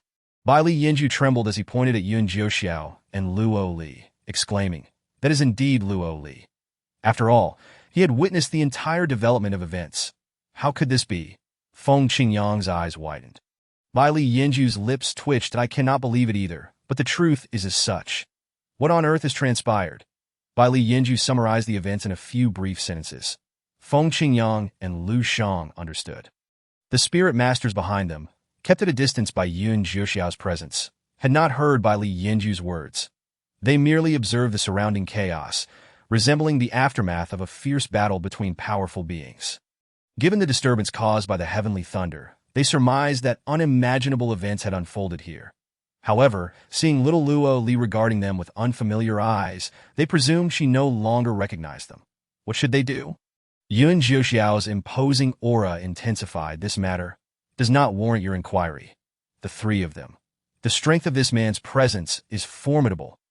Even if Yun Jiuxiao's aura was overwhelming, they would not abandon Luo Li. Luo Li blinked in confusion and looked up at Yun Jiuxiao. "Brother." That utterance of brother astonished Feng Qingyang and the others. Could this mysterious man truly be Luo Li's elder brother? Yun Jiuxiao lowered his gaze to her, his eyes softening with warmth. "Do you wish to go to Jiuzhou Academy, Luo Li?" Luo Li nodded. "Wherever brother goes, I shall follow. Such a beautiful brother. Where could one find another?" Thus, under the watchful eyes of the crowd, Yun Jiuxiao strode confidently, holding the soft, rosy-cheeked little girl at the entrance of Jiuzhou Academy. A remarkable sight unfolded. Yun Jiuxiao appeared, leading a delicate little girl by the hand. Every passerby was captivated by the striking contrast of the towering man and the adorable child. The man was breathtakingly handsome, while the girl was irresistibly cute. Just days prior, the commotion in the misty forest had been so great that he feared for the safety of his little ones. Eager to see them at once, Yunchen spotted Yun Jiuxiao in the crowd at first glance, not due to his extraordinary beauty, but because of his unparalleled aura. Shifting his gaze, he noticed a small girl. She looked so much like Luo Li. This thought caused Yun Chen's expression to falter. Could this duo be here to seek the runaway bride? Noticing the three men beside him, who remained silent, he commanded, "You three, come here." The three approached tentatively. "Great, the inevitable has come. Has Luo Xiaoli truly run away? That man's demeanor suggests he is not to be trifled with, surely scaring her off." The three wore expressions akin to discomfort. They exchanged glances, none daring to respond to Yun Chen's request. Chapter 75. The Ice Prince versus the God of Death. The three unconsciously turned to observe Yun Jiuxiao and Luo Li from behind. Luo Li had truly become Luo Xiaoli. Yun Chen remarked, "I sent you three to find someone. Why are you all gazing at the beautiful girl? She is not yours. Get back to your duties." Coughing, after a round of refusal, Feng Qingyang, as the class leader, stepped forward. "Mentor Yun, He sighed deeply. He was not particularly concerned about whether their class ranked first. His primary worry stemmed from his understanding of Yin Yu. He knew she would surely bring up the assessment and would not let Luo Xiaoli escape scrutiny. Feng Qingyang kept stealing glances at Yun Jiuxiao and Luo Li. What is wrong with your eyes? Why are you acting strangely? Feng Qingyang replied, Mentor, that is Luo Xiaoli. Yunchen furrowed his brow. I can see that. She is merely Luo Xiaoli's adopted daughter, accompanied by an adopted husband. However, it seems Luo Xiaoli has a good eye. This man is remarkably noble and aloof. The two of them have children that resemble Luo Xiaoli. To a T-point, one might mistake them for her. An impossible thought flashed through Yun Chen's mind. Feng Qingyang's tone grew serious. She is indeed Luo Xiaoli, the real Luo Li. Yun Chen was taken aback, his eyes nearly popping out. Luo Xiaoli. Luo Li patted Yun Jiuxiao's hand and skipped over to Yun Chen, lifting her little head to gaze at him. Did you call for me? That's right. I am Luo Xiaoli. Have we met before? How do you know my name? You. Yun Chen promptly fainted. Luo Xiaoli blinked her large eyes at Yun Jiuxiao. Beautiful brother, did I cause trouble? No, not to mention scaring Yun Chen into unconsciousness. Even scaring Jun Ma Xiao would be inconsequential. News of Luo Li's transformation into Luo Xiaoli swiftly spread throughout Zhozhou Academy. The most delighted were the members of class. Luo Li has regressed. With the foundational assessment in 10 days, I distinctly remember her boasting that she would take first place against us. Yin Fanfan had never been this elated in her life. This time, Luo Li has dug her own grave. Indeed, the ways of heaven remain fair. That individual, whom we have never encountered, is referred to as brother by Luo Li, suggesting he is her elder sibling. Yin Fanfan chimed in, dismissing the significance of her brother. Even if the emperor himself appeared, Luo Li would undoubtedly fail this foundational assessment. Once Luo Li is expelled from the Zhozhou Academy, he would swiftly eliminate her outside its gates. Luo Li's brother? Yin Yu expressed a hint of disdain, perceiving him as just another naive provincial from a small town. Yin Yu remarked, I have always warned about the dangers of the misty forest. It is not a place for someone of Luo Li's meager strength. It seems that the scales of justice have balanced, as Bai Chong remains gravely injured, and Luo Li faces the consequences of her actions. You all must exercise caution in your future endeavors and avoid following in Luo Li's footsteps. Mentor, will Bai Chong miss the foundational assessment? No, our Class A is destined for first place. Any weakling does not deserve to remain in Zhozhou Academy. Especially not Luo Li. Meanwhile, in Luo Li's dormitory, it marks the second visit of Yun Jiuxiao. This place is indeed lacking in spiritual energy. Rong Chen and a few individuals from Class Ding gathered at the doorway to observe the adorable Luo Xiaoli. It is a first for our academy to have a student as young as 3.5 years old. Luo Xiaoli has broken yet another record. Even at 3.5. Luo Xiaoli remains remarkably intelligent. Rong Chen cast a glance at the crowd, signaling them discreetly. They all adored Luo Xiaoli as if she were their own little sister. Bai Li and others refused to leave. So Rong Chen did not chase them off, recognizing that they were in the know. Clearing his throat, Rong Chen looked at Luo Xiaoli, who was nestled in Yun Jiuxiao's embrace, fiddling with his hair, and asked, Are you Luo Xiaoli's brother? What do you think? Rong Chen found it hard to believe. They bore no resemblance whatsoever. Moreover, Luo Xiaoli merely referred to this man as beautiful brother. Not brother, clearly indicating her admiration for his looks that if he were not her brother, then who was he? Yun Jiuxiao gazed down at the little girl in his arms, his eyes filled with affection. Could he truly be her husband? If you think so, I have no objections. Rong Chen was momentarily speechless. Regardless of the nature of the relationship between the man and Luo Xiaoli, it was evident that he was not to be trifled with. Possessing an heir even more formidable than Jun Mo Xiao. This young master wishes to inquire about Luo Xiaoli, Rong Chen stated. Yun Jiuxiao tilted his head to glance at Bai Li Yin Jiu. If you have questions, just ask him directly. Beautiful brother, I'm hungry. Luo Xiaoli patted her little belly. Yun Jiuxiao gently coaxed, I will take you to eat. Okay. The others exchanged glances that if one were to say this little girl was enamored with Yun Jiuxiao's good looks, they would readily believe it'd. Yun Jiuxiao led Luo Xiaoli to the doorway. He paused, casting a sidelong glance at Rong Chen. This place was rather shabby to know. This is a new dormitory. I even chose this location myself. Rong Chen replied.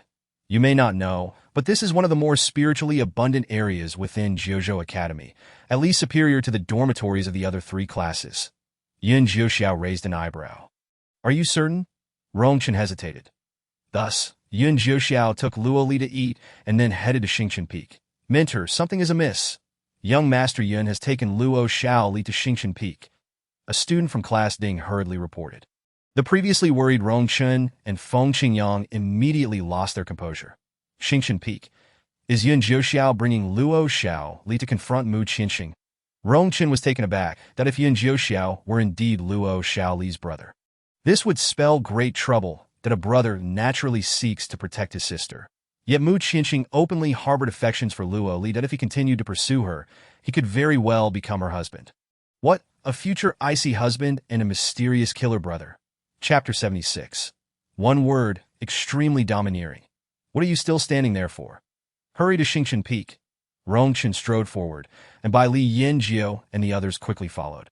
If the two were to engage in a confrontation over protecting Luo Xiao Li, it would tarnish her reputation that in the worst-case scenario, she could even be expelled. Why is it so difficult for Luo Xiao Li to remain at the academy? At this moment, Mu Qinxing had just finished his meal and was preparing to descend the peak to see Luo Li. He had not visited her in several days and wondered if she had recovered from her injuries. To be cautious, he had even prepared a healing pill he had treasured for a long time to gift to her. Just as he stepped outside, he felt an unusual aura emanating from the peak. Soon, he spotted a large figure accompanied by a small one. Who dares intrude upon Xingchen Peak?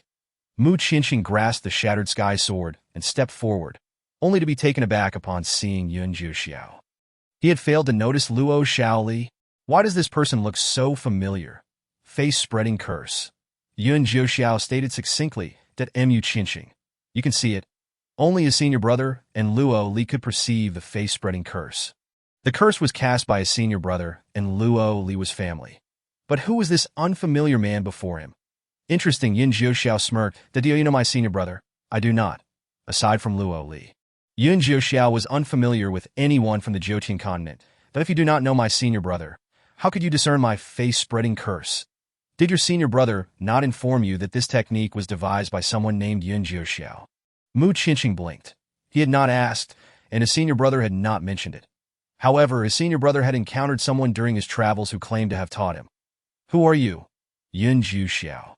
Had it not been for the face-spreading curse, Mu Qinxing would have been left speechless. The face-spreading curse was his original creation, in truth.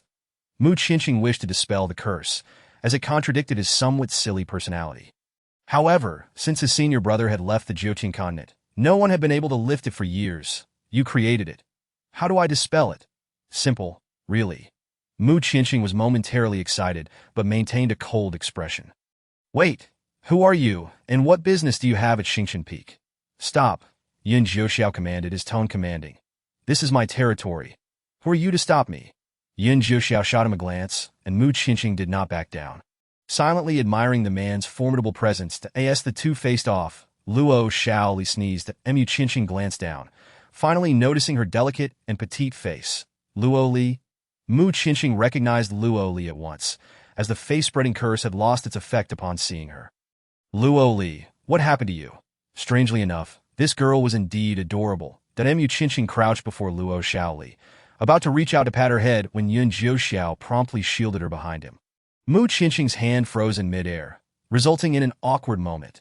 Yun Jiuxiao exuded an intimidating aura, as if ready to engage in a fight should Mu Qinxing dare to reach out again. When Rongchen and the others arrived at Xingchen Peak, they witnessed the tense standoff between the two. Both of you, stand down. Rongchen approached briskly, placing himself between them. What are you two doing? Looking for a fight? Mu Qinxing's expression was frigid. It was not his intention to escalate matters, but rather the curse's influence that I nearly ran here just to advise you not to fight. You two are truly giving me a headache. Rongchen glanced at Luo Xiao Li, growing increasingly fond of her, that if you two were to engage in a brawl and it affected Luo Xiao Li, I assure you, regardless of your identities or strengths, I would be very displeased. Feng Qingyang. Mentor, could you perhaps say something a bit more intimidating? Rest assured, Yun Jiuxiao understood the gravity of the situation, though he did not care for Jiuzhou Academy. He recognized that Luo Li could not be expelled. Upon hearing the word rest assured, Rongchen felt an inexplicable sense of relief. The abundant spiritual energy at Xingqian Peak would certainly aid in Luo Li's recovery. Yuan Jiuxiao suddenly declared, "The spiritual energy here is beneficial for the little girl." Only then did the others comprehend that Yuan Jiuxiao had not come to provoke Mu Qianxing. They were thoroughly relieved.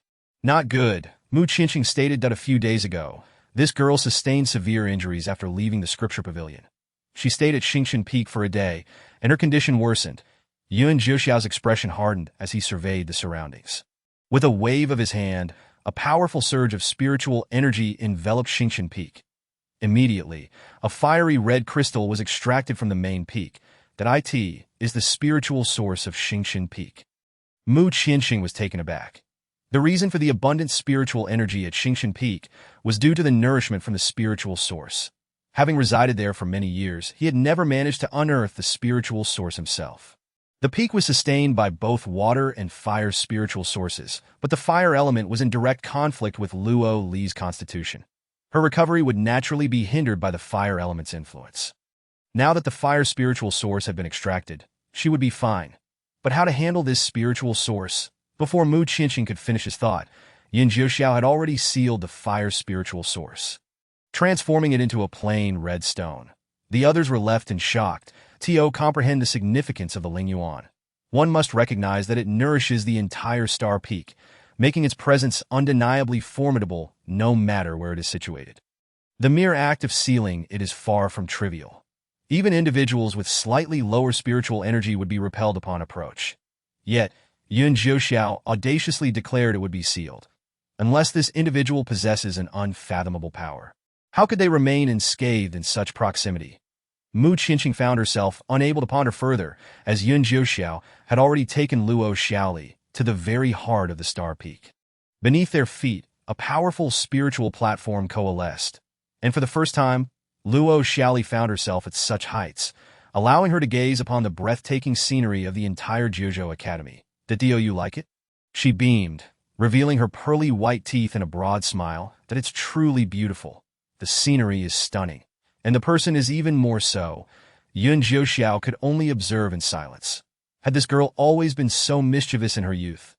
No wonder she grew up to be so eccentric. "Play as you wish. I shall accompany you." Mu Qianxing could only watch in astonishment. Who would dare to frolic atop the star peak? Even he could not ascend, given the perilously close proximity to the Ling Yuan. Yet this man effortlessly brought his powerless junior sister up there. Rongchun and Feng Qingyang were astonished, but felt a sense of relief. With Yuan Jiuxiao present, Luo Xiaoli should recover swiftly, wouldn't she? At that very moment, the Ling Yuan was disturbed, causing a stir throughout the entire academy. Everyone was aware that this was the star peak, the very source of the Ling Yuan. Chapter 77. Luo Xiaoli's inexpensive brother. How could this utterly unpowered little waste ascend to play? How could she? Naturally, if given the chance, they too would desire to indulge. After all, it was the Ling to cultivate there for a single day equated to 6 months elsewhere. Why does it seem that Luo Xiaoli's brother is mightier than Mu Qianxing, the future consort? Such news swiftly reached the other 3 esteemed mentors. Shui Bingyu and Lei Yin had always remained neutral, adopting a watchful stance. However, Yin Yu was different. The 3 were engaged in a discussion about the specifics of the upcoming assessment 10 days hence, when they overheard the commotion outside regarding the star peak. It was that rascal Mu Qianxing again. Each time the star peak stirred, it was invariably due to his antics. Recognizing Mu Qianxing's superior strength, Yin Yu found him irksome but could do little about it. He could hardly believe that Mu Qianxing had become so reckless as to send Luo Xiaoli and her inexpensive brother to the Ling Yuan. He must be insane. Yin Yu's fury was palpable. At this moment, Lei Yin interjected. "Yin Yu, I recall many years ago, you sought to explore the Ling Yuan but were repelled by its power, sustaining injuries that left you bedridden for a month." Yin Yu's face flushed with embarrassment. Those are merely old tales, best left unsaid. After all, I was quite youthful back then.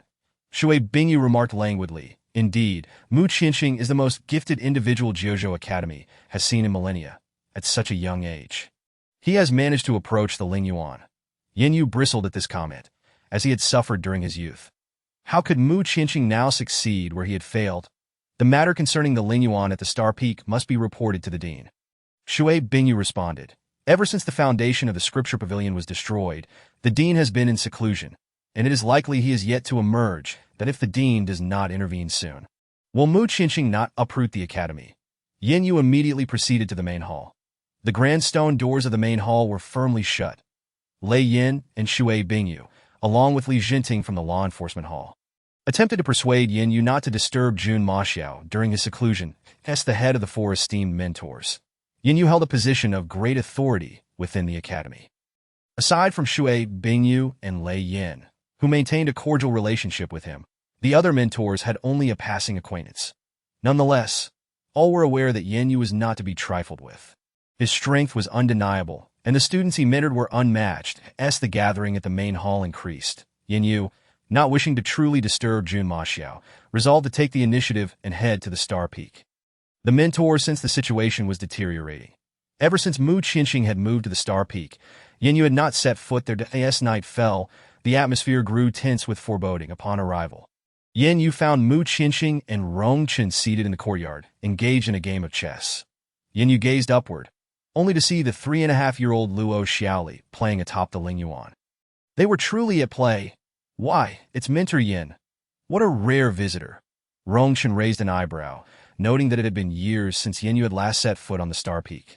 Ever since Mu Qinqing took residence there, Yin Yu had visited every corner of the academy, yet he had never returned to the Star Peak, that he recalled that he had once coveted this mountain. But alas, only Mu Qinqing could reside there. What brings you two here? Rong Chen inquired. Playing chess, he replied.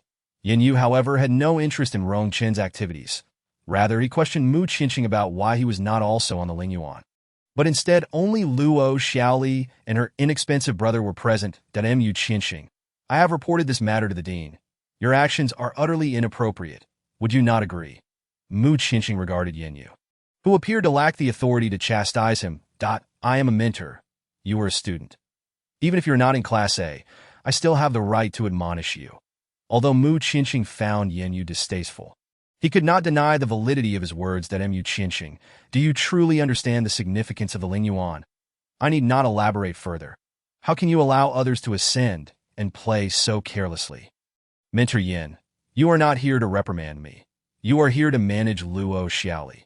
Yin Yu, infuriated, waved his sleeve. Mu Qinqing, bring her down. A cold glimmer flickered in Mu Qinqing's eyes that if Mentor Yin possesses the ability, you may retrieve her yourself. Rong Chen, observing the exchange, interjected, Indeed, Mu Qinqing has a point.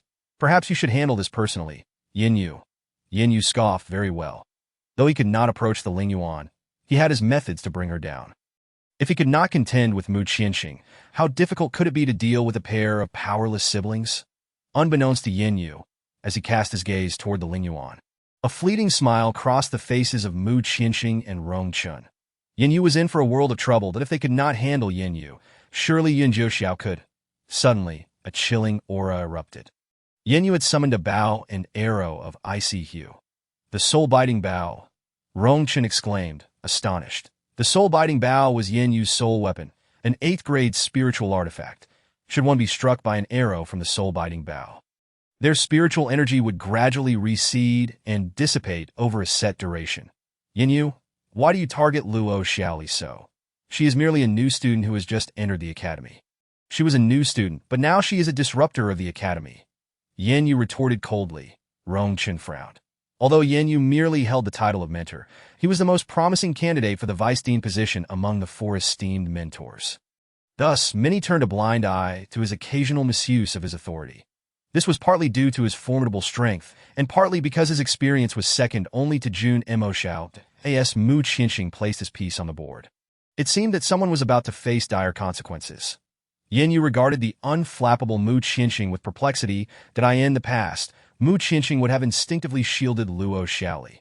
Why was he now so composed? Merely watching as he readied the soul-biting bow. With the thought of the esteemed figure from Yunxian sect, Yin Yu dismissed his agitation, aiming the soul-biting bow at the Ling in the blink of an eye. Yun Jiuxiao darted away from the Lingyuan, landing directly before Yin Yu with incredible speed, catching him off guard. Upon seeing a face he did not recognize, Yin Yu instinctively frowned. This man must be Luo Xiaoli's inexpensive brother. Indeed, he bore a striking resemblance to the girl that I asked for his strength. It was imperceptible. Given that Luo Xiaoli was merely a green spirit, how formidable could her brother be? It was common knowledge that true genius masters had all come to Jiuzhou Academy. If he had not heard of this person, he must be a nameless nobody. Yun Zhuxiao's gaze fell upon the soul-biting bow in Yin Yu's grasp, his expression eerily calm. Even Mu Qianxing and Rong Chun felt a shiver down their spines. It was over. Yin Yu was about to face a significant predicament. Just then, an urgent voice interrupted. Mentor Yin, Class A's class leader, Ouyang Tianjiao, has arrived. The dean requests your presence immediately. Yin Yu replied, now. Shortly thereafter, Feng Qingyang and the leaders of the other two classes also arrived. With no time to spare for the affairs of the Star Peak, Yin Yu led them away, for the pair of inexpensive siblings would remain at the academy. He could deal with them later. Yin Yu remained blissfully unaware that the order suddenly issued by Jun Maxiao had indirectly saved him once again. Luo Xiaoli is now in your care, Rongchen instructed before hastily departing. The vast expanse of the Star Peak was left with only Yun Zhuxiao and Mu Qianxing. That Mu Qianxing glanced toward the main hall, letting out a cold laugh. Now, Jun Maxiao would have his hands full. Where is Luo Xiaoli? He inquired. Off to play, Yun Zhuxiao replied coolly. Mu Qianxing was momentarily taken aback. Play? Surely there are no places for children to amuse themselves within the academy? Suddenly, a resounding explosion echoed from the eastern side of the academy. Mu Qianxing was startled. What was that sound? Yun Zhuxiao remained unfazed. Merely the sound of Luo Xiaoli playing. That direction was Yin Yu's meteor garden. Mu Qianxing was taken aback. What on earth was Luo Xiaoli playing with? At this moment, the esteemed mentors, having just arrived at the main hall without yet stepping into the grand hall, heard the peculiar noise. Lei Yin remarked, Mentor Yin, it seems your meteor garden has exploded. Shui Bingyu added, impossible. I recall that Mentor Yin's meteor garden is filled with various barriers and restrictions, reinforced with magical artifacts. Even in our daily lives, we cannot easily slip into the meteor garden. Who among outsiders could possibly enter? Yin Yu's residence has always been renowned for its exceptional privacy within the academy. Only Rong Chun, with his perceptiveness, remained silent, as if he had already surmised the source of the unusual noises. Surely it could not be that girl, Luo Xiaoli, who caused this ruckus? Could she even gain access to the meteor garden? Yin Yu had never entertained such a notion, as Shui Bingyu remarked. The protective measures of his meteor garden are extraordinarily robust. It's not a place just anyone can enter. It is not my meteor garden. We should first seek out the dean, upon their arrival. Jun Mo Xiao had yet to emerge from his seclusion. The group was not taken aback. Both the Star Peak and the main academy are known to harbor the most concentrated spiritual energy within the Jiuzhou Academy. Any disturbance at Star Peak would be felt here first, even in Jun Mo Xiao's absence. Just as Rong Chun was about to speak, Yin Yu interjected, it must be the doing of Mu Qianxing. That brat is now out of control, able to extract the spiritual source from Star Peak. That it is impossible that it was he, Jun Mo Xiao stated with conviction. Upon recalling Mu Qianxing's repeated protection of Luo Li, Yin Yu's anger flared anew. Star Peak is Mu Qianxing's residence. Who else could it be? Dean, you have no idea. He extracted the spiritual source, allowing Luo Li to frolic freely on the main peak. Mu Qianxing is utterly disregarding the Jiuzhou Academy. As for Luo Li, Jun Mo Xiao hesitated, seemingly surprised to hear her name once more. Yin Yu succinctly briefed Jun Mo Xiao on Luo Li's situation, stating merely that she had ventured into the misty forest and sustained serious injuries. That Mu Qianxing seems to be bewitched, for he is inexplicably fond of Luo Li. Yin Yu, this is not Mu Qianxing's doing. It is Rong Chun was on the verge of correcting him when Yin Yu interrupted. Mu Qianxing even severed the scripture pavilion for Luo Li, correct? Rong Chun. Indeed, that so now, in order to protect Luo Li. He extracts the spiritual source. What is so wrong with that? Rong Chun. Following Yin Yu's line of reasoning, he found himself begrudgingly agreeing with him. Dean, as long as Luo Li remains, she will surely bring calamity to the entire Jiuzhou Academy. Yin Yu, why do you constantly target Luo Li? Enough of your bickering. I'm already aware of the situation. After a moment of silence, Jun Mo Xiao responded. What does the dean mean by that? Just knowing is sufficient. Will you not intervene with Mu Qianxing? For it is only Junimo Xiao who can manage Mu Qianxing within the entire Jiuzhou Academy. At this moment, Mu Qianxing was completely unaware that he had become the scapegoat. Yan Yu was contemplating how to leverage this opportunity to prompt Junimo Xiao into action when, at that moment, a disturbance emanated from the east. The usually indifferent Junimo Xiao unexpectedly spoke. What is causing such a commotion in the meteor garden? The crowd gasped in astonishment, although others attributed it to the meteor garden. Yan Yu remained skeptical. Yet when Junimo Xiao spoke, Yan Yu was compelled to believe. Without hesitation, he raced toward the meteor garden like a madman. Upon arrival, his voice thundered across the landscape, Luo Li. At this moment, the meteor garden was in utter disarray. 3.5-year-old Luo Xiaoli sat atop the hall of the meteor garden, skillfully playing with a pistol that Mu Qianxing, who had rushed over upon hearing the news, looked up to see Luo Li on the roof, astonished that she was so young, yet capable of wielding a talismanic spirit artifact. If it weren't for her casting spells in front of others, he would have burst into laughter. She may be small, but she is certainly not foolish. Yunjiu Xiao emphasized this with an unmistakable tone of affection. When Yan Yu arrived, Luo Xiao Li's explosive pistol was precisely aimed at him. Yan Yu's eyes blazed crimson with fury. His meteor garden, enhanced by formations, was adorned with high-grade talismanic inscriptions accumulated over many years. Now, in a single day, it lay in ruins. He felt as if all his hard work had been obliterated. Luo Li, I shall kill you, enraged. Yan Yu charged toward Luo Xiao Li. Yan Yu no. Rong Chun immediately intervened, blocking Yan Yu's path. With a loud bang, Luo Xiao Li fired a bomb from her pistol, obliterating the last remaining stone pillar in the meteor garden. Fortunately, Yan Yu dodged in time. Had he been hit, he would surely have been gravely injured. Looking at the stone pillar, it was plastered with various spirit stones, all of superior quality. Those were the fruits of his labor. Yan Yu's fury escalated further. The last vestige of his defenses had crumbled. Rongchen observed the mischievous Luo Xiaoli, realizing that this child had been at odds with Yan Yu since her early years. Yan Yu, having lost his rationality, surged with spiritual power, exuding a murderous aura. Suddenly, a figure descended beside Luo Xiaoli, taking her small hand in his own, confronting Yan Yu. You are Luo Li's cheap elder brother? Elder brother. The term sounded so unappealing when uttered by someone else, far removed from the sweet, beautiful brother that his little Luo Li would call him. Seeing Yun Jiu Xiao remain silent, Yan Yu merely assumed that this man was feigning composure, given his humble origins and lack of exposure to grand occasions. Hand over Luo Xiao Li, and I shall not hold you accountable today. You command me? Yan Yu's hawk-like gaze radiated absolute disdain. Such arrogance. I shall ensure you both suffer. As Yun Jiu Zhao's brows furrowed, he smirked wickedly as Yan Yu struck out. You overestimate yourself. Chapter 79. Beautiful brother. Hug me. Look at how arrogant the people from small nations are. Before they could clash, Yan Yu suddenly sensed an overwhelming pressure descending upon him, as if a mountain were crashing down. His entire spiritual power was instantly suppressed. He could not even gather energy in his palms. Panic seized him as he watched the man opposite him prepare to deliver a thunderous strike to his forehead. Stop! A voice, cold and extraordinary, shattered the stillness. Junimo Xiao executed a hand seal, casting a powerful barrier before Yan Yu that dissipated Yun Jiu Zhao's strike. That it is you. Upon seeing the man before him, Junimo Xiao was thoroughly astonished. Meanwhile, Yan Yu stood dumbfounded. That little waste Luo Li. How could she have such an impressive elder brother? You withdraw. Junimo Xiao gestured for Yan Yu to step back, who, recognizing the extraordinary nature of the man before him, complied yet remained unwilling, gazing at the wreckage of the meteor garden. Who are you?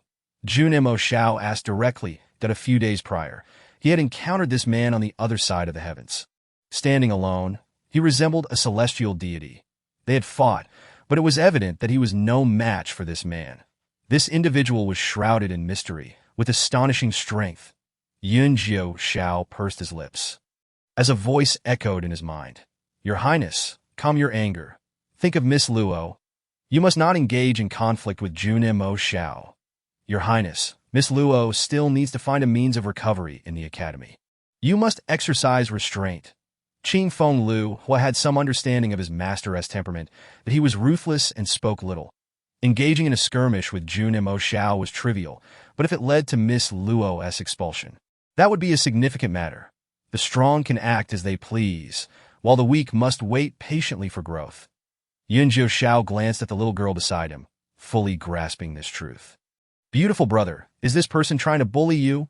Luo Xiaoli glared at Jun Mo Xiao, her expression fierce.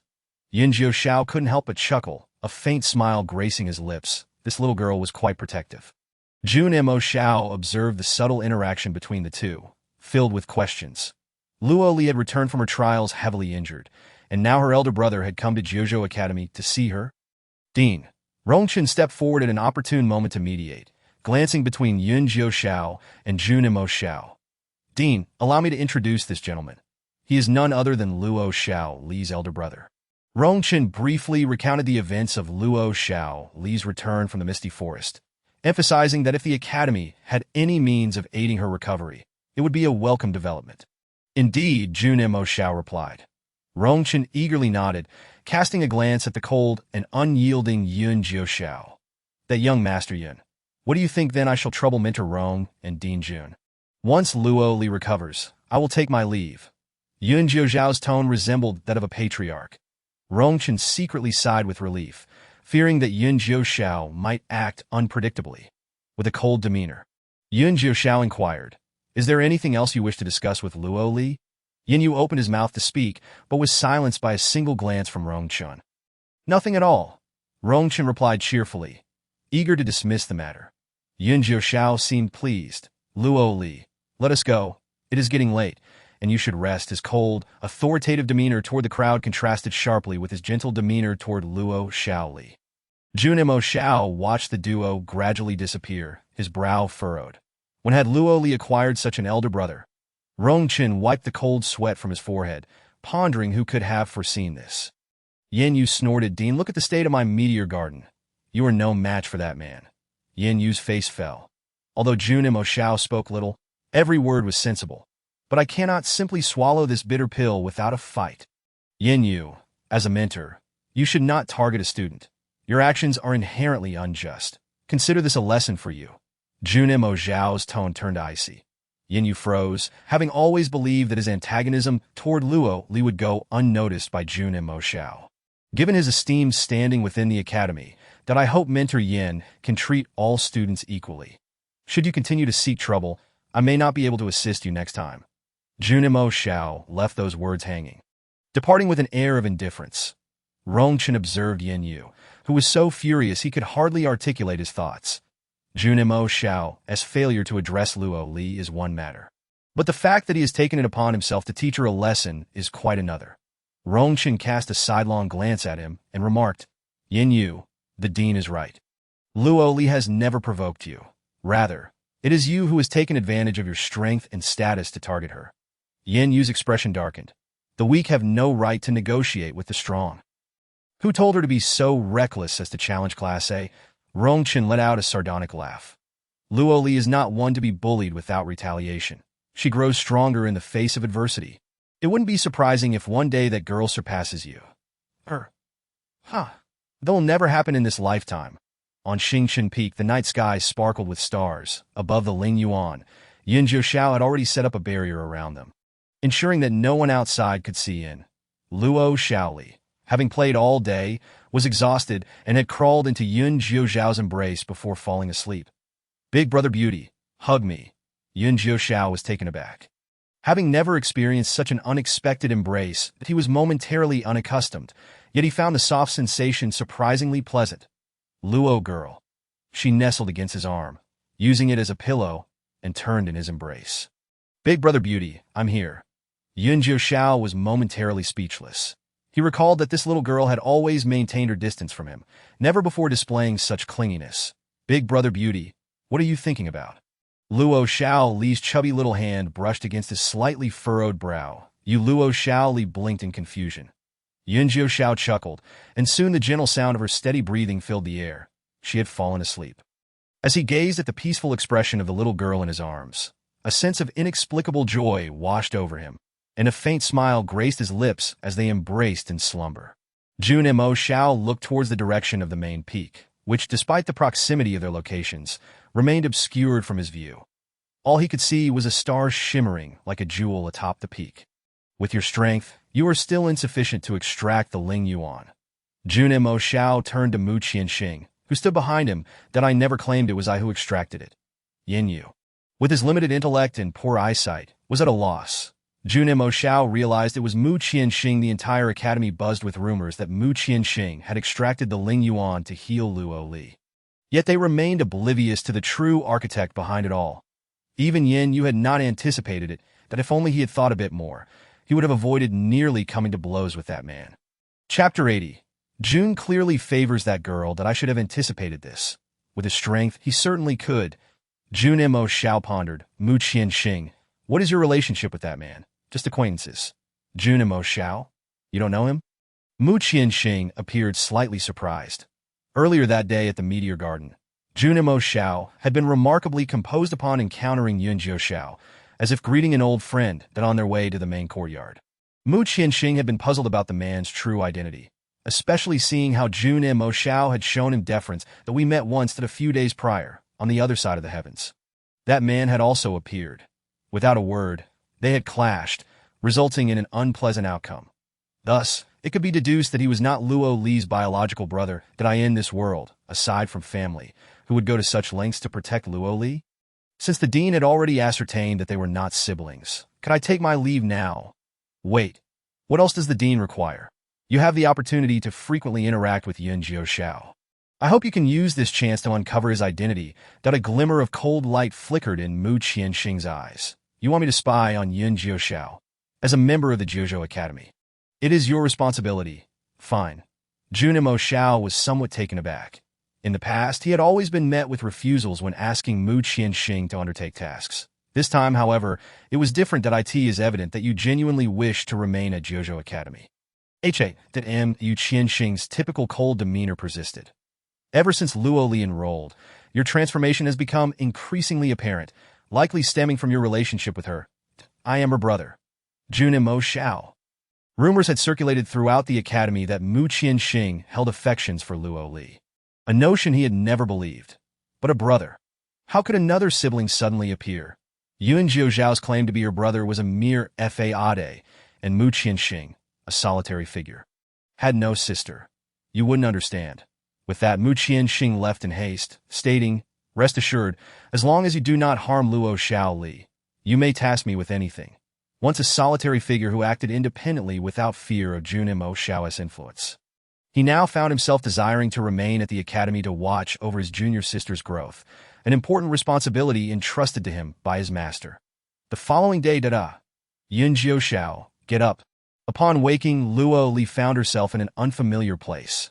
More importantly, she was nestled in Yun Jiuxiao's embrace, lying beside him. Where is this? How did we end up together? Yun Jiuxiao regarded the flustered Luo Li, a hint of amusement gleaming in his violet eyes. Luo Li looked down at her little hand, gripping Yun Jiuxiao's collar. Wait, why does my hand seem smaller? Not just her hand, but her arms and legs, upon closer inspection. She realized her entire body had shrunk. Suddenly, memories of her time in the misty forest flooded back. She recalled the explosive scene with the thunder fire. From the misty forest to now, everything came rushing back. It seemed that Xingchun Peak was indeed a wondrous place. In just one night, her memories had returned. With her memories restored, the next step was to restore her body. Luo Li took a step back, creating a safer distance from Yun Jiuxiao. We last night. Big Brother Beauty, please don't be angry. Big Brother Beauty, hug me. Luo Li's mind was consumed with thoughts of how clingy she had been towards Yun Jiuxiao the previous day. Her chubby little face flushed crimson. How embarrassing. It seemed that the clingy Luo Xiaoli was the more endearing version of herself. Yun Jiuxiao gazed at her with a smile. What a cute little thing. Luo Li took a deep breath. She had never felt so humiliated in her life. While Yun Jiuxiao was indeed handsome, she would never be one to cling to him so shamelessly. Beauty is a double-edged sword. She recalled how, in the face of the powerful thunderfire, she had swiftly devised a plan to counteract it with a sack full of talismans. Though it pained her, she was confident that the combined explosion of those talismans would be on par with the 9 Thunder Heavenly Fire. ASA result. Her calculations had proven accurate. I encounter the Nine Thunder, heavenly fire once every 100 years. Luoli remembered that he had withstood the first 8 strikes of heavenly thunder. Then what about now? The final strike of the Nine Thunder, heavenly fire, is the most potent. You mitigated the danger at a critical moment, leaving me with minimal harm, almost negligible. Luoli had to admit that Yun Jiuxiao was indeed powerful. To what extent?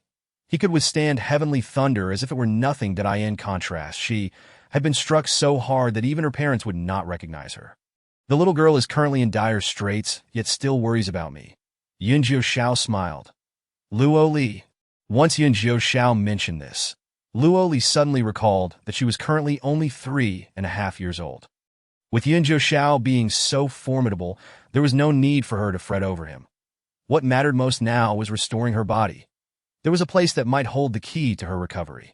She needed to check it out. With that, Luoli patted her bottom and dashed away. Yun Jiuxiao's smile faded as he contemplated deeply. Little girl, you are still not strong enough. I cannot leave you alone at this time. June, it seems you are very concerned for Miss Luo. The gentle voice of Qing Feng remarked from the shadows. Lu Hua quickly interjected, of course, Miss Luo possesses our June's life stone, so we must protect her well. You know nothing. If Miss Luo did not possess June's life stone, our June would find a reason to remain in this wretched place regardless. June clearly has feelings for that girl. As the two conversed, they suddenly sensed a chilling aura overhead. June, Qing Feng, and Lu Hua. It was undeniable that he indeed held a certain fondness for her. Luoli ventured into the utterly destroyed scripture pavilion.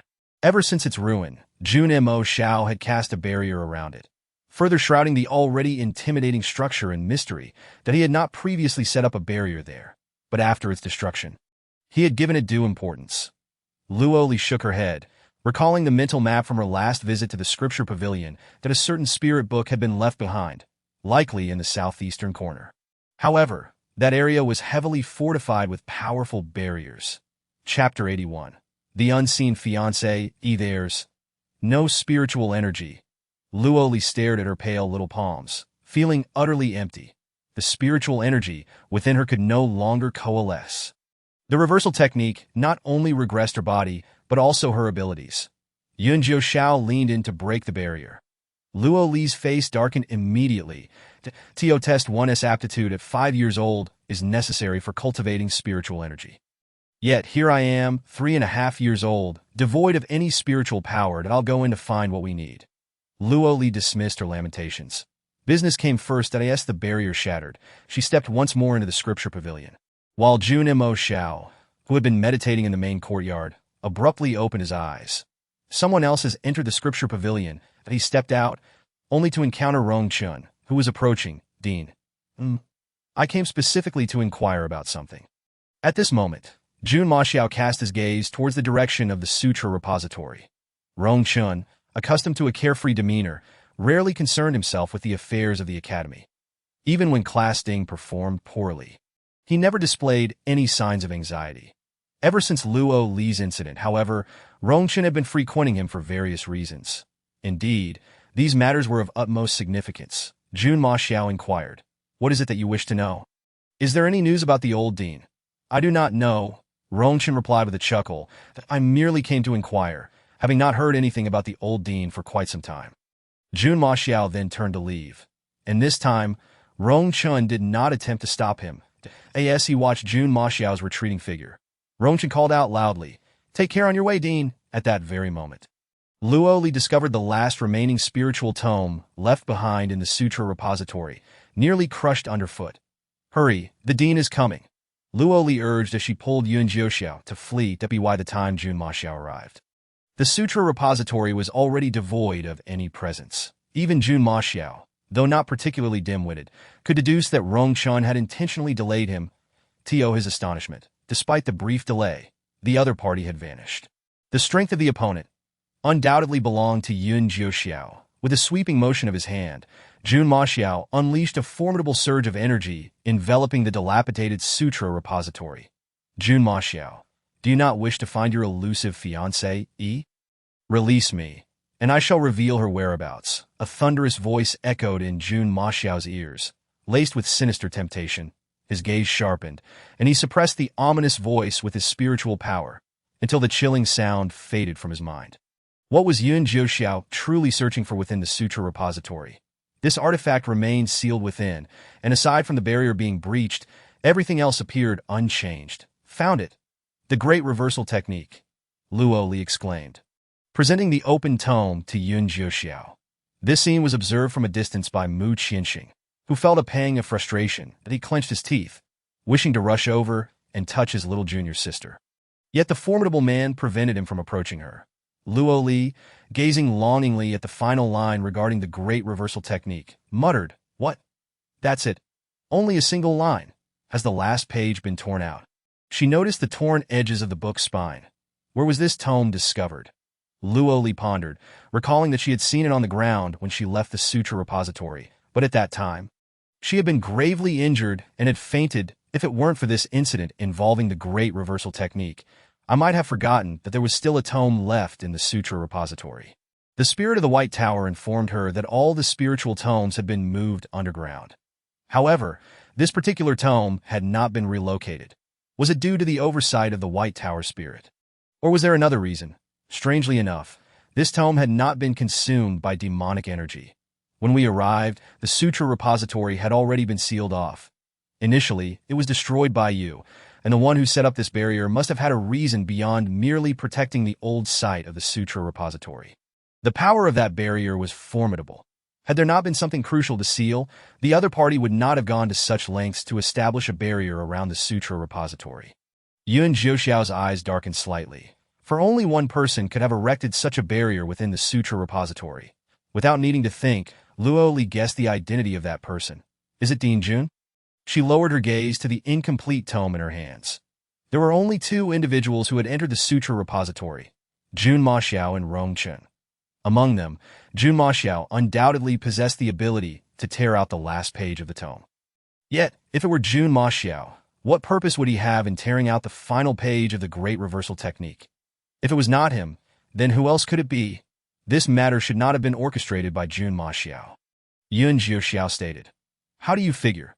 The barrier's power within the sutra repository is exceedingly potent, and it must have been set up using at least 70% of Jun Maxiao's strength. I cannot comprehend why he would establish that barrier, but it certainly was not to protect this tome. There must be something else that required such significant effort." Luo Li repeatedly examined the tome, realizing that it seemed not to belong to the sutra repository. Previously, she had perused all the spiritual tomes across the 7 underground levels of the sutra repository, each tome bearing a golden seal on its spine. Yet this particular tome was evidently devoid of one, that there was perhaps someone who could shed light on its origins. The two exchanged knowing glances, immediately understanding one another, when Rong Chen opened the door and saw Yuan Jiuxiao leading Luo Xiaoli. He was quite taken aback. "You too, have you completed your business?" Luo Xiaoli nodded. "Thanks to Mentor Rong holding the dean back, our plan went smoothly. That I truly did not expect that one day, I am Mentor, would conspire with my students to hatch plans against the sutra repository," Rong Chen mused. Initially, when they approached him with the intent to explore the sutra repository, Rong Chen had firmly rejected the notion. To go again. The first time, the sutra repository was destroyed. This time, the remains may very well turn to ashes. However, observing the determination in both of their eyes, he realized he could not dissuade them and opted to join instead. "What did you gain from your visit?" Luo Li presented the tome she had been holding to Rong Chen. Rong Chen looked at Luo Li with a puzzled expression. It's an isolated tome that records the great reversal technique. But it has been torn." Rong Chen had not anticipated that the two had indeed discovered a solution regarding the great reversal technique within the sutra repository. However, the sutra repository was destroyed. Didn't all the tomes vanish? Luo Li shook her head. "This matter is indeed perplexing. Mentor Rong, you also entered the sutra repository previously. Surely you must have seen the tomes there." He scrutinized the tome closely, clearly noticing the difference. It was not one of the tomes from the sutra repository. Chapter 82. Luo Li has no biological brother. Luo Li glanced at Yuan Jiuxiao and realized that their previous speculation had been correct. The appearance of this book was indeed strange. She was certain that it had been there when she exited the sutra repository.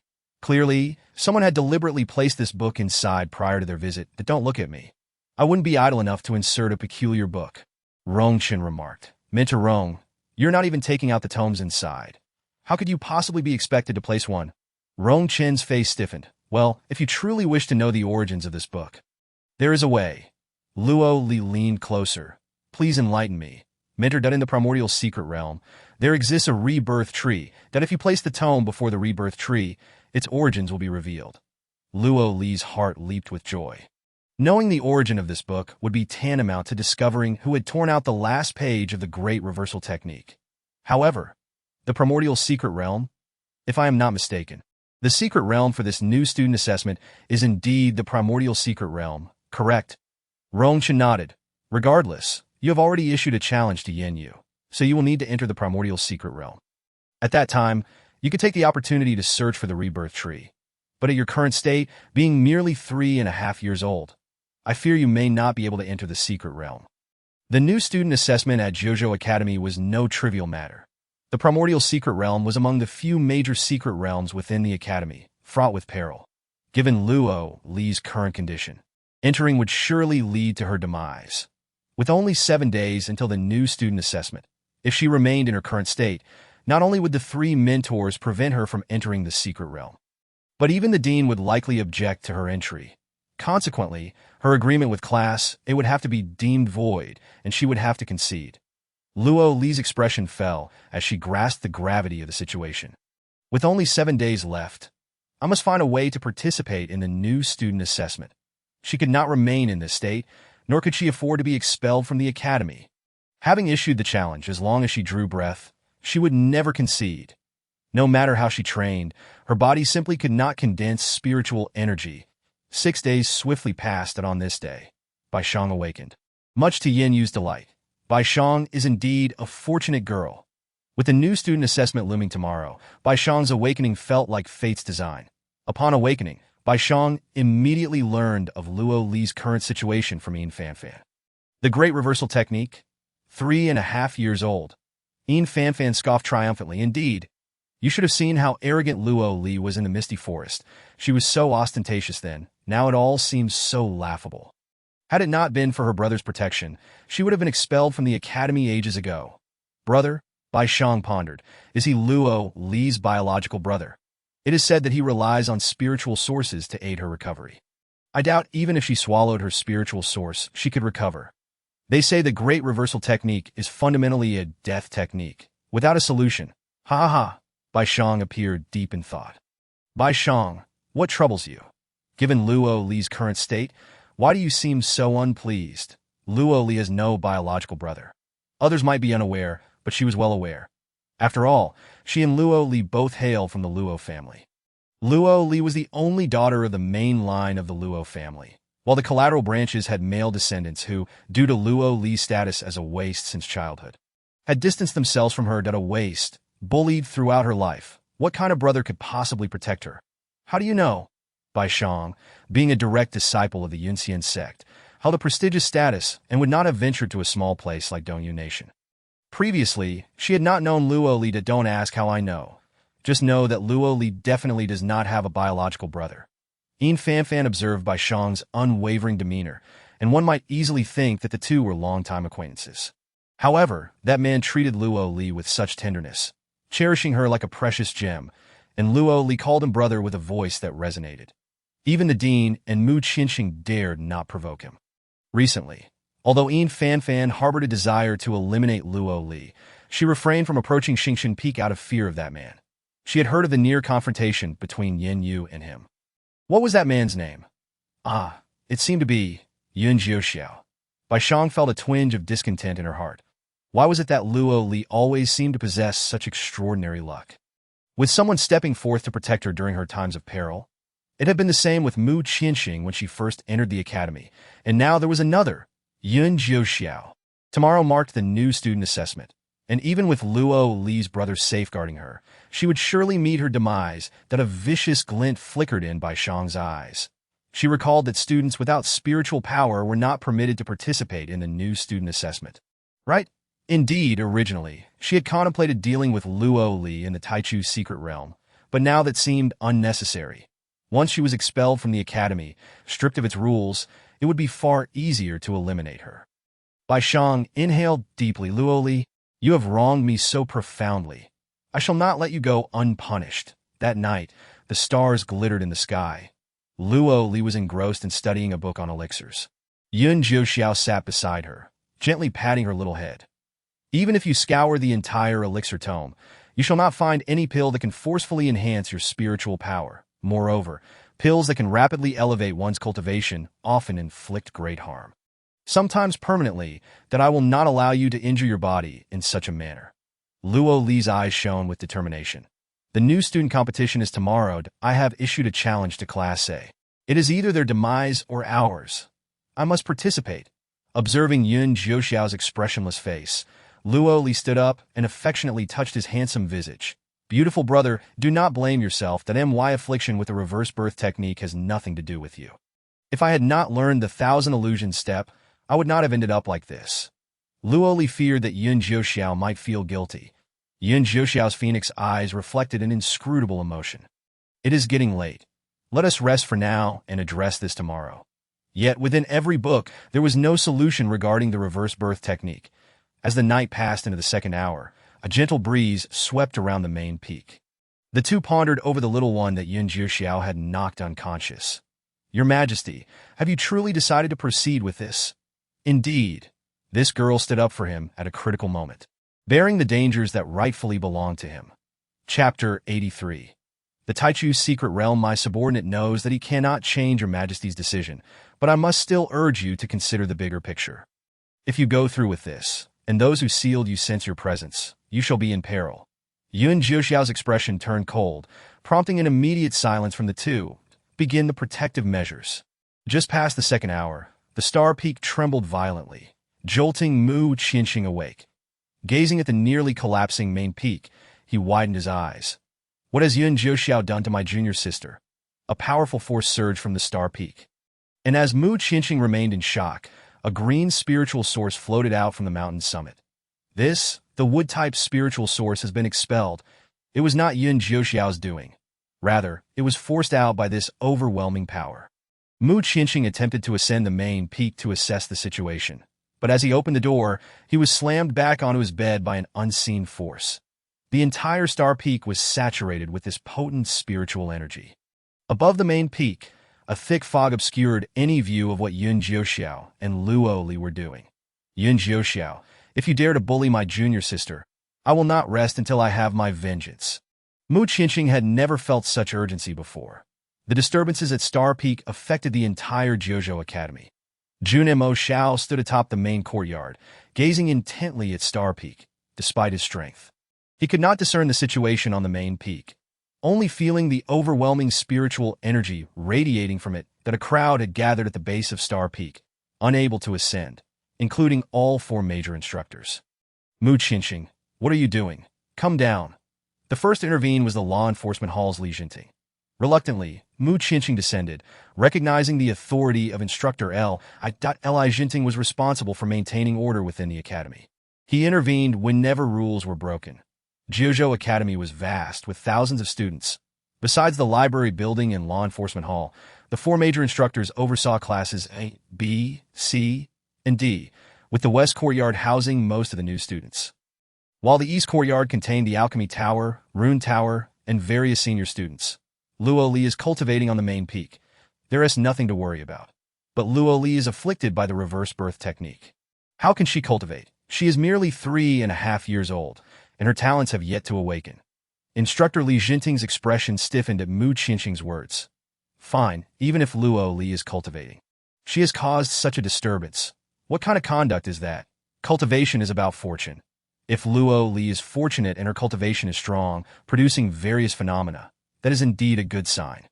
Li Jinting retorted, while cultivation is beneficial, it is worrisome if it is not genuine. Bai Shang interjected, her voice laced with a haunting tone. Mu Qianxing turned to her, feeling uneasy under her gaze. She stepped forward. I merely speak the truth. Who cultivates to the point of manifesting spiritual sources? I doubt even the dean could achieve such a feat. Bai Shang's words instantly awakened everyone to the reality of the situation. They finally noticed the wood-type spiritual source that had emerged from Star Peak. Previously, the fire-type spiritual source had been extracted. Given that she was a student of the academy, one might excuse her actions for the sake of restoring Luo Li. But now, with the wood-type spiritual source also leaving the peak, was she attempting to destroy Star Peak once more? Li Jinting spoke firmly. Luo Li would never do such a thing. And how can you be so certain? Mu Qianxing surveyed the crowd, stating clearly, if anything happens to Star Peak, I will willingly accept expulsion from the academy. Gasps erupted among the crowd that to be expelled meant losing all the spiritual power gained within the academy. Mu Qianxing was willing to go to such lengths for a perceived useless individual. You need not go to such extremes, Mu Qianxing, Bai Shang said slowly. The day after tomorrow is the foundational assessment. I believe Luo Li will certainly be able to participate, correct? What do you mean by that? If Luo Li has caused such a commotion in her cultivation, she must have regained her spiritual power. However, if she still lacks spiritual power by the day after tomorrow, then Mu Qianxing, you are merely lying. Bai Shang suppressed her inner fear, maintaining a facade of calmness. Mu Qianxing, your strength is formidable. Lying is not beneath you. But if Luo Li were to rely on your influence to cause trouble on Star Peak, would that not show utter disregard for Jojo Academy? In that case, would every student with a powerful backing be allowed to act recklessly? If it were not for the fact that you are a disciple of the Yunxian sect, you would have perished beneath the fiery, purple-gold whip long ago. How dare you criticize Luo Li now? Mu Qianxing, Bai Shang is right, that Li Jinting interjected sternly. Jojo Academy cannot allow anyone to act with impunity, nor permit a single individual to tarnish its reputation and rules that I refuse to repeat myself. I will take full responsibility for any consequences Luo Li may face. Very well. Mu Qianxing, remember your words. Should it turn out that Luo Li is not cultivating, but is instead causing chaos and cannot participate in the foundational assessment, you shall share her fate. With that, Li Jinting stormed off in a huff. Bai Shang lowered her gaze, a glimmer of triumph shining in her eyes. Luo Li, all those who protect you shall face dire consequences. What a pristine white lotus! I truly underestimated you. That Mu Qianxing's cold voice echoed chillingly in Bai Shang's ears. She deliberately took a step back. Mu Qianxing, you begone. Mu Qianxing found even hearing another word from Bai Shang utterly repulsive. No wonder his junior sister found this woman intolerable. She was insufferably annoying. The farce at Star Peak concluded under Mu Qianxing's formidable authority. The disturbances at the main peak persisted for an entire day and night, only ceasing by the following morning, which also marked the arrival of Jojo Academy's quinquennial foundational assessment. Commonly referred to as the new student competition, the Taichu Secret Realm was set to open. Senior students could opt for other secret realms for their training, while classes A, B, C, and D were limited to entering the Taichu Secret Realm. This was one of the few grand secret realms accessible at Jojo Academy. Typically, the larger the secret realm, the more treasures and opportunities it held, yet the dangers were equally pronounced. Many spiritual masters vied fiercely for a chance to train within, as those lucky enough could break through their bottlenecks. However, lacking opportunities, they could only watch from the sidelines. The four major classes stood at the entrance of the Taichu Secret Realm, eagerly awaiting its activation. Yet, the vast square was conspicuously missing Luo Li. Should she fail to arrive within the time it takes for a Joss stick to burn, she would be expelled, forever banished from the academy. At this moment, the students of Class A found amusement in their counterparts from Class D. This year's competition will be a breeze for us. Just wait a little longer, and we can declare Class D as last place, eliminating them from entering the Taichu Secret Realm. Chapter 84. Cold and dashing thinking back. Yin Fanfan felt a surge of joy. The more individuals who entered, the lesser the competition, thus increasing the opportunities to acquire treasures. Ouyang Tianjiao interjected, noting that not only were they unable to enter the Taichu Secret Realm this time, but in the future, the Ding class would also be barred from training within the Academy's secret realms that wouldn't effectively sever their chances for practice. They brought this upon themselves by recklessly issuing a challenge to our class. If they are to blame, it can only be attributed to their unfortunate association with Luo Li. Their words fell upon the ears of Feng Qingyang and others. The members of the Ding class stood in silence behind Rongchun. Rongchun sighed intermittently. Would you be saddened if you were to forfeit the opportunity for secret realm training? The Ding class members replied. We accept our defeat, but this has nothing to do with Luo Li. Luo Li merely accomplished what we had long desired, yet dared not pursue it, and we do not regret it. As long as you can think this way, I can rest easy, Rongshan remarked, a rare smile of relief gracing his face. The secret realm had opened. The time for an incense stick to burn was nearing its end. Bai Shang had been keeping a close watch on the time, and upon seeing the ash fall, she could hardly contain her excitement. Mentor, the assessment is about to begin, and the Ding class is lost. Yin Yu rose from his seat, surveying the crowd, his gaze ultimately landing on Mu Qianxing. Bai Shang, sensing the moment, stepped forward. Mu Qianxing, Luo Li did not come. And so, with so many present, you had previously promised that whatever happened to Luo Li would happen to you. This matter was a collective decision of our entire class, and has nothing to do with Mu Qianxing. Feng Qingyang asserted. Bai Shang feigned fragility. I too wish to downplay this matter, but previously, Mu Qianxing made a promise in front of everyone. Bai Shang, that Mu Qianxing stood nearby, his expression cool, his cold gaze fixated on her. It is quite apparent that your abilities are lacking, yet your intentions are rather venomous. You not only scheme against Luo Li, but also have designs on my interests. What are you all doing? Yin Yu strode over, his demeanor serious, to Mu Qianxing. A bet is a bet. You cannot rely on your superior strength to renege on your word. Internally, Yin Yu was undoubtedly pleased. It was Bai Shang who handled matters adeptly this time. Not only had they humiliated the Ding class, but they also managed to drive Mu Qianxing away. Should Mu Qianxing leave the academy, apart from Jun Maxiao, no one would be able to overshadow him in strength. Who says we lost? A voice, cool and piercing, cut through the crowd, reverberating throughout the area. That a young girl clad in red approached, both cold and dashing. Yin Yu, Bai Shang, and others turned their gazes. Luo Li had already positioned herself beside Mu Qianxing. Rong Chun, Feng Qingyang, and the others immediately surrounded her.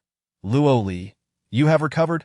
The 3.5-year-old Luo Xiaoli was no more, and Rong Chun was overjoyed. Not only has your body returned to its former state, but your strength has also been restored. Luo Li surveyed the crowd, her voice icy. Indeed, I have recovered. What nonsense is this? Yin Yu frowned. No one can undo the rebirth technique. Luo Li's gaze shifted. That can only imply that Mentor Yin has limited insight. There are always greater heights and talents beyond what one can perceive. Just because you believe the peculiar technique cannot be unraveled does not mean it is truly insurmountable. This, Yin Yu's face darkened. Was it not blatantly suggesting that his cultivation was inadequate? What? Did I express my displeasure at your lifting of the rebirth technique, Mentor Yin? Of course not.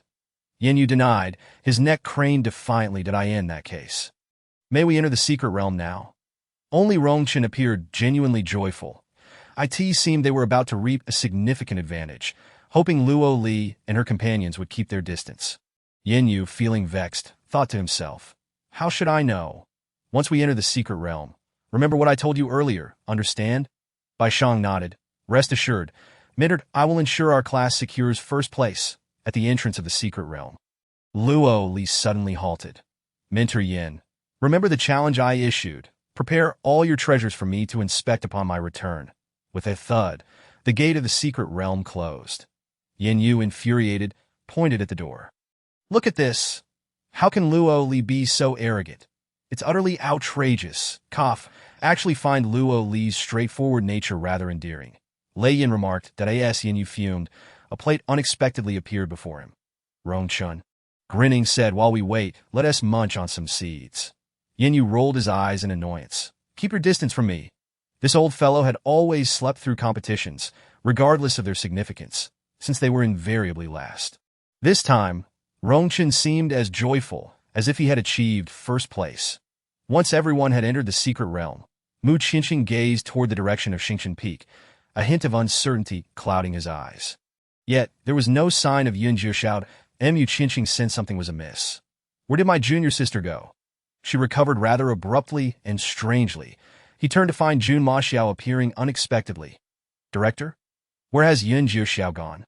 Jun Maxiao looked at the main peak, which was empty. That I too wish to know the answer to this question. Jun Maxiao must have learned of Luo Li's recovery, prompting him to come to Xingchen Peak to investigate. Have you uncovered his identity? Director, you overestimate my abilities, he replied. Indeed. Jun Maxiao sighed wryly. You possess slightly superior strength to Mu Qianxing. Those words did not sound like flattery. that he had yet to leave Jiuzhou Academy. Jun Maxiao's expression grew profound. Mu Qinqing looked at him, a glint of cunning in his eyes. Director, why do I feel that Yun Jiuxiao may be even more formidable than you? He managed to unravel the rebirth technique. In this world, the rebirth technique, which no one had ever comprehended, was astonishingly undone by that man. Inside the secret realm, Luo Li was already well-versed in the competition's mechanism. Each participant bore an identity token. Should one crush their token, they would exit the secret realm and be eliminated. The secret realm remained open for 7 days, and the class that amassed the most treasures within that period would claim first place. The number of treasures possessed by each participant would be displayed on a luminous screen, akin to a live broadcast from the 22nd century. Feng Qingyang, by Li Yanju, and Lu Shang quickly found Luo Li, surrounding her. What are you all doing? Luo Li, are you all right? They had initially thought her appearance was an illusion until they truly entered the secret realm. Not only Yin Yu, but even Rongchen had privately warned them that the rebirth technique was unbreakable. In truth, they had never anticipated entering the secret realm for today as competition, that a single loss does not signify a lifetime of failure. As long as Luo Li remained safe, they could seek further opportunities for training. I am fine. What of your enigmatic brother? It seems he did not come to see you off today, Feng Qingyang inquired, sensing the strangeness surrounding Luo Li's recovery. Chapter 85. Yun Jiuxiao severely injured Luo Li furrowed her brow slightly. Her gaze slipping to the spatial ring on her finger, Tio suppressed the rebirth technique within her. He had sacrificed his own cultivation. The three exchanged glances, recognizing that something was amiss. Had something occurred? Luo Li gathered her thoughts that he is injured. She silently caressed the spatial ring. Yun Jiuxiao, I will heal you, I promise. Though she spoke these words with calmness, the gravity of her intent resonated with the others. That man, possessing terrifying strength, could not have been harmed unless he had inflicted injury upon himself. Well then, our immediate plan is to swiftly engage in the treasure hunt, Feng Qingyang declared. Cough, Rongchen mentioned you are a key protected individual. In the face of danger, we shall act first while you gather the spoils from behind. Rongchen had a soft spot for Luo Li. She chuckled, you truly are a burden to Rongchen. Fretting over me at your age. Who claims Mentor Rong only knows how to lounge about and slack off. He is clearly a mentor with deep feelings and loyalty. They teased that I do not require your protection. You all should focus on your own training, while the rest is left to me that we will claim first place. We must become first, Luo Li declared boldly, carrying the heaviest responsibility despite being the youngest among them. Just then, several members of the Ding class approached to see Luo Li. Hearing her words, they appeared invigorated, as though they had been given a boost of energy, for reasons unknown, with Luo Li's presence this year. They felt a newfound hope for victory. Outside the secret realm, the luminous screen displayed that Class A had already acquired 5 treasures, all obtained by Bai Shang. Yin Yu's previously furrowed brows relaxed. White Shang truly lives up to her title as this year's champion. Her speed in acquiring treasures is astonishing. This has barely been an hour. Class A is currently in first place, with Bai Shang. That is a blessing for Class A. The direct disciple of the Yunxian sect is no mere rumor, Yin Yu remarked, his eyes nearly squinting with joy. Wouldn't you agree, Rongchen? You cannot genuinely believe that the Ding class will secure first place. Can you? That remains to be seen. Yin Yu scoffed, utterly unconvinced. Inside the secret realm, Luo Li and Feng Qingyang, after discussion, began to divide the Ding class members into small groups. There were 13 individuals in the Ding class. Due to their generally low strength, they were arranged into groups of 3, that your primary task is not to acquire treasures, but to disrupt Class A. That upon entering the secret realm, Luo Li did not advocate for a swift treasure hunt. In essence, it was to create chaos for them, that as long as they engaged in combat, they should flee if they were unable to win. Everyone was quite exhilarated that it was their first time competing in such a manner. And it sounded incredibly fun. Previously, upon entering the secret realm, everyone had simply focused on their training, that it can be said that each competition, while thrilling, also leaves them feeling somewhat tedious and monotonous. Lu Shang suddenly interjected. What if we cannot win?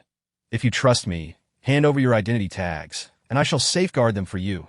No way. Lu Shang replied, if they discover this, it will only land you in peril. Luo Li chuckled lightly upon hearing this. a warm current flowing through her heart.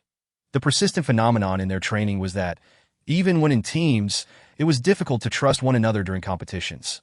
Luo Li's presence directly shattered this pattern, instilling unconditional trust in her from the few members of Class Ding. You need not worry about me. As long as we act according to plan, our class will surely secure first place. The group exchanged glances. All right. After they entrusted their identity tags to Luo Li, they began to disperse gradually to this moment. Class A had already acquired a considerable number of treasures that as per the usual arrangement. We shall form groups of 4. Follow me. Luo Li, Feng Qingyang, Bai Li Yanju, and Lu Shang grouped together. They had previously coordinated well at the Library of Scriptures, developing a remarkable rapport.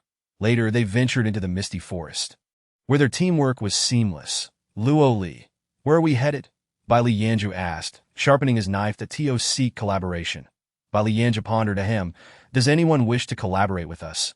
Among the 4, Feng Qingyang possessed the highest strength, being a blue spirit, whereas the other 3 were green spirits. In contrast, even the weakest member of Class B surpassed Feng Qingyang in strength. The mere difference of 1 level could result in an instant defeat. Not to mention that the members of Class A were several levels higher than them. Even if the 4 of them confronted Bai Shan together, they would have little opportunity to retaliate before being swiftly eliminated. To achieve a surprise victory, one sometimes needs not only strength but also intellect. Luo Li raised her brow as disturbances arose ahead. Someone was in combat. The 4 observed that it was Ouyang Tianjiao and Yi Kingyan nearby. The class leader of Class A and the class leader of Class C. Although Yi Kingyan worked diligently, being a 9th-level green spirit, he could not contend with Ouyang Tianjiao, a 1st-level blue spirit. Feng Qingyang watched the confrontation. At that moment, Yi Kingyan had already been sent flying by a single blow from Ouyang Tianjiao. The level difference was sufficient to result in an instant defeat. However, Ouyang Tianjiao refrained from doing so. Eliminating others upon entering the secret realm was rather uninteresting. He had yet to fully enjoy himself. Yi Kingyan, what use is your effort? You still cannot defeat me. Ouyang Tianjiao stood before Yi Kingyan, seizing the identity tag from his waist. How about? You call me brother, and I will spare you this once. Yi Kingyan's countenance turned exceedingly grim. A gentleman may be killed, but must not be insulted. Ouyang Tianjiao's gaze fell upon Yi Kingyan's chinkuan pouch, and his eyes gleamed. You have quite the fortune, my friend. In just half a day, you have obtained 2 high-grade magic cores, since you cannot defeat me. Hand them over. With no courtesy, Ouyang Tianjiao snatched Yi Kingyan's chinkuan pouch and tossed the identity tag back to him, saying, How about this? I want to be the first to eliminate you if you give me all the treasures you acquire from now on. What do you say? Yi Kingyan grasped the identity tag, his face flushed with rage. You cannot possibly eliminate yourself, can you? Do you wish to be the first eliminated? Ouyang Tianjiao believed Yi Kingyan capable of such an act. For despite his lower strength, he possessed considerable willpower. The 4 remained hidden. Watching the 3 men yearned to rush out and beat Ouyang Tianjiao to a pulp. Yet, even with 4 against 1, Ouyang Tianjiao could still dispatch them effortlessly. Luo Li signaled the others to remain calm. She gently patted Feng Qingyang's side and whispered something in his ear. Feng Qingyang's eyes brightened, and he nodded. I will do as you say. Luo Li held her breath, focusing her spirit, and began to draw a swift wind talisman in the air above Feng Qingyang's palm. Feng Qingyang swaggered out confidently. Bai Li Yanju and Lu Shang were left utterly dumbfounded. Chapter 86. The Last Place. This was the first time they witnessed Luo Li personally drawing a talisman. Goodness, you are a talisman master.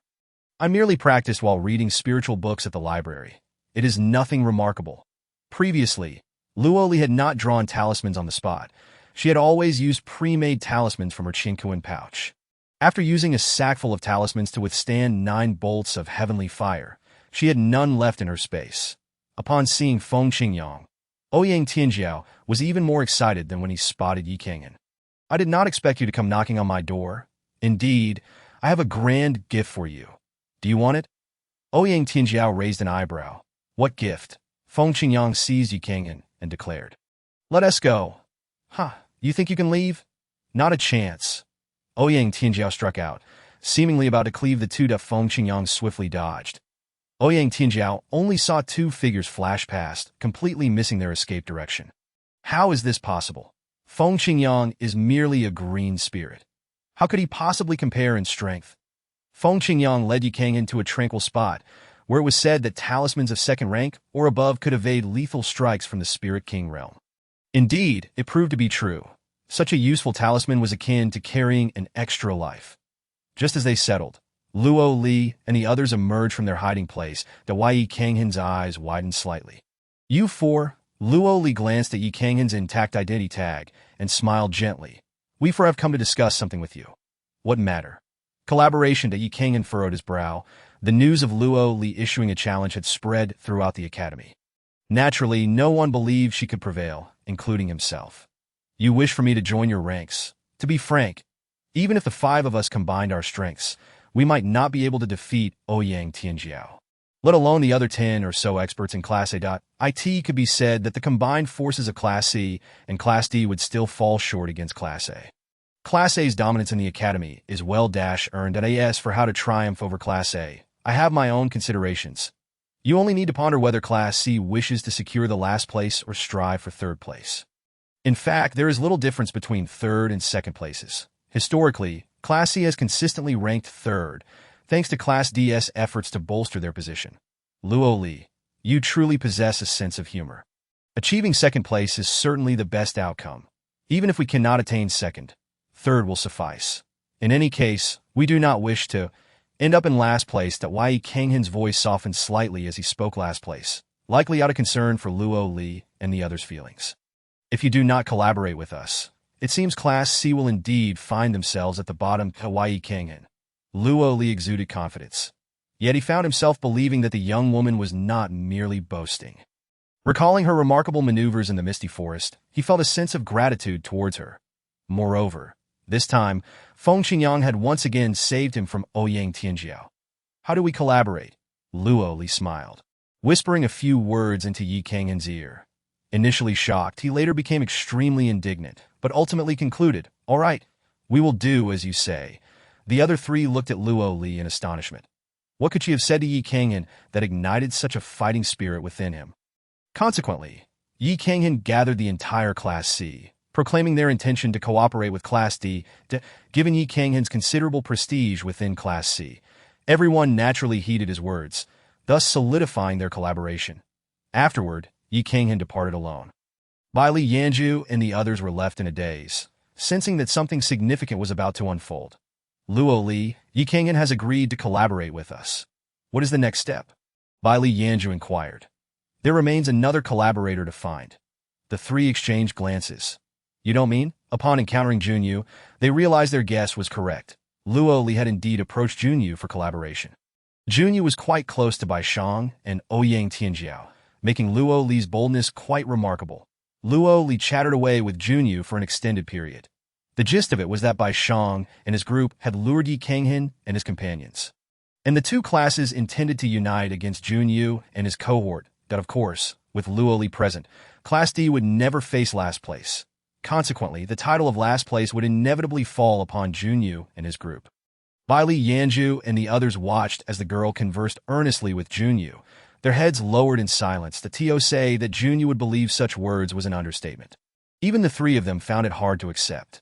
Indeed, upon hearing Luo Li's words, Junyu replied, "Even without collaborating with Class D, we would not possibly end up in last place. Would we?" Class A's first position was all but guaranteed that if Ouyang Tianjiao did not promise Yi Kanghan any benefits, do you truly believe Yi Kanghan would cooperate with them? That makes sense. Regarding why Ouyang Tianjiao has not sought your collaboration, I believe you understand the reasoning. Before Junyu could respond, Feng Qingyang stepped forward. Why? It was evident that Luo Li's words had left him baffled. Who would seek collaboration with an equally matched opponent? Such an arrangement would only lead to disputes, and after a lengthy collaboration, they might even become adversaries. That it is far wiser to choose someone obedient, understanding, and easily manageable. The three of them. Luo Li articulates her thoughts so clearly. Junyu frowned. With Ouyang Tianjiao and Yi Kanghan claiming the first and second positions, how can you be so certain that you will not end up in last place? Because I am here. Luo Li spoke with unwavering confidence. Her words did not come across as arrogance, but rather as an assertion of her capabilities. That I dare to wager the ranking of Class D. Do you dare to do the same? Junyu hesitated. Luo Li and her companions faced the worst possible outcome of merely remaining at the bottom of the rankings, a position they had consistently occupied. However, Class B had always secured the second place. Transitioning to third would be tolerable, yet if they fell to the last position, Luo Li discerned Junyu's hesitation and smiled, stoking the flames further. If you doubt their collaboration, I can take you to witness it. Junyu nodded, agreeing. Known for his meticulous nature, he would never rely solely on a single person's perspective. After all, hearing is deceiving, but seeing is believing. As Luo Li led Junyu to meet Ouyang Tianjiao and Yi Kanghan. Feng Qingyang quietly inquired in her ear, Luo Li, what jest is this? You intend to show Junyu Ouyang Tianjiao and Yi Kanghan. How could those two possibly collaborate? Luo Li gestured for him to remain calm, assuring him, worry not, I am here, and it shall be no problem. After a brief walk, they arrived at an empty clearing where Ouyang Tianjiao and Yi Kanghan were seated face to face, mere inches apart, seemingly engaged in a hushed conversation. The scene before them was harmonious, reminiscent of two close brothers. That a cloud of gloom swept across Junyu's face. It was evident that if the two had not reached a consensus to collaborate, such amicability would be utterly unfathomable. Chapter 87. Revenge on the spot. Though Ouyang Tianjiao possessed considerable strength, he had a noted weakness for beauty. Yi Kanghan, despite being male, was endowed with striking features. Ouyang Tianjiao's desire to draw closer to Yi Kanghan was not a recent development. This subtle tension was common knowledge within the academy. Yi Kanghan, with his forthright temperament, harbored a deep-seated aversion to Ouyang Tianjiao, and their encounters invariably resulted in conflict. While the group observed from a distance, Baishang approached leisurely.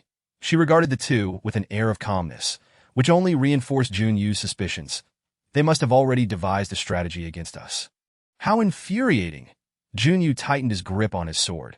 He had initially considered forming an alliance with Baishang and the others, only to realize that while he viewed them as friends, they regarded him as an adversary.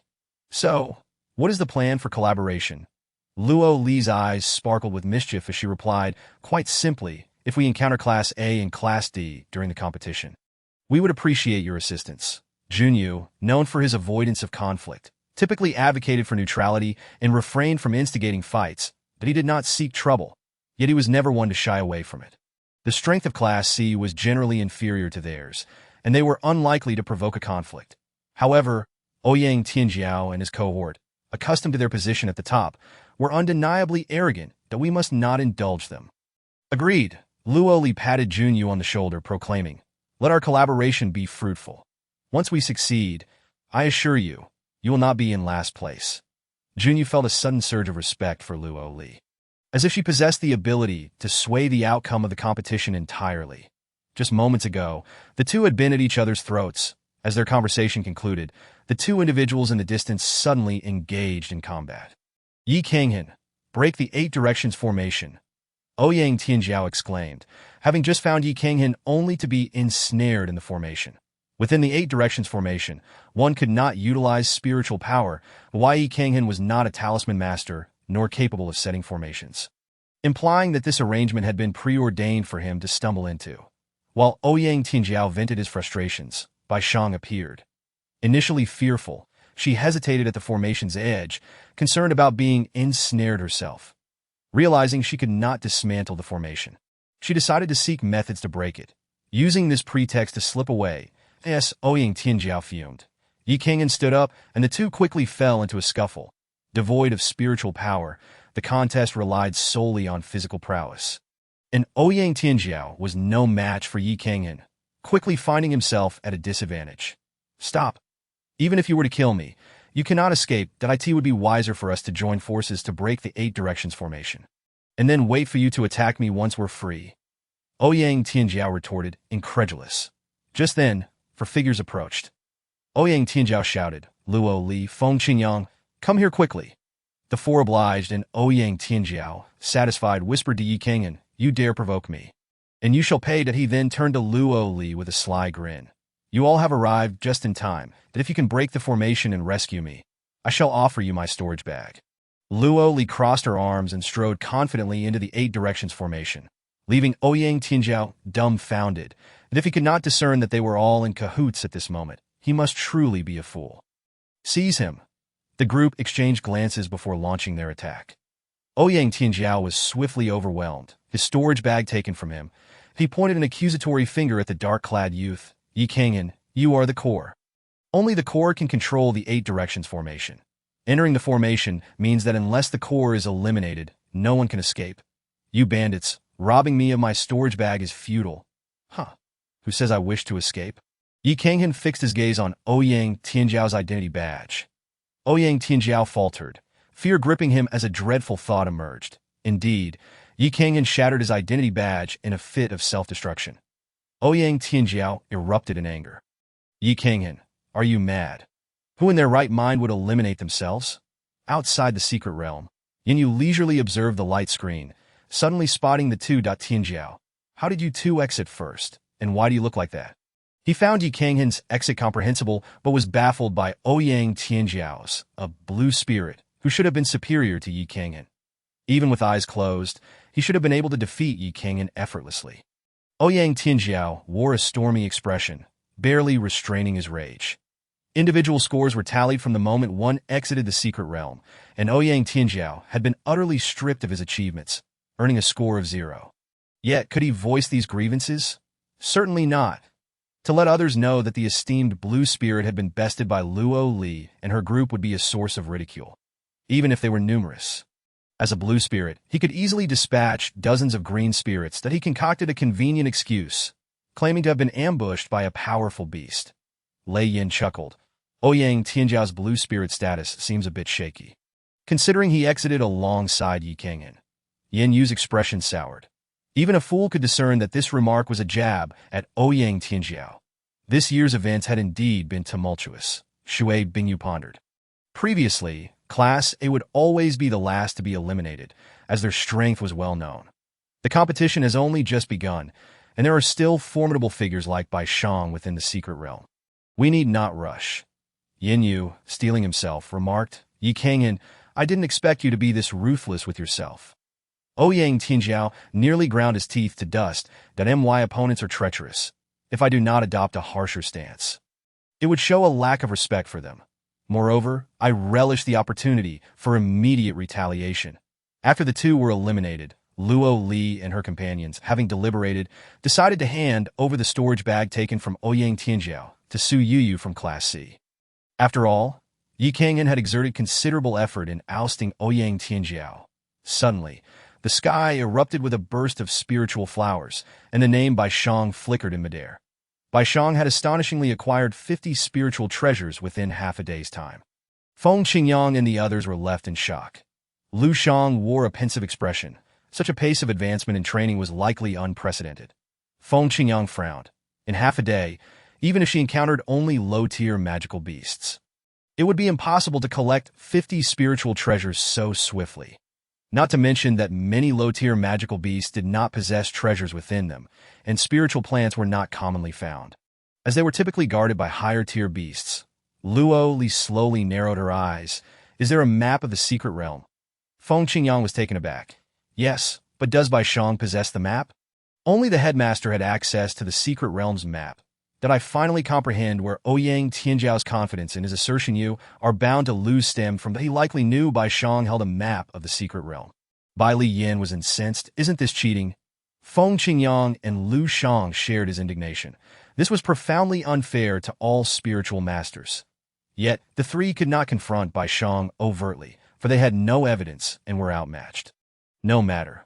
Her possession of the map is her affair, that we shall focus on our own training, Luo Li stated calmly. Feng Qingyang frowned. This is futile. Bai Shang's acquisition of 50 spiritual treasures in half a day indicates that the map must mark perilous zones and locations of spiritual treasures. It is safe to say that Bai Shang and her group will undoubtedly secure first place. The quantity of treasures Bai Shang had obtained in half a day surpassed what others could gather in 7 days. Not to mention the remaining 6 days, that it was the first time witnessing such an outrageous situation. Lu Shang, typically composed, was genuinely infuriated. Luo Li raised an eyebrow. Do not worry. We have 6.5 days remaining. This time, I assure you, even with the map, they shall not emerge victorious. The three gazed at Luo Li, filled with hope that you have a plan. Unbeknownst to them, she had already become their pillar of support. With a cunning smile, Luo Li replied, "Indeed. Just focus on your training and strive to enhance your strength rapidly during this expedition." Strength was paramount. This training opportunity was invaluable, and they must seize it. Point 3 individuals nodded in agreement. All right. However, you just mentioned that we should venture forth to gain experience. So what about you? A resolute glimmer surfaced in Luo Li's eyes. I must seek something of great significance, and for now, I must part ways with you. She released area from her spatial realm and entrusted it to Feng Qingyang, stating, "With it by your side, you shall surely locate the source of the spirit stones, wherever spirit stones are found. The spiritual energy will be abundant. You should cultivate and hone your skills in that vicinity for optimal results. The individuals from Class B or Class C will not pose a threat to you. Only Class A possesses the strength to overpower you. It would be prudent to avoid confrontation, that we shall reconvene here in 5 days." As Luo Li departed, Bai Li Yan's expression was etched with concern. Why do I feel that since we entered the secret realm, Luo Li has been burdened with worries? She must be anxious about her brother, came the response. What we must do now is to support her. I have faith in Luo Li's capabilities. She will undoubtedly lead us to victory. This was the first time Feng Qingyang felt such confidence in a trial of experience. After Luo Li's departure, she journeyed eastward, delving deep into the heart of the secret realm. Eventually, she paused at the edge of a precipice. The spiritual energy here was remarkably dense. The growth of the rebirth tree necessitates an exceedingly potent spiritual energy, and having traversed the entire secret realm, she found this location to be the most saturated with such energy. This indicated that a source of spiritual energy lay at the cliff's base. Yun Jiuzhao's voice echoed from the spatial realm. Luo Li was momentarily taken aback. His voice sounded somewhat feeble. She recalled the moment she awoke to find Yun Jiuzhao drained of his spiritual power. Throughout their acquaintance, she had never witnessed him in such a weakened state, as if a mere gust of wind could topple him. His complexion was as pale as snow. With even his lips devoid of color, he stood before her, lacking the strength to speak, merely offering her a smile before succumbing to unconsciousness. For the first time, Luo Li felt a profound sense of helplessness, that if only she were a bit stronger, perhaps she could withstand the 9 thunder celestial fire, and Yun Jiuzhao would not have sacrificed his own cultivation to suppress the reversal technique for her sake. Others believed she had fully recovered, unaware that Yun Jiuzhao had taken on the reversal technique at the cost of his own powers. She had to locate the rebirth tree to completely unravel the reversal technique. Regaining her composure, Luo Li inquired softly, "Yun Jiuzhao, are you all right?" "With Luo Yu's spatial realm, I cannot perish," came the reply from the space. Luo Li smiled. "Then take good care of yourself. I will ensure your recovery." Yun Jiuzhao chuckled lightly from within the spatial realm, suddenly feeling a sense of being protected, which was rather pleasant. Luo Li gazed down into the abyss below the cliff, which appeared unfathomably deep and pitch black. "Is there a barrier?" she wondered in astonishment. She leaped down, only to be rebounded back up. The barrier was surprisingly simple, lacking any complex formation, just this focal point. Yun Jiuzhao sensed it too, stating that a single strike from Lan Ling would suffice to break through. Luo Li furrowed her brow. She was a green spirit, and her strength was several levels below that required by the focal point. Since De Huang had fallen into a coma after the events at the Scripture Pavilion, her ability to control spirits had been severely compromised after saving Yun Jiuzhao last time, rendering her unable to activate it even now. Moments later, Luo Li sensed movement nearby, as if someone was approaching. From a distance, she recognized the figure, Bai Shang. Her eyes sparkled with determination. "I have a plan." What a fortuitous timing. Bai Shang had followed the secret realm map in hand to locate the Spirit Peak Cliff. According to the map's markings, Spirit Peak Cliff was the very source of spiritual veins in the entire Tai Chu secret realm, whether in the realm of extreme spirit or extreme malevolence. There would surely be treasures. Upon reaching the top, Bai Shang immediately spotted Luo Li. Instead of anger, she smiled. "What brings you here?" Bai Shang, holding the map, had traversed without hindrance, perfectly avoiding magical beasts, just a chance encounter. Luo Li replied with a sharp tongue. Bai Shang's palm, resting at her side, silently gathered a surge of spiritual energy as she stepped closer to Luo Li, having noticed the identity tags adorning Luo Li's person. "I didn't expect you to place all your identity tags on yourself. Given the special nature of these tags, they cannot be stored in any spatial realm. They must be warned that you've taken on all the dangers yourself. Pretending to be magnanimous, Bai Shang sneered. Today, I shall take my time to deal with you. Since the last encounter where Luo Li had taught her a lesson with the fiery, purple gold whip, Bai Shang had harbored a deep-seated desire to eliminate her. Let us see this through to the end. You shall perish. The two clashed. Bai Shang's every strike aimed for lethality, while Luo Li navigated with precision. The disparity in their strength was vast. Luo Li, a 7th-level green spirit, faced Bai Shang, a 1st-level blue spirit. Under normal circumstances, Luo Li would find no opportunity to escape against such a formidable opponent. However, Bai Shang was different. Although she was a blue spirit, her attacks were somewhat sluggish, akin to practicing combat, lacking fluidity. This severely undermined her effectiveness. Luo Li maneuvered like a slippery eel. Given even the slightest opening, she would slip away. After dozens of exchanges, Bai Shang had yet to graze even the hem of Luo Li's garment. Frustration boiled within Bai Shang, her eyes turning crimson.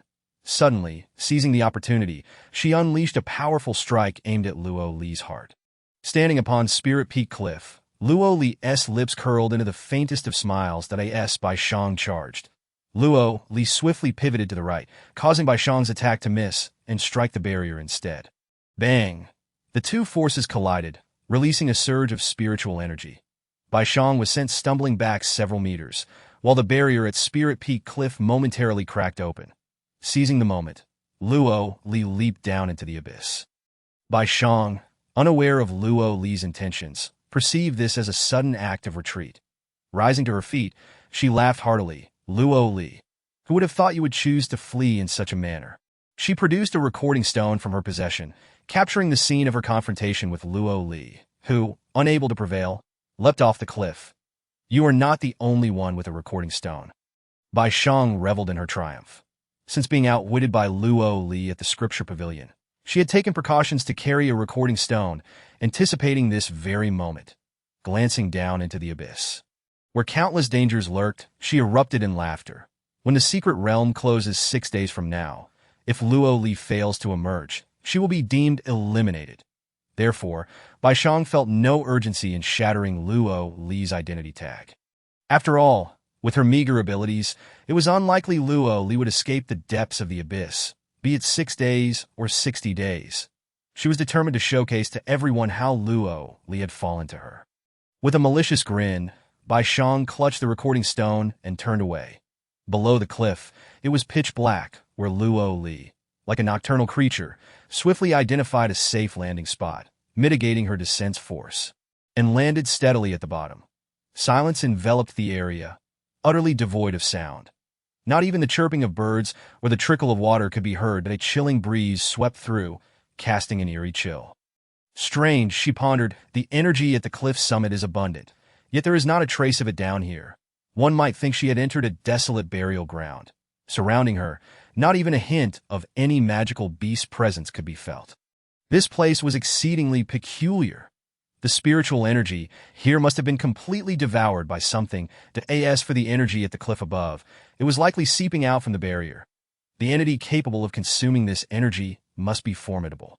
Yun Jiuzhao's voice resonated. Thus, you must exercise caution. Understood, Luo Li affirmed.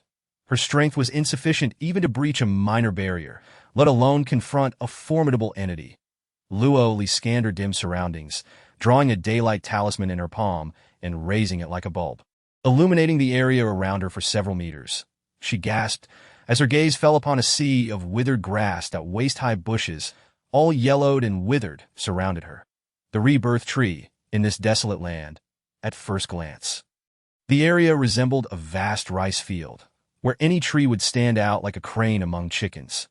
Yet, after searching for a while, she encountered not a single tree, not even a sapling. Yun Jiuzhao. I may have misjudged the location.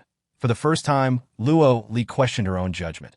However, what perplexed her was that she had nearly traversed the entire secret realm, and according to the spiritual text she had studied at the scripture pavilion, this place was the sole suitable environment for the rebirth tree to thrive. Ahead, Yun Jiuzhao advised calmly, be cautious. Luo Li furrowed her brow, sensing a more profound stillness in the air ahead. Attuning to her surroundings, she held her breath, advancing with heightened awareness. Yet still, There was no sign of anything. Yun Jiuxiao. Over there, before her lay a small clearing, barren and overgrown with weeds. But 100 meters away, there stood a grove of lush greenery, akin to a desert contrasting with a forest. The energy emanating from it was palpable, a terrifying stillness that exuded immense pressure. Even her breath felt constricted. Typically, skilled individuals do not readily reveal their murderous intent. The intensity of her perception indicated that danger lurked in that direction. Luoya, do not approach, Yun Jiuxiao warned, a silent perception shared between two powerful beings. Luo Li nodded, appearing obedient. Yes, I shall first seek the rebirth tree. Regardless of whether a formidable entity lay in wait within, her priority was to locate the rebirth tree. Suddenly, a sound erupted beneath her feet. She glanced down, her eyes glinting with excitement, and a playful smile graced her lips. Even Yun Jiuxiao in the spatial realm sensed the shift in Luo Li's mood. Clearing her throat, Luo Li declared, "You weeds, listen well. I have come today in search of the rebirth tree." A gust of wind swept through. "You had better reveal to me the whereabouts of the rebirth tree, or else, in a fit of rage, I shall set fire to you all. Do not take my forbearance for weakness." The wind howled more fiercely around her, choosing silence. "Are you? Then do not blame me for being impolite." Luo Li gathered a flicker of flame at her fingertips using her spiritual energy. The wind whistled past, and the weeds rustled ominously. From the depths of the earth, a deep, resonant voice emerged. "Who dares disturb my slumber?" Moments later, an ancient tree stump appeared before Luo Li, as desolate as can be. In the surrounding space, Yun Jiuxiao murmured, "Is this even possible? This girl is extraordinary." Luo Li's gaze flickered as she extinguished the flame, confirming that this was indeed the rebirth tree she sought. However, it was somewhat different from her expectations. "So, you are the rebirth tree? Just in time, I have some inquiries for you. Who is this little girl?" "Be gone." Just then, a powerful force erupted from the stump, nearly striking Luo Li. Once more, she summoned a flame, declaring, "If we must perish, let us perish together. Ha ha! Only the phoenix spirit fire can harm me in this world. You, a mere human girl, with your ordinary fire techniques, think to challenge me? Such folly invites your own demise." The ancient stump trembled, clearly mocking Luo Li. With a cold smile, she retorted, "The phoenix spirit fire, you say? Let me ask you, do you think I possess it?" Producing a fiery red stone from her spatial realm. She posed, "What do you suppose this is?" "The heart of the phoenix." The rebirth tree recognized the item in Luo Li's hand. Incredulous, "You are not an alchemist. How could you possibly possess the heart of the phoenix?" The exotic fire was its only weakness, typically only wielded by alchemists. "That is none of your concern." Luo Li was aware that the heart of the phoenix, obtained from the scripture pavilion, was a treasure. She had not anticipated its utility here. The heart of the phoenix contained the seed of the phoenix spirit fire. Once she crushed it, the phoenix spirit fire would naturally ignite. "Now, you need only cooperate with me, or else we shall all face our doom." Unlike the spiritual masters he had encountered before, who all prostrated before him, this girl was an anomaly. "Flattery. Can we now discuss the matter at hand?" "Humph.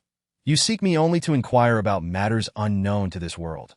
Regrettably, no matter what you ask, you shall not receive an answer this time." Chapter 90. The ancient battlefield, what do you mean? "I am dead," Luo Li exclaimed in shock. Looking at the withered yellow leaf, she had just picked up that it was the very leaf she had stepped upon, and it was precisely because of this leaf that she deduced the rebirth tree must have concealed itself using a cloaking technique. A normal rebirth tree, even if not a towering giant, would still resemble a standard tree, certainly not a desiccated stump. The deceased rebirth tree had long lost the ability to know anything. What he says is not false. Yun Jiuxiao sighed. Luo Li's eyes gleamed with determination. "Today, I must uncover the truth that if heaven obstructs me, I shall defy it. If fate bars my way, I shall alter my destiny. I refuse to resign myself to fate. If you are dead, I shall revive you." Yun Jiuxiao was profoundly shaken by her words. For the first time, he felt that within Luo Li's petite frame lay immense potential. "Ha ha! What an audacious girl! No one can resurrect me. I have waited for thousands of years, my spiritual energy gradually dissipating, consumed by them, that my life is not even in my own hands. and you dare claim you will revive me? Such ignorance and arrogance shall lead to your downfall." The rebirth tree was furious, the by using the topic of its life and death to attract its attention. This girl was undoubtedly pouring oil on the flames. Courting disaster, Luo Li disregarded the rebirth tree's wrath and produced a white porcelain vial from her spatial realm, pouring its contents over the withered stump. "Celestial spirit water. You possess celestial spirit water. This can revive you." Luo Li smirked. "Oh, but just a drop or two. Do you know that I need a full 99 drops to revive me? Do you truly think a mere trinket will suffice?" Luo Li blinked. "Just 99 drops, is it?" The rebirth tree trembled in fury. What does she mean by just? Does this girl even comprehend the significance of celestial spirit water? A treasure that exists only in legend. Others would consider themselves fortunate to acquire even a single drop. Luo Li produced a basin and began pouring. No, this was not pouring. This was splashing. It seemed as if the celestial spirit water were worthless. She drenched the stump with 3 large basins. The rebirth tree rapidly rejuvenated. The surrounding withered grass began to turn green. The once dim and lifeless realm gradually blossomed with vibrant life. Is this sufficient? If not, enough. The rebirth tree was ecstatic, its branches quivering with excitement. The leaves danced like flowing hair in the gentle breeze. It swayed left and right, exclaiming, "Ah, so ethereal, so beautiful. I have come back to life. Ha ha ha ha, I have truly returned from the dead. Now, may I inquire if I have the right to know what I wish to?" Luo Li smiled. "If you wish to know, why not use your abilities to discern?" Upon realizing that Luo Li possessed a vast spatial realm filled with several sacks of treasures and even a river of spiritual spring, the rebirth tree was left astonished. That a river. That is an entire river of celestial spirit water. The rebirth tree was nearly rendered hollow with shock. Indeed, her abilities were remarkable. Luo Li, observing the rebirth tree's reaction, understood that she could not conceal anything from it. With the rebirth tree's revival, a tremor resonated from the depths of the forest. As if whatever lay within was even angrier. "No, we must attend to the matter at hand."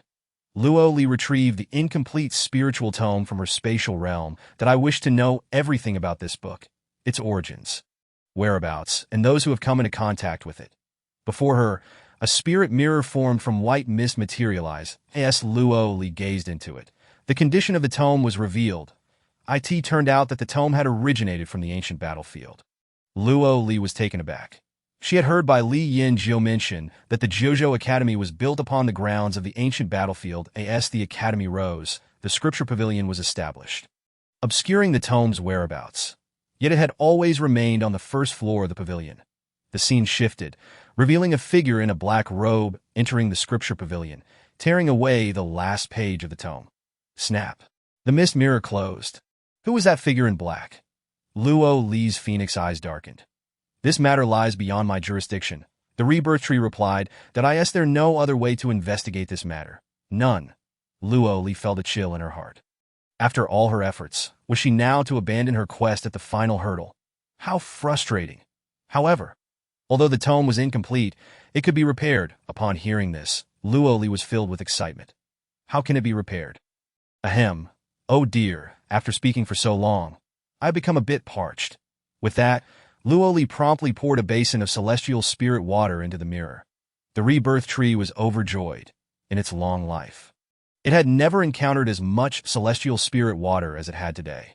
The tome, having originated from the ancient battlefield, could only be repaired by visiting the divine temple of the ancient battlefield. The ancient battlefield, the divine temple. Luo Li murmured, turning her gaze towards the rebirth tree, her eyes shimmering with a coldness beyond her years.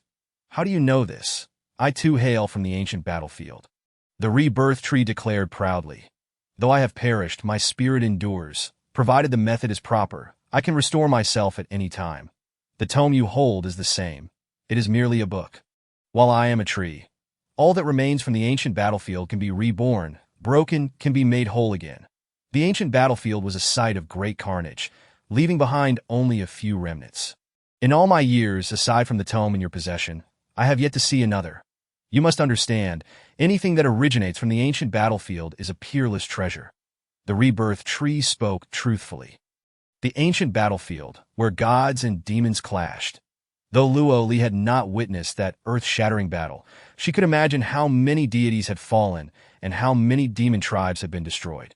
Peerless treasures, Luo Li murmured, her gaze fixating on the rebirth tree as she pondered thoughtfully. The rebirth tree felt uneasy under her scrutiny. What is that look? You are a peerless treasure. If I were to take you with me, how many treasures would you be worth? The rebirth tree exclaimed. You shall not take me. I refuse to go. That is not for you to decide, Luo Li chuckled, though you currently stand as a towering tree. Your roots remain withered and in need of more celestial spring water. Surely you cannot linger here and await your demise. Chapter 91. A little broken sword will you walk on your own? Or shall I uproot you? The rebirth tree was fuming. Luo Li blinked innocently, and a small flame ignited at her fingertips. She had intended to frighten the rebirth tree, but to her astonishment, it actually caught fire. In the blink of an eye, the once lush rebirth tree was transformed into a charred, blackened form. Bald. My hair, my beauty. The rebirth tree trembled in fury. I did not mean to, Luo Li swore. Wait, did you not say that ordinary fire techniques cannot harm you? You old rascal are lying. I am not lying. If you truly burn me, I have yet to recover. I, too, fear the mundane fire arts. Once I am revitalized, only the flames of the phoenix spirit can harm me. Luo Li believes this, especially since the roots of the rebirth tree remain withered. You wretched girl, you have singed my hair. Return it to me. Accompany me, and I shall assist in your healing. That I trust you not at all. I shall not go, even if it costs me my life. Then do not blame me for being impolite. Luo Li has come to realize that the rebirth tree is quite obstinate. She has no time to waste in this standoff. She must resort to force. The rebirth tree, lamenting its hair, realizes that its bare appearance is quite unseemly. Suddenly, several confinement arrays appear around it, completely binding it and preventing it from unleashing its more potent spiritual energy. This insufferable girl can actually draw talismans and set arrays. A mere confinement array cannot possibly restrain me. The tree stump begins to tremble. Under the immense pressure of the confinement arrays, the rebirth tree is forcibly uprooted. The moment it emerges from the ground, it snaps and shrinks into a sapling the size of a palm that a tempest descends from the sky, and an array of spiritual flowers continuously appears above the secret realm. The flowers burst forth like fireworks, dazzling and vibrant. This spectacle astounds everyone. Who is it? Such formidable power that the very skies of the secret realm seem to celebrate in frenzy. Could it be the legendary celestial tier treasure? Or perhaps the result of slaying a 9th-tier beast? Outside the secret realm, the light screen trembles, displaying several rankings, with a cascade of small fireworks. The 4 mentors stare in astonishment. Rong Chun rubs his eyes. Yin Yu Lei Yin, was I seeing things? Why has the light screen turned so festive? It resembles a New Year celebration. The 3 mentors exclaim in unison, we are all seeing things. Even Jun Mo Xiao in the main academy senses the anomaly in the Taichu secret realm. He gazes toward the square. The air above the Taichu secret realm is subtly quivering. What earth-shattering event is transpiring within the secret realm? For some reason, Jun Mo Xiao's mind immediately conjures Luo Li's visage. Within the secret realm, chaos is about to erupt. The air, both above and below, is turbulent. Enormous spiritual energy flows ceaselessly. After the rebirth tree changes form, it falls silent, its spiritual consciousness sealed. Luo Li stows it away in her space. She glances down and notices a wooden sword beneath her feet. She hadn't seen it earlier. It must have been buried in the soil and revealed as the rebirth tree uprooted. However, the positioning of this wooden sword is rather peculiar.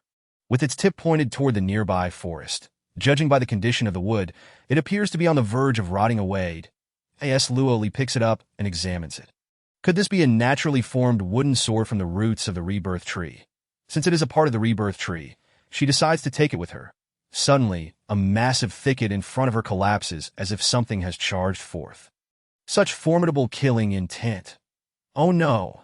It is a tide of magical beasts. Luo Li had not anticipated witnessing a stampede of beasts at the cliff's base.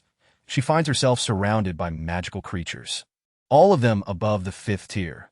The green spirit can only contend with a single 4th-tier magical beast at most. Luo Li grimaces. There isn't a single 4th-tier beast here. They're all 6th, 7th, 8th, and 9th tier, and there are countless of them. Meanwhile, those undergoing trial sense the commotion as birds take flight and beasts roar, all frenziedly rushing in one direction. Amidst the clamor, a palpable aura of death fills the air. Feng Qingyang and his companions, following Luo Li's plan, find 3 spiritual stone mines under Ya's guidance. The group gasps in astonishment. Ya is no mere chick. She is a treasure-seeking beast, while they haul the stones. Ya munches on snacks. The 3 of them exhaust the 3 spiritual stone mines. 5 days swiftly pass. The Class A group also operates in 3s, but most rely on Bai Chong. Her storage bag is the largest.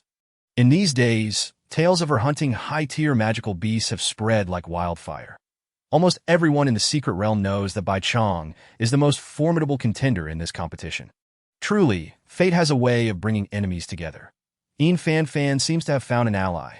Days ago, they learned of Ouyang Tianjiao's elimination. Although they do not understand the circumstances, they have no concerns about the outcome of this competition. Bai Chong, why do I feel that the aura of these 3 individuals has grown stronger since a few days ago? Bai Chong glances at the trio, realizing they have leveled up. Fan is astonished. So soon, in just 5 days, they could level up? They have been busy, yet she herself has not advanced. Unbeknownst to Fan, she has been following Bai Chang's treasure-hunting route, missing out on the trials while seeking shortcuts. In these 5 days, Bai Li Yinjiu and the others have worked tirelessly, engaging in fervent cultivation, and with the boon of the spiritual stone treasure sites discovered by Ya, their advancement has been rapid. Fan contemplates but remains unconvinced. Even if they leveled up, they cannot surpass you. Bai Chong nods, pleased by the remark. As Bai Chong and Bai Li Yinjiu engage in conversation, a multitude gathers in this area. Bai Chong casts a glance at the newcomers, her heart racing with excitement. With so many present, her plan will unfold seamlessly. She had been pondering how to notify these individuals. Bai Chong silently praises her extraordinary luck. The crowd continues to swell. That we should leave, suggests Fan. Leave? Bai Chong smirks. Why would we leave? Fan suddenly comprehends her intent. You mean to say, we have not properly conducted our trials in these 6.5 days? Have we? This group before us is perfect for honing our skills, is it not? Fan's expression shifts as she recognizes the wisdom in Bai Chang's words that I end these 5 days, with a map in hand.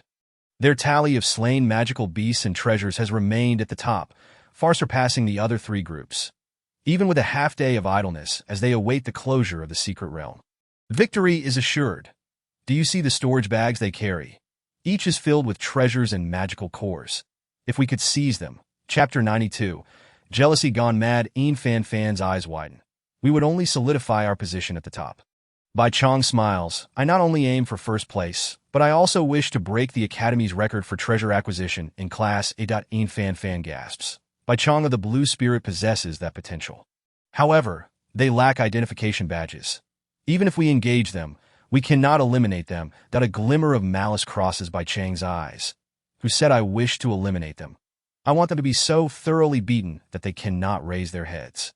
To turn and flee upon sighting us as if we were ancestral spirits. Outside the secret realm, the rankings on the light screen show Class A firmly in first place. In stark contrast. Class D has a treasure count of 0, securely positioned at the bottom. Yinyu glances at Rong Chun, who is still munching on seeds. In light of the recent anomaly in the secret realm, should we not check on the current situation? There are only half a day left before the secret realm closes. If they wish to observe, they may not have the chance. Rong Chun, who do you wish to see first? Without hesitation, Rong Chun replies, Luo Li. Yinyu chuckles. I thought you might want to see Feng Qingyang. Thus, the group utilizes their authority to access the light screen, which first shifts to Luo Li. That moment, Luo Li is frantically fleeing, pursued by a swarm of magical beasts. They are assured of first place. Luo Li is bound to be eliminated soon. Shui, Bingyu, and Lei Yin shake their heads in dismay, remaining silent. Rong Chun, no longer nibbling on seeds, intently focuses on the light screen. It truly is Luo Li. He furrows his brow, concerned for the girl's safety, that he had previously instructed Feng Qingyang and Bai Li to protect Luo Li. How could they have separated? Rong Chun's worry for Luo Li blinds him to the scene shifting on the light screen, which now displays Bai Chong and her group. Junyu and Feng Qingyang happen upon Bai Chong and her companions. Shui Bingyu, although concerned for Junyu given his strength, cannot help but glance at Rong Chun. Surely, the Class D individuals dread encountering those from Class A. It seems a confrontation is inevitable. Remarks Lei Yin timidly. Yin Yu, on the other hand, is elated. The storage bags of their class members are plentiful, while Feng Qingyang's group appears deflated. With the two factions meeting, conflict is bound to arise that I end competitions. Injuries are an inevitable consequence. I hope that when they emerge, there will be no reckoning. Friendship first, competition second. Would you not agree? Rong Qin, within the secret realm, many believe that Bai Chang's group will clash with Feng Qingyang's, leading them to converge at Feng Qingyang's location, including Junyu. Bai Chong sends a signal to her classmates, and they quickly gather. With Ouyang Tianjiao absent, Bai Chong naturally assumes the role of leader.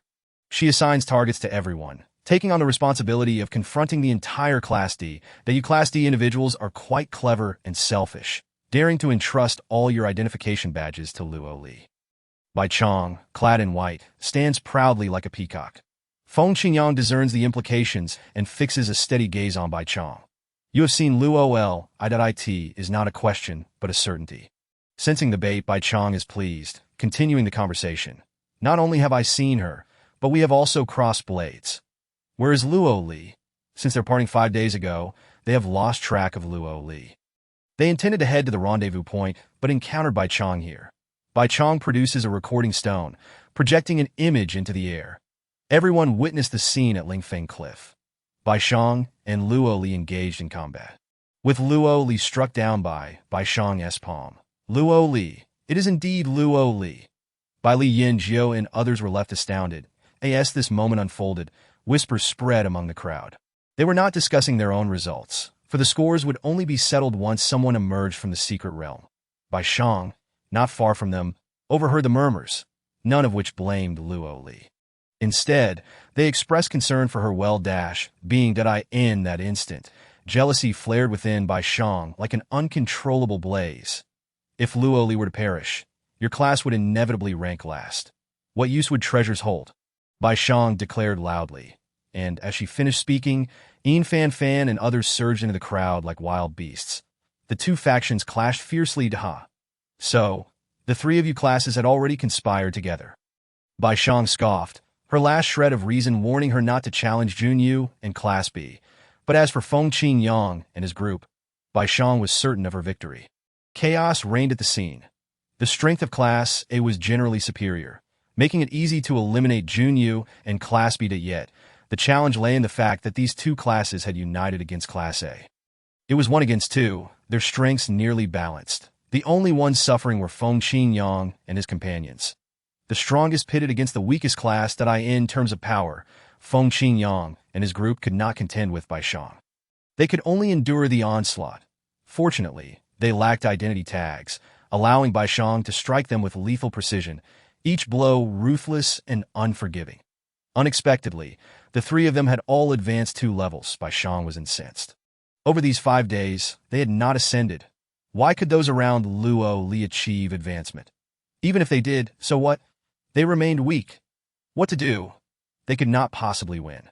Bai Li Yin Jiao was nearly driven to madness. Having advanced 2 levels, they still could not prevail. Bai Chong was frenzied.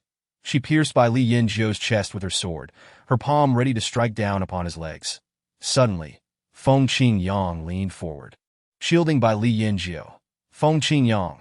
A powerful surge of spiritual energy crashed into Feng Qingyang's legs, causing him to kneel. Bai Li Yin Jiao's fury erupted. Bai Chong. Call Luo Li to save you. Didn't Luo Li claim your class would take first place? With such strength, you dare to aspire for first. When did the weak ever presume to speak of first place? Bai Chong slowly approached Feng Qingyang. The overwhelming power from the blue spirit directly forcing Bai Li Yin Jiao and Lu Shang back several meters. Other members of Class D found themselves unable to approach Bai Chong. She kicked Feng Qingyang in the chest, standing over him. Class D leader, your greatest error was accepting Luo Li. It is this person who has always protected Luo Li like an elder brother. It was he who supported Luo Li on the day of the new student selection. Not just Feng Qingyang, the entire class adored Luo Li. The jealousy within her threatened to consume her. The mere thought of Luo Li incapacitating her back in Dongyu Kingdom filled her with a desire to tear Luo Li apart. Chapter 93. Seizing the opportunity amidst chaos, she yanked the storage bag from Feng Qingyang's waist. The magic cores were valuable spoils obtained only after slaying magical beasts, worth more than spiritual plants. Bai Shang, you truly have no shame. Bai Li Yanjiu roared. Bai Shang's breath turned heavy. Her spiritual energy coiling around the severely injured Bai Li Yanjiu, dragging him over and slamming him to the ground at her feet, her foot pressing down on his head. The esteemed prince of the Qinglong Empire. Reduced to following Luo Li like a dog, when her master transferred her soul into Bai Shang's body, she had once asked, "Master, can I not choose Bai Shang's body? I want Luo Li's body. I wish to become her. Bai Shang, one day, you will meet a gruesome end." Bai Li Yanjiu scoffed. Bai Shang laughed mockingly. "I have my master's powerful sect protecting me, with mentor Yanyu safeguarding me as well. With my formidable strength, how could I possibly meet a tragic end? It is Luo Li who, I assure you, nearly knelt before me, pleading for me not to harm her. Her pitiful state was worse than that of a beggar on the street." "Is that so?" A chilling, terrifying voice boomed like a thunderclap, but a girl in red appeared suddenly, advancing slowly, resembling a blood-soaked harbinger of death. Bai Shang looked up. Luo Li. Hadn't she fallen from the cliff? Luo Li surveyed her surroundings, and upon spotting Feng Qingyang and the others, a surge of fury ignited within her. "Whoever dares to harm me, Bai Shang, I shall return the favor tenfold." Killing intent surged as Luo Li softly uttered, "Appear." Thundering roars filled the air. Da-da! It is a tide of magical beasts. The magical creatures charged forth. How could those magical beasts heed Luo Li's command? Was she a beast tamer? Spiritual masters knew that magical beasts must either be hunted or subdued. The former required absolute strength, while the latter demanded the bloodline of a beast tamer. Yet, in the Nine Heavens continent, no beast tamers had ever been documented. These magical beasts were high-tier creatures, not merely one, but a swarm numbering in the thousands. Bai Shang shrieked in terror, "Run! Protect Bai Shang! She possesses the most treasures. If we wish to win, we must rely on her." Da-da! My storage bag has been stolen. Those magical beasts seem to have eyes. Specifically targeting Class A for their assault, particularly Bai Shang. Upon spotting Bai Shang, they charged forward with the excitement of discovering treasure.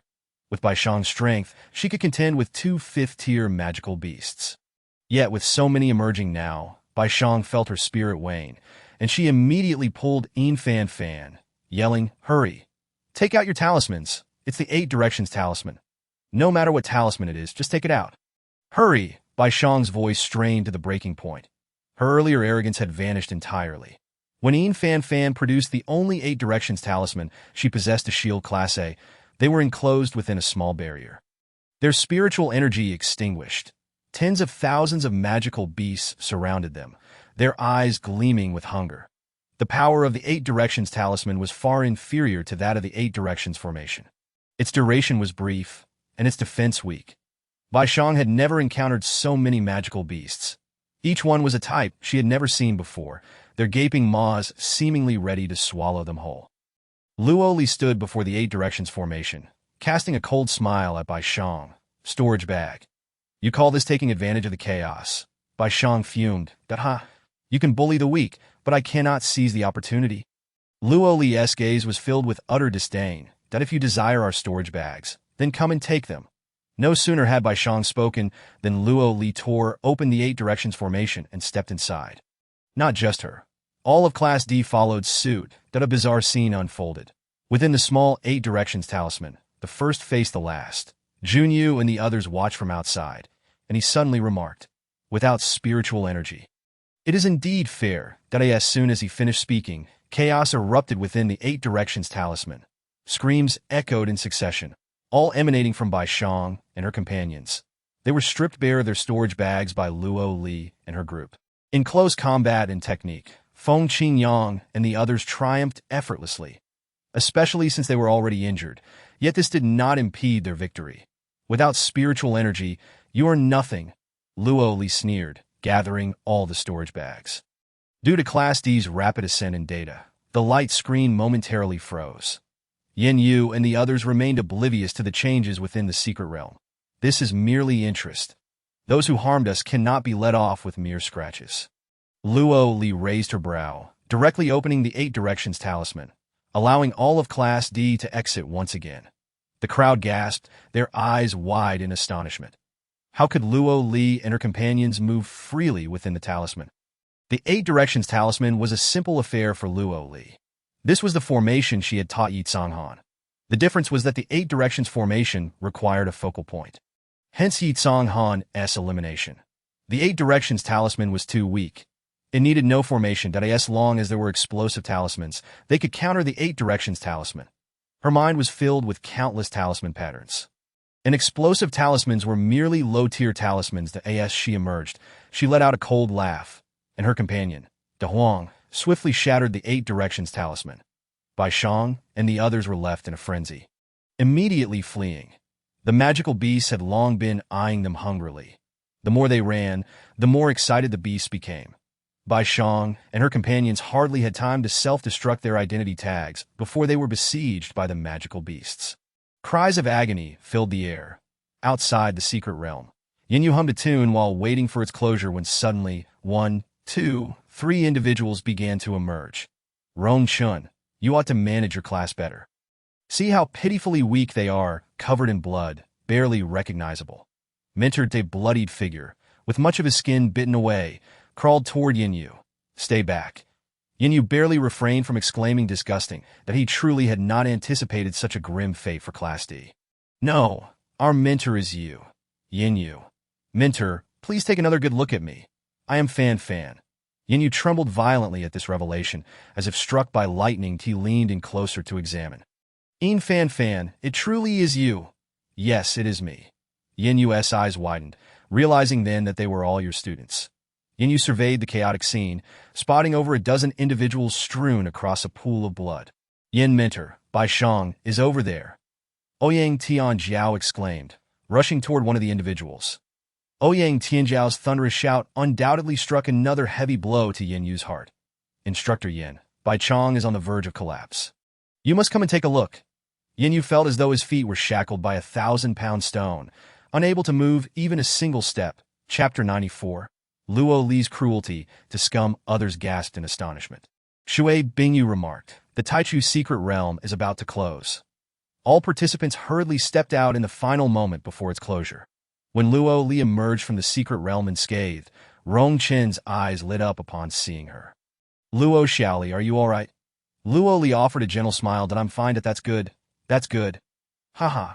Rong Chen's pent-up emotions from the past few days were finally released, his hearty laughter echoing throughout the square. In stark contrast, Yin Yu observed the disheveled state of his class, all sprawled on the ground, a scene of utter disgrace. His anger surged, his nostrils flaring with fury. How could this be? As soon as Yin Yu's words fell. Crack! The rankings on the light screen shifted dramatically the moment the secret realm closed. Class D's tally of slain magical beasts and treasures stood at 3,921. Class B was at 2,601, while Class C also matched that number. Class A, 0. Such rankings were glaringly conspicuous. Class D, where Luo Li belonged, was undoubtedly first. Classes B and C were tied for second place, while Class A languished at the very bottom. Indeed, we are first. Feng Qingyang smiled broadly, despite sporting bruises from a beating. Sister Li is amazing. With Sister Li leading, our entire class levels up. Ha! The members of Class D surrounded Rong Chun, each contributing to the jubilant chatter. Rong Chun grinned widely. That's wonderful. It's great that everyone is safe. This data doesn't add up. Yin Yu interjected sharply. The light screen is real-time. The data in the secret realm didn't change just now. Why does it only change now? Rong Chun looked at him as if he were an imbecile. The data is large. It's normal for the light screen to momentarily lag. This screen has been around for hundreds of years. Even a person of your age might not be sharp, let alone a mere stone. Yin Yu chose to ignore Rong Chun, yet found himself unable to refute his words. Fan recounted everything that had transpired. Upon hearing this, Yin Yu froze in place. The tide of magical beasts wasn't chasing after Luo Li. Rather, it had followed her to ambush Bai Chang and the others. Fan lamented, We had no choice but to self-destruct our identity tokens to escape. Those beasts were intent on devouring us. And Luo Li. She stole our storage bag. The injuries sustained within the secret realm would linger even after exiting. But should one perish within, their soul would vanish entirely. The crowd fell silent. You lack capability. Are you a beast tamer? Yanyu was astonished to the core. Luo Xiaoli. What are you holding? Such powerful spiritual energy. Rongshan suddenly exclaimed. Yanyu then noticed that Luo Li was tightly clutching a small sapling. Though seemingly unremarkable, it exuded a remarkably rich aura. Aside from beast tamers commanding magical beasts and spirit beasts in battle, there exists another scenario that could incite a rampant tide of magical beasts, the presence of concentrated spiritual energy. Such tides often lurked in areas rich in spiritual energy. Suppressing the shock within, Yanyu deduced that it was indeed the object in Luo Li's possession that had drawn the beasts to pursue her. And this girl, with her meticulous mind, had led the tide right to Bai Chong and the others. How could she possibly be a beast tamer? Luo Li met Yanyu's gaze coolly. Are you refusing to acknowledge your loss? Instructor Yin, how could our class possibly lose? Indeed, it should have been a guaranteed victory, especially since Bai Chong had the map. What a pity, though. Even with 10 maps, if one lacks ability, victory remains elusive as soon as Luo Li mentioned map. The atmosphere erupted. Particularly, Junyu and Yi Kanghan, representing classes B and C, were dissatisfied with the implication of cheating in the competition, despite their shared second-place standing. The three instructors turned their attention to Yanyu. Yanyu, the competition was fair. Regardless of rankings, if the map accusation holds true, you've gone too far, Lei Yin stated. Rong Chun, munching on seeds, wore a smile, but a glint of menace flashed in his eyes. Anyone who dares to openly bully our class will face the consequences. Are you all judging me with such scrutiny, just based on a little girl's word? Have you all lost your minds? Yanyu rebuked. Luo Li leisurely approached Bai Chong, towering over her. Without granting Bai Chong a moment's respite, she swiftly snapped Bai Chang's wrist, causing a jade bracelet to fall away. Luo Li opened her space, revealing an aged parchment scroll that tumbled out. Yanyu swiftly moved to seize Luo Li's shoulder. Bang! A potent surge of spiritual energy propelled Yanyu away. Luo Li was taken aback. This energy. It belongs to Yun Jiu Xiao. It's him. Yanyu's complexion drained of color. The aura just now was familiar to all present. It belonged to Luo Li's brother. After searching for ages, he had never encountered Luo Li's brother here. The memory of nearly being bested in battle by that man sent a shiver of fear through Yanyu. Fear stemming from his respect for strength. What is going on? Jun Ma Xiao's icy voice echoed from afar. The square instantly buzzed with excitement. The dean had arrived. Even the other senior students from the eastern courtyard gathered at a distance to observe. Upon seeing the dean, they were filled with exhilaration. Dean, you arrived just in time. The competition has concluded and the rankings are out. Shui Bingyu led Jun Ma Xiao to the light screen. Automatically, Jun Ma Xiao searched for Class D, spotting it at the top. He raised an eyebrow, intrigued, and turned his gaze to Luo Li. First, his tone bore little emotion, yet it was surprising. Now that the rankings are out, what are we still doing here? Dean, someone refuses to acknowledge their loss. Luo Li stated plainly. Yanyu attempted to intervene, but was thwarted. What is this? Luo Li unfurled the parchment, revealing a secret realm map. Jun Ma Xiao's handsome features grew cold. Bai Chong cheated. His gaze fixated on Bai Chong, who lay sprawled on the ground in a pitiful state. Dean, this matter is not Bai Chang's fault. It is mine. Yanyu muttered, his head bowed. The consequences of cheating range from expulsion to confinement in the snow cave. Either punishment would be too much for Bai Chong to bear. Yanyu, you are an instructor, Jun Ma Xiao said sternly. Yanyu dared not meet his gaze. Despite his youth, Jun Ma Xiao exuded an air of authority. I merely admired Bai Chong's potential and did not wish for her to be harmed in the secret realm, which led to my misguided thoughts. Dean, you know that only those with the strength of a spirit king may enter the Qinji Tower to consult the map. Bai Chong is merely a blue spirit. Even if she had 10 times the courage, she could not obtain the map. Yanyu, you have greatly disappointed me. Jun Ma Xiao's words were frigid. This matter will not simply vanish because you have stepped forward. Chapter 95. The stellar ranking seal. The square was brimming with onlookers. including hundreds of students from the Eastern Courtyard, all eagerly awaiting the outcome of the cheating scandal that as an instructor, I may choose not to expel you. But this crime is serious. Leniency is not an option. Whatever punishment it may be, I shall accept it.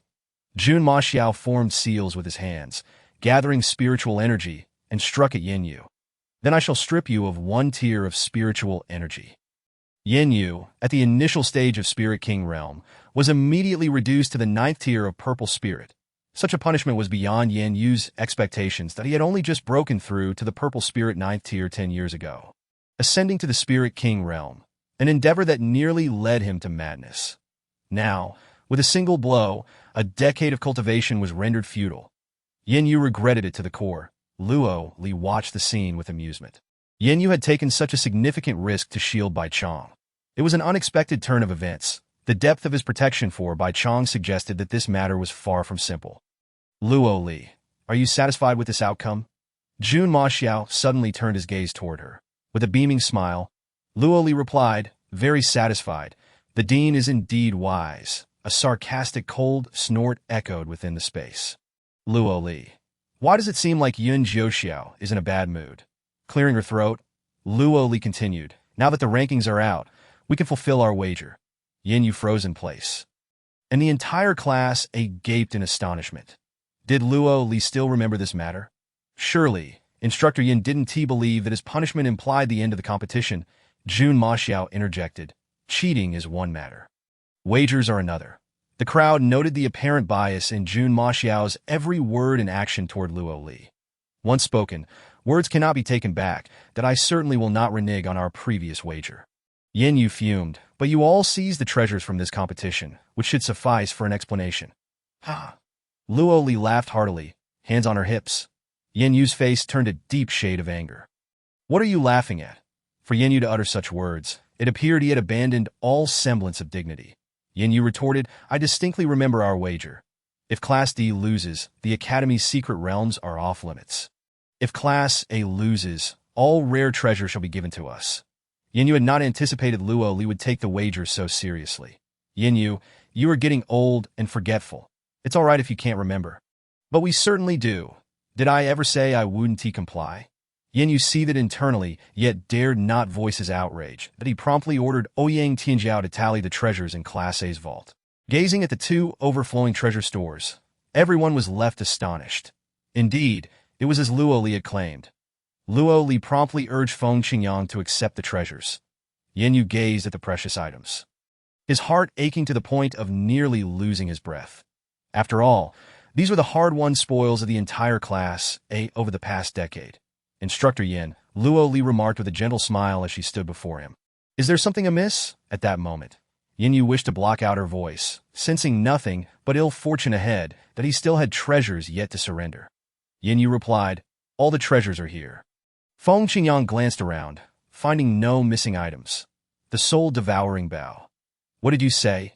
Yin Yu's expression darkened. Luo Li's smile deepened. I recall that the soul-devouring bow was acquired by you, Instructor Yin. During the last secret realm expedition 10 years prior, Yin Yu had entered the Xintian secret realm with the new students, and that expedition had yielded most of its treasures to Class A. Notably, the soul 8th grade spiritual weapon had been bound to Yin Yu as his life weapon. The soul-devouring bow possessed immense power. Once struck, the victim would gradually lose their spiritual energy, ultimately rendered powerless, leading to either death or a life of despair. All treasures obtained by Class A were included in this wager. Thus, Instructor Yin must relinquish the soul-devouring BOW. An oppressive silence enveloped the scene. The wind could be heard rustling. Luo Li was indeed audacious. Who did not know that the soul-devouring bow was Yin Yu's most treasured possession? It was still fresh in their minds when a student merely wished to admire the bow and was expelled by Yin Yu. At that time, the dean was absent. Though Yin Yu faced punishment afterward, it was trivial compared to the severity of expulsion. Luo Li, do not overstep your bounds. Instructor Yin, your words are misplaced. How could a mere green spirit like me dare to bully someone of your caliber? Oh no, I should say a purple spirit. Yin Yu clenched his fists, waiting in vain for someone to speak on his behalf.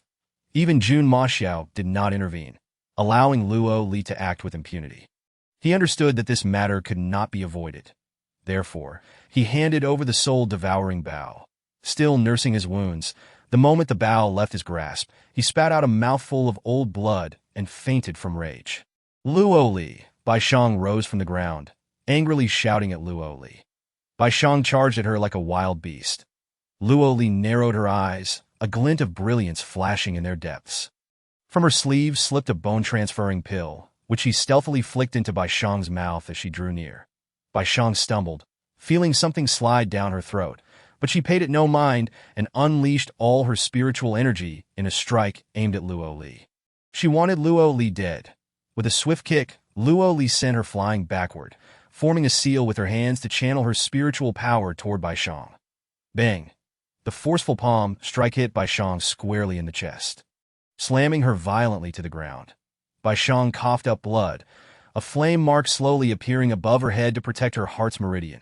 What is that? Luo Li had put all her strength into her previous strike. Despite the vast difference in their abilities, Bai Shang, already injured, was utterly unable to withstand Luo Li's lethal move. Had it not been for the flame mark safeguarding her, she would undoubtedly have perished. The Celestial Talents list mark, Jun Ma Xiao stated calmly, as if already aware of the situation. Luo Li tilted her head toward Jun Ma Xiao. What is the Celestial Talents list mark? Jun Ma Xiao did not respond. But Rongchen sighed. A major sect, high talent, can enter the Celestial Talents list. Once on the list, the first person to trigger the mark cannot be killed. Regardless, Bai Shang is on the brink of death. Should she be killed, it need not be by Luo Li's hand. Bai Li Yanju remarked. Yin Fanfan immediately countered. What? Do you intend to engage in mutual slaughter before the dean? Lu Shang dismissed them. What we are doing is self-defense. Everyone witnessed that Bai Shang struck first. Enough bickering, Jun Ma Xiao commanded, and the crowd fell silent. Dais's words faded. Bai Shang's body stiffened, curling in pain as she clutched herself. What is wrong, Bai Shang? Bai Shang, Yin Fanfan exclaimed, worry etched on her face. Just moments ago, Bai Shang had seemed fine, that it hurts so much, as if fire is burning within me. Ah, it's unbearable. Save me, someone save me. Bai Shang felt as if a raging inferno was ignited inside her, suddenly recalling the mysterious substance she had swallowed earlier, realizing it was Luo Li's doing.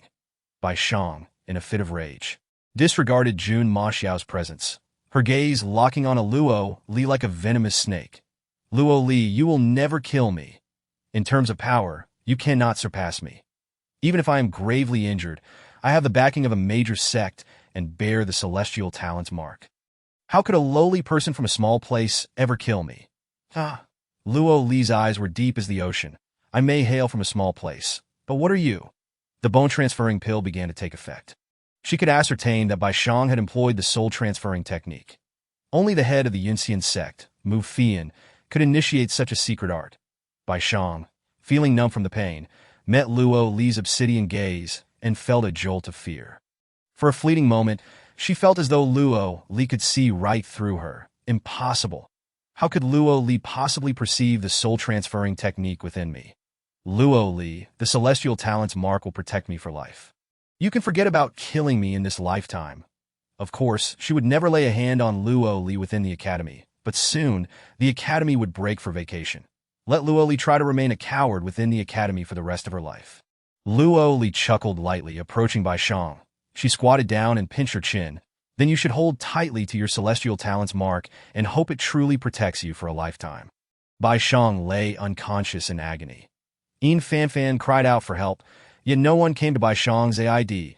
As the foundational assessment gradually concluded, the crowd began to disperse. The soul-transferring pill is effective. Bai Li Yanju remarked, an expert in alchemy. Although he had never used the soul-transferring pill, Bai Shang's symptoms clearly aligned with its effects. Has someone employed the soul-transferring technique on Bai Shang? Do you know who? Luo Li smirked, of course. Who else but Luo Qingqing? My dear sister, I never expected you to still be alive. How fortuitous! Bai Shang, as a direct disciple of the Yunxian sect, possesses great strength and noble status. It is unfathomable that she could perish. Who else in the Yunxian sect could possibly replace Bai Shang? This was a question that puzzled Luo Li. Bai Shang had not previously borne the Celestial Talents mark. It had only manifested upon her awakening. That it was evident that it had been conferred upon her during her unconscious state. The only one capable of paving such a path for Bai Shang was Mu Fian. How could Mu Fian forsake a talented direct disciple and instead favor Luo Qingqing from Dongyu Nation, going to such lengths to send her to Jiuzhou Academy and place her on the Celestial Talents list for protection? It was truly unfathomable. What do you plan to do next? Even with the protection of the Celestial Emperor, I shall still eliminate Bai Shang. Yet the Celestial Talents mark shields her. You cannot kill her. Luo Li suddenly chuckled. What if I also entered the Celestial Talents list? Bai Li Yanju's face paled in shock. If you possess the Celestial Talents mark, you can act against Bai Shang. Once the Celestial Talents mark is triggered, the only means to counter it is to possess the mark oneself. The Celestial Talents list differs from Jiuzhou Academy. In the Academy, fighting and mutual slaughter are prohibited. However, those on the Celestial Talents list are powerful individuals from various realms, mysterious and formidable. As long as one can grow stronger, they can engage in combat and challenge one another without issue. Every strong individual seeks to have their name inscribed on the Celestial Talents list, to gain renown across the Jiotian continent. Yet many powerful beings find it difficult to meet the criteria of a major sect and high talent. This is why so many aspire to enter Jiuzhou Academy. The 4 major sects come each year to select spiritual masters, and joining a major sect provides a sense of security. Many without status or background wish to rise through the ranks via a major sect. Now, if you wish to enter the Celestial Talents list, you must first possess a major sect's mark. Luo Li wore a smile. A major sect's mark. Indeed, I possess one, that I just wonder if my sect qualifies as a major sect. This was a matter to consult with her 7th senior brother, Luo Li. Jun Maxiao's voice emerged from behind them. The two, caught in their musings, turned to find that aside from the Class A students, others had returned. Over 1,000 pairs of eyes fixated on her and Bai Li Yanju. Rong Chun stood behind Jun Maxiao, casting furtive glances at Luo Li. What is it now? Hadn't this crowd dispersed just moments ago? Luo Li, do you not feel that the dean and the others seem to be searching for something concerning us? Before Bai Li Yanju could finish speaking, Jun Maxiao approached with an impassive expression. Luo Li handed over. Only then did Luo Li remember that the rebirth tree was still in her possession. Jun Maxiao was searching for the rebirth tree. Suddenly, clouds billowed and spiritual energy surged, filling the square with potent spiritual force. Everyone felt rejuvenated, as if they had entered a sacred, ethereal realm. The small sapling that once stood there suddenly grew larger, settling firmly at the center of the square. Indeed, it was, even Jun Maxiao was utterly astonished. The rebirth tree. Those unacquainted with it assumed it to be merely a spirit tree.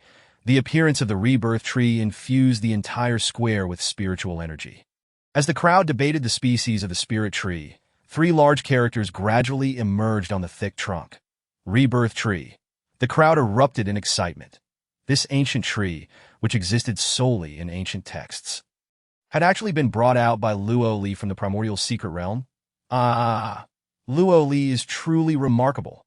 Bai Li Yanju tugged at Luo Li's sleeve, incredulously stating, I heard from my father that every former dean of Jiuzhou Academy has an unspeakable secret mission to find the rebirth tree. The first time Luo Li heard of this, she understood why Jun Mo Xiao had such a look of astonishment upon seeing the rebirth tree. What were they seeking the rebirth tree for?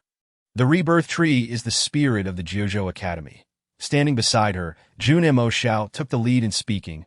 Luo Li, follow me. Under the astonished gazes of the crowd, Jun Mo Xiao led Luo Li away with an air of confidence. The onlookers were filled with envy and jealousy. Rongchen watched the 2 retreating figures, lost in thought. Could it be that Luo Li was the person Jun Mo Xiao had been searching for? Luo Li followed closely behind Jun Mo Xiao, not expecting to be brought to the front of the scripture repository. This visit to the repository was unlike any before. Standing there, Luo Li could clearly see the swirling dark energy within the barrier. You, Bai Li Yanjiu, and Feng Xinyang are the only ones who have traversed the entire scripture repository and emerged alive that hadn't the dean and instructor Rong entered the repository before.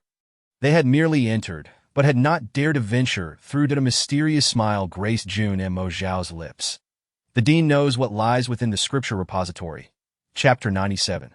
Future Husband, the Black Tower Spirit.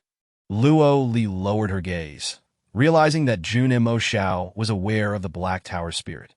Yet, she could not comprehend how the spirit could still emanate its presence when it had clearly been destroyed by Yun Jiuxiao. That thing cannot be completely obliterated for the time being. What exactly is it? The words spoken by Jun Mo Xiao echoed those of Yun Jiuxiao. The Jiuzhou Academy was established on ancient battlegrounds, where remnants of a great war between gods and demons had buried numerous spiritual entities while also giving rise to many malevolent beings. The Black Tower spirit was one such entity. The suffocating aura of the ancient battlefield was so severe that only the strongest spiritual powers could suppress it. After the establishment of Jiuzhou Academy, many talented youths came to subdue parts of the ancient battlefield's demonic energy. However, as time passed, the malevolent energy began to stir, becoming increasingly difficult to contain. The rebirth tree is the nemesis of this malevolent energy. If it resides within the academy, the Black Tower spirit shall remain forever dormant.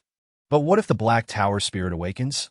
Then this place would become the next battlefield. Now that you have brought the rebirth tree out, it was something I had not anticipated. The malevolent energy grows stronger by feeding on the ancient battlefield's evil aura and the spiritual veins of the holy capital. Could they also require spiritual energy for nourishment? Luo Li suddenly thought of the sealed power of Yun Jiuxiao. Such immense power sustains the entire holy capital. The holy capital possesses a source of spirit. Where does this source come from? Jun Mo Xiao suddenly turned to her. Are you interested in the spiritual source of the holy capital? Indeed, she replied. She always felt that an invisible hand was orchestrating everything. That person must be extraordinarily powerful. Otherwise, how could they have sealed Yun Jiuxiao's power beyond the heavens as the source of the holy capital? Dean, is it true that the ancient battlefield can be accessed? Yes, but only a select few powerful beings can enter the ancient battlefield. Why? Do you wish to venture there? I was merely asking casually. Luo Li chuckled. By the way, what about your brother? Jun Mo Xiao paused, seemingly realizing that the legitimate daughter of the Luo family from Dongyu Kingdom had no biological brother. Luo Li was taken aback. Did Jun Mo Xiao mean to imply that she had been investigated? From the moment I first laid eyes on him, I knew he was not your brother. Luo Li recognized that she could not hide anything from Jun Mo Xiao. Is the dean particularly curious about my personal matters? Just routine inquiries. After all, Jiuzhou Academy does not permit outsiders to wander freely. He is... Luo Li hesitated, unsure of how to articulate their relationship. To be precise, she regarded Yun Jiuxiao as a friend, especially since his life stone was in her possession. My future husband, Luo Li stated suddenly. Jun Mo Xiao's expression froze. What? He is my future husband. Seeing Luo Li's serious demeanor, it did not seem like she was joking, causing his brow to furrow. Jun Mo Xiao refrained from probing further into this matter, and their conversation came to an abrupt halt. After Jun Mo Xiao departed, Luo Li let out a sigh of relief, clenching her fists. Yun Jiuxiao. She tapped into her consciousness, entering the spatial realm. Yun Jiuxiao was seated cross-legged beside the spirit spring river. Upon noticing Luo Li's arrival, he leisurely opened his eyes. Yun Jiuxiao, what did you use to control me just now? The words she had uttered about a future husband were not sincere. At that moment, she had felt an uncontrollable force compelling her to speak against her will. What husband? Where did that come from? You didn't use the little bit of spiritual power you had, did you? Luo Li noticed that Yun Jiuxiao's complexion was even paler than when she first entered the space. He smirked lightly. Perhaps I was sleepwalking. Luo Li sighed with relief. As long as you're all right, please refrain from uttering such nonsense in the future. Initially intending to confront Yun Jiuxiao, she softened upon seeing his frail condition. Suppressing her emotions, she simply said, I'm leaving, and exited the space. Yun Jiuxiao furrowed his brow and pressed his hand against his chest. He, too, was uncertain of what had just transpired. Upon awakening from the space, he found Luo Li standing alongside Jun Mo Xiao. That a sense of discomfort clouded his heart. Hearing Jun Mo Xiao question their relationship, he noticed the girl hesitating and unsure of how to respond, prompting him to instinctively exert control over her. Strangely, when the words future husband left her lips, he felt a flicker of joy. Luo Li was surrounded by numerous companions, and he had never held animosity towards any of them, except for Jun Mo Xiao. Bai Li Yanjiu, Feng Qingyang, and Lu Shang were her closest friends, her life and death comrades. Though Mu Qinqing appeared carefree, he had recognized the sect marks on both him and Luo Li at first glance. making Mu Qinqing her senior. But Jun Mo Xiao, his mysterious background set him apart to ASA man. He could keenly sense that Jun Mo Xiao's feelings towards Luo Li were unlike those towards others. Is future husband mere nonsense? He murmured. Old tree, may I ask you something? The rebirth tree paid her no mind. Old tree, if you remain silent, I shall set you ablaze. The rebirth tree shuddered. You impudent girl. When others see me, they treat me like a treasure, yet you daily threaten to set me on fire. Luo Li chuckled. How does one enter the ancient battlefield? Ah, it requires the infinite key, but alas, the key has long been lost. You cannot enter. With your vast knowledge and experience, surely you know the whereabouts of the infinite key. Do not claim ignorance that I have no other hobby. Whenever I am deep in thought, I simply enjoy setting things on fire. The Zhuge Empire, I only know that it once appeared in the ancient tomb of the Zhuge Empire's royal family, but I am unaware of its specific location. Luo Li's eyes brightened.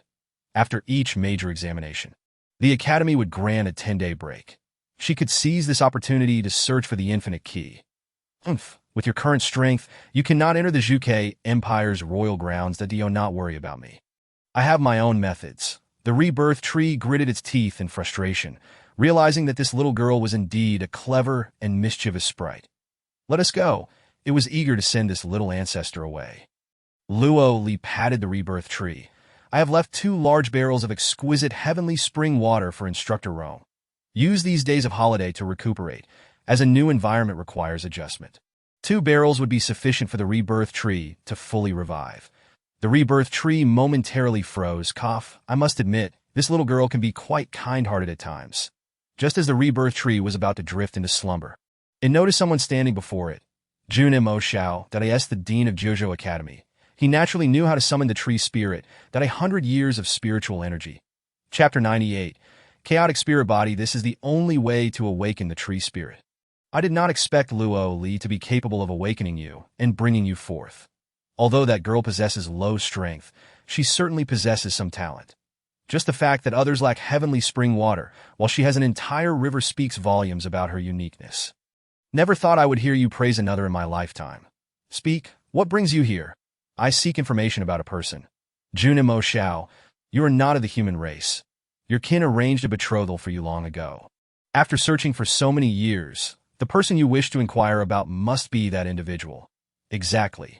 The rebirth tree sighed. As the saying goes, those with fate will meet even if they are thousands of miles apart. Those without fate will not recognize each other even when face to face.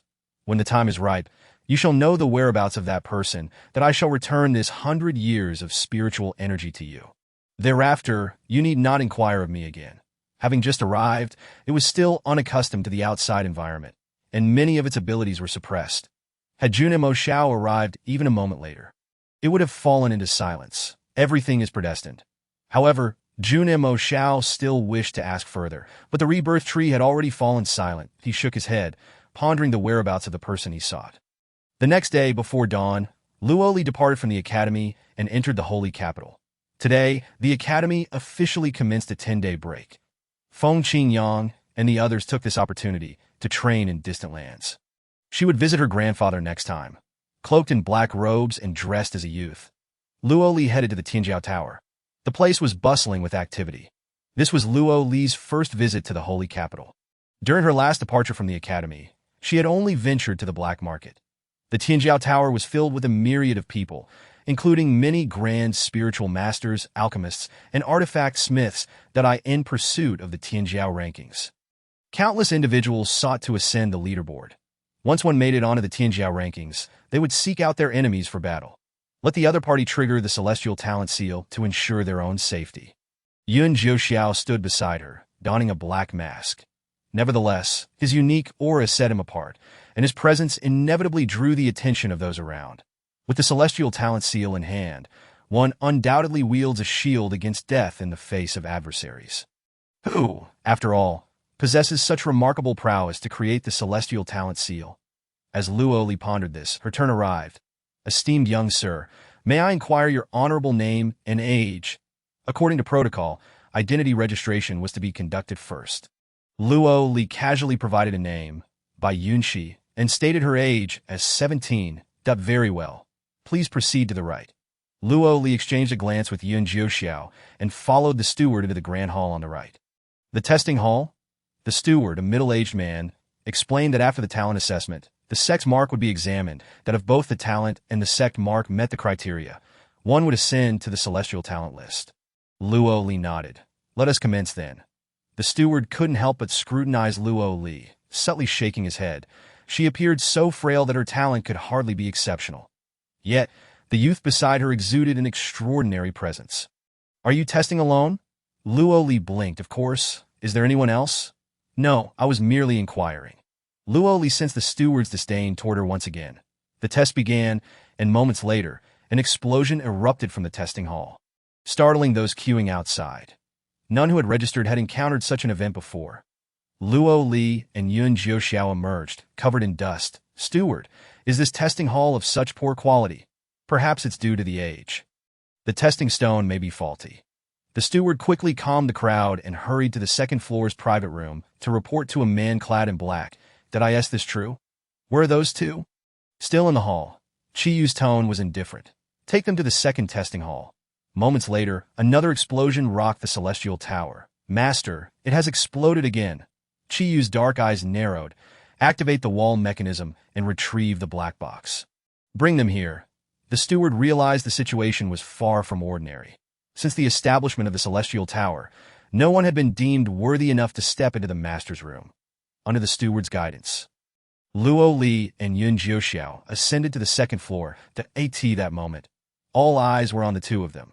Even the top-ranked individual on the celestial talent list had never ventured to the second floor. So what right did they have? Upon entering the room, the scent of sandalwood wafted through the air, accompanied by an invigorating fragrance that was truly captivating. Please take a seat.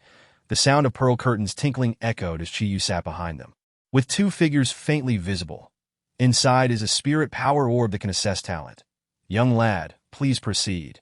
Through the pearl curtain, Luo Li could not see the individuals behind it. Approaching the table, she beheld the testing orb, a transparent sphere resembling an ordinary pearl. Upon placing her hand on it, her internal spirit power surged forth as if drawn in, flowing into the testing orb. The orb's spirit power began to swirl chaotically, shifting from white to gray, then silver, until it transformed entirely into golden spirit power. Chiyu could hardly contain himself behind the curtain. Suddenly, with a crack, the testing orb fissured. With a resounding boom, a brilliant light shot straight from the top of the celestial tower into the heavens. Blindingly radiant, that a new prodigy was destined to emerge on the celestial talent list. Such a formidable display of talent surpassed even the first-ranked individual on the list. Every person on the celestial talent list felt the overwhelming aura at that moment. Bai Shang in the academy suddenly bolted upright from her bed. A powerful being is about to emerge on our celestial talent list. She gazed toward the inner sanctum of Chengdu City, filled with excitement. All those on the celestial talent list were considered fellow disciples. She was determined to uncover who would ascend today. After all, one can never have too many friends. Luo Li turned to Yun Jiuxiao. Shrugging once again, I have failed. I ask my talent truly inadequate. Why is it that neither the testing stone nor the orb can seem to reveal it? Inadequate talent, you say? Chiyu's lips twitched. You possess a chaotic spirit body. You are, in fact, a chaotic spirit body. What is a chaotic spirit body? It can merge with the 5 elemental forces of the world, essentially accommodating all things. It is an exceedingly rare divine constitution. To put it plainly, the current top individual on the celestial talent list is not even a spirit body. Luo Li's eyes sparkled with excitement. It sounded exceedingly promising. Not just promising, but unprecedented. A legendary supreme constitution. I must see which sect this extraordinarily gifted youth belongs to. Chiyu released a flash of spirit light that landed on Luo Li's forehead. Chapter 99. The former sovereign of the continent, a cloud pattern emerged above her head. The Yunxian sect's sect mark? It does not resemble it. Initially, Chiyu thought it was from the Yunxian sect, but upon closer inspection, he realized the cloud pattern differed from their mark. How peculiar. This sect mark does not belong to any of the 4 great sections. Chiyu pondered for a long time, but could not ascertain which sect it belonged to. Nevertheless, even if the sect remains a mystery, your talent is peerless and worthy of the celestial talent list. As Chiyu's words fell, A new name appeared at the bottom of the celestial talent list. By Yun 11, as the two descended the stairs, Luo Li discreetly asked Yun Jiuxiao, the master of the celestial talent tower, seems to be quite an extraordinary individual. That testing orb is a first-grade artifact. Luo Li was taken aback. Treasures are classified from low to high as spiritual artifacts, holy artifacts, and divine artifacts. Since arriving in Qingdu, she had yet to encounter a divine artifact. She had only seen Mu Qianxing's shattered heaven sword, a first-grade holy artifact, which was sufficient to intimidate the scripture pavilion and gain fame in the Jiuzhou Academy. Qiyu slowly stepped out from behind the pearl curtain. Observing the retreating figures of the two, only that youth is to ascend the celestial talent list. Qiyu hesitated, unable to perceive the other's strength, that in the instant their gazes met, Qiyu abruptly averted his eyes. When he looked again, Luo Li and Yun Jiuxiao had vanished without a trace. Qiyu furrowed his brow, feeling an unprecedented curiosity about a stranger, and he simply thought that the figure bore a striking resemblance to an old acquaintance of his. Finally, Qiyu sighed, letting out a bitter smile. What was he thinking? How could he think that person was Yun Jiuxiao? That fellow had long been sealed away in some forgotten corner. Master, we have received news. The steward retrieved a mysterious mirror from the feet of a spiritual pigeon. Qiyu opened the mysterious mirror. Master, the prince's seal was broken over a month ago. Qiyu's heart stirred. Where is he now? Currently unaccounted for. Useless. Continue searching. We must find him. As the mysterious mirror closed, Qiyu steadied his emotions. Old Zhu, send someone to keep a close watch on those two. Also, deliver an invitation to Jun Mo Shao. After the two emerged from the celestial tower, Luo Li observed the throngs of young men and women departing Qingdu. Among them were several from Jiuzhou Academy, most of whom were leaving the city for training or to visit relatives. Pensive, Yun Jiuxiao's cool voice reached her ears. Luo Li smiled faintly, not really, just a bit homesick. She missed her grandfather in her past life. She had been utterly alone in the Xianmen, residing on the mountain in solitude. Not to mention familial bonds. She had no one to converse with. The heavens and earth were her companions, and the sun and moon were her friends. She had never felt lonely then.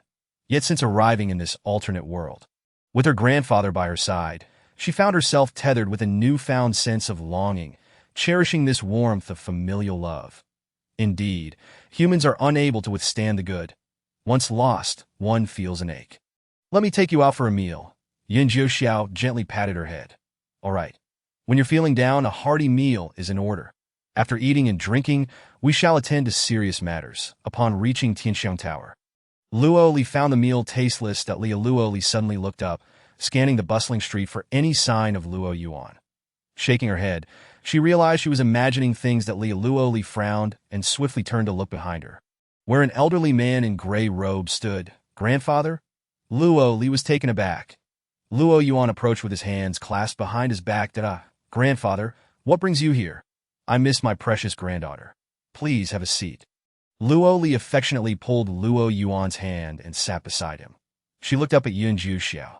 Though he had not spoken, she understood that everything was his arrangement, and no wonder she had not seen Qing Feng Liuhua these past few days. It turned out he had gone to Dongyu Kingdom to fetch her grandfather. This man appeared rather aloof, yet his heart was warmed at Lear. How is it that you are injured? Upon Luo Yuan's question, Luo Li's brows subtly rose. The only injury she had sustained was from the reverse life technique. How could her grandfather discern it? Yun Jiuxiao glanced at Luo Yuan, his violet eyes suppressing a shadowy emotion. I merely noticed you have lost weight. It must be due to some injury, correct? Luo Yuan's amiable face radiated warmth. Has someone bullied you? Luo Li thought little of it and chuckled. I wouldn't bully others. How could anyone bully me? The grandfather and granddaughter exchanged pleasantries, discussing family matters. Lear, who is this? Luo Yuan had noted Yun Jiuxiao's presence since he appeared at a friend. Luo Yuan appraised Yun Jiuxiao, recognizing him as someone extraordinary, reminiscent of a figure from his past. The individual hailed from a prestigious empire, incomparable to the modest eastern nation of Dongyu or the four great empires. Someone approached. Yun Jiuxiao cast his gaze toward the end of the street. He exchanged a brief look with Luo Li, saying, You two continue your conversation. I shall return shortly. Ever since he and Luo Li exited the Tianjiao building, they have been followed. Grandfather, has there been any significant news from Dongyu recently? You appear quite troubled. The 8th prince has gone missing. Feng Shui, never mind that for now. Luo Li fell into contemplation. Luo Qingqing had successfully transformed into a figure clad in white. Feng Shui had vanished once more. Was this merely a coincidence? The pair remained together until dusk as the sun dipped low in the west. Luo Li sensed it was time to part ways. What are your plans next? Luo Li pondered for a moment before truthfully replying. I must go to the Zhuge Empire for an important matter. She refrained from mentioning the reverse life technique to Luo Yuan, fearing it would cause him concern. Take this. Luo Li looked down to see a white spirit bone in her hand. This spirit bone was left for you by your mother. I intended for you to take it when you left home last time, but forgot that I brought it for you this time. Wear it as a talisman. It may prove useful in critical moments. Luo Li accepted the spirit bone, saying, "Thank you, grandfather." Her nose tinged with warmth. She nodded on the second floor across from Tianxiang building. Qiyu witnessed this scene unfold. That person. Qiyu was utterly astonished. How could their visage resemble that of the former sovereign of the Jiutian continent, Wuwang? So closely, yet Wuwang had perished a millennium ago. You seek me. Jun Maxiao, clad in white, exuded an air of coldness as frigid as snow, his tone equally chilling, but he did not miss the fleeting astonishment on Qiyu's face. Following Jun Maxiao's gaze, he perceived only the empty tea table of Tianxiang building. What extraordinary sight did you behold, young Master Qi? Qiyu suppressed his shock, replying, You think too much. Jun Maxiao let out a cold laugh. Speak. What brings you to me this time? Our Tianjiao list has gained a peerless genius. Surely you have heard. Qiyu spoke with evident pride. Chapter 100. An embrace. Jun Maxiao's indifferent gaze flicked toward him. Qiyu scoffed, lightly tapping his white folding fan against his palm. Years ago. We had a bet. Let us see whether your Jojo Academy produces an exceptional student first, or if our Tianjiao list names the top contender. Unbeknownst to all, the current leader of the Tianjiao list was none other than himself. Qiyu, are you so certain that the peerless genius you speak of will rise to the top of the Tianjiao list? Naturally. Jun Maxiao's eyes glimmered with frost. I stand by my previous statement. The future exceptional student from our academy will undoubtedly surpass your number one on the Tianjiao list. Qiyu caught a glimmer of light fleeting through Jun Maxiao's eyes. What? Do you have a candidate in mind? The image of Luo Li's charming face surfaced in Jun Maxiao's mind. Qiyu. Remember our agreement. The loser. You are certain to lose. Our champion will surely outshine your elite student. Just wait and see. Luo Li bid farewell to Luo Yuan and soon spotted Yun Jiuxiao standing in the shadows on a nearby street. As the sun set, casting a crimson glow around him, he appeared ethereal and sublime. Beautiful brother. Luo Li approached his side. Yun Jiuxiao turned at her words, noticing the candied hawthorn skewers in her palm. These are for you, a token of thanks. The depths of Yun Jiuxiao's eyes shimmered with a light-hearted smile. Holding the skewers felt more precious than any treasure he had ever received. Suddenly, Luo Li leaned in and embraced him tightly. Yun Jiuxiao was momentarily taken aback. Luo girl, do not move, brother. Yun Jiuxiao looked down, discovering that Luo Li was gazing at the adjacent establishment that a group had entered the mercenary guild. They were individuals from the Zhuge Empire. Luo Li contemplated. Only those of imperial lineage adorned their garments with gold and silver threads. The four individuals bore dark crimson cloud patterns, the insignia of the Zhuge Empire. They had entered the mercenary guild. The guild housed numerous spiritual masters, alchemists, and talisman masters. Many noble families from the empires would hire spiritual masters from the guild for significant matters. Provided the spirit stones were sufficient, many spiritual masters would accept tasks, allowing them to hone their skills while also earning commissions. The two exchanged knowing looks and followed the group into the mercenary guild. After a simple registration, they became members of the guild. The tasks on the guild's mission board were categorized into 4 levels: simple, ordinary, advanced, and elite. The recruitment of mercenaries by the imperial family was classified as an advanced task. Luo Li directly approached the task window to accept the mission and then ascended to the 2nd floor. This imperial family must be of the Zhuge Empire, Luo Li whispered. Yun Jiuxiao nodded. The Zhuge royal family has traveled a great distance to recruit mercenaries. This is indeed unusual, that I understand, Luo Li replied. The holy capital lay thousands of miles away from the Zhuge Empire. The Zhuge Empire boasted a plethora of spiritual masters, far exceeding those from the 4 minor nations of Dongyu. Seeking skilled individuals among the populace would be effortless. There was no need to journey to the holy capital. The guild seemed particularly attentive to this imperial family's request. Upon reaching the second floor, they found a private room set aside for the imperial family. When Luo Li and Yun Jiuxiao entered, they spotted a middle-aged man, over 50, standing at the table. Luo Li recognized him as the leader of the group. This young man was the first to accept the task. The manager introduced him as Di Sheng. The Di Sheng glanced at Luo Li and Yun Jiuxiao, initially noticing Yun Jiuxiao. Lord Di, you have mistaken. It is she who accepted the task. The manager pointed toward Luo Li. Di Sheng's hawk-like gaze paused slightly, casting a skeptical glance at Luo Li. According to the profile, you are merely 17. Indeed. Purple Spirit? Di Sheng scrutinized the name written above. Naturally, this was a fictitious entry by Luo Li. The mercenary guild typically employed experts to verify strength to prevent fraud. However, Luo Li had taken a secret pill before arriving at the guild, concealing her true power. As a result, the guild personnel failed to detect her abilities. Generally speaking, if one could not discern another's strength, it was either because the other was far superior or lacked power altogether. They had dismissed the latter possibility, thus recording her as Purple Spirit. At such a young age, your strength is quite impressive. Di Sheng expressed mild astonishment, turning to the manager. This was his first visit to the Holy Capital's mercenary guild to select individuals. The guild's reputation was renowned across various nations. Although Di Sheng harbored doubts about Luo Li's strength, he had no reason to question the guild's credibility, that he merely sighed, acknowledging the abundance of talent in the Holy Capital. Have you reviewed our task requirements? Not only must you possess Purple Spirit status, but there is also a strict condition. You must be listed on the Tianjiao list. That I have indeed reviewed it. Luo Li was aware that their requirement was Purple Spirit. Hence her fabricated entry. As anticipated, her guess proved accurate. That in the Holy Capital, individuals above Purple Spirit were scarce. Luo Li raised her wrist, where the imprint of the Tianjiao list shimmered faintly. Di Sheng was taken aback. His gaze toward Luo Li filled with admiration. Truly remarkable. I must confess, our current task pertains to the royal tomb of the Zhuge Empire. Upon hearing the mention of the royal tomb, Luo Li immediately agreed. It seems I have stumbled upon an opportunity without effort. May I inquire what the task entails?